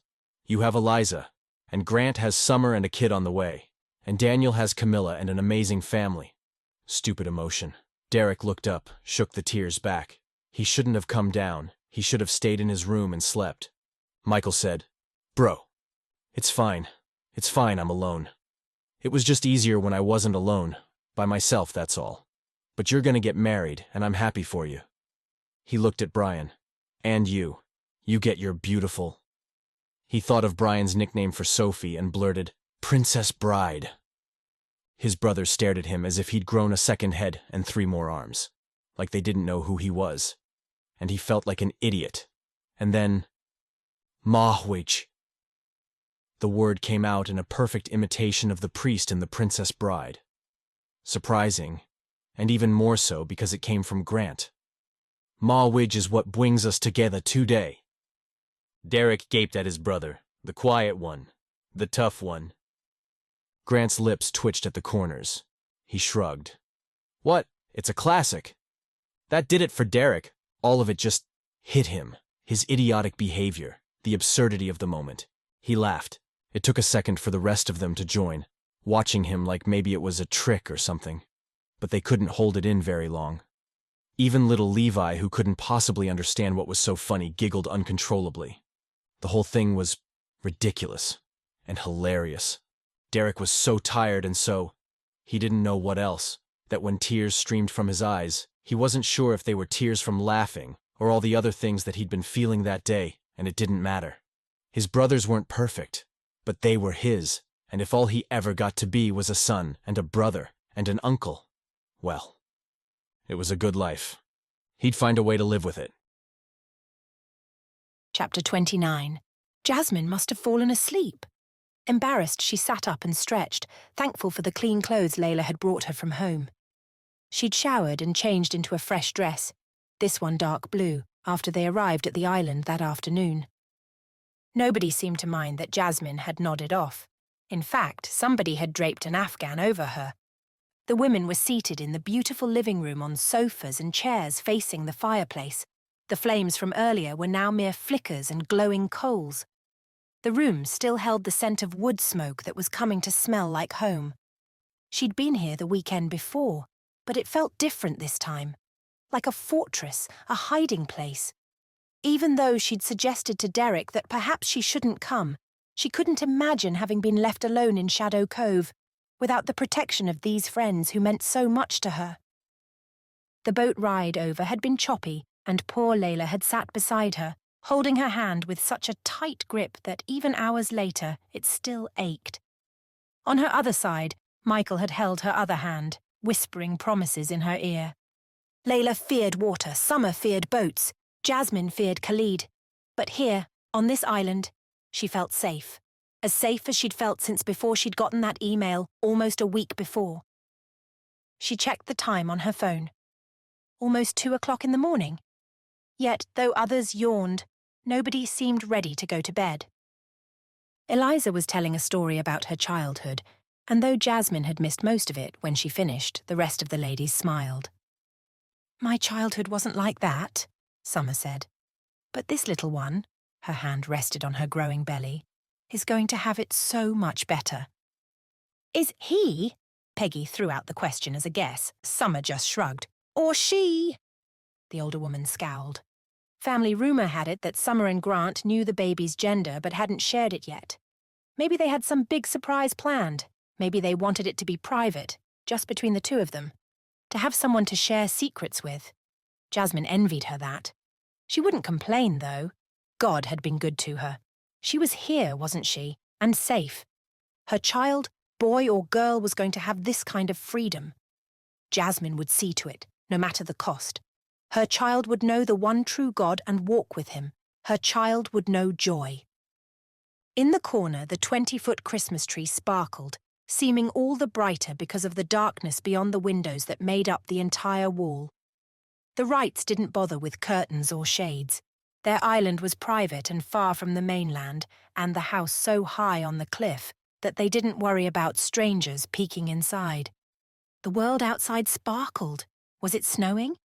They'd said the rain might turn to snow, but she hadn't really believed it. She'd never seen snow. She watched it fall lazily, occasionally blowing in the breeze. It was mesmerizing. With Peggy in charge, they'd gotten most of the food prepared for the party the next day. Roger's brother, his wife, and their daughters would be here around 11. As far as she knew, nobody else was coming, though there was enough food to feed a small Iraqi village, with plenty to spare. There would be a game that included the exchange of gifts, something called a Yankee swap. Apparently everyone picked a present, but someone else might steal it. It was all very confusing, but her friends had promised they'd explain what she needed to do when it was her turn. When she'd worried that she hadn't brought anything, Eliza had assured her she had taken care of it. This family, that was exactly what they did. They took care of each other, and her, and Layla. And she felt certain that when the time came, they would help take care of her little one. Derrick would be an uncle, like he'd said, but he wouldn't be the only one. There would be 6 right uncles and 5 right aunts and even right grandparents. Almost 4 months before, when Jasmine had finally admitted the terrible truth to herself, that she was pregnant, that she would give birth to Khalid's child. She'd imagined 1,000 futures for herself and her baby. Never could she have imagined this. Across the room, Peggy caught Jasmine's eyes and smiled at her. She didn't say anything, didn't expect anything. Just gave her that "I'm glad you're here" smile. Jasmine could trust this family. This family was nothing like the one she'd left in Iraq. She didn't have to fear Peggy and Roger. She didn't have to worry that one of the brothers was going to take advantage of her or sell her or marry her off to pay a debt. She didn't have to worry they'd decide to make her a servant or a slave. She was safe here with these people. How she'd ever thought differently, she couldn't fathom. Layla crossed toward her, looking almost worried. Why, though? On the ride from the airport to the marina that afternoon, Jasmine had told her everything that had happened since she and Derrick had left, and they'd spent the entire day together. "Can I talk to you for a second?" Layla asked. No. Jasmine draped the blanket across the back of the chair and scooted over to give her sister space. "Is something wrong?" Settling beside her on the club chair, Layla angled toward her. "Derrick said something to me earlier, and I wanted to talk to you about it." She kept her voice low enough that nobody else could hear. Not that it would matter if they did, because her sister had switched to Arabic. Something she almost never did. Certainly not when they were surrounded by Americans. Jasmine's stomach churned with fear. "What is it?" Layla took Jasmine's hands and leaned in close. "I wanted to go back for you, Jasmine." Oh, Derrick must have told her what Jasmine had said at the hotel. "I would have found a way. I don't know how, but I was always thinking about you. I never forgot about you." Layla leaned her forehead against Jasmine's. Jasmine's eyes filled. "I prayed for you every single day." Layla's voice crackled with emotion. "Not an hour went by that you weren't on my mind. You were worthy of the risk. You have always had my love and my devotion. Always. I didn't have a way to rescue you, but I prayed every night that God would reunite us, that He would bring you to safety." She leaned away and looked into Jasmine's eyes. "I'm sorry you ever doubted that." Jasmine hugged her sister, the weight of her insecurities melting away. "I shouldn't have doubted it. I should have known better, known you better. You begged me to escape with you. I was a fool for staying." Layla backed away, holding Jasmine's shoulders. "You stayed with Mama. You were the good daughter. Our parents were the fools for not seeing that. But I see it, sister. I see how amazing you are." Jasmine smiled at her twin. "We are as different as we are the same, and we are both created by God and both worthy in His eyes." Layla settled in beside her on the small chair, wiping her tears. Jasmine's phone vibrated an email. It had to be from Basma, the only person with her address. She must be messaging to tell Jasmine that she and Rabi had made it back to her cousin's house, wherever that was. Jasmine tapped the icon and read the message. Then, with a growing sense of dread, she sat up and read it again. Was she dreaming? Was this a nightmare? One line stood out. Confessed everything. He told him everything he learned. He gave him your phone number. If Khalid has a way to track it. Jasmine stood suddenly, almost tripping over her sister's feet. She managed to catch herself on the arm of the chair. "What's wrong?" Layla stood beside her. "What is it?" "It was Rabi." Layla's eyes widened. The other women quieted, watching. "What's this?" Peggy looked between the twins. "Who is—" "Where's Derrick?" Jasmine asked. "Downstairs," Peggy said. "They're playing." The rest of her words were lost as Jasmine swiveled and rushed to the door that led to the basement. She ran down, gripping the railing for fear she'd trip and fall and not have the chance to warn him. The guys were standing around, talking, visiting, having fun. When she stumbled into the game room, they turned her way. She searched their faces, all so similar, until she saw the man she needed. Derrick stepped toward her. "What happened?" "You were right. It was Rabi. His toy, the electric one. When it was gone, he used my phone, the one I had turned off. It was in the suitcase." She remembered seeing her suitcase open in the hotel room. He'd found the phone, powered it up. "He sent Dari a message." Michael moved close. "What are you saying?" But she couldn't tear her eyes away from Derrick. "How do you know?" he asked. She held her cell out to him, and he read the email. Michael read over his shoulder. Grant pushed past the others. "What's going on?" Derrick handed him the cell, but focused on Jasmine. In his eyes, she saw love and devotion and determination and raw terror. "Who is Dari?" Grant lowered the phone and looked at Jasmine. "Who is this? Qasim!" All the men were facing her now. Daniel, Sam, Roger, and Jeremy looked as confused as they were worried. Grant looked fierce. Michael and Brian were quiet, giving her the chance to tell the story. This wasn't how she wanted to do this, but it didn't matter now. Nothing mattered. She'd put these people in danger, these people who'd protected her and given her a home. Derrick stepped to her side and held her hand, turning to face his family. "Khalid Qasim is my husband." Jasmine swallowed, and so they would understand, placed her free hand on her stomach. "He is the father of my child." "He's found her," Derrick said, "and he's coming." Chapter 30. Start at the beginning. They'd all gathered in the living room with the beautiful floor-to-ceiling windows that he'd always loved. But they were nothing but a half-inch of glass between a murderous terrorist and the woman Derrick loved. "We don't have time for this." He usually didn't argue with Grant, and with his brother in warrior mode, arms crossed, expression deadly serious, he was at his most intimidating. But was this really the time to share all the details? "We need to prepare. And to do that, I need to know what we're up against." Derrick pointed to the windows. "We're not safe here." "We are, for now," Michael said. They'd pushed the furniture to the perimeter of the room, and most of the family was seated on the floor in front of the fireplace where, if an enemy were to fire a bullet from the ground below, nobody would be hit. Derrick, Michael, and Grant stood with their backs to the dwindling fire. Only Jasmine wasn't seated. She'd refused to settle with the others, instead hovering near the kitchen island. If Derrick guessed correctly, she was debating whether she should stay or bolt out the back door. The question was why? Because she was afraid Khalid would catch up with her? More likely, she was afraid he'd hurt one of the people here in his quest to find her.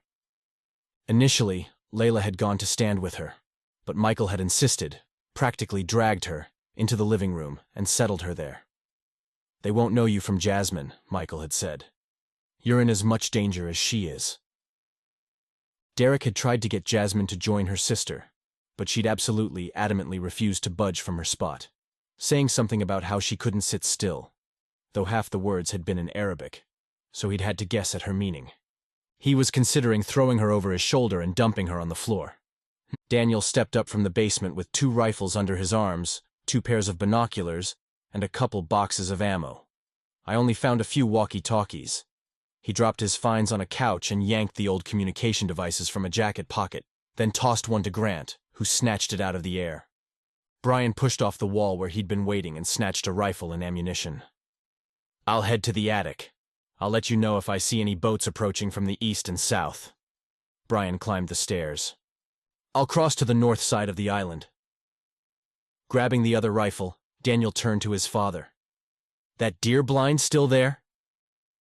Seated with his back to the end of a sofa, Mom at his side, Dad was all business, like everyone else. Even though he knew very little about what was happening, he asked no questions, trusting his sons. Reinforced it this summer. "That'll give me a view of the water north and west. If anybody approaches, we'll see them." Daniel gave Camilla and Zoe each a quick kiss and mussed Jeremy's hair.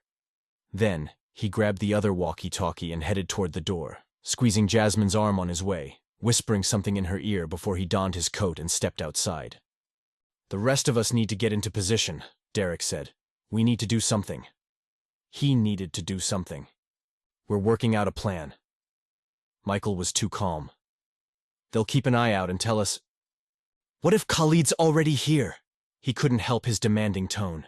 "We just sent Daniel out there. They're not here." Standing beside him, Grant's hand clamped on his shoulder. "Dad's got cameras monitoring the north dock." Dad nodded to an iPad on the floor by his feet. "There's been no activity, son."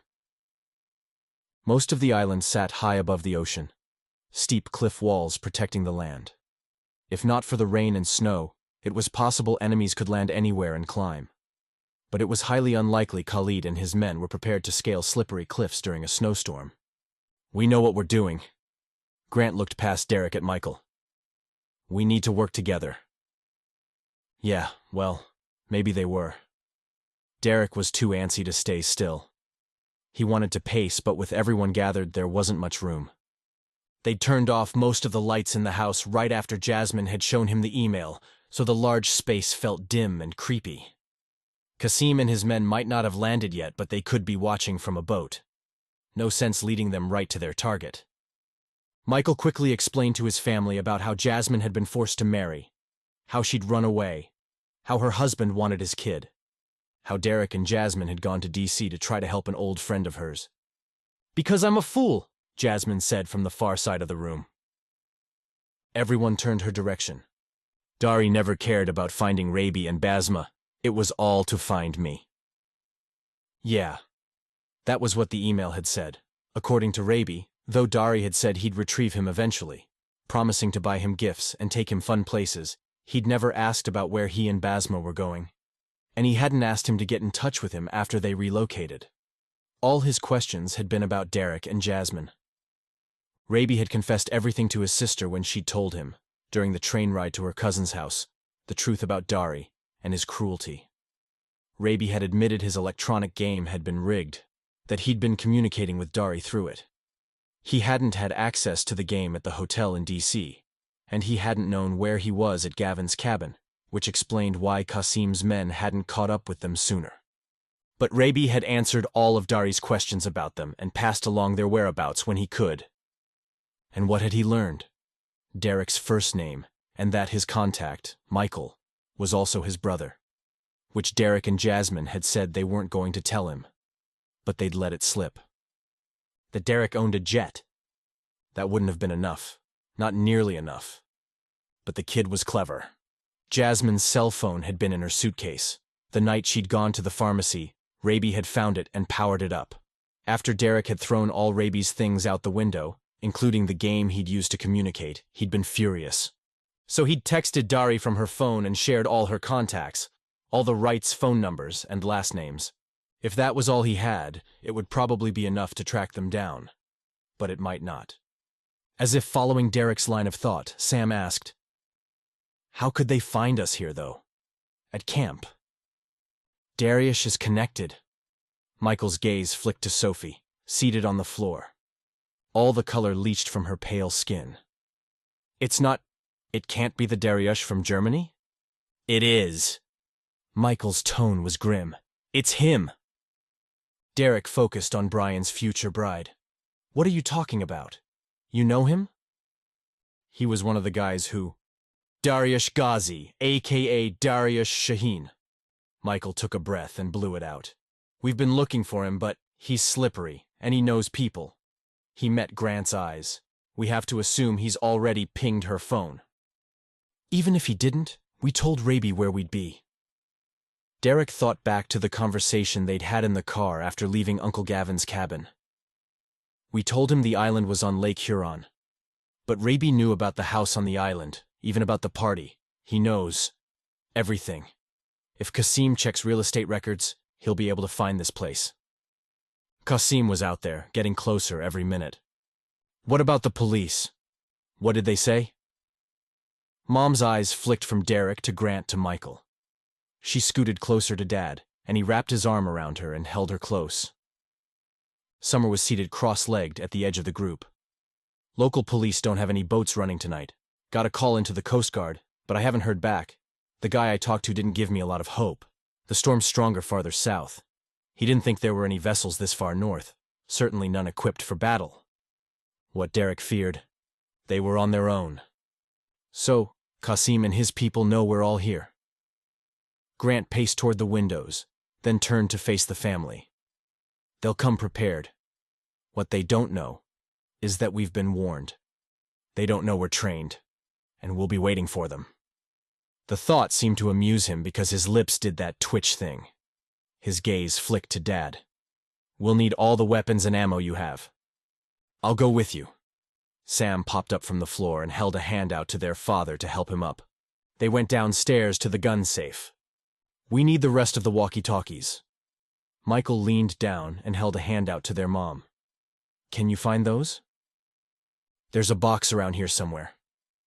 She let him pull her to her feet. Somebody will need to get batteries, though. I'll do it. Eliza stood, and then everyone started standing, moving, talking. Everyone wanted to help. Derrick's gaze flicked to the kitchen, where Jasmine had backed toward the door that led to the porch. He caught her eyes, and she froze. From there, steps led down to the wide lawn that spanned to the waist-high rock wall, the only thing between the property and the steep cliff.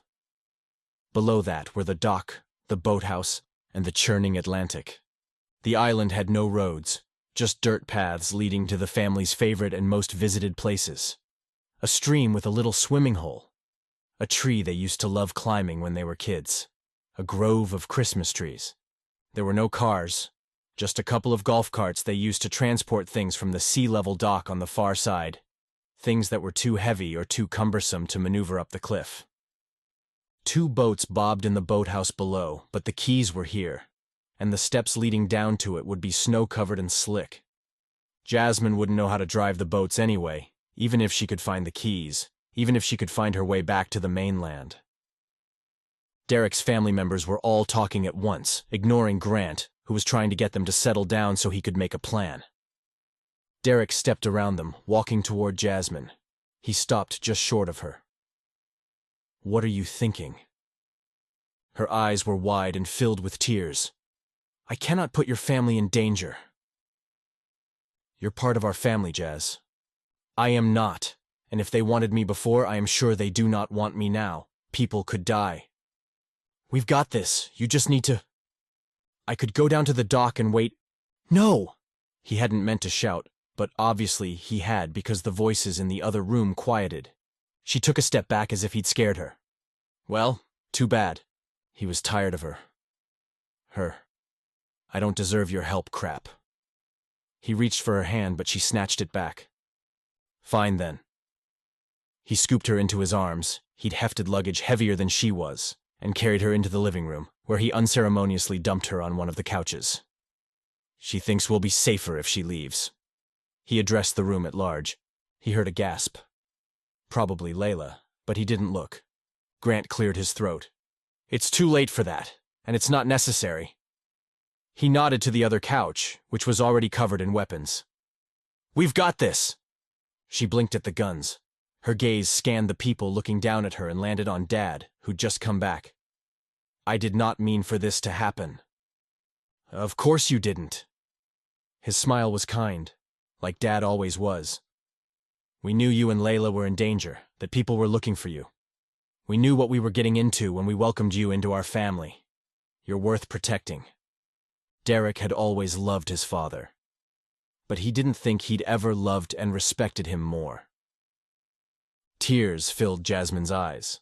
Derrick ran a hand over her silky hair. You're here for a reason. That's right. Grant looked around at the gathered group, and unlike Derrick when he focused on Jasmine again, he did smile. God knew what he was doing when he brought you to us. As terrified as Derrick was, not for himself but for the people he loved, he knew Grant was right. God had a plan for this, for all of it. One way or another, he'd bring them through. You believe that? Grant asked. Jasmine looked around and Derrick followed her gaze. Nobody looked angry or frustrated. His family smiled at her. Layla sat beside her and wrapped her in a hug. From her seat on the floor, Sophie grabbed her hand. Jasmine's eyes filled, and she nodded. Yes, I believe you're right. I'm here for a reason. Before anyone could respond, Daniel's voice carried through the walkie-talkie, and Grant snatched it up, taking it to the windows. He must have turned the volume down, though, because Derrick could hardly hear. Say that again! Grant stared out at the dark night. The snow was still falling, and a half-inch had accumulated on the deck that wrapped around 3 sides of the house. In the window's reflection, he looked worried. A 40-footer at least. Half a mile out? Daniel's voice was faint, a little scratchy. 4 motorized rafts. I count 8 on each. Wait, they just dropped another one. How far? The first one is landing now. More are coming. Toward the dock? Yup. Are you well hidden? They won't find me. Okay, do not engage. Repeat, do not engage. I'm just supposed to sit here and do nothing? Keep me updated on the numbers. Once they hit ground, stay low and be quiet. That includes the walkie-talkie. No volume until you're safe. I'll get back to you. Copy? Copy. Grant turned and met Derrick's eyes. Derrick was doing the math. 5 boats, 8 men on each. That's a lot of men. We got this. But Grant's expression held no amusement now. We just have to be smart. You want to stay close to Jasmine? Definitely. Okay. This is about Jasmine, and she's your... Well, you love her, so you get a say. He did love her, married or not. And he'd protect her with his life, if that was what it came down to. You can't be with her, though. I've got to put Summer... His brother swallowed, his gaze flicking to his wife. Summer was fierce and competent, but also pregnant. It seemed to take effort for Grant to force his gaze back to Derrick. You can stay at the house. Michael tells me you're a good shot. You and Sam will be here in this room, the last line of defense. If you do that, it means you stay inside unless I tell you otherwise. You trust the people outside and upstairs to do their job. Your job is to stop anyone who breaches the doors. Agreed? I can do that? Good. Grant turned to the group. Quiet. His voice was deep, the single word loud and commanding, and amazingly, everyone stopped talking and looked at him. From now until this is over, you're all combat soldiers and I'm the general, which means you do as I say without question. Got it? There might have been some raised eyebrows, but when Michael nodded, the movement quick and his expression grim, the rest fell into line. Derrick was not sorry at all that his brother was taking charge. Thank God Grant was here and knew what he was doing. Derrick wouldn't have a clue how to protect Jasmine by himself. All right, Grant said. Here's the plan. Chapter 31. This was all Jasmine's fault. She'd done exactly the wrong things over and over. Because she'd dragged Derrick into her foolishness, he was in danger. Layla was in danger. Jeremy and Zoe, 2 sweet young people Jasmine barely knew, were in danger. 4-year-old Levi would celebrate a birthday in a few days, if he lived to see it. Derrick's parents, who'd welcomed her and treated her like a daughter, might not survive. His brothers and sisters-in-law, and Sophie. All of them were in danger because of Jasmine. She sat on the couch where Derrick had put her, barely able to process what was happening. Grant was giving orders. Sam was checking weapons against boxes of ammo, then doling them out to the men and most of the women. Peggy jogged down the stairs calling, "Found it!" She set a cardboard box on one of the chairs. "Eliza, did you find batteries?" Eliza carried in a box from the kitchen. "You have enough to power a city." "For such a time as this," Peggy said with a wry grin. How could they smile? How could they joke? They set to work powering up the little black communication things. Someone had given them a strange, childish name, but Jasmine couldn't remember it.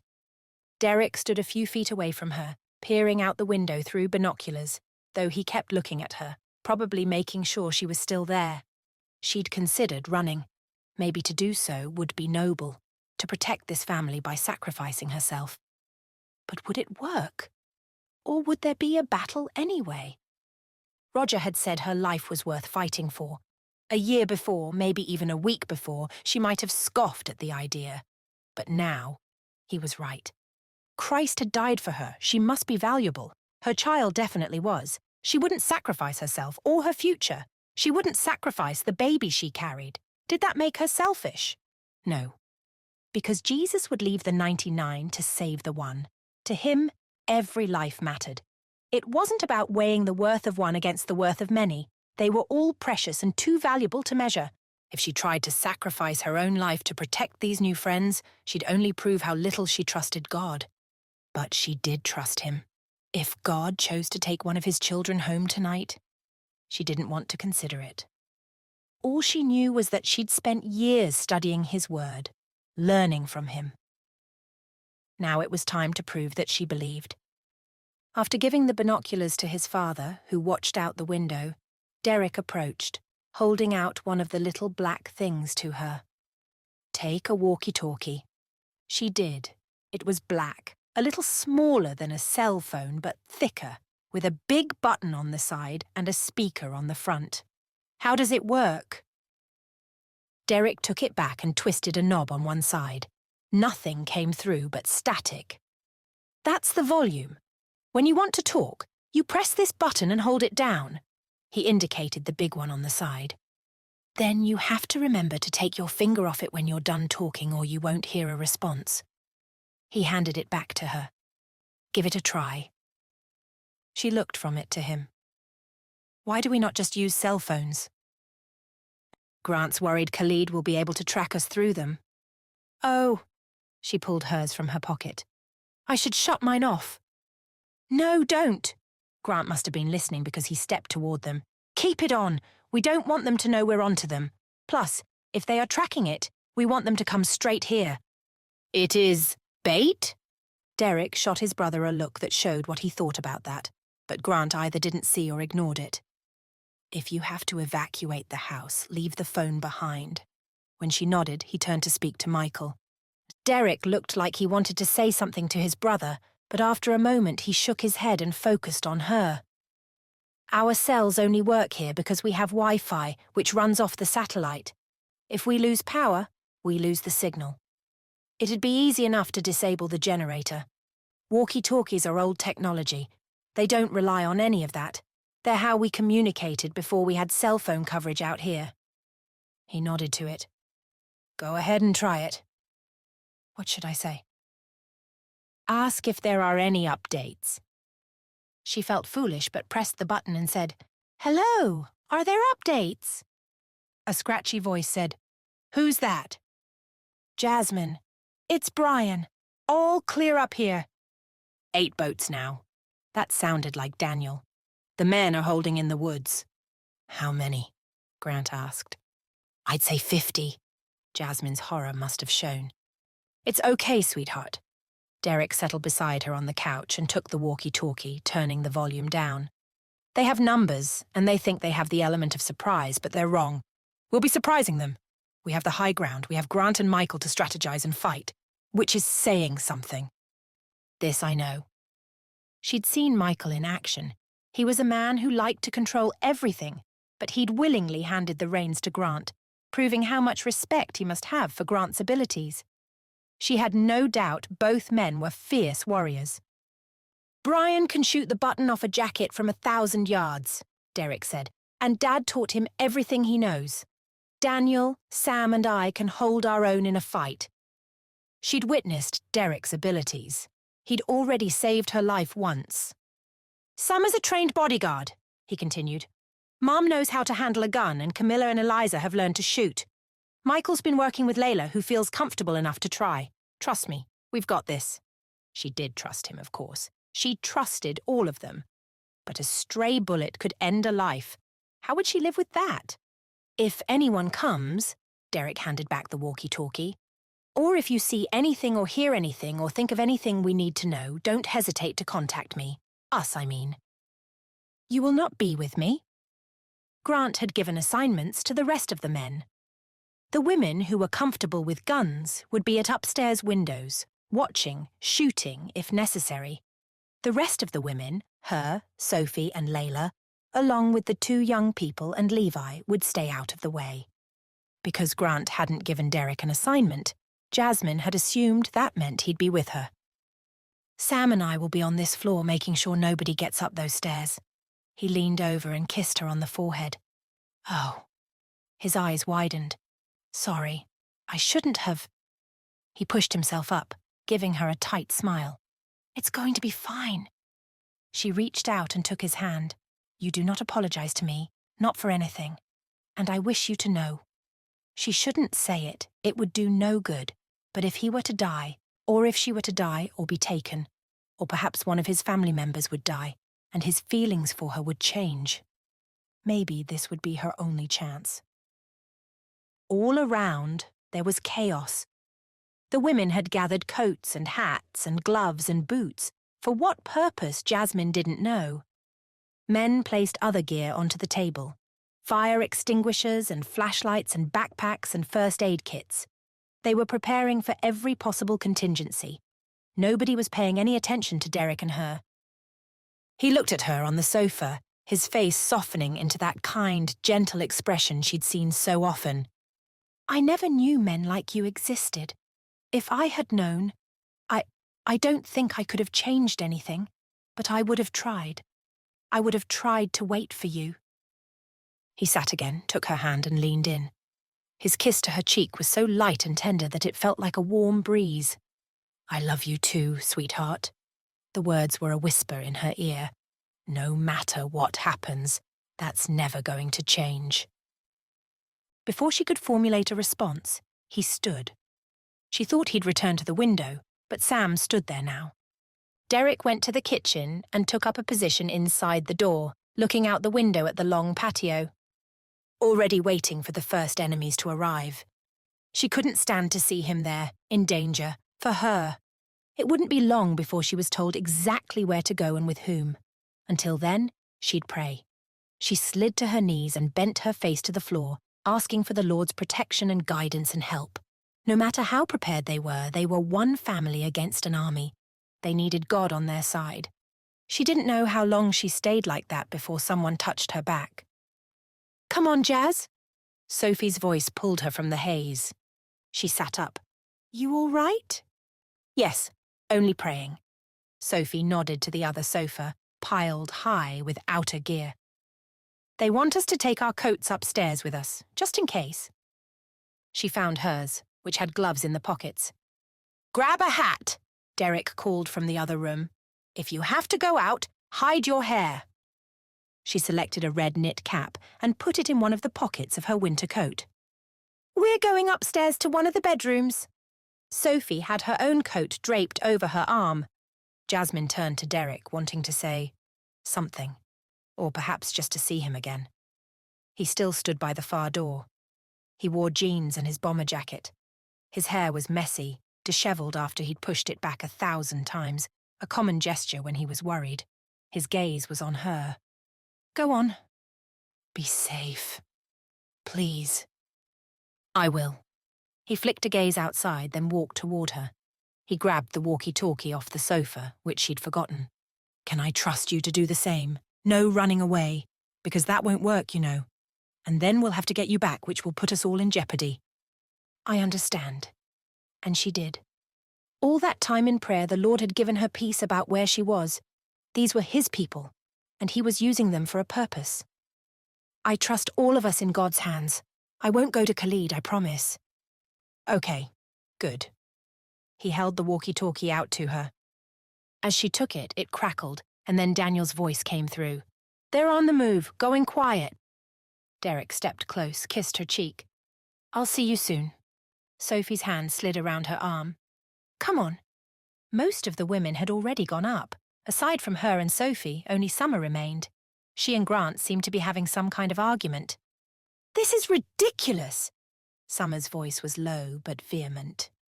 "You know I'm capable. That's why I'm assigning you to guard Jasmine." Grant had that all-business tone he'd used with everyone. "That's your job." "Grant."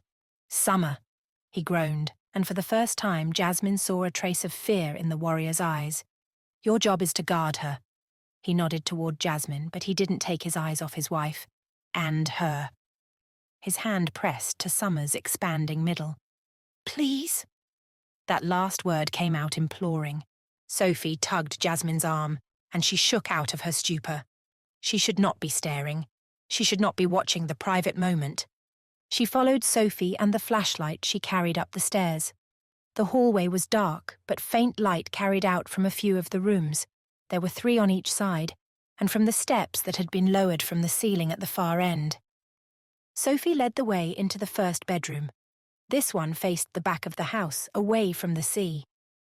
In the glow of the narrow flashlight beam, she saw 2 twin beds. Jasmine wasn't surprised when Summer followed her in. "Climb onto the beds, but if I tell you to get down, get on the floor." She closed the door, locked it, then went to the window. "Turn off the flashlight." Sophie did, and the room was shrouded in darkness. No light except what filtered in from outside. It wasn't much, just enough to show Summer's baby bump as she stood in front of it, and to glint off the handgun she held. "You might as well get comfortable," she said. "We're going to be here for a while." Sophie shifted on the other bed, but Jasmine didn't want to stretch out in bed while people she loved put themselves in danger. "I'm so sorry for all of this." She wasn't sure what she expected, but she definitely didn't expect the tough bodyguard to chuckle. That had Sophie asking, "What's funny?" "Nothing. It's just that, a couple of years ago, it's a really long story, but there was this guy who was the relative of a client we were guarding. I knew him, and I knew he was up to no good, and like an idiot I followed him. By myself, without alerting Grant, who was my partner at the time. The thug knew I was following him, though. I made myself a target. Anyway, it all got way out of control, and I could have gotten myself killed. And in the end, not only myself but Grant. And Brian." "Brian?" Sophie said. "How did that happen?" "Like I said, long story. He was incredibly brave, and Grant was amazing. The point is, I didn't get us into that on purpose any more than you did this on purpose, Jasmine. I worked as a bodyguard for a long time, and my sister and I were kidnapped once, and, well, suffice it to say, I've been involved in some weird situations, and here's what I've learned. When bad guys do bad things, they're responsible for the things they do. Maybe you made a mistake, but that doesn't make you responsible for anything your so-called husband does, or your friend's brother, or any of those people. You can only take responsibility for yourself." "I am responsible for going to DC and for dragging Derrick along with me." "Ha," Sophie said. "I'm guessing you didn't exactly have to drag him." "He is very kind." "Kind?" Sophie asked. "He's in love." "According to Grant, he's a smitten kitten," Summer laughed.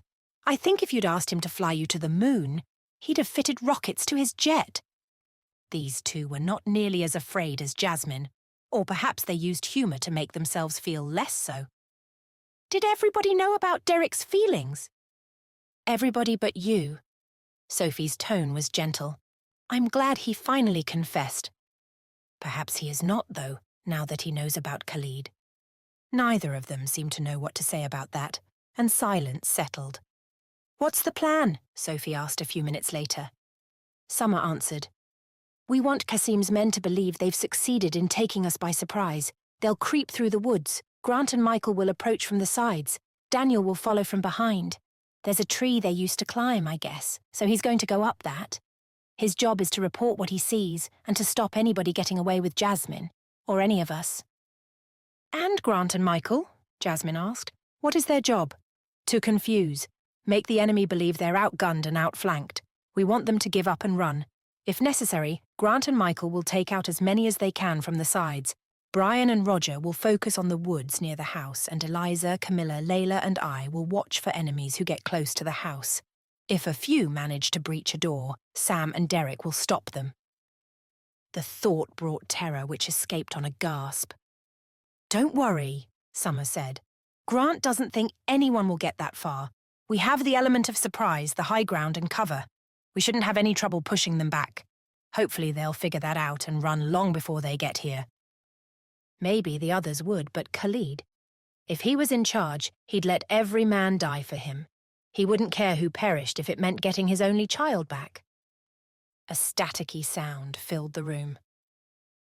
"Movement in the woods." That was Brian's voice. "They're here." "Hold."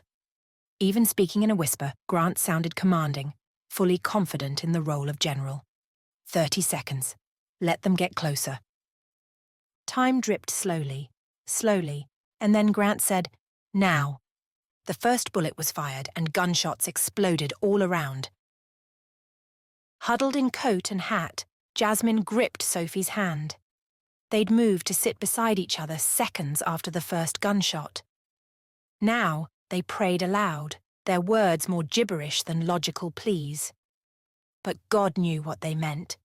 He understood. Firing every few moments, Summer had already emptied her handgun and reloaded. Cold air wafted through the open window, carrying the scent of snow and gunpowder. She seemed calm, as if everything were going as planned. At unexpected moments, one of the men would shout a warning or an update, but mostly the walkie-talkie was quiet. Everyone too busy fighting enemies to keep the rest apprised of what was going on. "Please, God, please protect us." Jasmine's cell phone vibrated in her pocket. Probably an email from Basma, wanting an update. Except it continued to vibrate. A phone call? Very few people had her phone number, and all of them were busy at the moment. She pulled the phone out and checked the screen. "Who is it?" Sophie asked. "I don't know. Telemarketer. Must be." The vibrating stopped but started again a few seconds later. The same number. She had a very bad feeling about that. Sophie's gaze flicked from the phone to Jasmine's face. Maybe you should answer, just in case. At the window, Summer seemed unaware, her focus on the forest outside. Jasmine swiped to answer and lifted the phone to her ear. "Did you really think you could escape me?" Khalid spoke the words in Arabic, his deep voice like a blow to her chest. Sophie's eyes widened. She looked from the phone to Jasmine, then stood and hurried to Summer, speaking quietly. Jasmine blocked her free ear with a finger so she could hear over the gunfire. "I did escape you." Like Khalid, she spoke in Arabic. "I am here. Am I not?" "As am I." By the gunfire that carried through her cell phone, Khalid was close. Not in the line of fire, though. Knowing him, he was waiting somewhere safe. "I have 100 soldiers." 100? Did he exaggerate? Or had the rights miscalculated? "They are prepared to kill every man, woman and child who stands between you and me," Khalid said. "But you can end this. Come to me now." I cannot. They won't let me leave. They'll stop me." Sophie was still whispering to Summer, probably translating everything Jasmine said. "You will go out from the bottom floor. There is a door on the south side that opens near the forest. Exit there and walk straight ahead. My men will bring you to me. They'll see. They'll stop me. We will kill anyone who tries. I won't be able to get away. We'll provide a distraction. When we do, run. Do not hesitate. The sooner you obey me, the fewer people will die." "What distraction? What are you planning?" But the line beeped, and he was gone. Sophie watched her. Summer glanced her way. "Don't even think. I will not sacrifice myself." Summer nodded to the walkie-talkie. "Tell everyone exactly what he said." She smiled. "Looks like we'll set ourselves a trap." Chapter 32. Derrick itched to join the fight.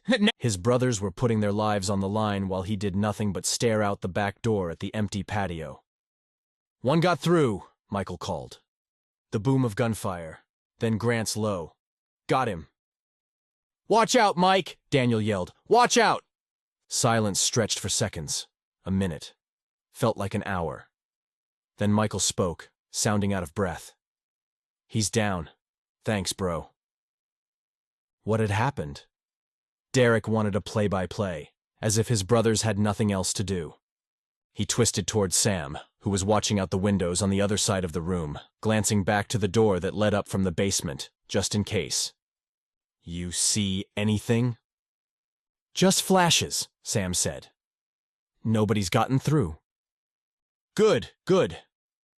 Derrick didn't want those guys anywhere near Jasmine or all the women and kids in this house. Truth be told, he didn't want them near his brothers either. Grant's plan was working. God willing, any second, Khalid and his men would turn tail and run. "I got a call." Jasmine's voice on the walkie-talkie had Derrick jolting. It was Khalid. "What?" His shocked response was lost as everyone else reacted. "Quiet, everyone," Grant commanded. Then, what did he say exactly? Jasmine explained what the terrorist had dictated she do. "He didn't explain the distraction?" Grant asked. "No." "Okay." Grant acted like this was no big deal, just another day at the office. "Stand by." Stand by? Derrick was supposed to just do nothing? Fat chance. He pressed the button on his walkie-talkie.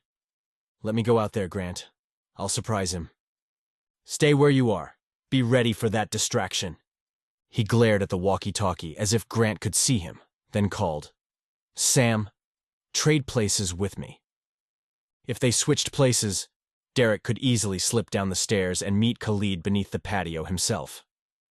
Not a chance, Sam said. If she tries to go out, I'll stop her, don't worry. But Khalid was so close. They're coming over the cliff! Dad's shout had Derrick peering through the darkness, but all he could see was the dark patio and the railing. He couldn't see the yard between the house and the cliff, or any men who might be coming that way. A gunshot echoed from upstairs, then another, and another. What was happening? From the dock! Grant yelled. How'd they get up the stairs? Dad's voice, frantic a moment ago, was calm now. After a pause and a couple of gunshots, Dad continued. Black boats, black clothes, black water. Didn't see 'em. Shoot on sight, Grant said, all business. We're trying. That was Layla, and unlike Dad, she sounded terrified. There are too many. You're doing great, hun, Dad said. Take your time. Line up your shots. You've got this, sweetheart. Michael was calm as could be. You guys are doing great. Stop as many as you can. Derrick and Sam will get anyone who makes it by you. Derrick itched to step onto the patio. If he could pick enemies off as they crossed the lawn, he could stop them before they reached the house. But he knew his job. It was not to go meet Khalid. It was not to kill the man who would take Jasmine away, but to protect everybody in this house. Help me, God. Equip me for this. He stepped away from the glass and aimed. Ready. Across the room, Sam's focus was on the door that came up from the basement. Maybe he should have been downstairs, but Grant had wanted someone watching from the higher windows. If more men were coming, then the Wrights didn't have enough manpower. Not nearly enough. But nobody came. Maybe Dad, Brian, and the women upstairs had it under control. If the men coming up the cliff were meant to be the distraction, then they'd handled it. You see that? Brian's voice held a hint of panic. They've got some sort of a... Take cover, Summer shouted. A low whistle. Glass shattered. Upstairs. An explosion rocked the house. Chapter 33. The boom was deafening. No! Jasmine lunged for the door. Her shout was loud in her head but muffled in her ears.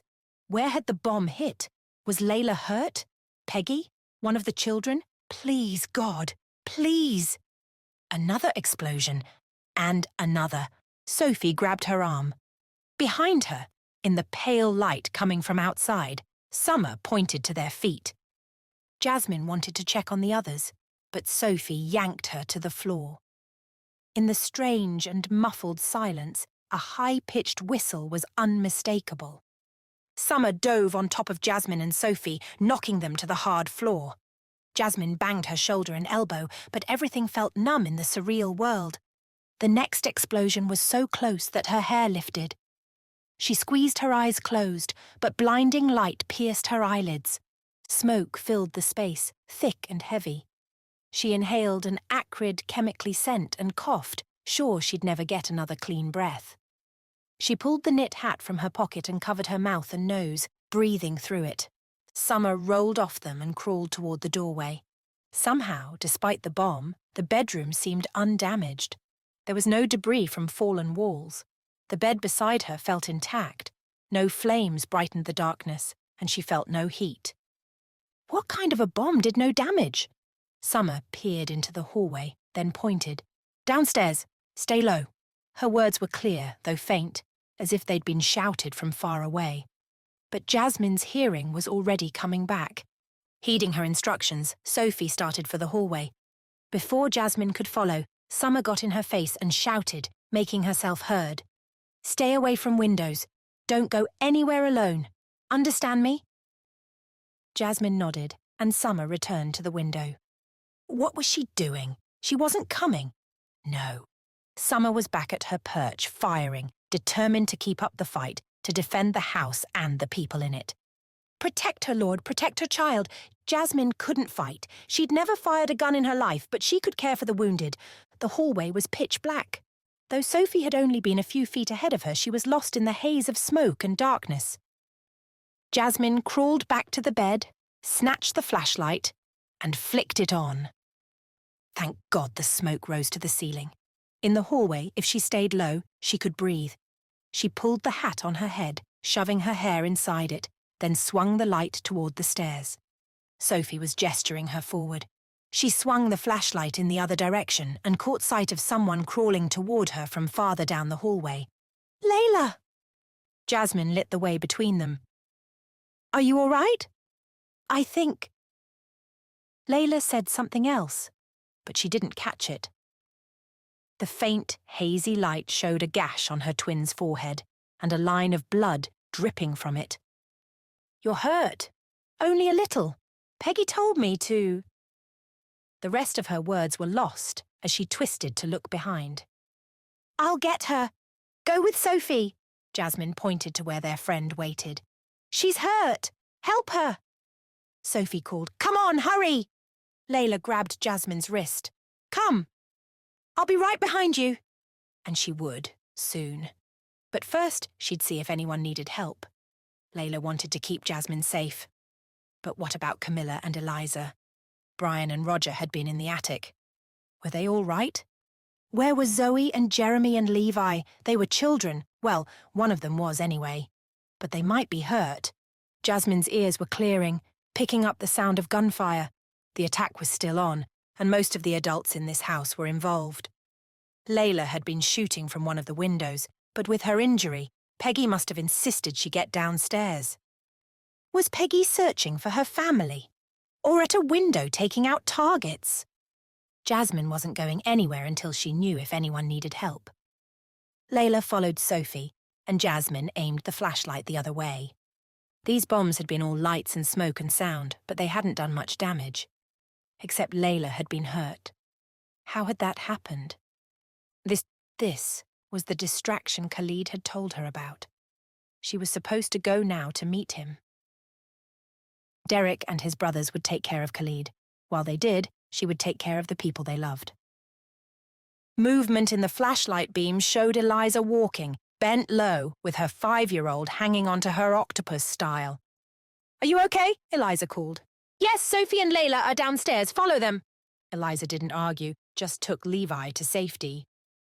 "Go," a woman's voice said. "Camilla?" Jasmine headed toward the room farther down and across the hall. "But, Mum, you need to—" "Don't argue with me." Zoe crawled into the hallway and saw Jasmine. "I can't get her to come." The 20-something sounded on the verge of tears. "It's okay. She'll be okay." Jasmine prayed it was true. "Hurry, hurry!" She aimed the flashlight toward the stairs. "Where is your brother?" "He went to the attic." "I'll find him. Go!" Zoe looked like she wanted to argue. Camilla was at the window peering out. She aimed, fired. Jasmine gripped the young woman's wrist. "Your mother needs to know you're safe so she can focus on what she's doing. The best you can do is go downstairs."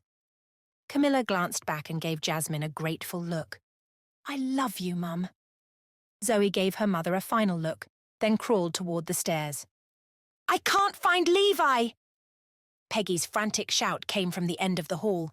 "He's with Eliza!" Jasmine shouted over the gunfire. "They've gone down!" "Oh, thank God." The older woman crawled closer but stopped, coughing, hacking. "I have to make sure," she coughed. "Roger and Brian—" Again, her words were cut off with coughing. "I'll check on them," Jasmine said. "And Jeremy!" Camilla yelled. "He went to the attic." "I'll see to them." Jasmine aimed the flashlight toward the stairs. "Go, Peggy, join the others. We've got this." Peggy looked that way, then at Jasmine. "But you should—" Hacking coughs kept her from finishing. "I'll come when I know everyone is all right," Jasmine said. "Go, please." From the top of the staircase, Zoe called, "Please, Nana, please, come on." The older woman joined her granddaughter. After they started down, Jasmine continued to the ladder that had been lowered from a hatch in the attic and climbed up. She poked her head up in the hole and looked around. Though smoke rose from the ground floor, this area had avoided damage. Boxes and furniture had been pushed to one side. "Is everyone all right up here?" Brian glanced from his spot at a window facing the rear of the house, but didn't lower the rifle aimed outside. "Grant told us to stay put." At a window nearby, Jeremy looked pale but unhurt. "Did you see my mum and Zoe?" Before she could answer, Roger asked, "Is anyone hurt?" He was on the opposite side of the attic, also aiming a rifle. The gun looked out of place in the gentleman's hands. She answered Jeremy first. "Your mother and sister are fine." Turning her attention to the older man, she added, "Peggy was coughing, and Layla has a cut on her head, but it didn't seem serious.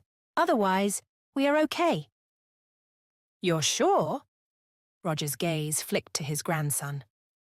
"Jeremy can take over for me." She hated to think of the teenager shooting anybody, even if he was capable. "I think Peggy needed fresh air, and Layla's cut wasn't deep. Summer and Camilla are in position. The rest have gone to the first floor. I'll check and tell you if you're needed." He seemed torn, but stayed in position. "All right. Let me know." Jasmine headed down the ladder to the second story. She was on her way to the staircase when that telltale whistle had her diving onto the hardwood and covering her head. The explosion came from the south side of the house, facing the water, and then Camilla screamed. Smoke filled the space thicker as Jasmine crawled toward the bedroom where she'd left her friend. "Are you all right, Camilla?" But there was no answer.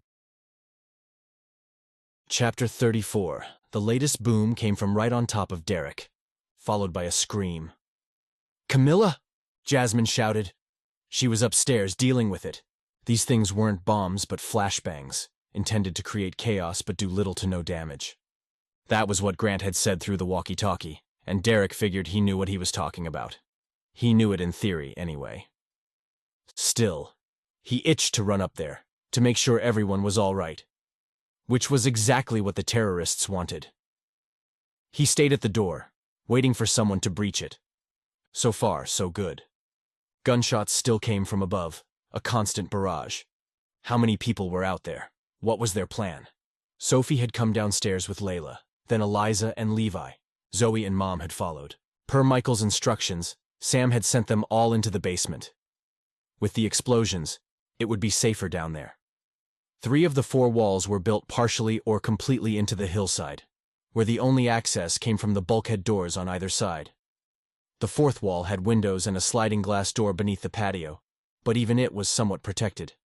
The women would take cover in the storage room in the back. They were armed, should anybody get in.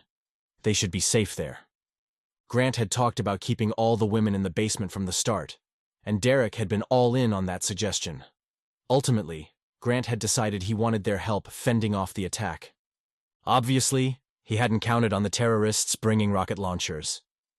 Upstairs, he assumed Summer was still shooting, as were Dad and Brian in the attic. What was Jeremy doing? Couldn't he help his mother? Jasmine needed to get into the basement. Now. "Hold your position." Grant had maintained his calm demeanor, as if nothing had surprised him. "Mike and Dan, you have the north. I'll be in position to intercept Khalid in 30 seconds.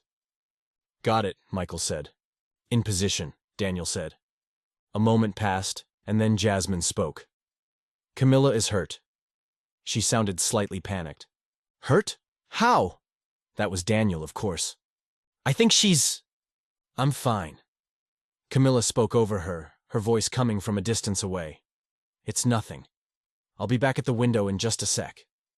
The scrape of furniture sounded over Derrick's head. He wanted to go up there, to check, and to drag Jasmine downstairs and hide her in the storage room, where she'd be safe. Safer, at least, than— "He's got a launcher," Dad shouted. "Down. Do—" Another explosion. Did that hit the attic? "Dad! Brian!" Sam sounded like Derrick felt, terrified. What happened? Had that been another flashbang? Or something else? "Came from the south." Dad sounded out of breath. "We're okay. We're not going to be able to hold them off." "Derrick." Grant sounded for the first time a little ruffled. "I want you on the patio. Stay low. Shoot through the slats. Take out the one with the launcher. As soon as you do, move. Stay out there and take out any enemies you see. Whatever you do, don't let anybody into the house." "On it." Thank God, Derrick was finally joining the fight. "Good. Sam, you're gonna—" Derrick lowered the volume on the walkie-talkie and shoved it in his pocket. He crouched low, opened the kitchen door, and stepped out into the cold, cold night. The snow that covered everything gave the world a strangely luminous glow. Even so, he paused to let his eyes adjust. The patio tables were covered for the winter with weatherproof fabric. The chairs were stacked near the house, also covered. Everything had an inch of powdery snow on top. The briny scent of the ocean mixed with a chemical stench from the flashbangs. Normally, he'd hear little but the surf against the rocks at the bottom of the cliff, but gunshots reverberated in the night. Dad and Brian had recovered, apparently. Derrick peeked through the slats in the patio, searching. There. A man clad in dark clothes was silhouetted against the sky. The apparatus he held was long like a rifle, but its barrel was far too thick. Derrick aimed and fired. The man went down. Derrick shifted a few feet along the patio seconds before a bullet splintered the wood where he just stood. It had come from near the stairs at the top of the cliff. Derrick waited for the man to show himself again. When he did, Derrick fired, hit him. Scooted along the deck a few yards, looked for another enemy. One came from the woods on the west. Derrick lined him up and fired and moved. He kept at it. They didn't stop. He wouldn't either. The sky turned from black to gray as the sun inched toward the horizon. Morning was coming. This couldn't last forever. There would be an end to it. With each bullet he fired, he prayed God would protect his family and all those they loved. He lined up another shot and squeezed the trigger, but the chamber was empty. He leaned back on his haunches to reload. Heard rustling, then a chuckle. It was just a matter of time. The words were whispered with a thick Arabic accent. Derrick dove to the side, expecting a gunshot in his ear, but it didn't come. The man tackled him. An arm came down, hard. Pain exploded on Derrick's temple, then a second time. Derrick's face smacked on the hardwood deck. The world spun, his head pounded. The man bent over him, his hot breath in Derrick's face. Everything you have done, she will be punished for. I will let you live with that. He stood, kicked Derrick in the back, forcing air from his lungs, then stepped into the house. Chapter 35. Go. I'm fine. A few minutes had passed since Jasmine had helped Camilla to a chair in front of the window. Now she stood a few feet back from the room's second window looking outside. Derrick was out there now shooting terrorists. In harm's way. I will stay. You heard Grant. Camilla fired, then glanced at Jasmine. He wants you in the basement. He'd said as much through the walkie-talkie a moment before. I know, but I'm all right. The older woman sounded exasperated. You're as bad as Zoe. Go, please. There hadn't been another flashbang, as Grant called them. Jasmine didn't want to leave, not while her friends were in danger, but she had promised to do what Grant said. Be careful. She headed to the hallway and down the stairs and was halfway to the door that led to the basement when she heard it. The voice that turned her blood cold. I knew you wouldn't come.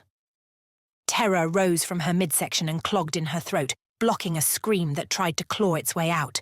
Slowly, reluctantly, she turned toward him, the man she most dreaded. The man she despised. Khalid. He stalked toward her from the kitchen, then stopped a few feet away. He wore the garb of a soldier, camouflage pants, coat, and hat. She'd always thought of him as an old man, balding, wrinkled, weak. But he looked powerful now, as if strengthened by the prospect of all the evil he'd done. He aimed a gun at her. I knew you would tell the men who are protecting you where I told you to meet me, and they would try to trap me. And now they are there, looking for me, and I am here, with you. Voices carried up from the basement. Her sister and some of her friends were safe. She knew that much. If nothing else, if she left with Khalid, at least nobody else would get hurt. You will come with me, Khalid said, or I will direct my people to kill every single one of them. You understand? Could he, though? Were his people winning? She thought not. The Wrights were strong and capable, much more so than he'd anticipated. His men were being killed, one by one. But Khalid wouldn't care about that. He'd let them all die to get what he wanted. Her feet felt leaden. She couldn't move. Even if she could, what would she do? Her gaze flicked to the doorway that led downstairs. Khalid wouldn't shoot her. He wouldn't risk harming his child. She could run. She could try. He must have guessed her intention because he closed the distance between them and grabbed her, yanking her toward the door. She nearly tripped, but he held her up. "Keep your feet, you useless, pathetic little mouse." His words, spoken in Arabic, held nothing but malice. "You put all these people between us. You thought they could protect you." He propelled her outside. The storm had passed. Snow covered everything, shimmering in the pale light of dawn. The waves crashed into rocks below, steady as time, interrupted by occasional gunshots, beautiful and terrible. There was a strange lump on the patio, a dark form. In a brown jacket. "No! No!" she gasped. It couldn't be. Derrick. Oh, Derrick. "Move!" Khalid dragged her away. She would have panicked or collapsed if she hadn't seen the slightest vapor rising from Derrick's face. He was breathing. He was alive. Khalid pushed her to the stairs and down to the snowy yard. As soon as their feet touched the ground, he said, "Now." She had no idea what he meant. But then, an explosion shook the air, glass shattered over her head. Someone screamed. A wave of heat followed. A scream, shouts. The other bombs had been harmless. But this had been real. He'd bombed the house. Her friends bombed them. Khalid pushed her across the snow-covered grass toward the top of the metal staircase that led to the dock below. "Did you really think you could escape me?" His voice held scorn. "You're just a silly little mouse. A coward." Was that what she was? She wasn't the one hurling bombs at innocent people. How dare he? How dare he presume to know anything about her? How dare he presume to take lives given by God? They were just feet from the top of the cliff when she stopped and pulled away from him.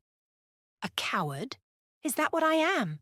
Your silly little second wife, good for nothing but birthing your children." "No more of this foolishness." His tiny black eyes flashed. "You are my wife. You will come with me." He pointed toward the metal railing. "Go now. Go down and get in the boat." She had had enough. She'd been afraid of him. She'd submitted to him. She'd cowered before him. No more. Perhaps she'd lost her mind, or perhaps she'd finally found herself. But no matter what this man did to her, she would not obey him. The truth of it, of who she was and who she wasn't, raised a laugh inside of her. She didn't stifle it, but let it out. "If I'm such a coward, how did I end up here?" He scoffed. "Your sister's friend. And how did he know where to find us?" She told him. How do you think she did that? Locked in a bedroom. No, Layla didn't call him. I called him. Your silly little wife used your phone, Khalid. I gave him our coordinates. I told him how many men guarded the compound, and when he came, I went with him. I did that because I'm such a cowardly little mouse. Flames reflected off his glasses. The house was on fire, and everyone in it was probably busy fighting that fire, or tending to the injured, or fighting terrorists. But she didn't care. She wasn't going with this disgusting old man, not unless he dragged her and she would fight him every step. "You knew how happy I was," she spat. "How deliriously happy I was. So happy that you wired that pathetic little building you called a home in your pathetic little compound with an alarm to sound if I went outside the pathetic little walls. You knew I might try to escape, to run away, even through the desert, even to my death. This is how happy I was with you." "Your happiness?" Khalid scoffed that she would speak about something so insignificant, gesturing with his handgun toward the steps. "You are mine. That child you carry is mine. Your happiness does not matter. Go down the steps and get into the boat, or I will hurt you. As long as the baby isn't harmed, I don't care what happens to you." "I care what happens to me." She'd switched to English. "My God cares what happens to me." "Your God is who I say he is." Khalid moved toward her, but she stepped back, keeping space between them. Movement in the forest behind him caught her eyes. Someone was there. Friend or foe, she didn't know. And it didn't matter. Whether that was a right or a terrorist, she wasn't alone. She'd never been alone. She stood to her full height, all 5 feet of her, and glared at the man who called himself her husband. "You think you own me, but you are wrong. You are wrong about everything. I am a Christian." His eyes flashed with anger, and he froze, halted by his shock. Perhaps. But she thought of Elisha and the horses and chariots of fire surrounding him as he faced his enemies. Maybe Khalid sensed what Elisha had known, what Jasmine knew, that her God was far stronger than his. "I belong to the one true God. I am not, nor have I ever been, yours. Look around you, Khalid." She paused to give him the opportunity, not allowing her eyes to drift to the figure crossing the snowy ground toward them. A terrorist would make himself known to Khalid, meaning it had to be a right. Had to be. "You see where we are." Her voice caught at the wonder of it. "Where I am, in Maine, thousands of miles from Iraq. A coward would still be trapped in your pathetic little compound in the middle of nowhere, in a dry and desolate land, not surrounded by this beauty. I'd still be trapped with a man I despise. I'm here because I'm brave, and because I'm loved by my God and my friends. I am not your slave, and I will not go with you. You're a fool." Khalid shook himself out of the temporary stupor. "I'll shoot out your knee, and then you'll never run again." His words were matter of fact. "Not from me. Not anywhere." She yanked off her hat, shook out her hair, refusing to hide anymore, and pushed her shoulders back. "I dare you to try it!" He scoffed and lifted the gun. "Drop it, Qasim." Michael stood 20 feet behind him, his weapon aimed at Khalid's head. "Your men are on the run, the ones still alive, that is, and you're surrounded." Khalid glared at her. She glanced at the house. There were no flames now. Derrick was moving toward them across the snow-covered grass. Aiming his handgun, he looked fierce and determined. "It's over, Qasim," Michael said. "Drop it. Now!" That was Grant's voice. He was behind her. There were no more gunshots. All was quiet as they waited. Khalid didn't bother looking at any of the men, just glared at her. "If you wish to survive for your beloved wife," Jasmine said, "you will do as they say." Chapter 36. Try it. Come on. The sky grew brighter in the east. Cold wind blew off the Atlantic, but Derrick didn't feel the chill. Smoke rose from the house he and his family had built. The woman he loved stood a yard from the man who would have whisked her away forever. The man who would have destroyed their home and killed the people who mattered most to him in the world. Do it. Derrick knew it was wrong to hope Qasim would defy Michael's order, but he did hope it. If Khalid's gun so much as twitched, Derrick would shoot him. His head throbbed. But the pain was nothing compared to the satisfaction of seeing this man defeated. "You should have killed me when you had the chance, Qasim. Live with that." His finger itched to squeeze the trigger. Michael and Grant kept their distance, but Derrick didn't care. He moved in, keeping the terrorist's head in his sights. "Come on, you pile of cow dung. Do it." But Khalid hadn't lived so many years, and the guy had more wrinkles than the prunes he ate for breakfast, by being stupid. He tossed his handgun to the side, maybe afraid Jasmine would grab it and finish him off. Derrick managed to stifle his frustration and the string of words that wanted to escape. "On your knees," Michael shouted. "Hands behind your head." The look Qasim gave Jasmine could have left a bruise. He took a step toward her, saying something in Arabic Derrick didn't understand. She didn't back down. Just stood her ground against this man who'd abused her. Derrick had never loved her so much, and he'd never so badly wanted to commit murder. "Now," Michael said. Qasim pressed his hands to the back of his head. Rapid gunfire saturated the morning air.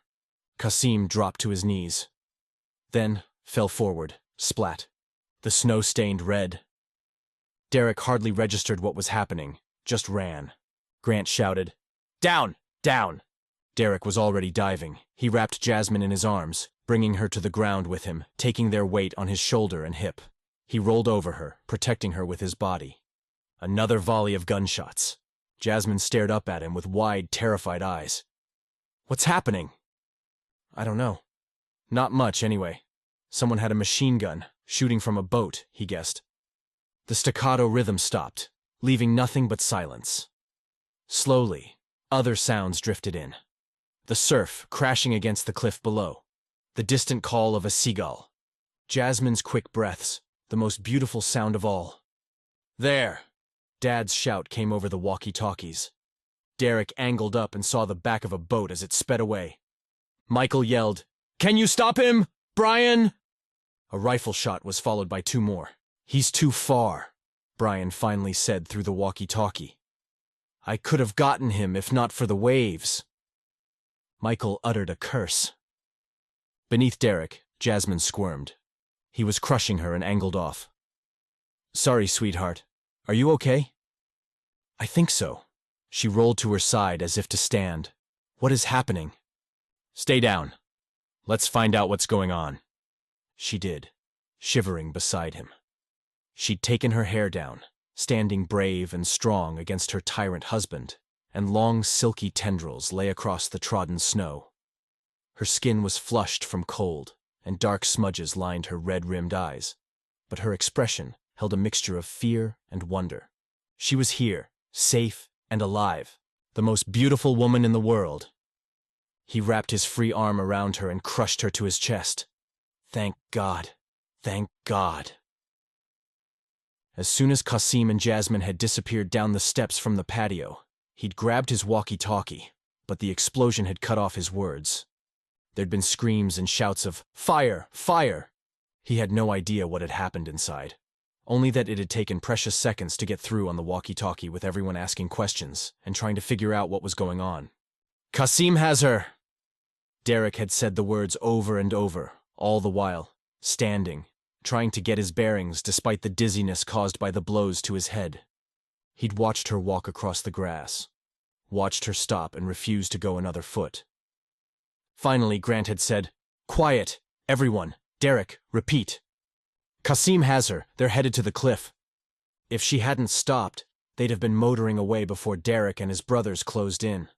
By the time they got the keys to the boat and set out to follow, they could easily have lost them. There were so many inlets in the sea, in Maine and all the way up the coast into Canada. She could have been lost forever. He inhaled her scent, breathed in the very aliveness, the there-ness of her. "You were so brave." She backed up to look at him. "I remembered I have God on my side and you and your family, and I think even Khalid knew it, at the end, that no matter how many men he'd brought, he was outmatched." Outmatched, maybe. But things could have gone very differently. "Satellites over my location," Michael was saying. Derrick angled and saw his brother walking toward the cliff, on the phone with someone. "There's a speedboat headed east-northeast. 1 person. He just killed a terror suspect and tried to kill the man's wife." Whoa. Had some of those bullets been meant for Jasmine? Nova Scotia or somewhere in Canada would be my guess. Michael listened, then said, "Get back to me." He was standing, so it must be safe. Derrick sat up and helped Jasmine do the same. "Are you all right? Did I hurt you? Did he?" "I'm not hurt. Who was that?" "No idea." He twisted to where Grant was leaning over Khalid. "Is Qasim?" Derrick was afraid to ask the question. Afraid to hope. "How is he?" Grant stood. "Dead." "What?" Jasmine pushed to her knees, gazing out at the water. "You're sure? Is it safe?" "Shooter's long gone." Grant scooped up Qasim's weapon, looking at Derrick. "Quick thinking, getting her down. I couldn't have gotten there in time." Derrick swallowed the image his brother's words raised inside him. Had that man really been trying to shoot her? Jasmine's hand snaked around his arm. "I wasn't thinking, but you saved my life. Again." "Maybe." He cleared his throat of sudden emotion. "Just instinct." "Good instincts," Grant said. Derrick wasn't ready to process that or any of this, really. He stood, trying to hide the dizziness caused by the sudden motion, then helped Jasmine up, keeping a hold of her hand even after she gained her feet. "How are you?" "I thought you were dead." "Just a little woozy. It took me a few seconds to get my wits back. By the time I did, the door opened and I wanted him to think I was out, that I wasn't a threat." Her head dipped, but her gaze flicked to the man lying in a pool of blood-stained snow. Grant was there, his focus on the terrorist's handgun. Huh. He closed the chamber and shoved it in his waistband. Guy had guts, I'll give him that. What do you mean? Derrick asked. Gun's empty. He was out of bullets. Oh, that explained why Khalid had knocked him over the head instead of shooting him. You mean he couldn't have shot me? Jasmine asked. He figured you'd just go with him, the arrogant little rat. Grant grinned. You probably gave him the shock of his life. Jasmine didn't smile, though. He is dead? He is really dead. He can't hurt you now. Grant moved out of the way. See for yourself. No, it is... Her head shook, then her whole body shook, trembling, quaking. She swayed, her skin turning that yellowish tint that told Derrick she was not all right. Ignoring his headache and praying he wouldn't get dizzy again, he scooped her into his arms. It's okay, sweetheart. You're okay. But the house! She must have just remembered what happened before because she suddenly sounded panicked. Who is hurt? Is Layla? There was an explosion. I think it's okay. Let's find out. He carried her across the lawn to the door that led to the basement. It slid open as they approached. Layla stood in the opening. Jasmine, thank God! Derrick set her on her feet, and she fell into her twin's arms. They hugged, then backed up to look at each other, studying one another with identical gazes. Are you okay? They both asked the question at the same time, then both answered with, I'm fine. They smiled identical smiles. As long as you're both sure. Mom shoved past Derrick and hugged Jasmine. Thank God you're all right. What happened? Derrick said a man had you? It was your husband? Yes. He somehow... It's a long story, Derrick said. We'll explain everything. How's everyone here? It could have been worse. She focused on Jasmine again. Thank you for making sure everyone was safe. I'm so sorry this happened. Jasmine looked shaky and ill. Is anyone hurt? Camilla has a sprained ankle. Mom shooed him away, and she and Layla urged Jasmine toward the chairs against the wall. Summer is a little banged up. Summer... what? Grant had followed Derrick and Jasmine inside. Now he nudged Derrick out of the way. Where is she? Upstairs with Dad, Mom said. Grant was already making his way past Sophie, Zoe, Camilla, and Eliza, who stood between the ping-pong table and the pool table, though they parted to give him space to pass. Levi was playing the Ms. Pac-Man game against the wall as if all were right with the world. Thank heavens somebody had turned its volume way down. Derrick wasn't sure he could stand the mechanical munching sounds at that moment. When Grant had reached the stairs, Derrick leaned close to his mother, lowering his voice. Is Summer okay? Really? And the baby? Mom shrugged, her smile tight. Dad's with her. She said she saw the guy aiming the launcher thing and dove under the bed. It hit. Mom shook her head, and the tears she was trying to hold back dripped. Hit the house next to the window where she'd been standing, blew a big hole in the wall, but she's tough. Jeremy scrambled down in seconds. Derrick was confused. He'd taken out the guy with the launcher. Maybe there'd been 2 launchers. Must have been. And that made sense because they'd hit the back of the house and the front, and Michael or Grant would have seen and stopped anyone trying to move past the house with it. What about the fire? Derrick asked. Caused by the explosion? No. Summer said one of them threw a... what do you call it? Named like a mixed drink? A Molotov cocktail? Yeah, that's what she said. The guy launched it through the hole created by the explosion, and it lit the northeast room, where Summer was, then rolled into the hallway and the room across, where Camilla was. Derrick imagined the horrifying scene. Jeremy grabbed one of the fire extinguishers and put it out. Those rooms will need to be rebuilt, but Jeremy kept the fire from spreading and got Summer and his mom out of there. By then, I guess Brian had taken care of that person. Mom's lips pinched, though with the thought of her son killing a man or the thought of a firebomb aimed at her family, Derrick wasn't sure. He'd guess the second. But you think Summer's all right? Dad said so, and he is a doctor. She gave Derrick a don't ask silly questions look. Anyway, after that, the rest of the terrorists ran. At least that's what Brian told me. What happened with you guys? We'll tell you everything soon. Derrick turned to check on Jasmine. She was sitting at one of the game tables near the back door with her sister, safe and unhurt. Michael had come in and was on the phone a few feet away. Catching Derrick's eye, he held up a hold-on finger, spoke into the cell phone, then shoved it in his pocket. It is over, right? Derrick walked toward him. Qasim's men are gone? We think so, but Grant and I will sweep the woods to make sure. I'll go with you. Summer was hurt. Michael's brows lowered. How bad? Dad's with her. Mom had come up behind Derrick. She has a little bump on the head, but there's no reason to believe the baby's been harmed. Is it safe to go back upstairs? At Michael's nod, she clapped her hands to get everyone's attention. Who needs coffee? A chorus of I do's and yes pleases came from the room. And then Levi popped in with, Can I have a donut, Nana? I'm starved. Derrick wasn't the only one to chuckle, and it felt good. Good to laugh, good to breathe. It was over.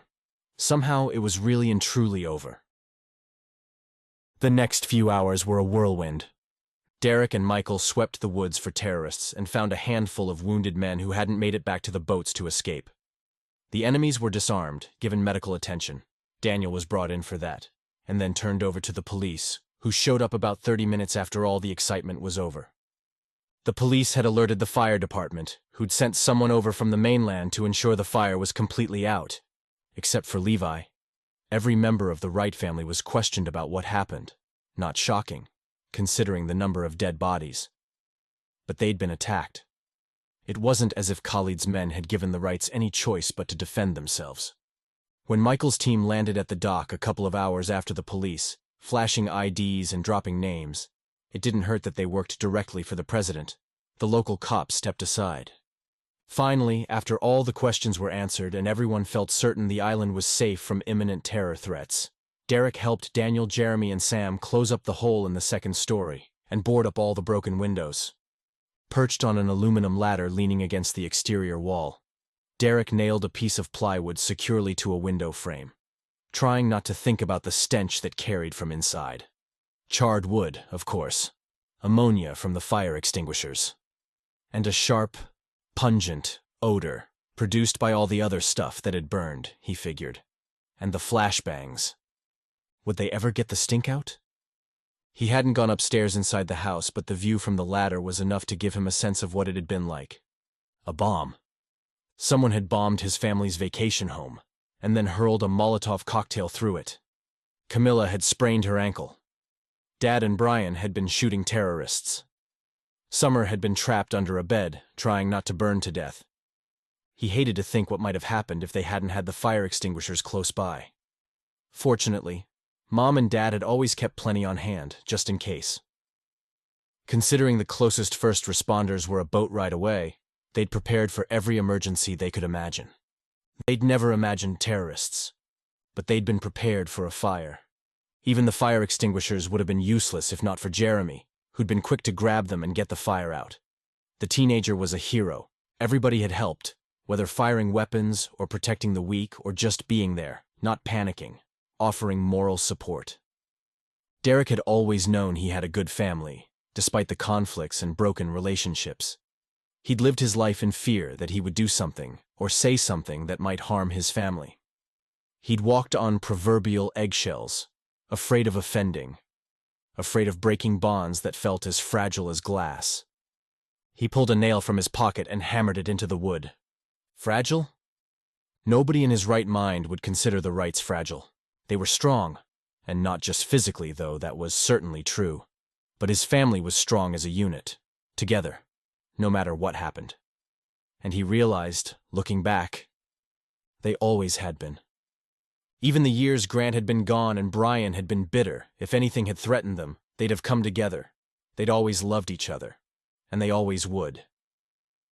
Derrick reached for another nail, nearly fumbled the hammer. "Be careful," Daniel called from below. "Wouldn't it be ironic if, after everything, I was killed by a hammer to the head?" Not funny, man. But Derrick grinned at his oldest brother, who held onto the extension ladder as if it might spontaneously tip over. Once they'd gotten the plywood in place, this wasn't really a two-man job, so Daniel was just standing on the ground, watching him. Derrick chuckled to himself, thinking of how he'd yelled at his brothers the night before. A week ago, he'd never have dared talk to them that way. He'd have been too afraid they'd never forgive him. Now he knew his family was far from breakable. Their bonds weren't glass but iron, and nothing could shatter them. Nothing. He finished with the plywood, climbed down to get the tarp from his brother, and worked on nailing it in place. Dad had a multitude of tarps. When you lived on an island, you had to have everything you might ever need on hand. Dad had been an Eagle Scout once upon a time. Be prepared. Sadly, no plastic tarps or half-inch pieces of plywood were going to keep out the chilly Maine winter or the frigid wind blowing off the North Atlantic. Most of the house was undamaged, but a couple of rooms on the second floor needed major work. Derrick would lend a hand, and he figured his brothers would as well, when they had time. They'd build this place back, better than ever. Probably even add some cabins like Mom and Dad had originally planned to do. There'd be more kids coming along soon enough, and it wouldn't be long before Zoe and Jeremy would marry and start the next generation of Wrights. Now that Daniel and his family were moving back to Maine, their kids would be around a lot more often. The Wrights would keep this island and their house on it, despite what they'd just endured. The storm had moved out, leaving a blue sky dotted with puffy white clouds. The pines and oaks and birches that stretched across the island swayed in the cold wind whipping off the water. The forest had settled as if nothing unusual had happened. One would never know the violence that had taken place a few hours before. The house held scars, though, bullet holes and pockmarks that riddled the siding. But none of the Wrights had been shot. It was crazy, really, how well they'd come through that. A testament to Grant's planning, and his and Michael's skills as warriors, and Brian's shooting, and God. Derrick and his loved ones were safe, every single one of them. The truth of it had moisture filling his eyes. Thank you. Only God could have done this. He finished nailing the tarp in place and descended the ladder, passing more bullet holes as he went down. How in the world was Dad going to explain this to the insurance company? We were attacked by terrorists. No. Seriously. What are you grinning about? Daniel asked when Derrick joined him on the ground. Just wondering if we're going to end up in one of those strangest homeowners insurance claims commercials. Daniel chuckled, lowering the extension ladder. Let's hope not. The Wrights have had enough excitement for all our lifetimes, if you ask me. That was the truth. They hefted the ladder across the lawn on trampled snow toward the storage barn at the rear of the property. They'd been through enough trouble. All of them. And yet somehow, they'd survived. More than survived. Grant and Summer would be parents soon. Dad had thoroughly examined Summer and pronounced her fit, except for the bump on her head and some bruises. Daniel and Camilla had their beautiful, healthy-grown children. Sam and Eliza had Levi. Though they hadn't made an announcement, Derrick guessed by the weight Eliza had put on that she was expecting. Michael and Layla would be married in the spring, and though it wasn't official, Brian and his princess bride wouldn't be far behind. And there was Jasmine. She was free of her husband, free to marry. Derrick had hardly let himself consider what it meant. Was it wrong to celebrate the man's death? Maybe. But Derrick hadn't shot him. He'd wanted to, God help him. But he hadn't done it. He'd left his future in God's hands, and, well, God had let the guy die. Whoever had shot him, that was an issue for Michael and his people to figure out. Definitely not Derrick's problem. Considering everything Qasim had done, Derrick wouldn't be shedding a tear for the terrorist. After stowing the ladder, Derrick followed his big brother up the stairs to the patio, his gaze catching on the blood-stained snow on the far side of the yard. Khalid's body was gone, along with all the others, driven on the family's carts across the island to the north docks, where they were loaded up and taken back to the mainland. Derrick had no idea what Michael's team would do with them now. Probably ID them if they could, figure out if they were U.S. citizens or immigrants, legal or not. Maybe they'd try to work backward and figure out how the men had ended up working for Khalid. Maybe the wounded combatants would be able to help with that. None of that was Derrick's problem. The sun was shining, the snow evaporating. Soon enough, all traces of the terrorists would fade into the land again, as if they'd never been there at all. Derrick followed his brother into the kitchen, which was filled with the most glorious scents he could imagine. Meat and roasting vegetables and cinnamon and chocolate. Dishes covered every surface, the food hidden by layers of aluminum foil. Flames danced in the fireplace on the far side of the great room, where the Christmas tree towered to the ceiling. Somehow, the wall of windows had remained undamaged. Amazing. Should hold for now, Daniel was saying. With him, Brian, Jeremy, Mom, and Dad congregated around the giant island, all busy getting out all the food they'd prepared for today's party. Someone had called Uncle Gavin and the rest of the other Wright family to cancel the party, but the food would need to be eaten, the sooner the better, as far as Derrick was concerned. He'd managed to gulp half a cup of coffee and swallow a donut that morning before the police showed up, but then he'd gotten pulled into all the things that needed to be done. It won't keep out the cold. Jeremy held a sleeve of crackers in one hand, 4 of them in the other, ready to chow down. The 18-year-old looked ravenous. He shoved a cracker in his mouth, then spoke around it. At least rain and snow won't get inside. You were a great help today. Daniel squeezed his son's shoulder. And last night, I'm so proud of you. Jeremy rolled his eyes, but that didn't hide his pleasure at his dad's words. Where is everyone? Derrick asked. Grant and Summer are in one of the rooms upstairs. Dad's lips quirked at the corners. It's hard to believe the worrier he is right now after the warrior he was last night. I thought you said Summer's fine. Derrick looked from his father to Daniel, the other doctor in the family. Just needs to rest. Like all of us. Dad shook his head, pretending exasperation he obviously didn't feel. Grant refused to leave the bedroom until she fell asleep. Derrick was about to ask about Jasmine when voices had him focusing on the stairs. Camilla, Zoe, and Sophie came down, covered in a fine film of white dust. Camilla was leaning heavily on the handrail and using the vacuum cleaner with her other hand like a walking stick. Zoe wore a face mask, probably a holdover from the pandemic, and held a bucket and cleaning supplies. And Sophie had an armful of sheets and blankets. Daniel hurried toward his wife. What are you doing, love? You're supposed to stay off your ankle.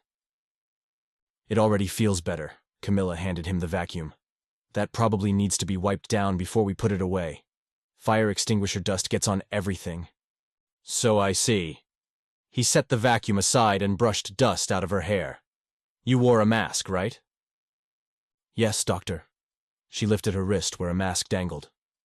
We told her to rest. She's a stubborn one. Sophie continued toward the stairs that led to the basement. We'll need to wash all the bedding. Brian grabbed her load. I'll take it, hun. Get those started, Mom called after him, taking the cleaning supplies from Zoe. We want to get it all finished before we leave, which we'll do right after lunch. Her mention of lunch was greeted with a chorus of yeses and amens. Nobody heard Derrick's stomach growling, but it was on board with that. Where was Jasmine, though? Movement on the far side of the room caught his attention as Jasmine pushed up from the sofa. She tossed away a blanket and unfolded her legs. Dad leaned close and lowered his voice. I tried to get her to go upstairs to rest too, but she refused. I don't know why. But the look he gave Derrick told him he had a good guess. And it had everything to do with him. Derrick pretended not to see as he crossed the room. How you doing? She stretched like a cat awakened from a nap. I'm good. But the word faded on a yawn. More hungry than tired? Her eyes lit and he grinned. Mom said something about food. He held his hand out and she took it and stood, keeping her hand in his as if it belonged right there. Which it did. Dad let out a high-pitched whistle, calling the family to gather, and those not already there made their way to the first floor, even Summer, who preceded Grant. Honey, Grant followed her.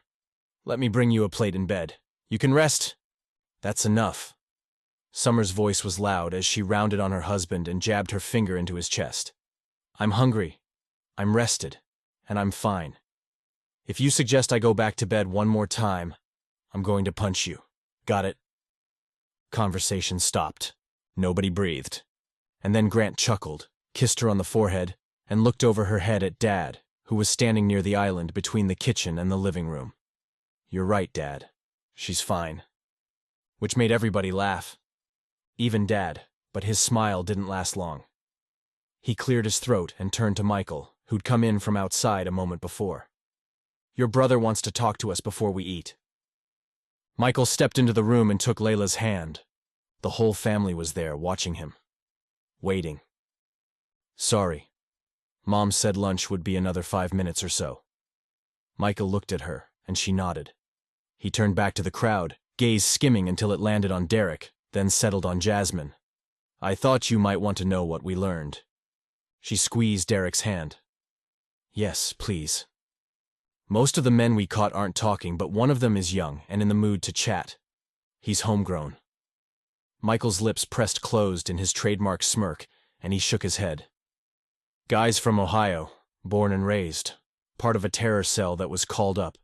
His had about 20 men. He didn't know about the other cells until they all met last night. There were 90 of them from all different places.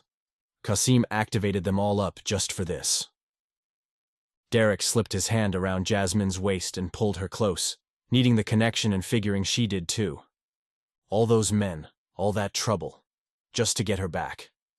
Any word on the man in the boat? Grant asked. Michael's gaze shifted to Sophie, which sent a bad feeling to Derrick's midsection.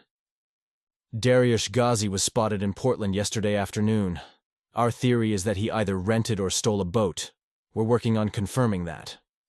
Sophie's skin paled to match day-old snow. Why would he shoot Khalid? Brian asked. I'm guessing he knew too much. About what? Derrick looked from Brian to Sophie to Michael. I don't understand. How does all of this go together? We're not sure yet, Michael said. We know Dariush knew you. He looked at Jasmine, who nodded, and then down at Layla beside him. So he must have recognized you. Maybe he'd heard Jasmine had a twin, or just put it together? Layla's head tipped to the side. Perhaps that is how Qasim found me in Munich. Perhaps Dariush alerted him. But why? Jasmine asked. He is the kind of man who is always looking for gain. He must have had a reason. Michael shrugged. When we find him, we'll ask him. That's all I know for now. But we're safe? Dad clarified. It's over? Yeah. Michael's gaze went from Layla to Jasmine. There's nobody else. But what about... Derrick hated to ask the question, but he wouldn't be able to rest if he didn't. He held Jasmine tightly against his side. What about their father? Michael's lips pressed closed, and his gaze flicked from Layla to Jasmine. She was the one who answered. Baba does not have the resources to find us. He went along with his brother and the others, but he was not in charge. You agree, sister? Layla held her gaze. You knew him better than I did at the end. I trust your judgment. I think we are safe from Baba. Jasmine looked up at Derrick. It is over. The room seemed to take a collective breath. Well? Mom obviously didn't know how to segue from that to normalcy. In her defense, what reasonable person would? Now that that's settled, the food is ready. Dad cleared his throat. Let's hold hands for the blessing. They circled up, the whole crowd of them. Derrick's 5 brothers, their wives and future wives. Zoe, Jeremy, Levi, Mom, and Dad. Derrick held onto Jasmine's hand, and it all just hit him. What had happened? What could have happened? What they'd gone through, not just today but over the past few months. How much they could have lost, how much they had gained. How incredibly good their God was. Apparently, Derrick wasn't the only one who had these thoughts because he saw a lot of moisture around the circle, mostly on the faces of the women. His brothers held their heads up, like they could shake the tears back inside. Well, God. Dad swallowed hard, his gaze spanning the room.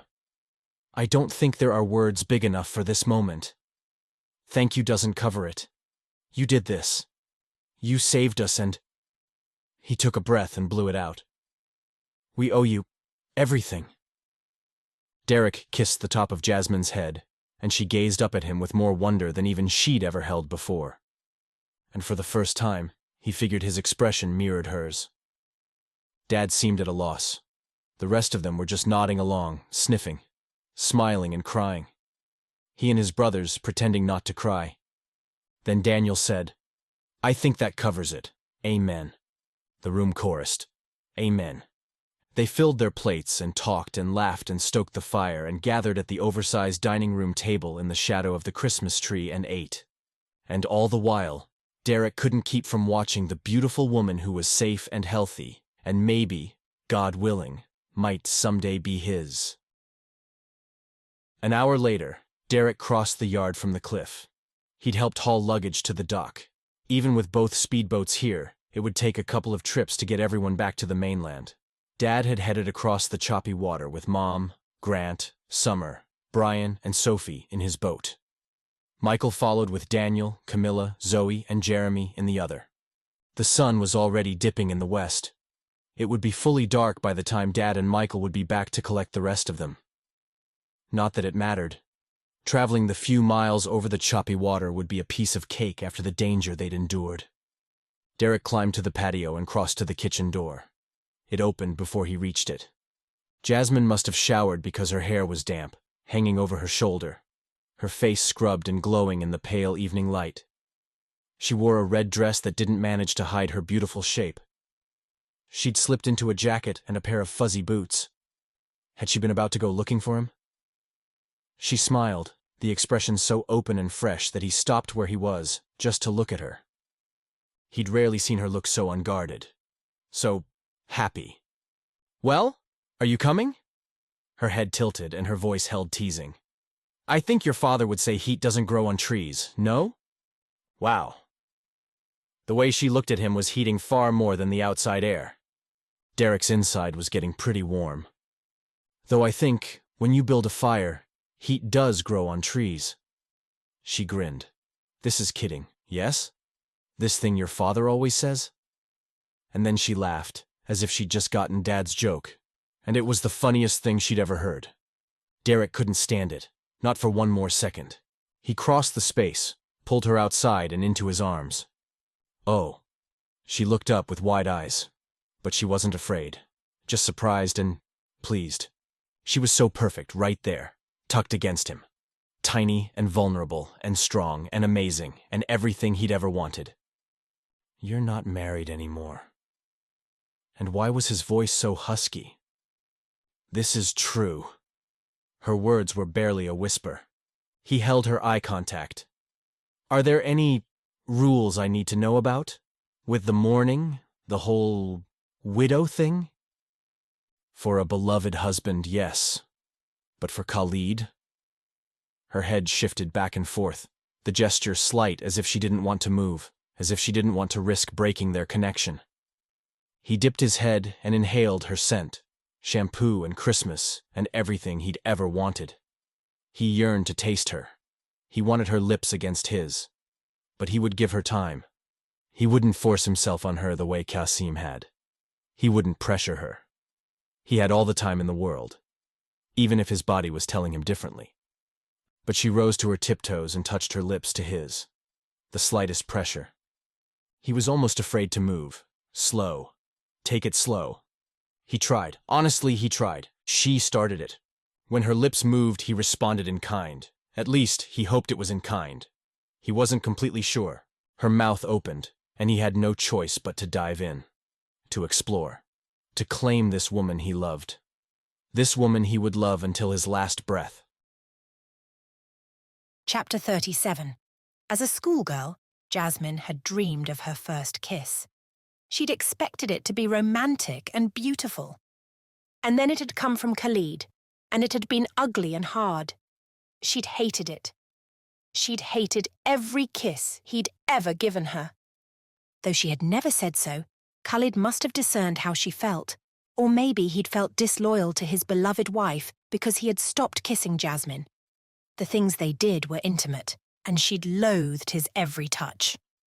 But there was something even more intimate about kissing. Or intimate in a different way, which didn't make sense to her, or hadn't until now. Now, beneath the towering forest, with the scent of smoke rising through the chimney and the waves crashing so close, Jasmine felt drawn to Derrick in a way she'd never felt drawn to another man. His arms around her, his warmth enveloping her. She'd known he wanted to kiss her. She'd closed the distance because she'd wanted him to know that she was open to a relationship with him. She loved him. And with Khalid gone, she could be with him. She'd felt alive in his arms. She'd felt safe and protected. She hadn't wanted to kiss him. She'd only wanted him to know she was available to him. And yet, when his lips had met hers... Oh. This was what a kiss was meant to be. This soft touch, this wondrous exploring, this promise of more. Derrick's mouth was gentle and warm. He held her against him, shielding her from the wind as he'd shielded her from the evil that had tracked her down. This man had protected her and guarded her and loved her. He'd loved her so well. And now he proved to her that she'd never really been kissed at all.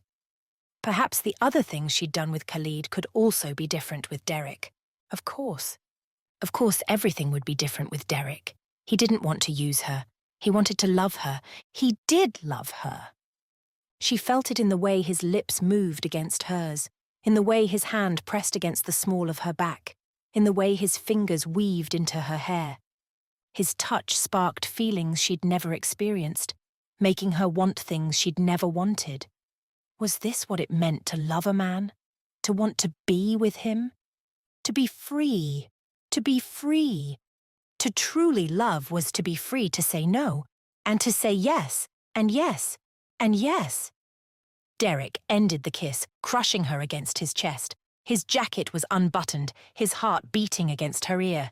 He groaned, the sound coming from deep inside. Jasmine, I love you. She leaned back, lifted her hand and pressed it against his soft beard. I love you. He smiled that sweet, happy smile. Marry me. Surprise zinged through her, and she stepped back automatically, but Derrick didn't loosen his grip. Don't leave. His smile faded. We can wait if you... I get it, you're not ready. There's no rush. We can wait. I love you and I felt... She pressed her hand over his mouth. Perhaps you should let me answer, His brows lowered. He didn't argue, just nodded. I do not wish to wait. If you are willing, I would prefer we are married before my child is born. I want him or her to have a father. To have you, if you are sure. A little bubble of movement in her belly. Her baby approved. Her baby would know this man, this good man. He or she would call him Baba. No, Dad. Or, as Levi called Sam, Daddy. Derrick's eyes filled with sweet tears. That's a yes? You're saying yes? You'll marry me? You love me. I love you. And if we marry, we can do the kissing all the time, no? Laughing, he wrapped her in his arms, lifted her off her feet, and spun her in a circle. And then he was kissing her a second time, and if her feet never hit the ground again, she would be happy. Chapter 38. I'm happy for you, seriously. Derrick laughed at Michael, who'd ground out the words through clenched teeth. Sure you are. Hiding his grin, he turned away from his brother, facing the full-length mirror somebody had propped against the wall in Sam's den. He didn't miss Michael's scowl in the reflection. Dad was leaning against the far wall, arms crossed, hiding his own grin but not getting involved. When Derrick and Jasmine had chosen to marry just a few weeks after he proposed, the Saturday between Christmas and New Year's, he'd figured he'd be wearing his best suit for the ceremony. Okay, fine, his only suit. He'd just hoped Layla and Sophie would be able to talk Jasmine into getting a more fitted dress than the potato sack-shaped things she usually wore. Not that he minded, obviously. He'd fallen in love with the woman inside those shapeless dresses, but he did hope to persuade her during their lifelong marriage that it would be all right to show her figure every now and then. He adjusted his tie, then smoothed the vest beneath his tuxedo jacket. He'd been directed to wear this, which meant surely Jasmine had found something better than a slightly fancier potato sack for the small ceremony his family had put together. His tie was straight. His hair was combed back from his face. He'd offered to get it cut for the wedding, but Jasmine had asked him not to. She liked it long, and he liked the way she played with it, her slender fingers brushing against the skin on his neck. They'd spent almost every waking moment together for the past 2 weeks, eating and laughing and planning and just being, watching television and reading books and talking about their days. He'd taken her to his condo, a tiny 2-bedroom on the outskirts of Shadow Cove. She'd never been there, and he'd worried she'd be disappointed. It wasn't as nice as Michael's house, where she'd been living, with its 3 bedrooms and 2 bathrooms. And it was a pale comparison to Sam's house, this palatial home with all the space and windows and ocean views. Derrick's condo was a tiny place that shared walls with neighbors and had a pathetic little yard. He'd been embarrassed as he'd watched her take it in, afraid he'd see disappointment on her face. He should have known better. She'd been delighted. "This whole place is yours?" "Ours." She'd launched herself into his arms and kissed him. She'd gone from reticent to enthusiastic about kissing. But that day, alone in the house they'd share, nobody looking over their shoulders. Oh boy.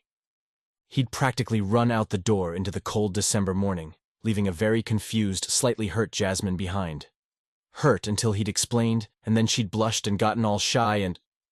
Why anybody waited months for their weddings, Derrick would never understand.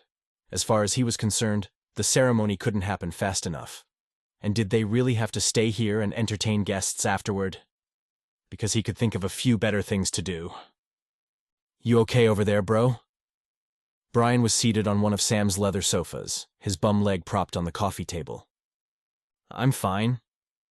"'Cause your face is a little flushed. Thinking about anything in particular?" Derrick glared at him. "Thinking I should have asked Grant to be my best man. Less talking." Brian just laughed. "Be nice, son." Dad used his behave yourself voice.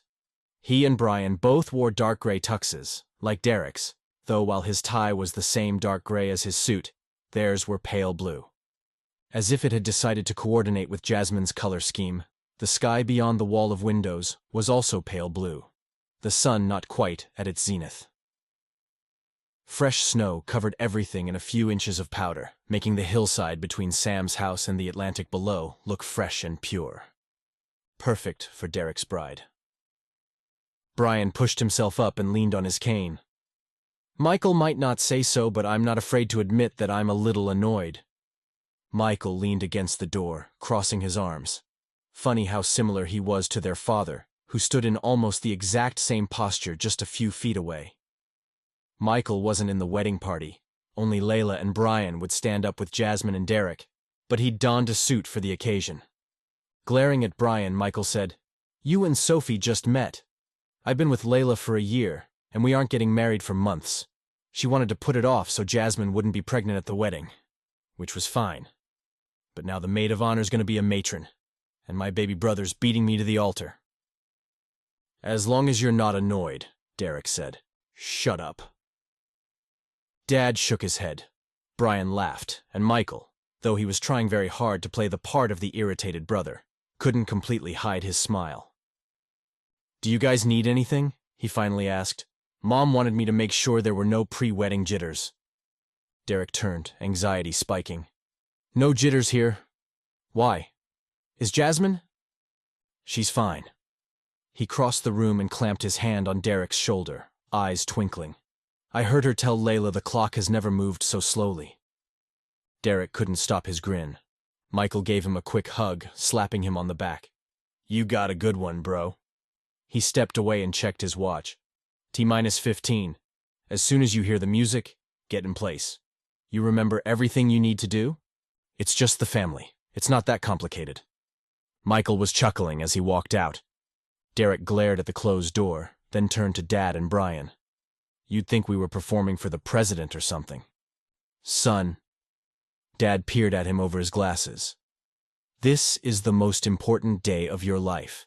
And your bride's. Don't screw it up." Dad was right. "I'm not going to. Not the wedding, and not the marriage. "That's my boy." Dad squeezed his forearm. "I'm sure your mother is looking for me. You boys good in here?" At Derrick's nod, he said, "I'll see you out there." The door closed behind him, and Derrick checked his watch. Just a few more minutes. Brian perched on the arm of the sofa, while Derrick settled in one of the club chairs. "You're going to be a husband," Brian said, "and in a few months a father. Are you ready for that?" Derrick had blurted his marriage proposal before he'd really thought about it. Yeah, he'd planned to marry Jasmine almost from the first second he'd met her. But a baby? One that wasn't his? There hadn't been a lot of time to process or pray about that. He'd spent a lot of time in prayer after he'd proposed, hours on his knees, asking God for guidance, because if he wasn't up for the job, or this wasn't God's plan for his life, then he needed to back out now before it was too late. As much as he wanted Jasmine, and as much as it would hurt both of them, he wasn't about to make a promise he couldn't keep. The more time he spent in prayer, the more certain he was of his path. "The kid's not going to look like me," he said, "or have right blood in her veins, but she's mine." "She?" Brian's eyebrows lifted. "Yeah." Derrick hoped she'd look just like his beautiful bride. "We found out a couple days ago. I wasn't supposed to tell anyone. We're going to do the whole gender reveal thing after the honeymoon. A cousin for Grant's little girl."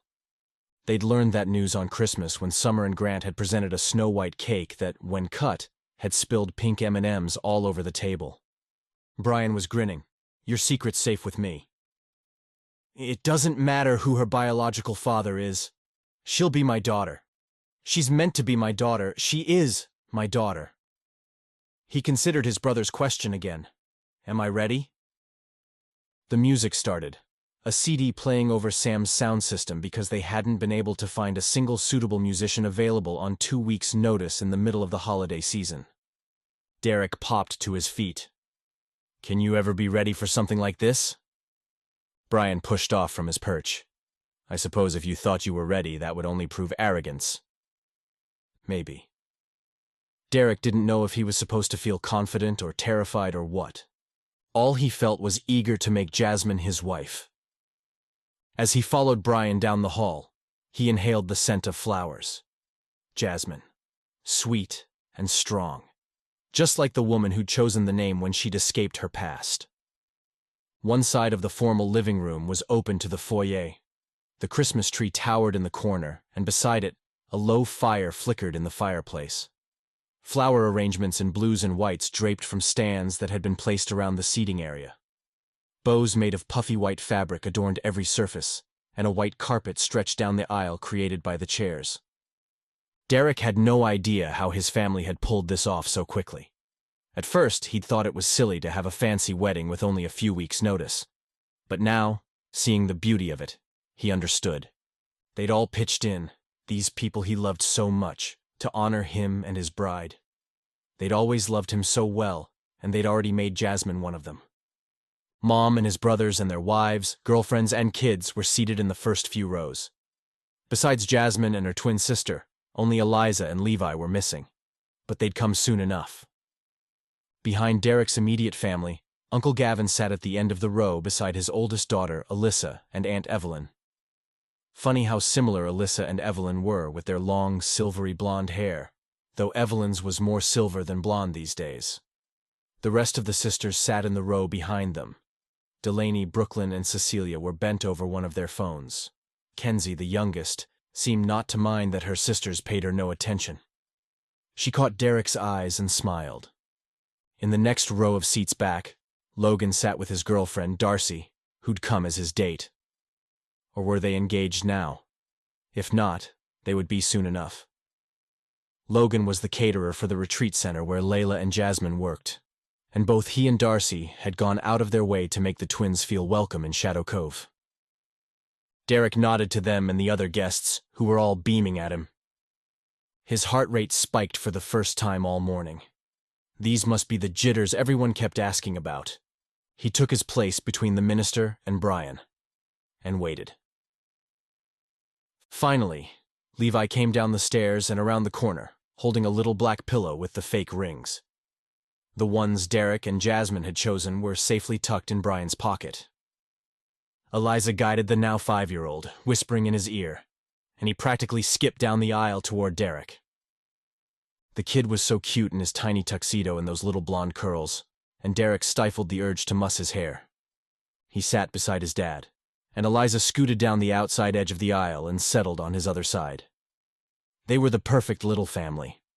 Layla came next, pretty in a shimmery pale blue dress. Funny how everyone said the twins were identical. They were, but Derrick could tell them apart in an instant.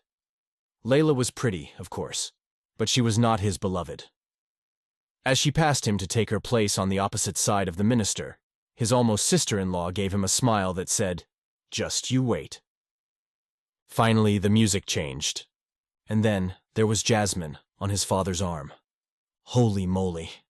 Somehow, in a couple of weeks, she'd found a gown. Pure white and gorgeous. Above the bodice, the lace rose to just below her neck and stretched down her arms, showing off her gorgeous dark skin. It flowed out from her waist in a wide skirt and trailed behind her. It was beautiful and modest, and absolutely perfectly Jasmine. She was... wow. Just...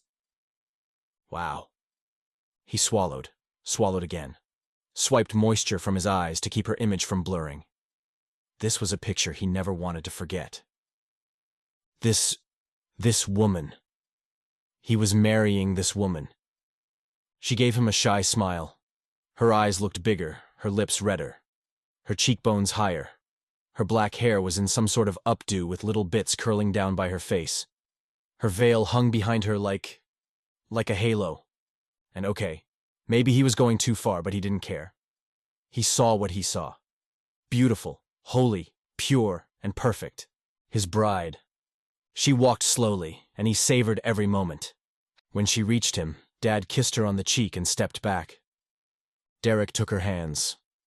"Who gives this woman in marriage?" the minister asked. Layla, her twin and her best friend, answered. "My sister owns herself, chooses for herself and gives herself, and I stand with her in her choice." The minister knew enough of her story to offer a nod and a supportive smile. "Let's pray." Derrick tried to focus on the words, but his eyes kept catching on Jasmine's, and she kept smiling at him, and he kept smiling at her. They spoke vows, they exchanged rings, and then, "You may kiss the bride." Derrick wrapped her in his arms and did just that, a sweet, tender promise of forever. Around them, the room erupted in cheers. Reluctantly, he started to release her, but she clung to him. Worried something was wrong, he held her tightly and whispered, "Are you all right?" "All right?" She backed up, pressing her hands to his face, seeming delightfully confused. "I am much better than all right. I am yours." "Yes, you are mine." He smiled down at his bride. She was small in stature and huge in courage. She was everything he'd ever wanted. "And I am yours. Forever." Epilogue. Dariush Ghazi stared out the window across the water. On a clear day like this, he could just glimpse the state of Maine from the second floor of the house he'd found on the southern tip of Nova Scotia, a deserted cabin in a deserted town in the middle of nowhere. Nobody would find him here. It was the last Saturday of December, and people with brains and choices stayed far from this part of the world at this time of year, when snow piled up and wind whipped off the dark ocean water. This was a summer retreat, though why anybody would choose to stay here, even in the warm months, he couldn't imagine. Did they not know there were places with clear blue water and sunny skies? Had they never heard of the Mediterranean? The Caribbean? Even Florida had to be better than this. This was a God-forsaken place, or would be if there were a God.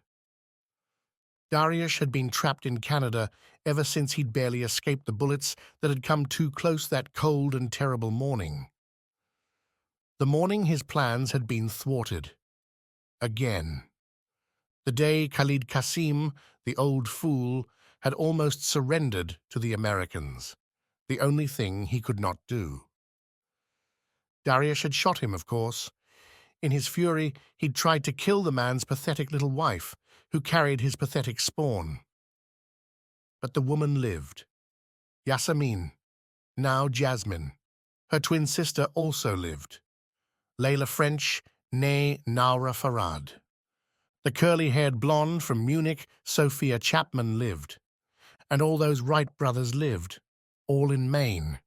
Darius hadn't known the lame one who'd saved the blonde in Germany was related to the one with Khalid's wife, nor had he realized before this trip the man he'd seen from afar in Mytilene, the one who'd rescued Nara and killed Walid, was related to the others.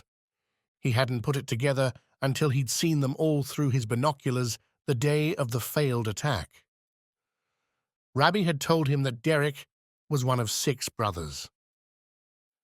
Darius had their names now, and their images and the images of their women and children. He could exact revenge if he wanted to. But Khalid was dead. Walid was dead. Hassan was in custody. Fortunately, he had never known Darius's true goal, or his plans would be ruined.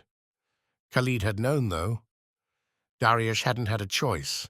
They'd made a deal, the whereabouts of his pretty little wife, for the name of the Russian. Which was why Khalid had had to die. Darius's mission wasn't about the petty plans of petty people out to serve their petty gods. He could pretend faith when it served his purpose. He could kneel on a mat and touch his forehead to the floor. He could recite words in a cathedral. He could feign worship in a synagogue. He could play the part of loving brother. He could play the part of devoted son. Darius Ghazi could be whatever the moment dictated.